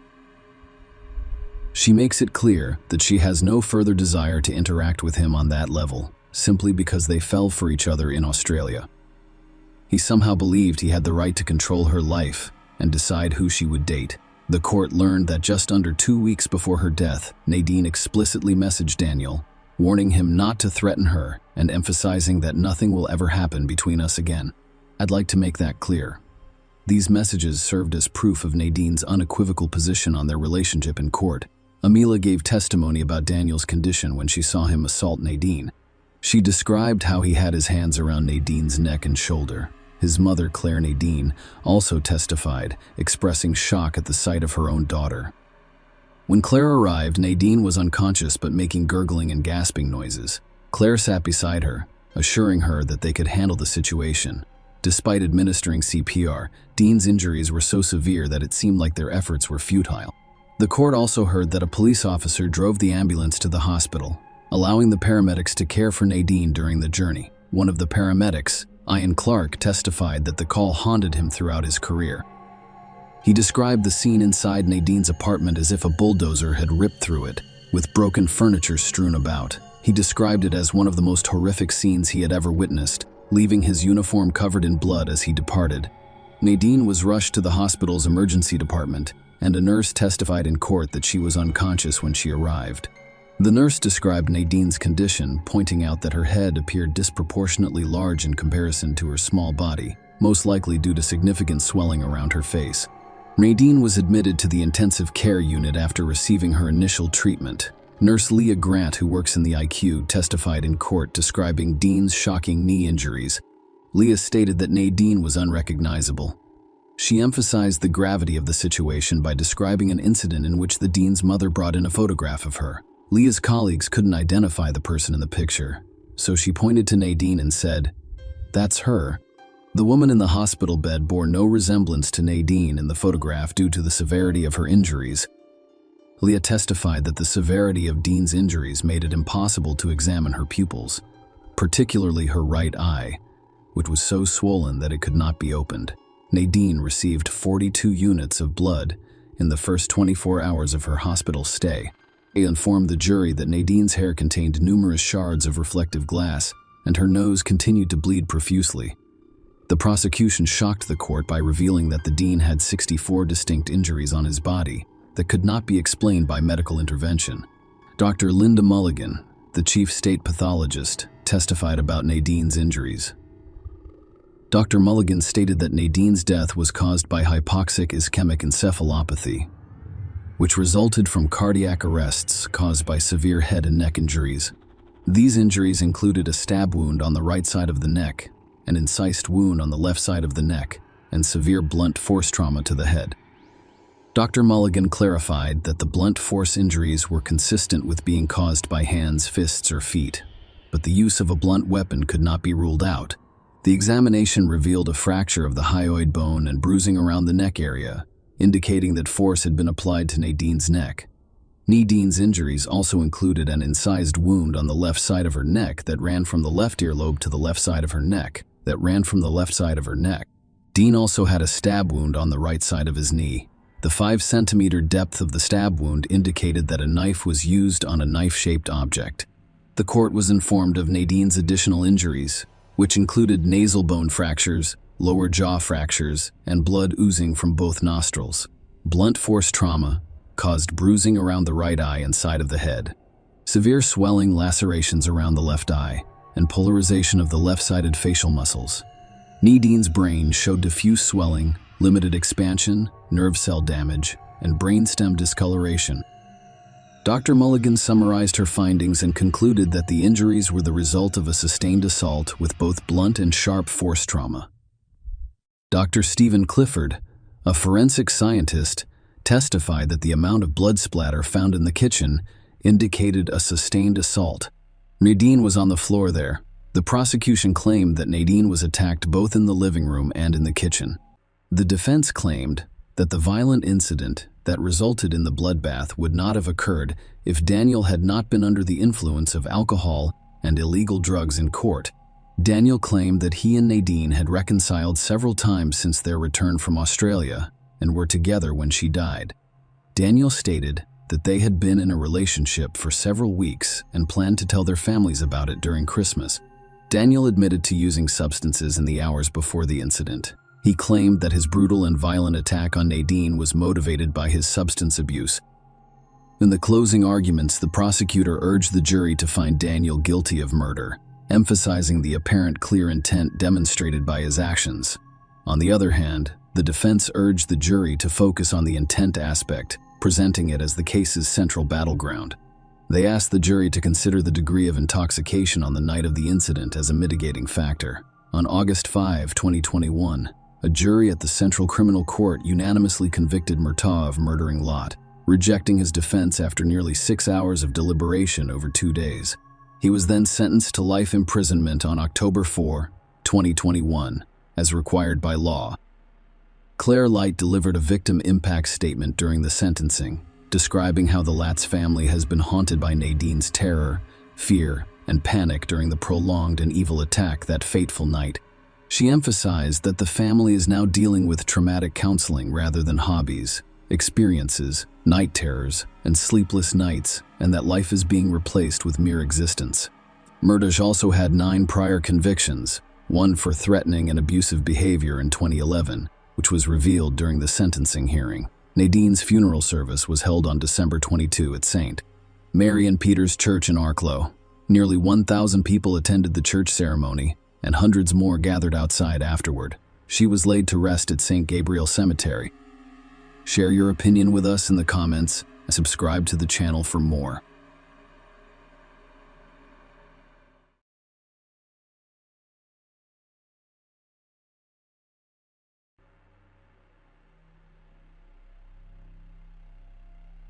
Gail Katz was born March 8, 1956, in Brooklyn, New York. I grew up with 2 other siblings, a sister and a brother. Despite excelling academically as a teenager and graduating a year ahead of her peers, Gail's life took a different turn when she started college. Instead of focusing on her academic success, she became involved in a partying lifestyle, which led to her decision to drop out. This decision deeply disappointed her conservative parents, who held traditional beliefs about life. They believed Gail's only chance for a successful future was to marry a wealthy man. Gail's mother, who worked in the hospital emergency department, strongly encouraged her to pursue a doctor as a life partner, but Gail refused, preferring socializing and dating over a committed relationship. Gail eventually lost control of her life, dealing with depression and attempting suicide several times. Despite her family's initial surprise, Gail introduced them to a man named Robert Birnbaum, who they had met through mutual friends. Dr. Birnbaum, a young and promising individual, seemed to be the perfect match for Gail and her family. Coming from a successful cardiologist father, he pursued a career in medicine and completed his plastic surgery residency at Brooklyn Maimonides Medical Center. Aside from his impressive educational background, Robert had charm, linguistic skills, and a passion for skiing. But his greatest passion was aviation.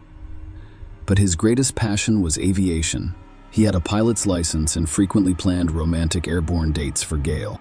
She enjoyed these adventures, and he appreciated her genuine interest in his hobbies.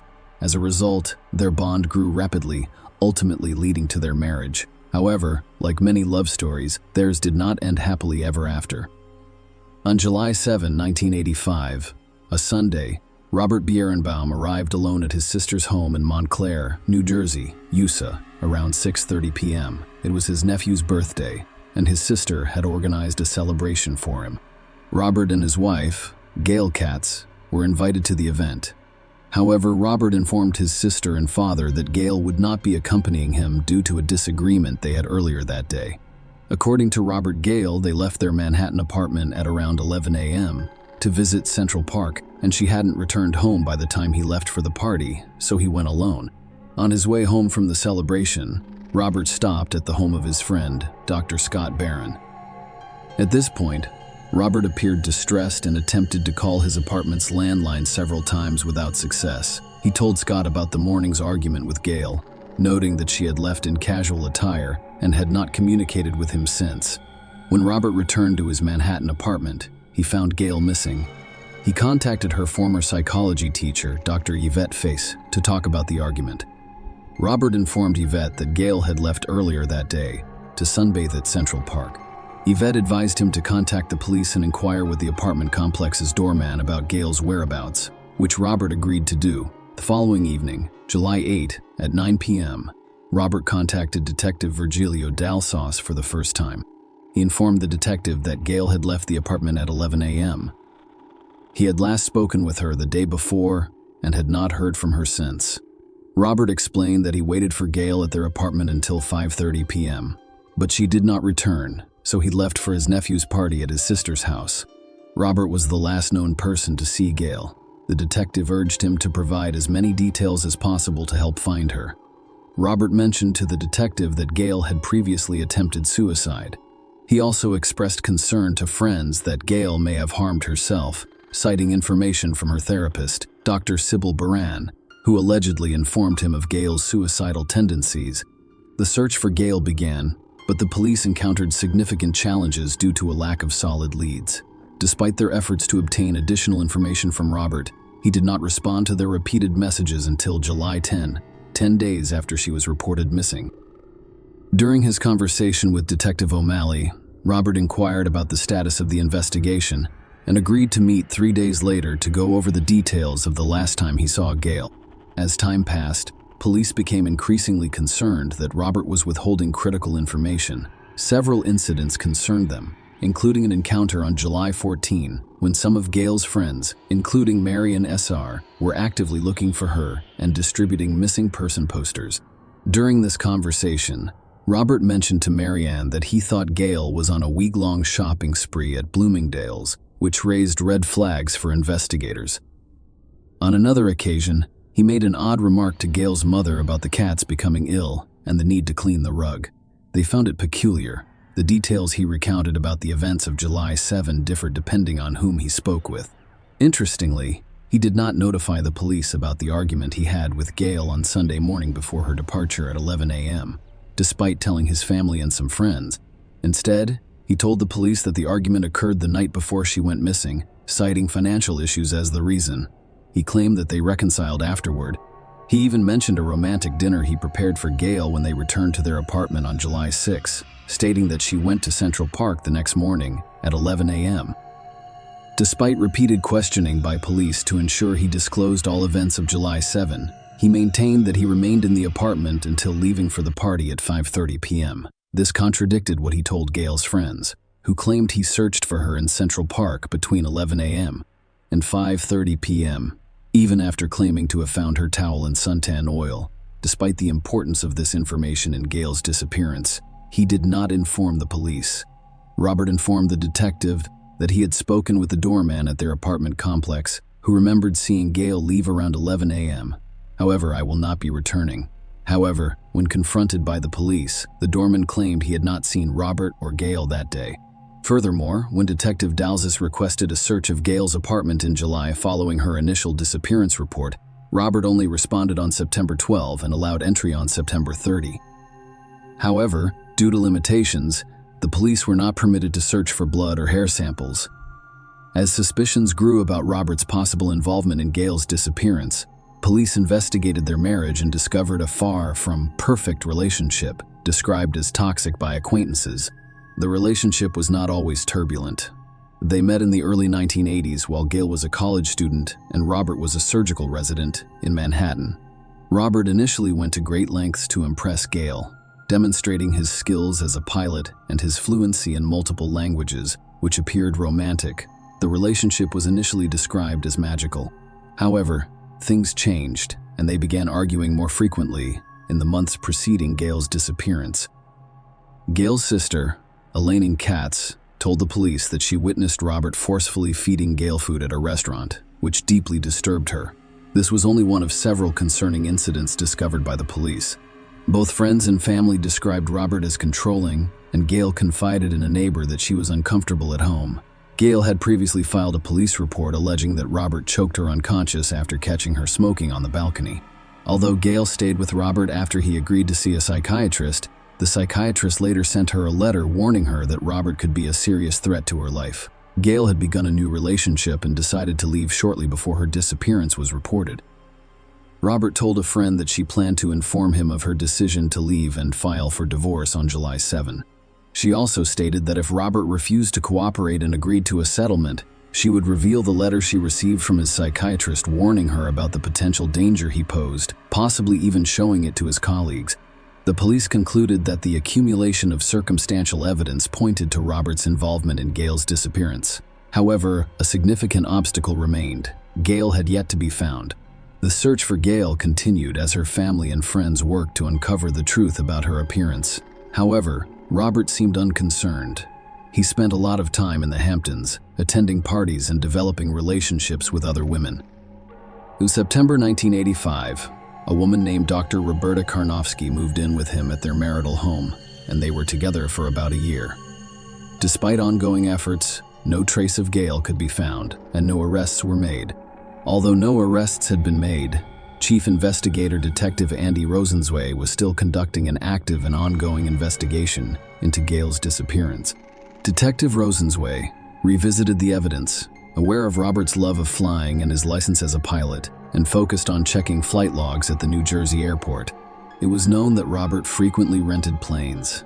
An investigation into the records revealed that on July 7, 1985, at 4:30 p.m., he rented a Cessna 172 plane from Caldwell Airport in Fairfield, New Jersey, and returned it after 1 hour and 56 minutes.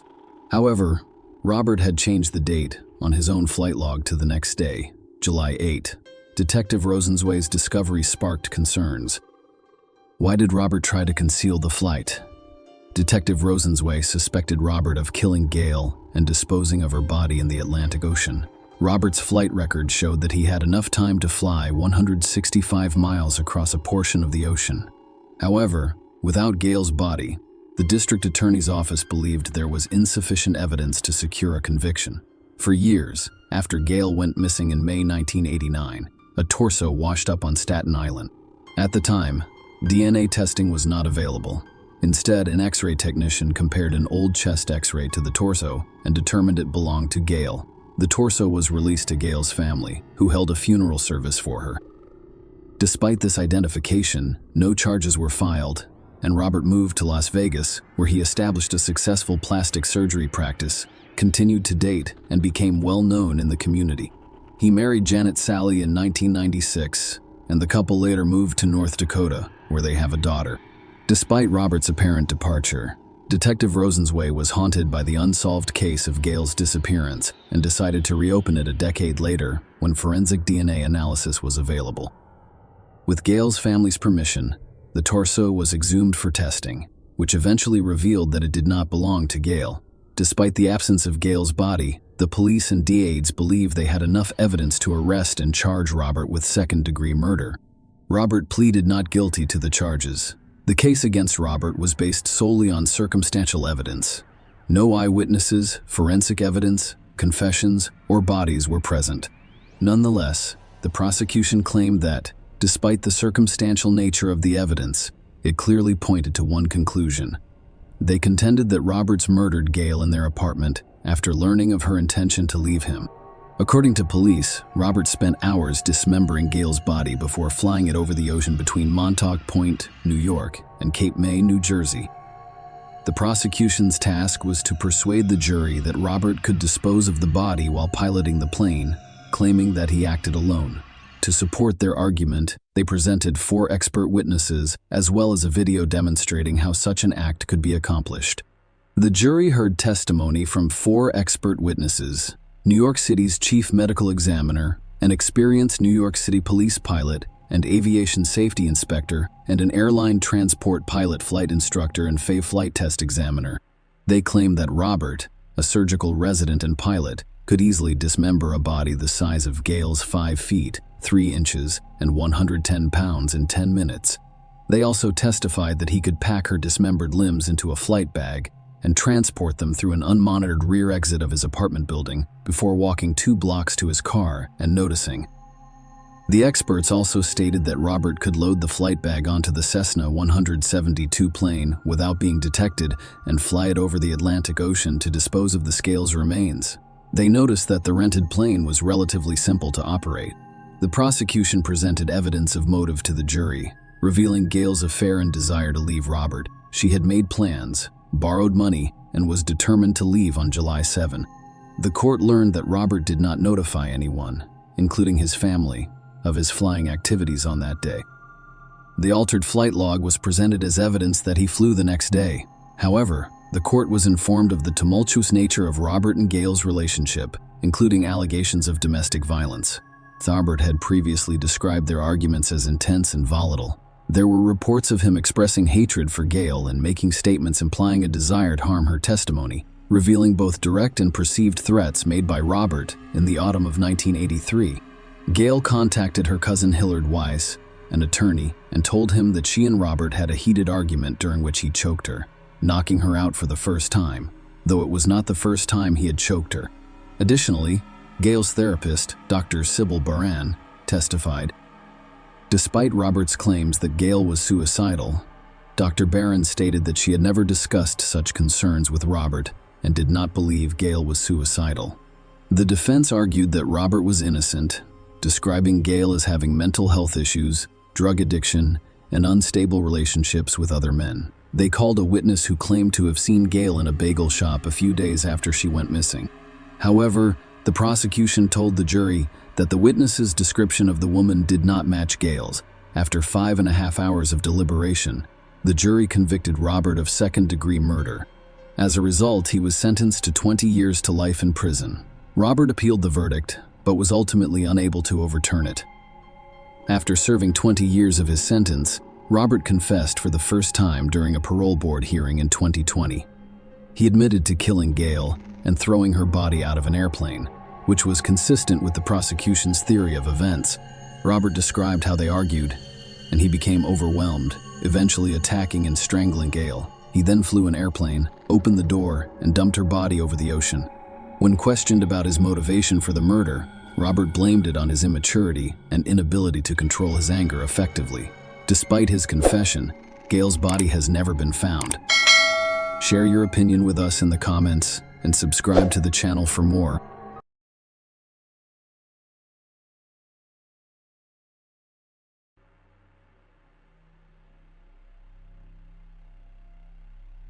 Hey guys, welcome to my channel, and today we're going to take a look at another horrible case with you. Mom is an important figure in each of our lives. Across all languages, this word sounds warm and tender because it conveys only goodness and understanding. In times of pain, fear, or joy, a person's only words are mommy. Unfortunately, children are not always the most important part of a mother's life. A high-profile crime committed in one of the nation's largest states, Texas, has spread across the country. Christy Sheets, a young and successful 42-year-old woman, shot and killed her 2 adult daughters in her own backyard. But why? Let's start at the beginning and try to figure out what possessed a loving mother to commit such a cruel act. Christy Bird was born in Decatur, Alabama, in 1974. Rebecca Bird's parents separated when she was very young, and her mother Christy had to work hard to provide a poverty-free existence for her child. Christy was raised primarily by her grandfather. The girl adored her grandfather because he spoiled her and taught her unusual skills, such as how to handle a gun. The retired officer had an impressive collection of weapons. The two of them would lock themselves in a semi-dark basement room and spend hours looking at the treasures hidden beneath her grandfather's intriguing stories. From early childhood, a person seeks to understand his place in life, learns to form relationships with others, and receives education for the purpose of applying what he has learned in real life. Christy, however, did not strive for knowledge. Despite attending one of the best schools in the state, the study was uninterested in the young rebel. Frequent clashes with peers severely traumatized her childhood psyche. As a result of repeated attacks and conflicts with classmates, Christy barely finishes school. It's after school. Christy relocates to Lawrence County in North Alabama to attend university. She begins working as a secretary for a transportation company, where she meets Jason Sheets, a young and promising specialist. The young people walk for hours around the city. They hike together, take a vacation to Christy's hometown, and form a strong and lasting bond. After a few years, they married and moved to Kathy's hometown, located on one of the city's quietest streets. On April 19, 1994, the young family purchases a house. Taylor, their first daughter, was born. Jason was overjoyed because he had always wanted a small daughter. The Sheets family was very well done and pleased. Jason has successfully worked as a consultant for a large oil and gas company. Christy raised her daughter and was an outstanding housewife. On October 21, 1998, Christy and Jason welcomed their second daughter, Madison.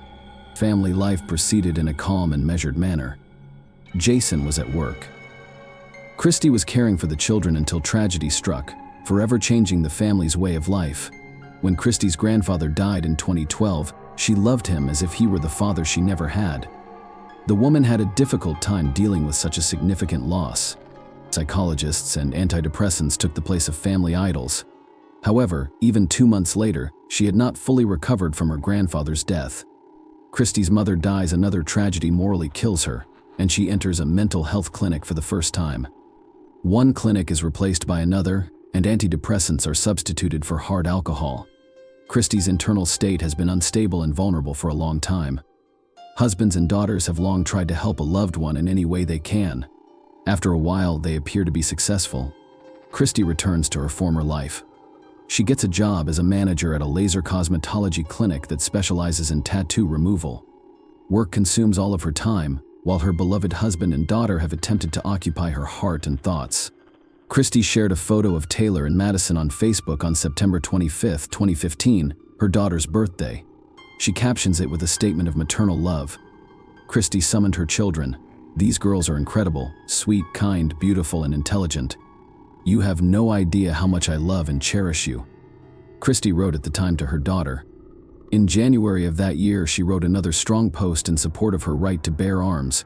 A post with a photo of a polished gun on a table next to 7 bullets. I own 10 guns. Obama wants 8 of my firearms. What number of guns do I have? Responding to her comments. That is right. I own 10 guns. Christy Sheets has been a vocal supporter of legislation that would make firearms more widely available to the public. She was particularly opposed to the Democratic Party's initiative to prohibit the free trade of semi-automatic handguns. Christy claimed that it would violate her family's right to self-defense. It's ironic that Christy Sheets' love, admiration, and staunch defense of guns, as well as her belief in the right to bear arms, ultimately led to the tragic loss of her 2 daughters and her own life.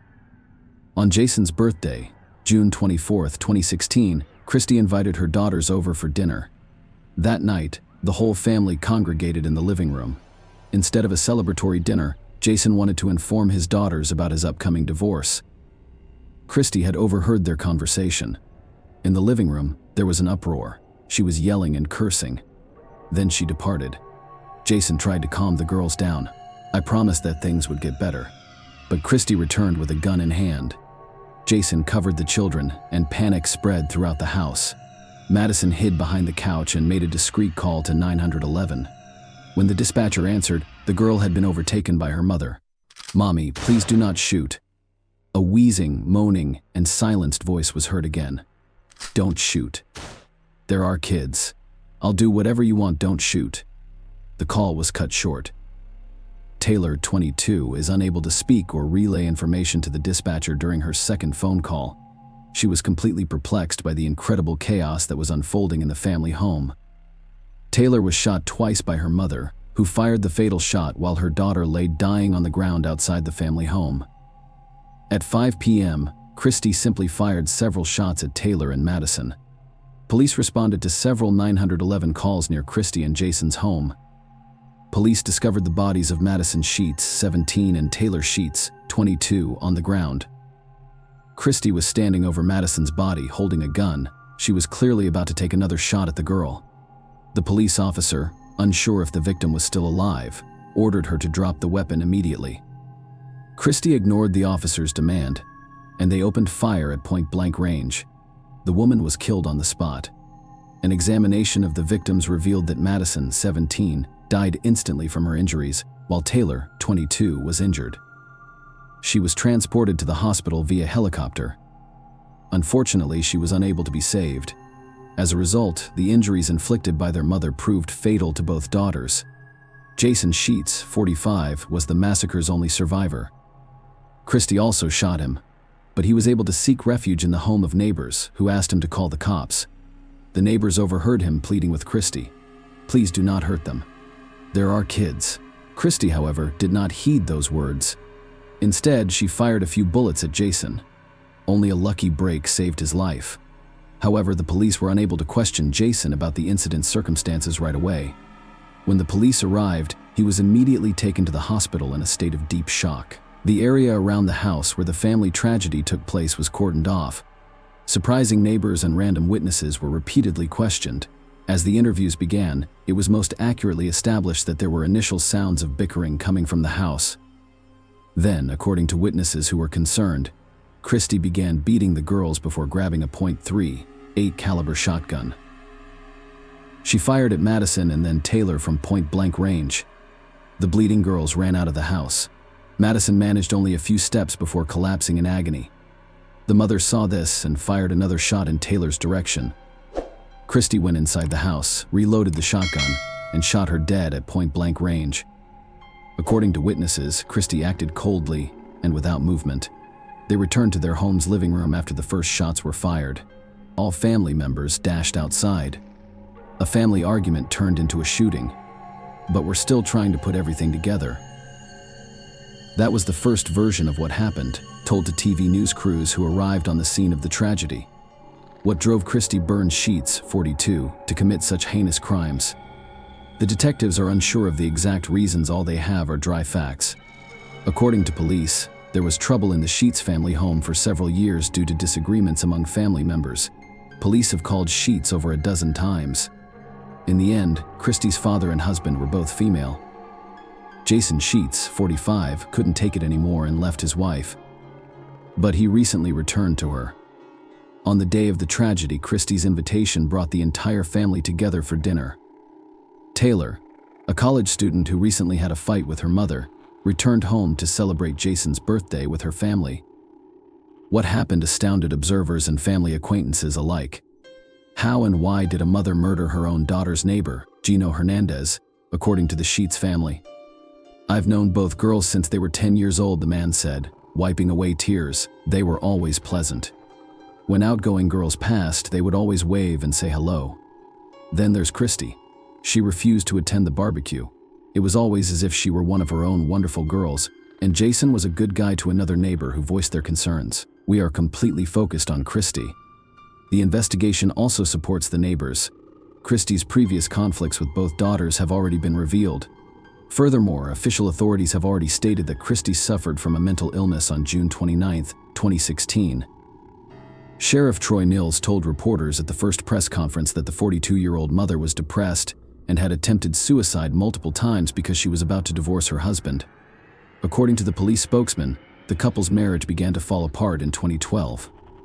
Just then, Christie Sheets' grandfather committed suicide in order to kill family members. Mrs. Sheets used a gun that she inherited from a deceased relative, one of the possible causes of the family's serious discord. The sheriff referred to Christie's refusal to put up with her eldest daughter Taylor's upcoming marriage. A couple of days before the shots were fired, Christie Sheets had an argument with her oldest daughter, Taylor, and attempted to place her under house arrest and prohibit her from seeing her fiancé. Nels observed that Jason disagreed with his wife on whether house arrest was an appropriate punishment for a 22-year-old girl.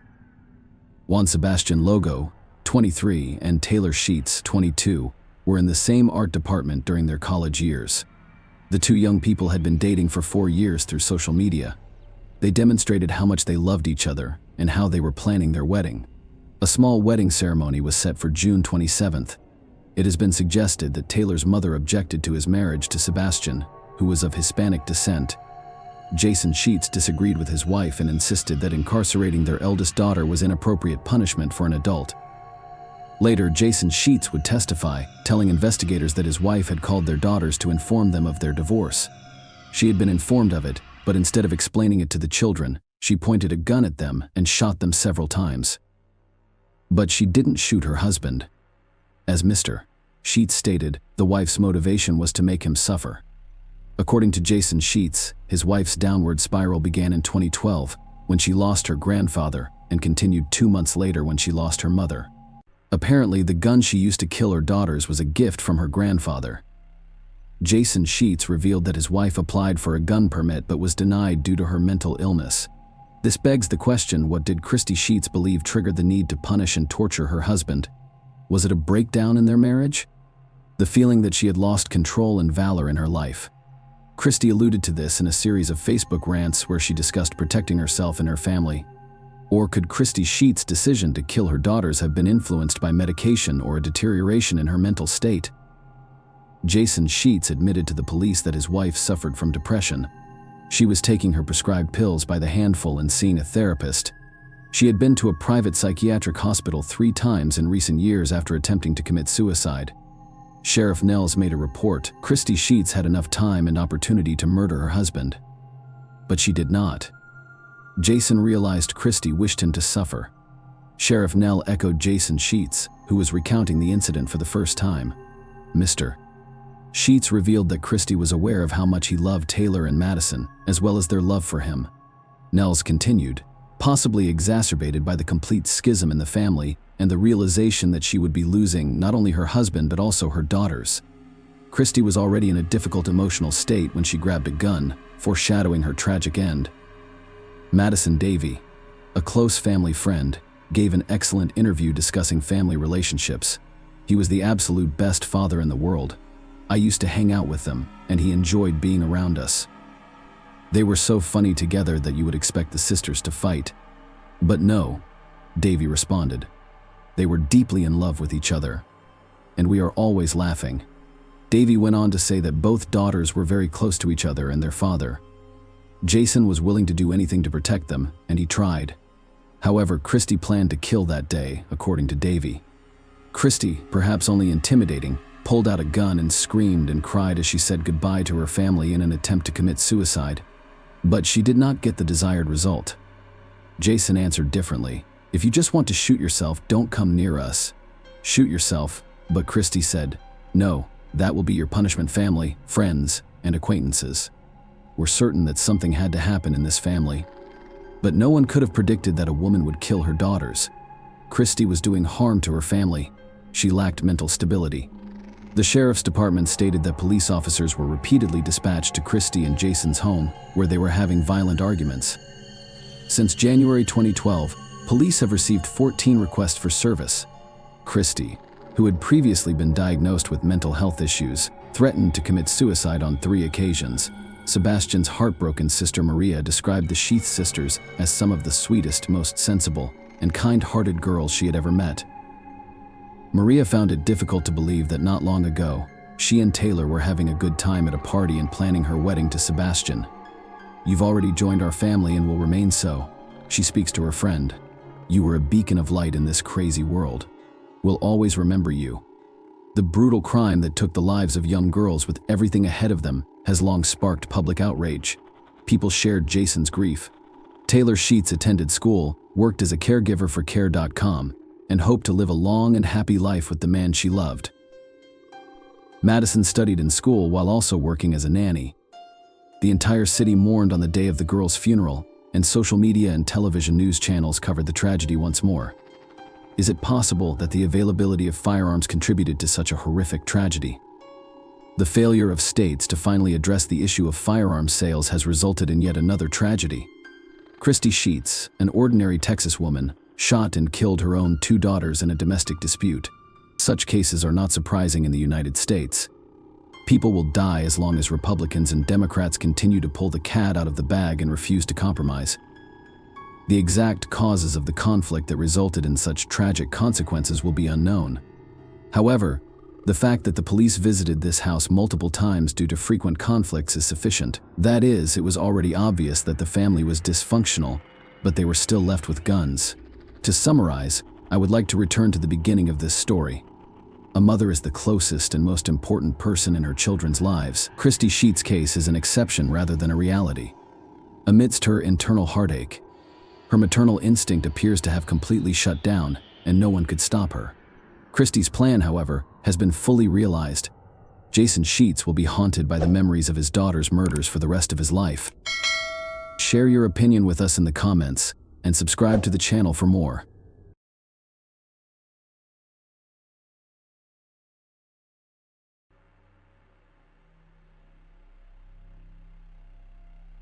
On November 6, 2014, Mexico City police discovered human remains. Part of the torso was discovered in a vacant lot near the city's exit. A few days later, bags containing arms and legs were discovered in various areas of the capital. The fact that there were no fingers on the limbs was horrifying. The police sounded the alarm. Apparently, a particularly violent criminal was operating in the region.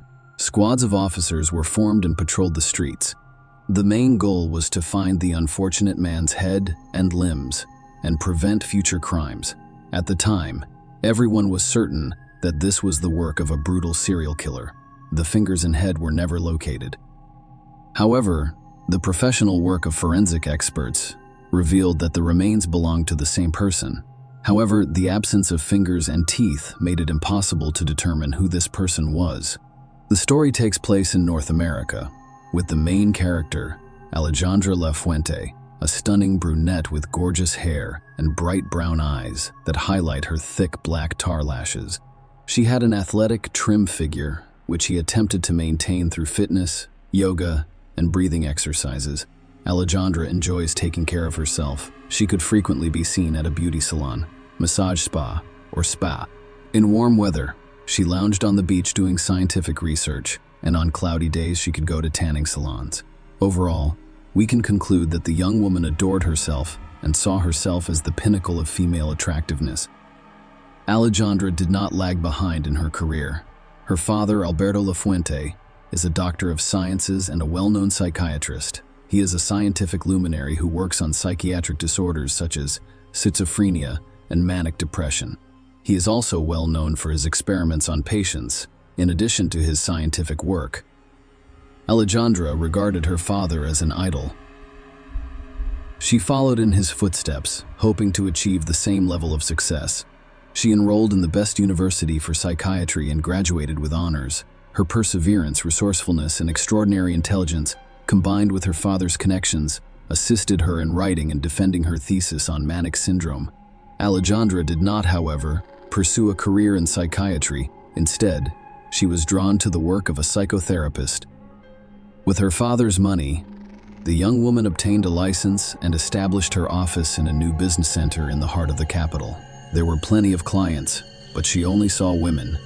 Women with eating disorders, depression, relationship problems, and low self-esteem sought counseling. Alejandra helped to resolve family issues. However, as is often the case, her personal life left a lot to be desired. The young woman's first marriage failed, but the couple did have 2 children, 2 lovely girls with Alejandra's eyes and her father's sense of humor. However, Alejandra was not discouraged. She did not believe that having 2 children was an excuse to abandon herself. She still hoped to meet her other half, a man who could be a good father to her daughters. After the couple separated, Alejandra's ex-husband, whose name is unknown, returned home. It was a common practice for the couple. The man would come on weekends to spend time with his daughters and assist his ex-wife with household chores as needed. However, the ex-husband had no idea this would be his last visit. Alejandra asked him to enter the house from the backyard, claiming that the front door lock was jammed. The man entered the house. Alejandra explained that her youngest daughter was currently bathing and invited him into her bathroom. The man went in with no suspicions. There was a ringing silence throughout the house. There were no sounds, just the usual cartoons and children's laughter. The man entered the bathroom. There was tape on the floor and no daughter in the filled bathtub. He became aware that something was going wrong. Right at that moment, his ex-wife appeared behind him, wielding a hammer, and delivered a powerful blow to his head. The man fell, and blood poured out of the gaping hole in his skull. Everything around him was blood-stained. As the experts later discovered, the man had no chance of saving himself. Death occurred almost immediately following the first blow from a heavy, blunt object. The eldest daughter, who had unexpectedly returned early from a friend, was an unwitting witness to this truly horrifying scene. The children frequently witnessed their parents' quarrels. Alejandra was determined to be mentally disturbed. She frequently took it out on her friends, who noticed how the young woman could hit her husband. They frequently noticed scratches on his arms and neck. The housemates were constantly observing her temper tantrums and poor behavior, but this time the situation spiraled out of control. The daughter dashed out of the house and began calling for help. Almost immediately, a neighbor came running and called the police. The psychologist has been arrested and charged with murder. At the station, the young woman was placed in a cell and had to stay there for a month until her first hearing. Alejandra denied guilt during the trial. Lawyers proposed a version of self-defense. According to them, Alejandra's ex-husband was extremely jealous of her and made up stories about her bringing men into the house, which could have a negative impact on the psyche of young girls. On the day of the crime, he showed up unexpectedly at his ex-wife's house and entered through the back door, hoping to catch her with another man. Then he pounced on Alejandra, who was in the bathroom attempting to put together a nightstand. She then had to use self-defense. and he delivered 2 blows to the back of her ex-husband's head. On June 14, 2012, the sentence was imposed based on the defense's evidence and the presence of 2 minor children. Alejandro was sentenced to 1 year and 4 months, thanks to the coordination of lawyers and his father's money. A suspended sentence replaced the term behind bars. A few months later, the appeal was filed again, this time requesting that the charges be dropped. The claim was that the assault was in self-defense. Human rights activists demanded a jury trial and felt deeply sorry for the poor woman, who was presented as a victim of domestic violence. As a result, the court reviewed the case and acquitted the accused. After her release, the young woman continued to provide her psychological counseling. She portrayed Alejandra as a victim of gender inequality who fought for her rights in the same way that most women in North America do, and this image helped her gain even more popularity with potential clients. Maria Alejandra soon met Alan Carrera Cuella, a prominent Mexican businessman and the son of Adrian Carrera Francis. He was a tall, attractive, and statuesque man. His father had previously served as the Central District's head of special services, where he had achieved considerable success. Alan quickly expanded his business, establishing a nationwide chain of construction stores. A portion of Alan's business was legalized. The other part, which few people knew about, was closely related to crime. By the way, his father was removed from his position because one of his son's financial frauds was discovered. In addition, Alan had a stake in a criminal organization that transported psychotropic substances to the United States. Their base was in a border town and was patrolled by newly hired police officers. This group controlled a small portion of the South's psychoactive substance trafficking. Alan's father was proven to be involved in his son's affairs. The police were able to obtain a statement from him, and he faced a 20-year prison sentence. However, Adrian Carrera was released early on July 18, 2000, as a result of the Witness Protection Program. Following his release, he devoted all of his time to his son and his legitimate business. The son matured quickly, adopting his father's perspectives and experiences. After graduating from college, Alan Carrera decided to follow in his father's footsteps as an entrepreneur. He was very interested in the store of household appliances, and despite his young age, he completely let himself in.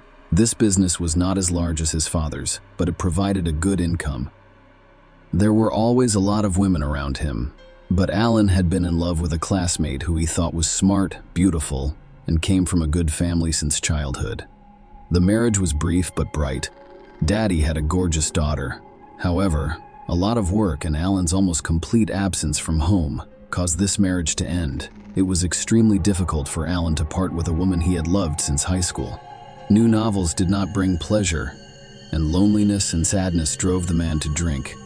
This became a bad habit over time.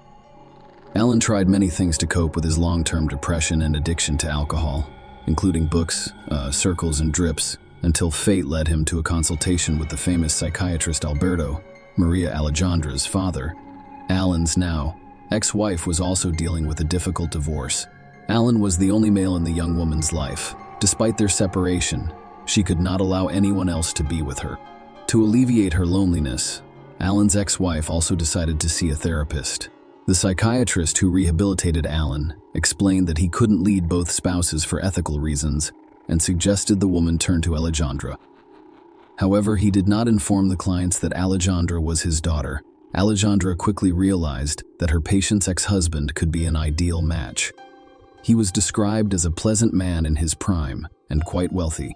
Alejandra did not think long before asking her client to bring her ex-husband for another consultation. According to the therapist, she would be able to resolve their issue in one session and break the former spouse's strong bond. Alejandra began carrying out her plan to seduce the entrepreneur as soon as the steamy session began.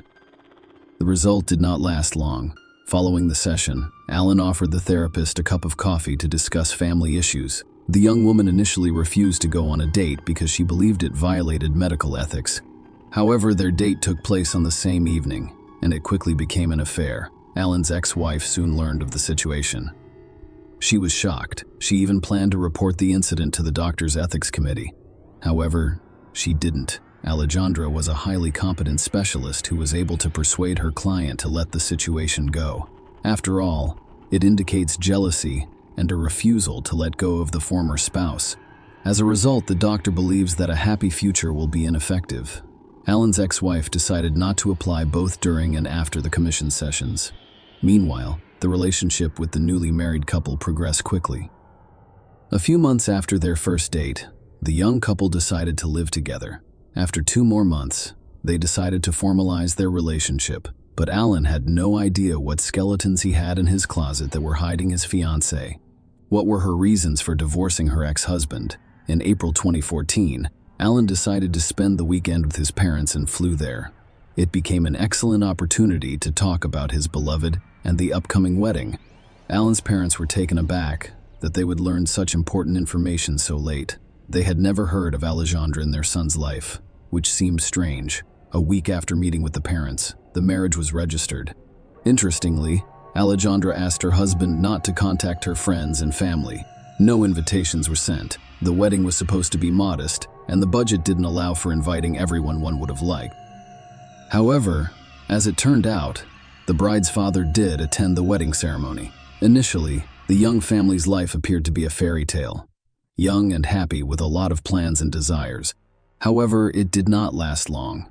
Alejandra was unable to conceal her hysterical personality as she approached the horrifying conclusion of this story, but no one suspected it yet. The newlyweds' relationship began to undergo dramatic changes. Alan was a very private person, and details about his personal life were not shared with his friends. As a result, very little was known about the couple's personal lives.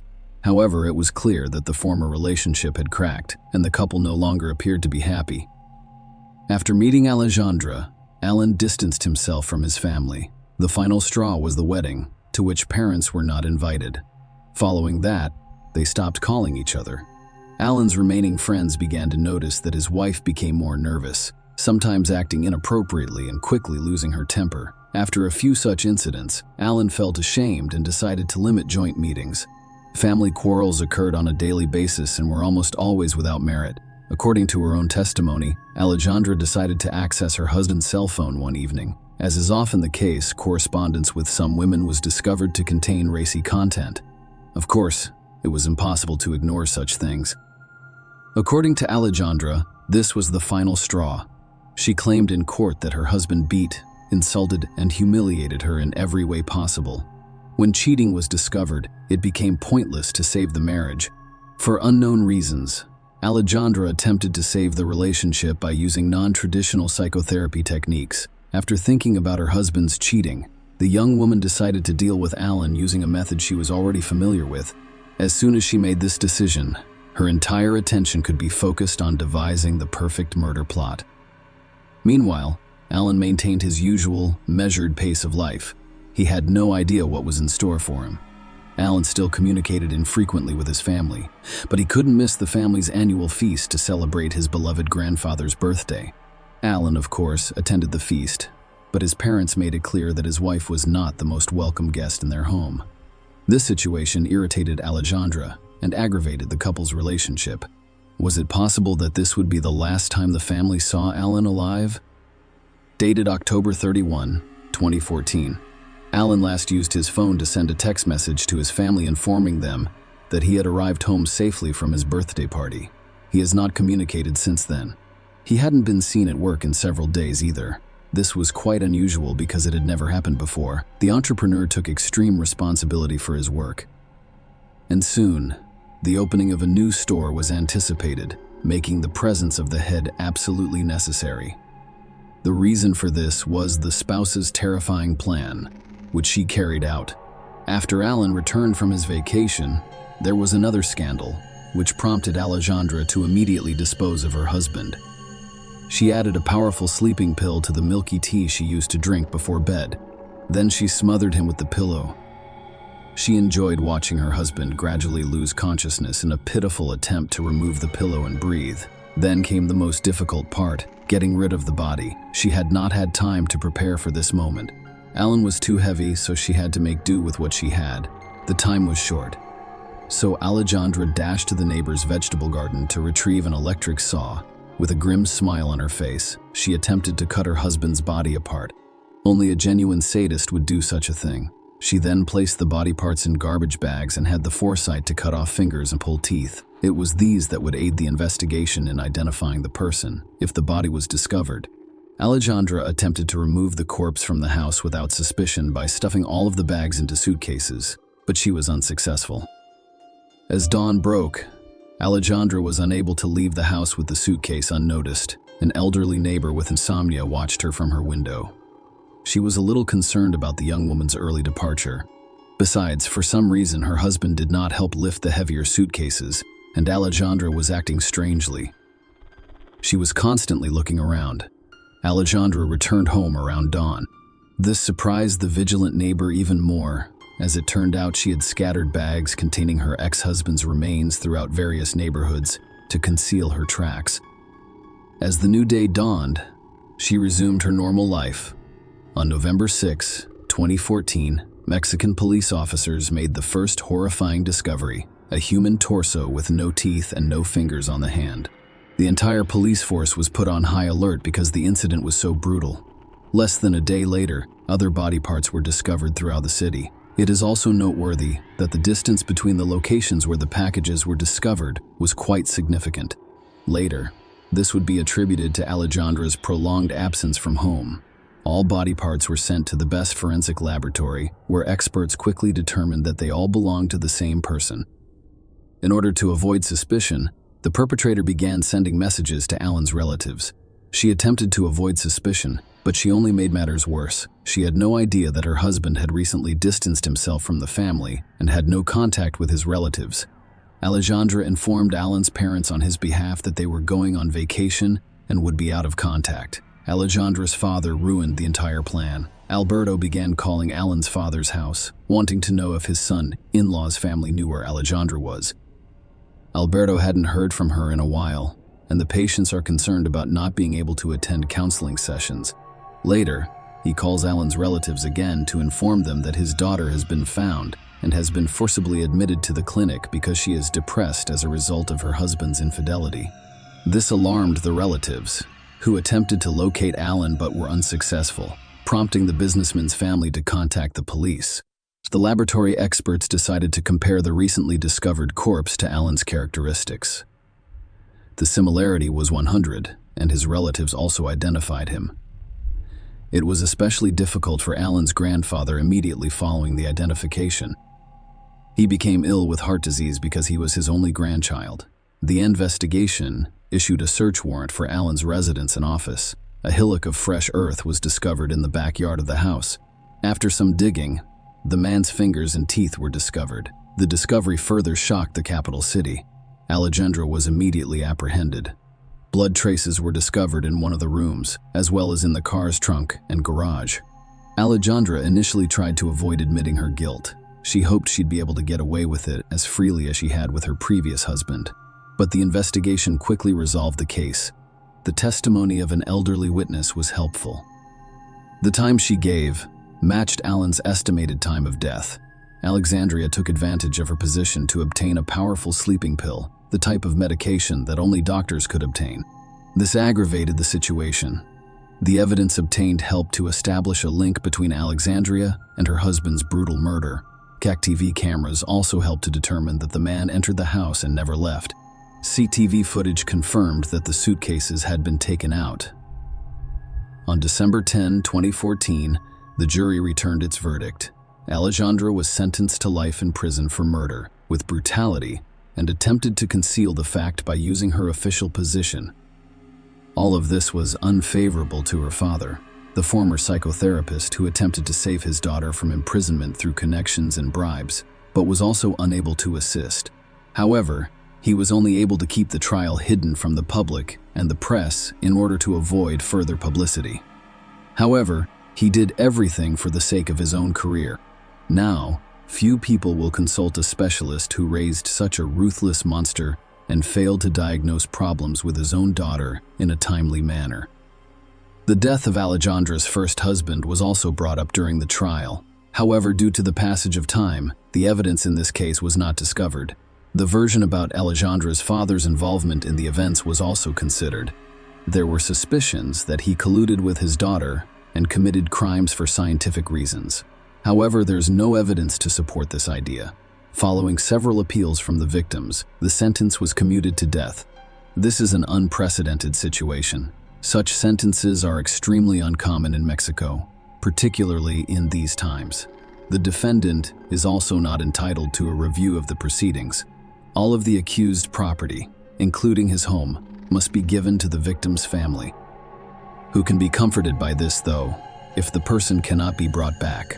Alejandra appears to have been a pragmatic and cruel woman. She had severe mental health issues, despite medical examinations denying this. She also relied on her father's influence and used her official position to carry out her maniacal plans. Impunity for her first crime had only released her. Alejandra felt invincible and continued to do evil. Perhaps Alan would still be alive if this horrible woman hadn't been acquitted the first time, but it was too late to discuss it now. Share your opinion with us in the comments and subscribe to the channel for more.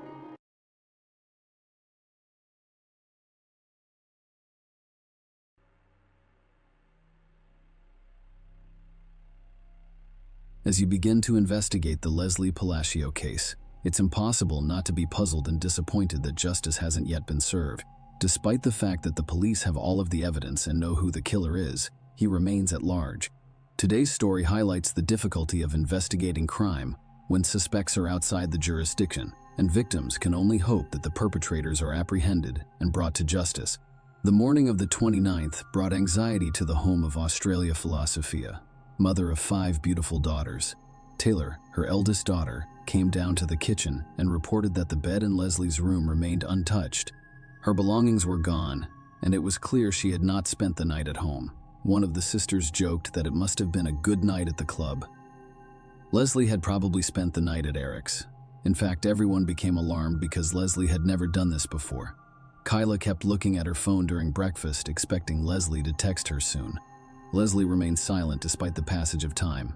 By noon, it had stopped appearing normal. By late afternoon, the reseller had decided to go to Eric's house on her own to find out where her daughter had gone. When the Palacio family arrived, they noticed Eric's mother and sister actively removing furniture and other items from the house. Obviously, taking furniture out of the house is normal, but the situation in Mrs. Ibarra's crying face gave Rosella a strange feeling. Something wasn't right here. When asked where Leslie was and why Eric's phone was unavailable, Eric's mother and sister pretended they were unaware that the couple had spent the evening together. Ursula clarified whether Leslie had slept over at their house that night, citing her daughter's messages indicating her intention to visit Eric. After receiving a negative response, Leslie's family realized how serious the situation was. Fears became reality, and the family took immediate action. The older sister, realizing that Leslie could not have vanished so easily, began calling local hospitals and searching the internet for reports of accidents in the previous 24 hours. However, both the search and attempts to contact Eric were unsuccessful. He had either turned off his phone or it had died. Kayla couldn't even hear her voicemail. With Sally, I had no choice but to contact the police. The following day, August 30, Leslie was officially reported missing. Leslie Palacio was born on May 5, 1998, and the move marked the beginning of an intense fight for justice. In Las Vegas, Nevada, USA, her short but full life was filled with love and care for her family. The girl was always open and friendly, and she brought joy to any company. She valued everyone she met in her life, and they reciprocated. Leslie wished to connect her life with medicine. After graduating from high school, she enrolled in Las Vegas Medical College at 20 West 20. She was already confidently pursuing her dream of becoming a phlebotomist and working part-time as a laboratory technician, combining theoretical knowledge and practical skills. Leslie proved herself to be a gifted student. Her academic achievements were commendable. She had a natural ability to absorb new information and was always eager to expand her knowledge. That is why the girl chose to work part-time as a laboratory assistant. Leslie unexpectedly realized she had found her calling and quickly became an integral part of the team. Colleagues thought the student was not only a responsible and professional lab technician, but also a warm-hearted person. The girl's responsibilities included conducting various analyses and tests. However, Leslie saw this work as much more than just a way to fulfill her duties. She saw her calling in making patients test, taking experiences as comfortable as possible. Her caring and patience fostered a sense of trust. Even those who were concerned about the procedure felt at ease in her presence. When the youngest of the nurses asked if Leslie was afraid of having her hands pierced all the time, she laughed and replied that she now had the superpower to poke people. Vital, a young optimist, already has evidence in her every action. Leslie, by all accounts, had the potential to become a highly sought after and valuable specialist in the field of medical laboratory diagnostics. And she would have, if things hadn't turned out so dramatically. Leslie has always helped and cared for others since she was a child. Rosella Palacio, the second of 5 daughters, took on the role of mother when she worked as a hotel cleaner. Rosella recalled her daughter kicking her out of the kitchen when she attempted to cook dinner after cleaning more than 15 hotel rooms in one shift. "Take some rest." Leslie gently encouraged her desire to alleviate her mother's burden after work. Her daughter took it upon herself to prepare dinners and, in her usual easygoing style, found cooking to be a source of inspiration. From then on, she always ensured that her family members were well fed, even if she was away and couldn't prepare the family dinner herself. She was always calling home to ensure that everyone had eaten, because Leslie's family came first. She easily inspired her sisters with her enthusiasm and ideas. For example, even during the pandemic, Leslie continued to participate in sports by organizing workouts in her backyard. She praised her mother's various exercises, and she and her sister danced daily in front of a mirror to music. Her love of experimenting with hair color and image led to a joint business plan with her older sister to open a boutique. The sisters started designing and sewing dresses at home in their own distinctive style. When the coronavirus pandemic struck, Rosella was laid off due to downsizing. Leslie suggested that her mother start her own small cleaning business and assured her that she would gladly assist her with the cleanings in her spare time from work and school. "Mom will be fine soon, as you can see," she assured Alia. At a family council, they came up with the name Palacio Cleaning Service. Leslie went missing around that time. Her dreams were just beginning to come true when their family firm received its first contract.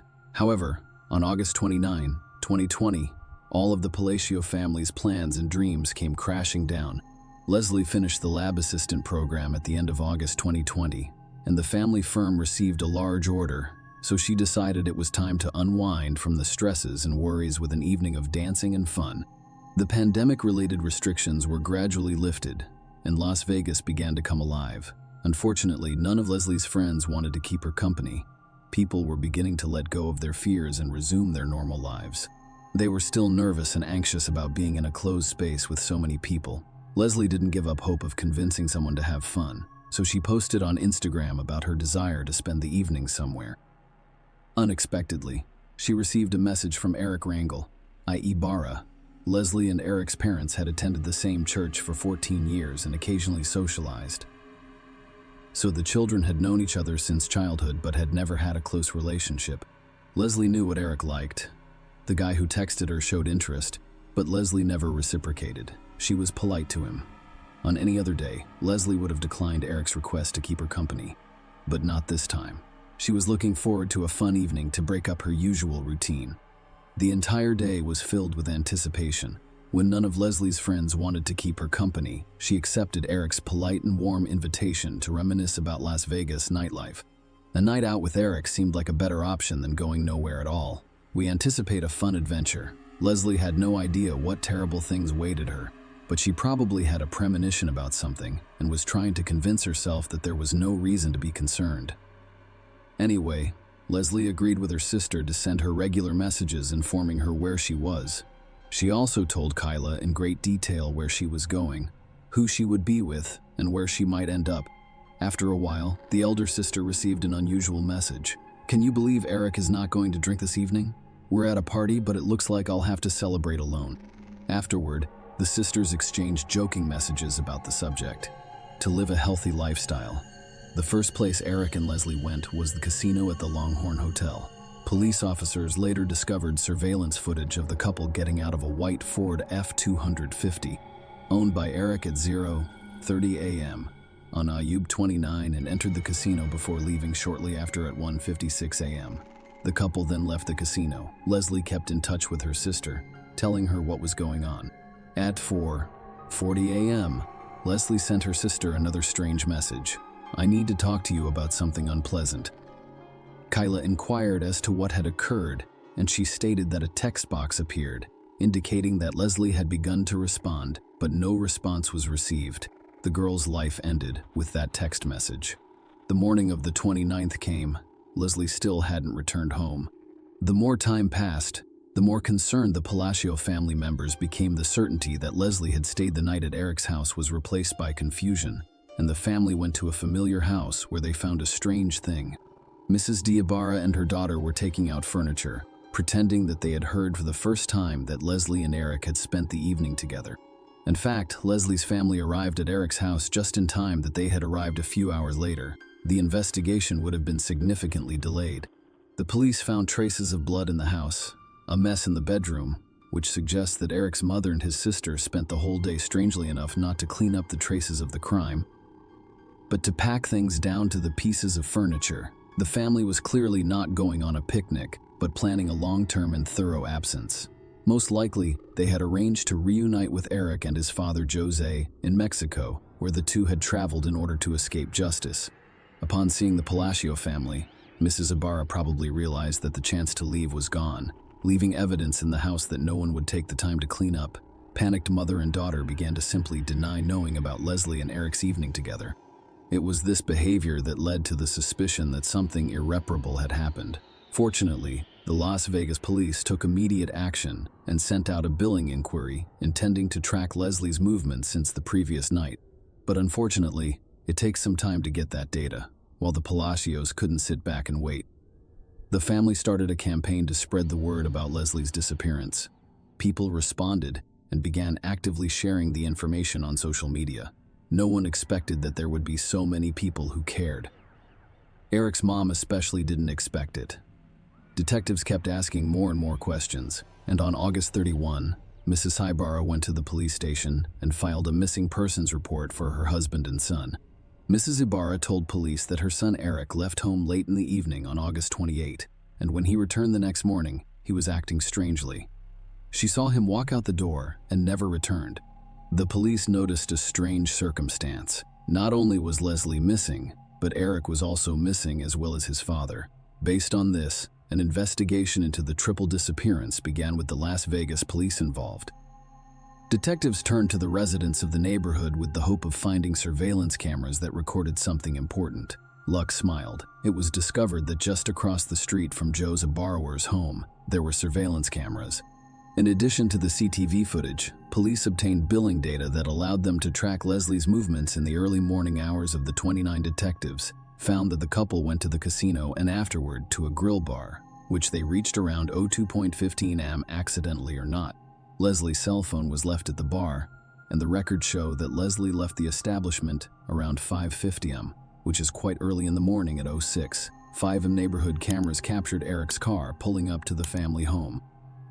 The nature of his assistance to Leslie and getting out of the car and on the way to the house clearly indicated that the girl was heavily intoxicated. At 07:25 am, Eric and his father Jose are seen carrying Leslie's body out of the house, wrapped in a sheet and placing it in the trunk of the car. Eric then drives away while Josie hoses down the door driveway to their house. These actions clearly indicated that Eric and Josie were not missing, but were fugitives from justice. After police saw the footage, a search warrant was obtained for a borrower's home. As a result, detectives uncovered a lot of additional evidence showing that Leslie had not left the house voluntarily. The house had been cleaned with cleaning products in an unsuccessful attempt. Latex gloves and trash bags were also found. But the most important piece of evidence was the discovery in Eric's room. Traces of blood were found on the floor and on Eric's bed, an obvious sign of assault. And without DNA testing, it was clear to investigators that the blood belonged to Leslie. From that point on, Leslie Palacio was no longer missing, and investigators focused their efforts on finding her body. Eric and Jose were reported missing. As investigators searched diligently for suspects, the shaken Palacio family made efforts as well. Rosselli asked members of the church community to help search for her daughter's body as search volunteers. Flyers and posters with Leslie's photo and images of Eric and Josie appeared on social media, newspapers, and street poles. The philosophy of families asking the public to intervene and help them find these two men involved in the girl's death was the message on each flyer. The first major breakthrough in the investigation came when a license plate reader spotted Eric's car just 6 miles from his home around Tenham. "I'll get to 29. He was heading back to his home just 4 hours after Leslie's alleged murder. The information uncovered made investigators realize that the location where Eric may have hidden the body was within a 4-hour drive of his home on the Nevada-Arizona border, or the Charleston Peak side, which is a huge area, so detectives were desperate for any additional information that could help them determine a more precise location. Once again, luck smiled on them when footage was recorded at a gas station 40 miles north of Las Vegas, showing Eric's car pulling off the highway toward the Valley of Fire National Park. The car backed up 20 minutes later with muddy tires. The find narrowed the search and pointed to the possible location of the body within 20 miles of the gas station. The mud on the tires suggested that Eric had driven off the road at some point. Detectives began searching the area. Police and volunteers combed through hundreds of acres of land, and on Sept. 9 during the second search, they found Leslie Palacios' body hidden near a bush. News outlets immediately spread the word. The body of 22-year-old Leslie Palacios has been found near the Valley of Fire 11 days after she disappeared. A reporter joined the report, providing additional details about the prime suspect, 25-year-old Eric Rangel Ibarra. The Valley of Fire, where the body was found, is known for its hot climate, which led to rapid decomposition of the remains, and forensic experts were unable to determine the exact cause of death. Locals reacted to Leslie's death with horror and fear. Some became afraid to go outside because of the cons down south of the unquote criminals involved in the murder. The day after the body was discovered, September 10, many friends, relatives, neighbors, and just random people in the area gathered to honor Leslie's memory. People took candles that were used for the nightly vigil and placed them in front of the girl's house. They also said they wanted the man responsible for her death to pay for what he did. The fight for justice was not even close to being over at this point. The next major breakthrough came when Eric's car flashed in Mornado Valley, California. Police eventually contacted Eric's cousin, and he reported that he had driven Jose and his son to Santa Sidra, where he believed they planned to cross the border into Mexico. The Las Vegas Police Department requested assistance from the FBI because it was not possible for them to resolve the jurisdictional issue on their own.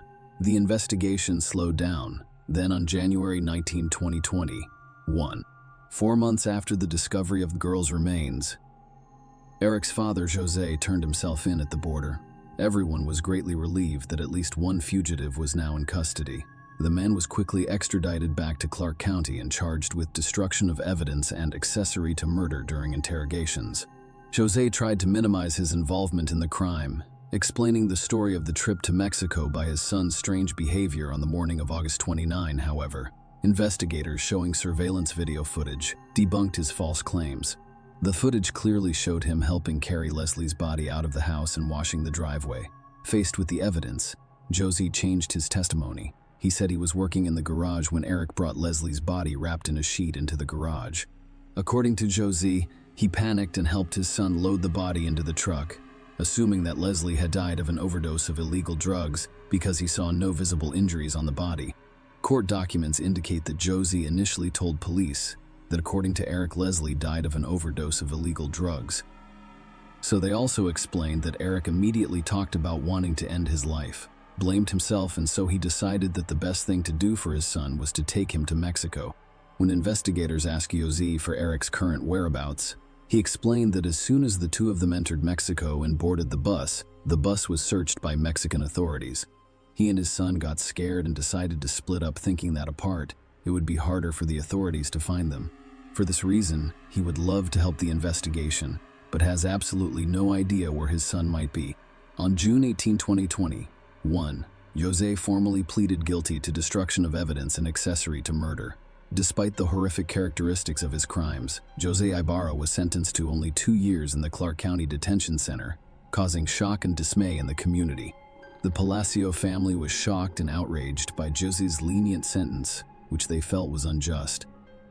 During the chaos, Jose Ibarra joined the court proceedings virtually, while Leslie's family and friends were present in person. They urged the judge to impose a harsher sentence, arguing that 2 years was not enough for an accessory to murder who helped dispose of the body and hid the perpetrator. Jose Ibarra pleaded guilty and tried to apologize to Palacios' family, saying his love for his son outweighed him. He expressed regret for his actions. However, Leslie's family did not accept his apology and did not consider it sincere to date. Eric's whereabouts are unknown, and he continues to live freely in Mexico. Jose was released to Ophelia Marketing on April 28, 2020. An attorney and Palacio family representative commented as follows: "I'm absolutely furious. This is clearly unfair. Not only is the primary suspect not in custody, the person involved in the cover-up of the murder is now back in custody after serving 8 months and 15 days over the last 3 years. The family philosophy has never received adequate recognition. Leslie's story demonstrates flaws in the justice system and raises concerns about fairness in dealing with serious crimes. The family philosophy is determined to fight to change Nevada's laws because they believe that whoever was involved in the murder should face a prison sentence of more than 2 years. They hope that the perpetrator will be found and prosecuted in the United States, where he will be charged and punished appropriately." Ophelia Market Eon is directly contacting those who may know Eric's whereabouts in Mexico. In every media interview, she advocates for the Palacios family to receive some measure of justice. Share your opinion with us in the comments and subscribe to the channel for more.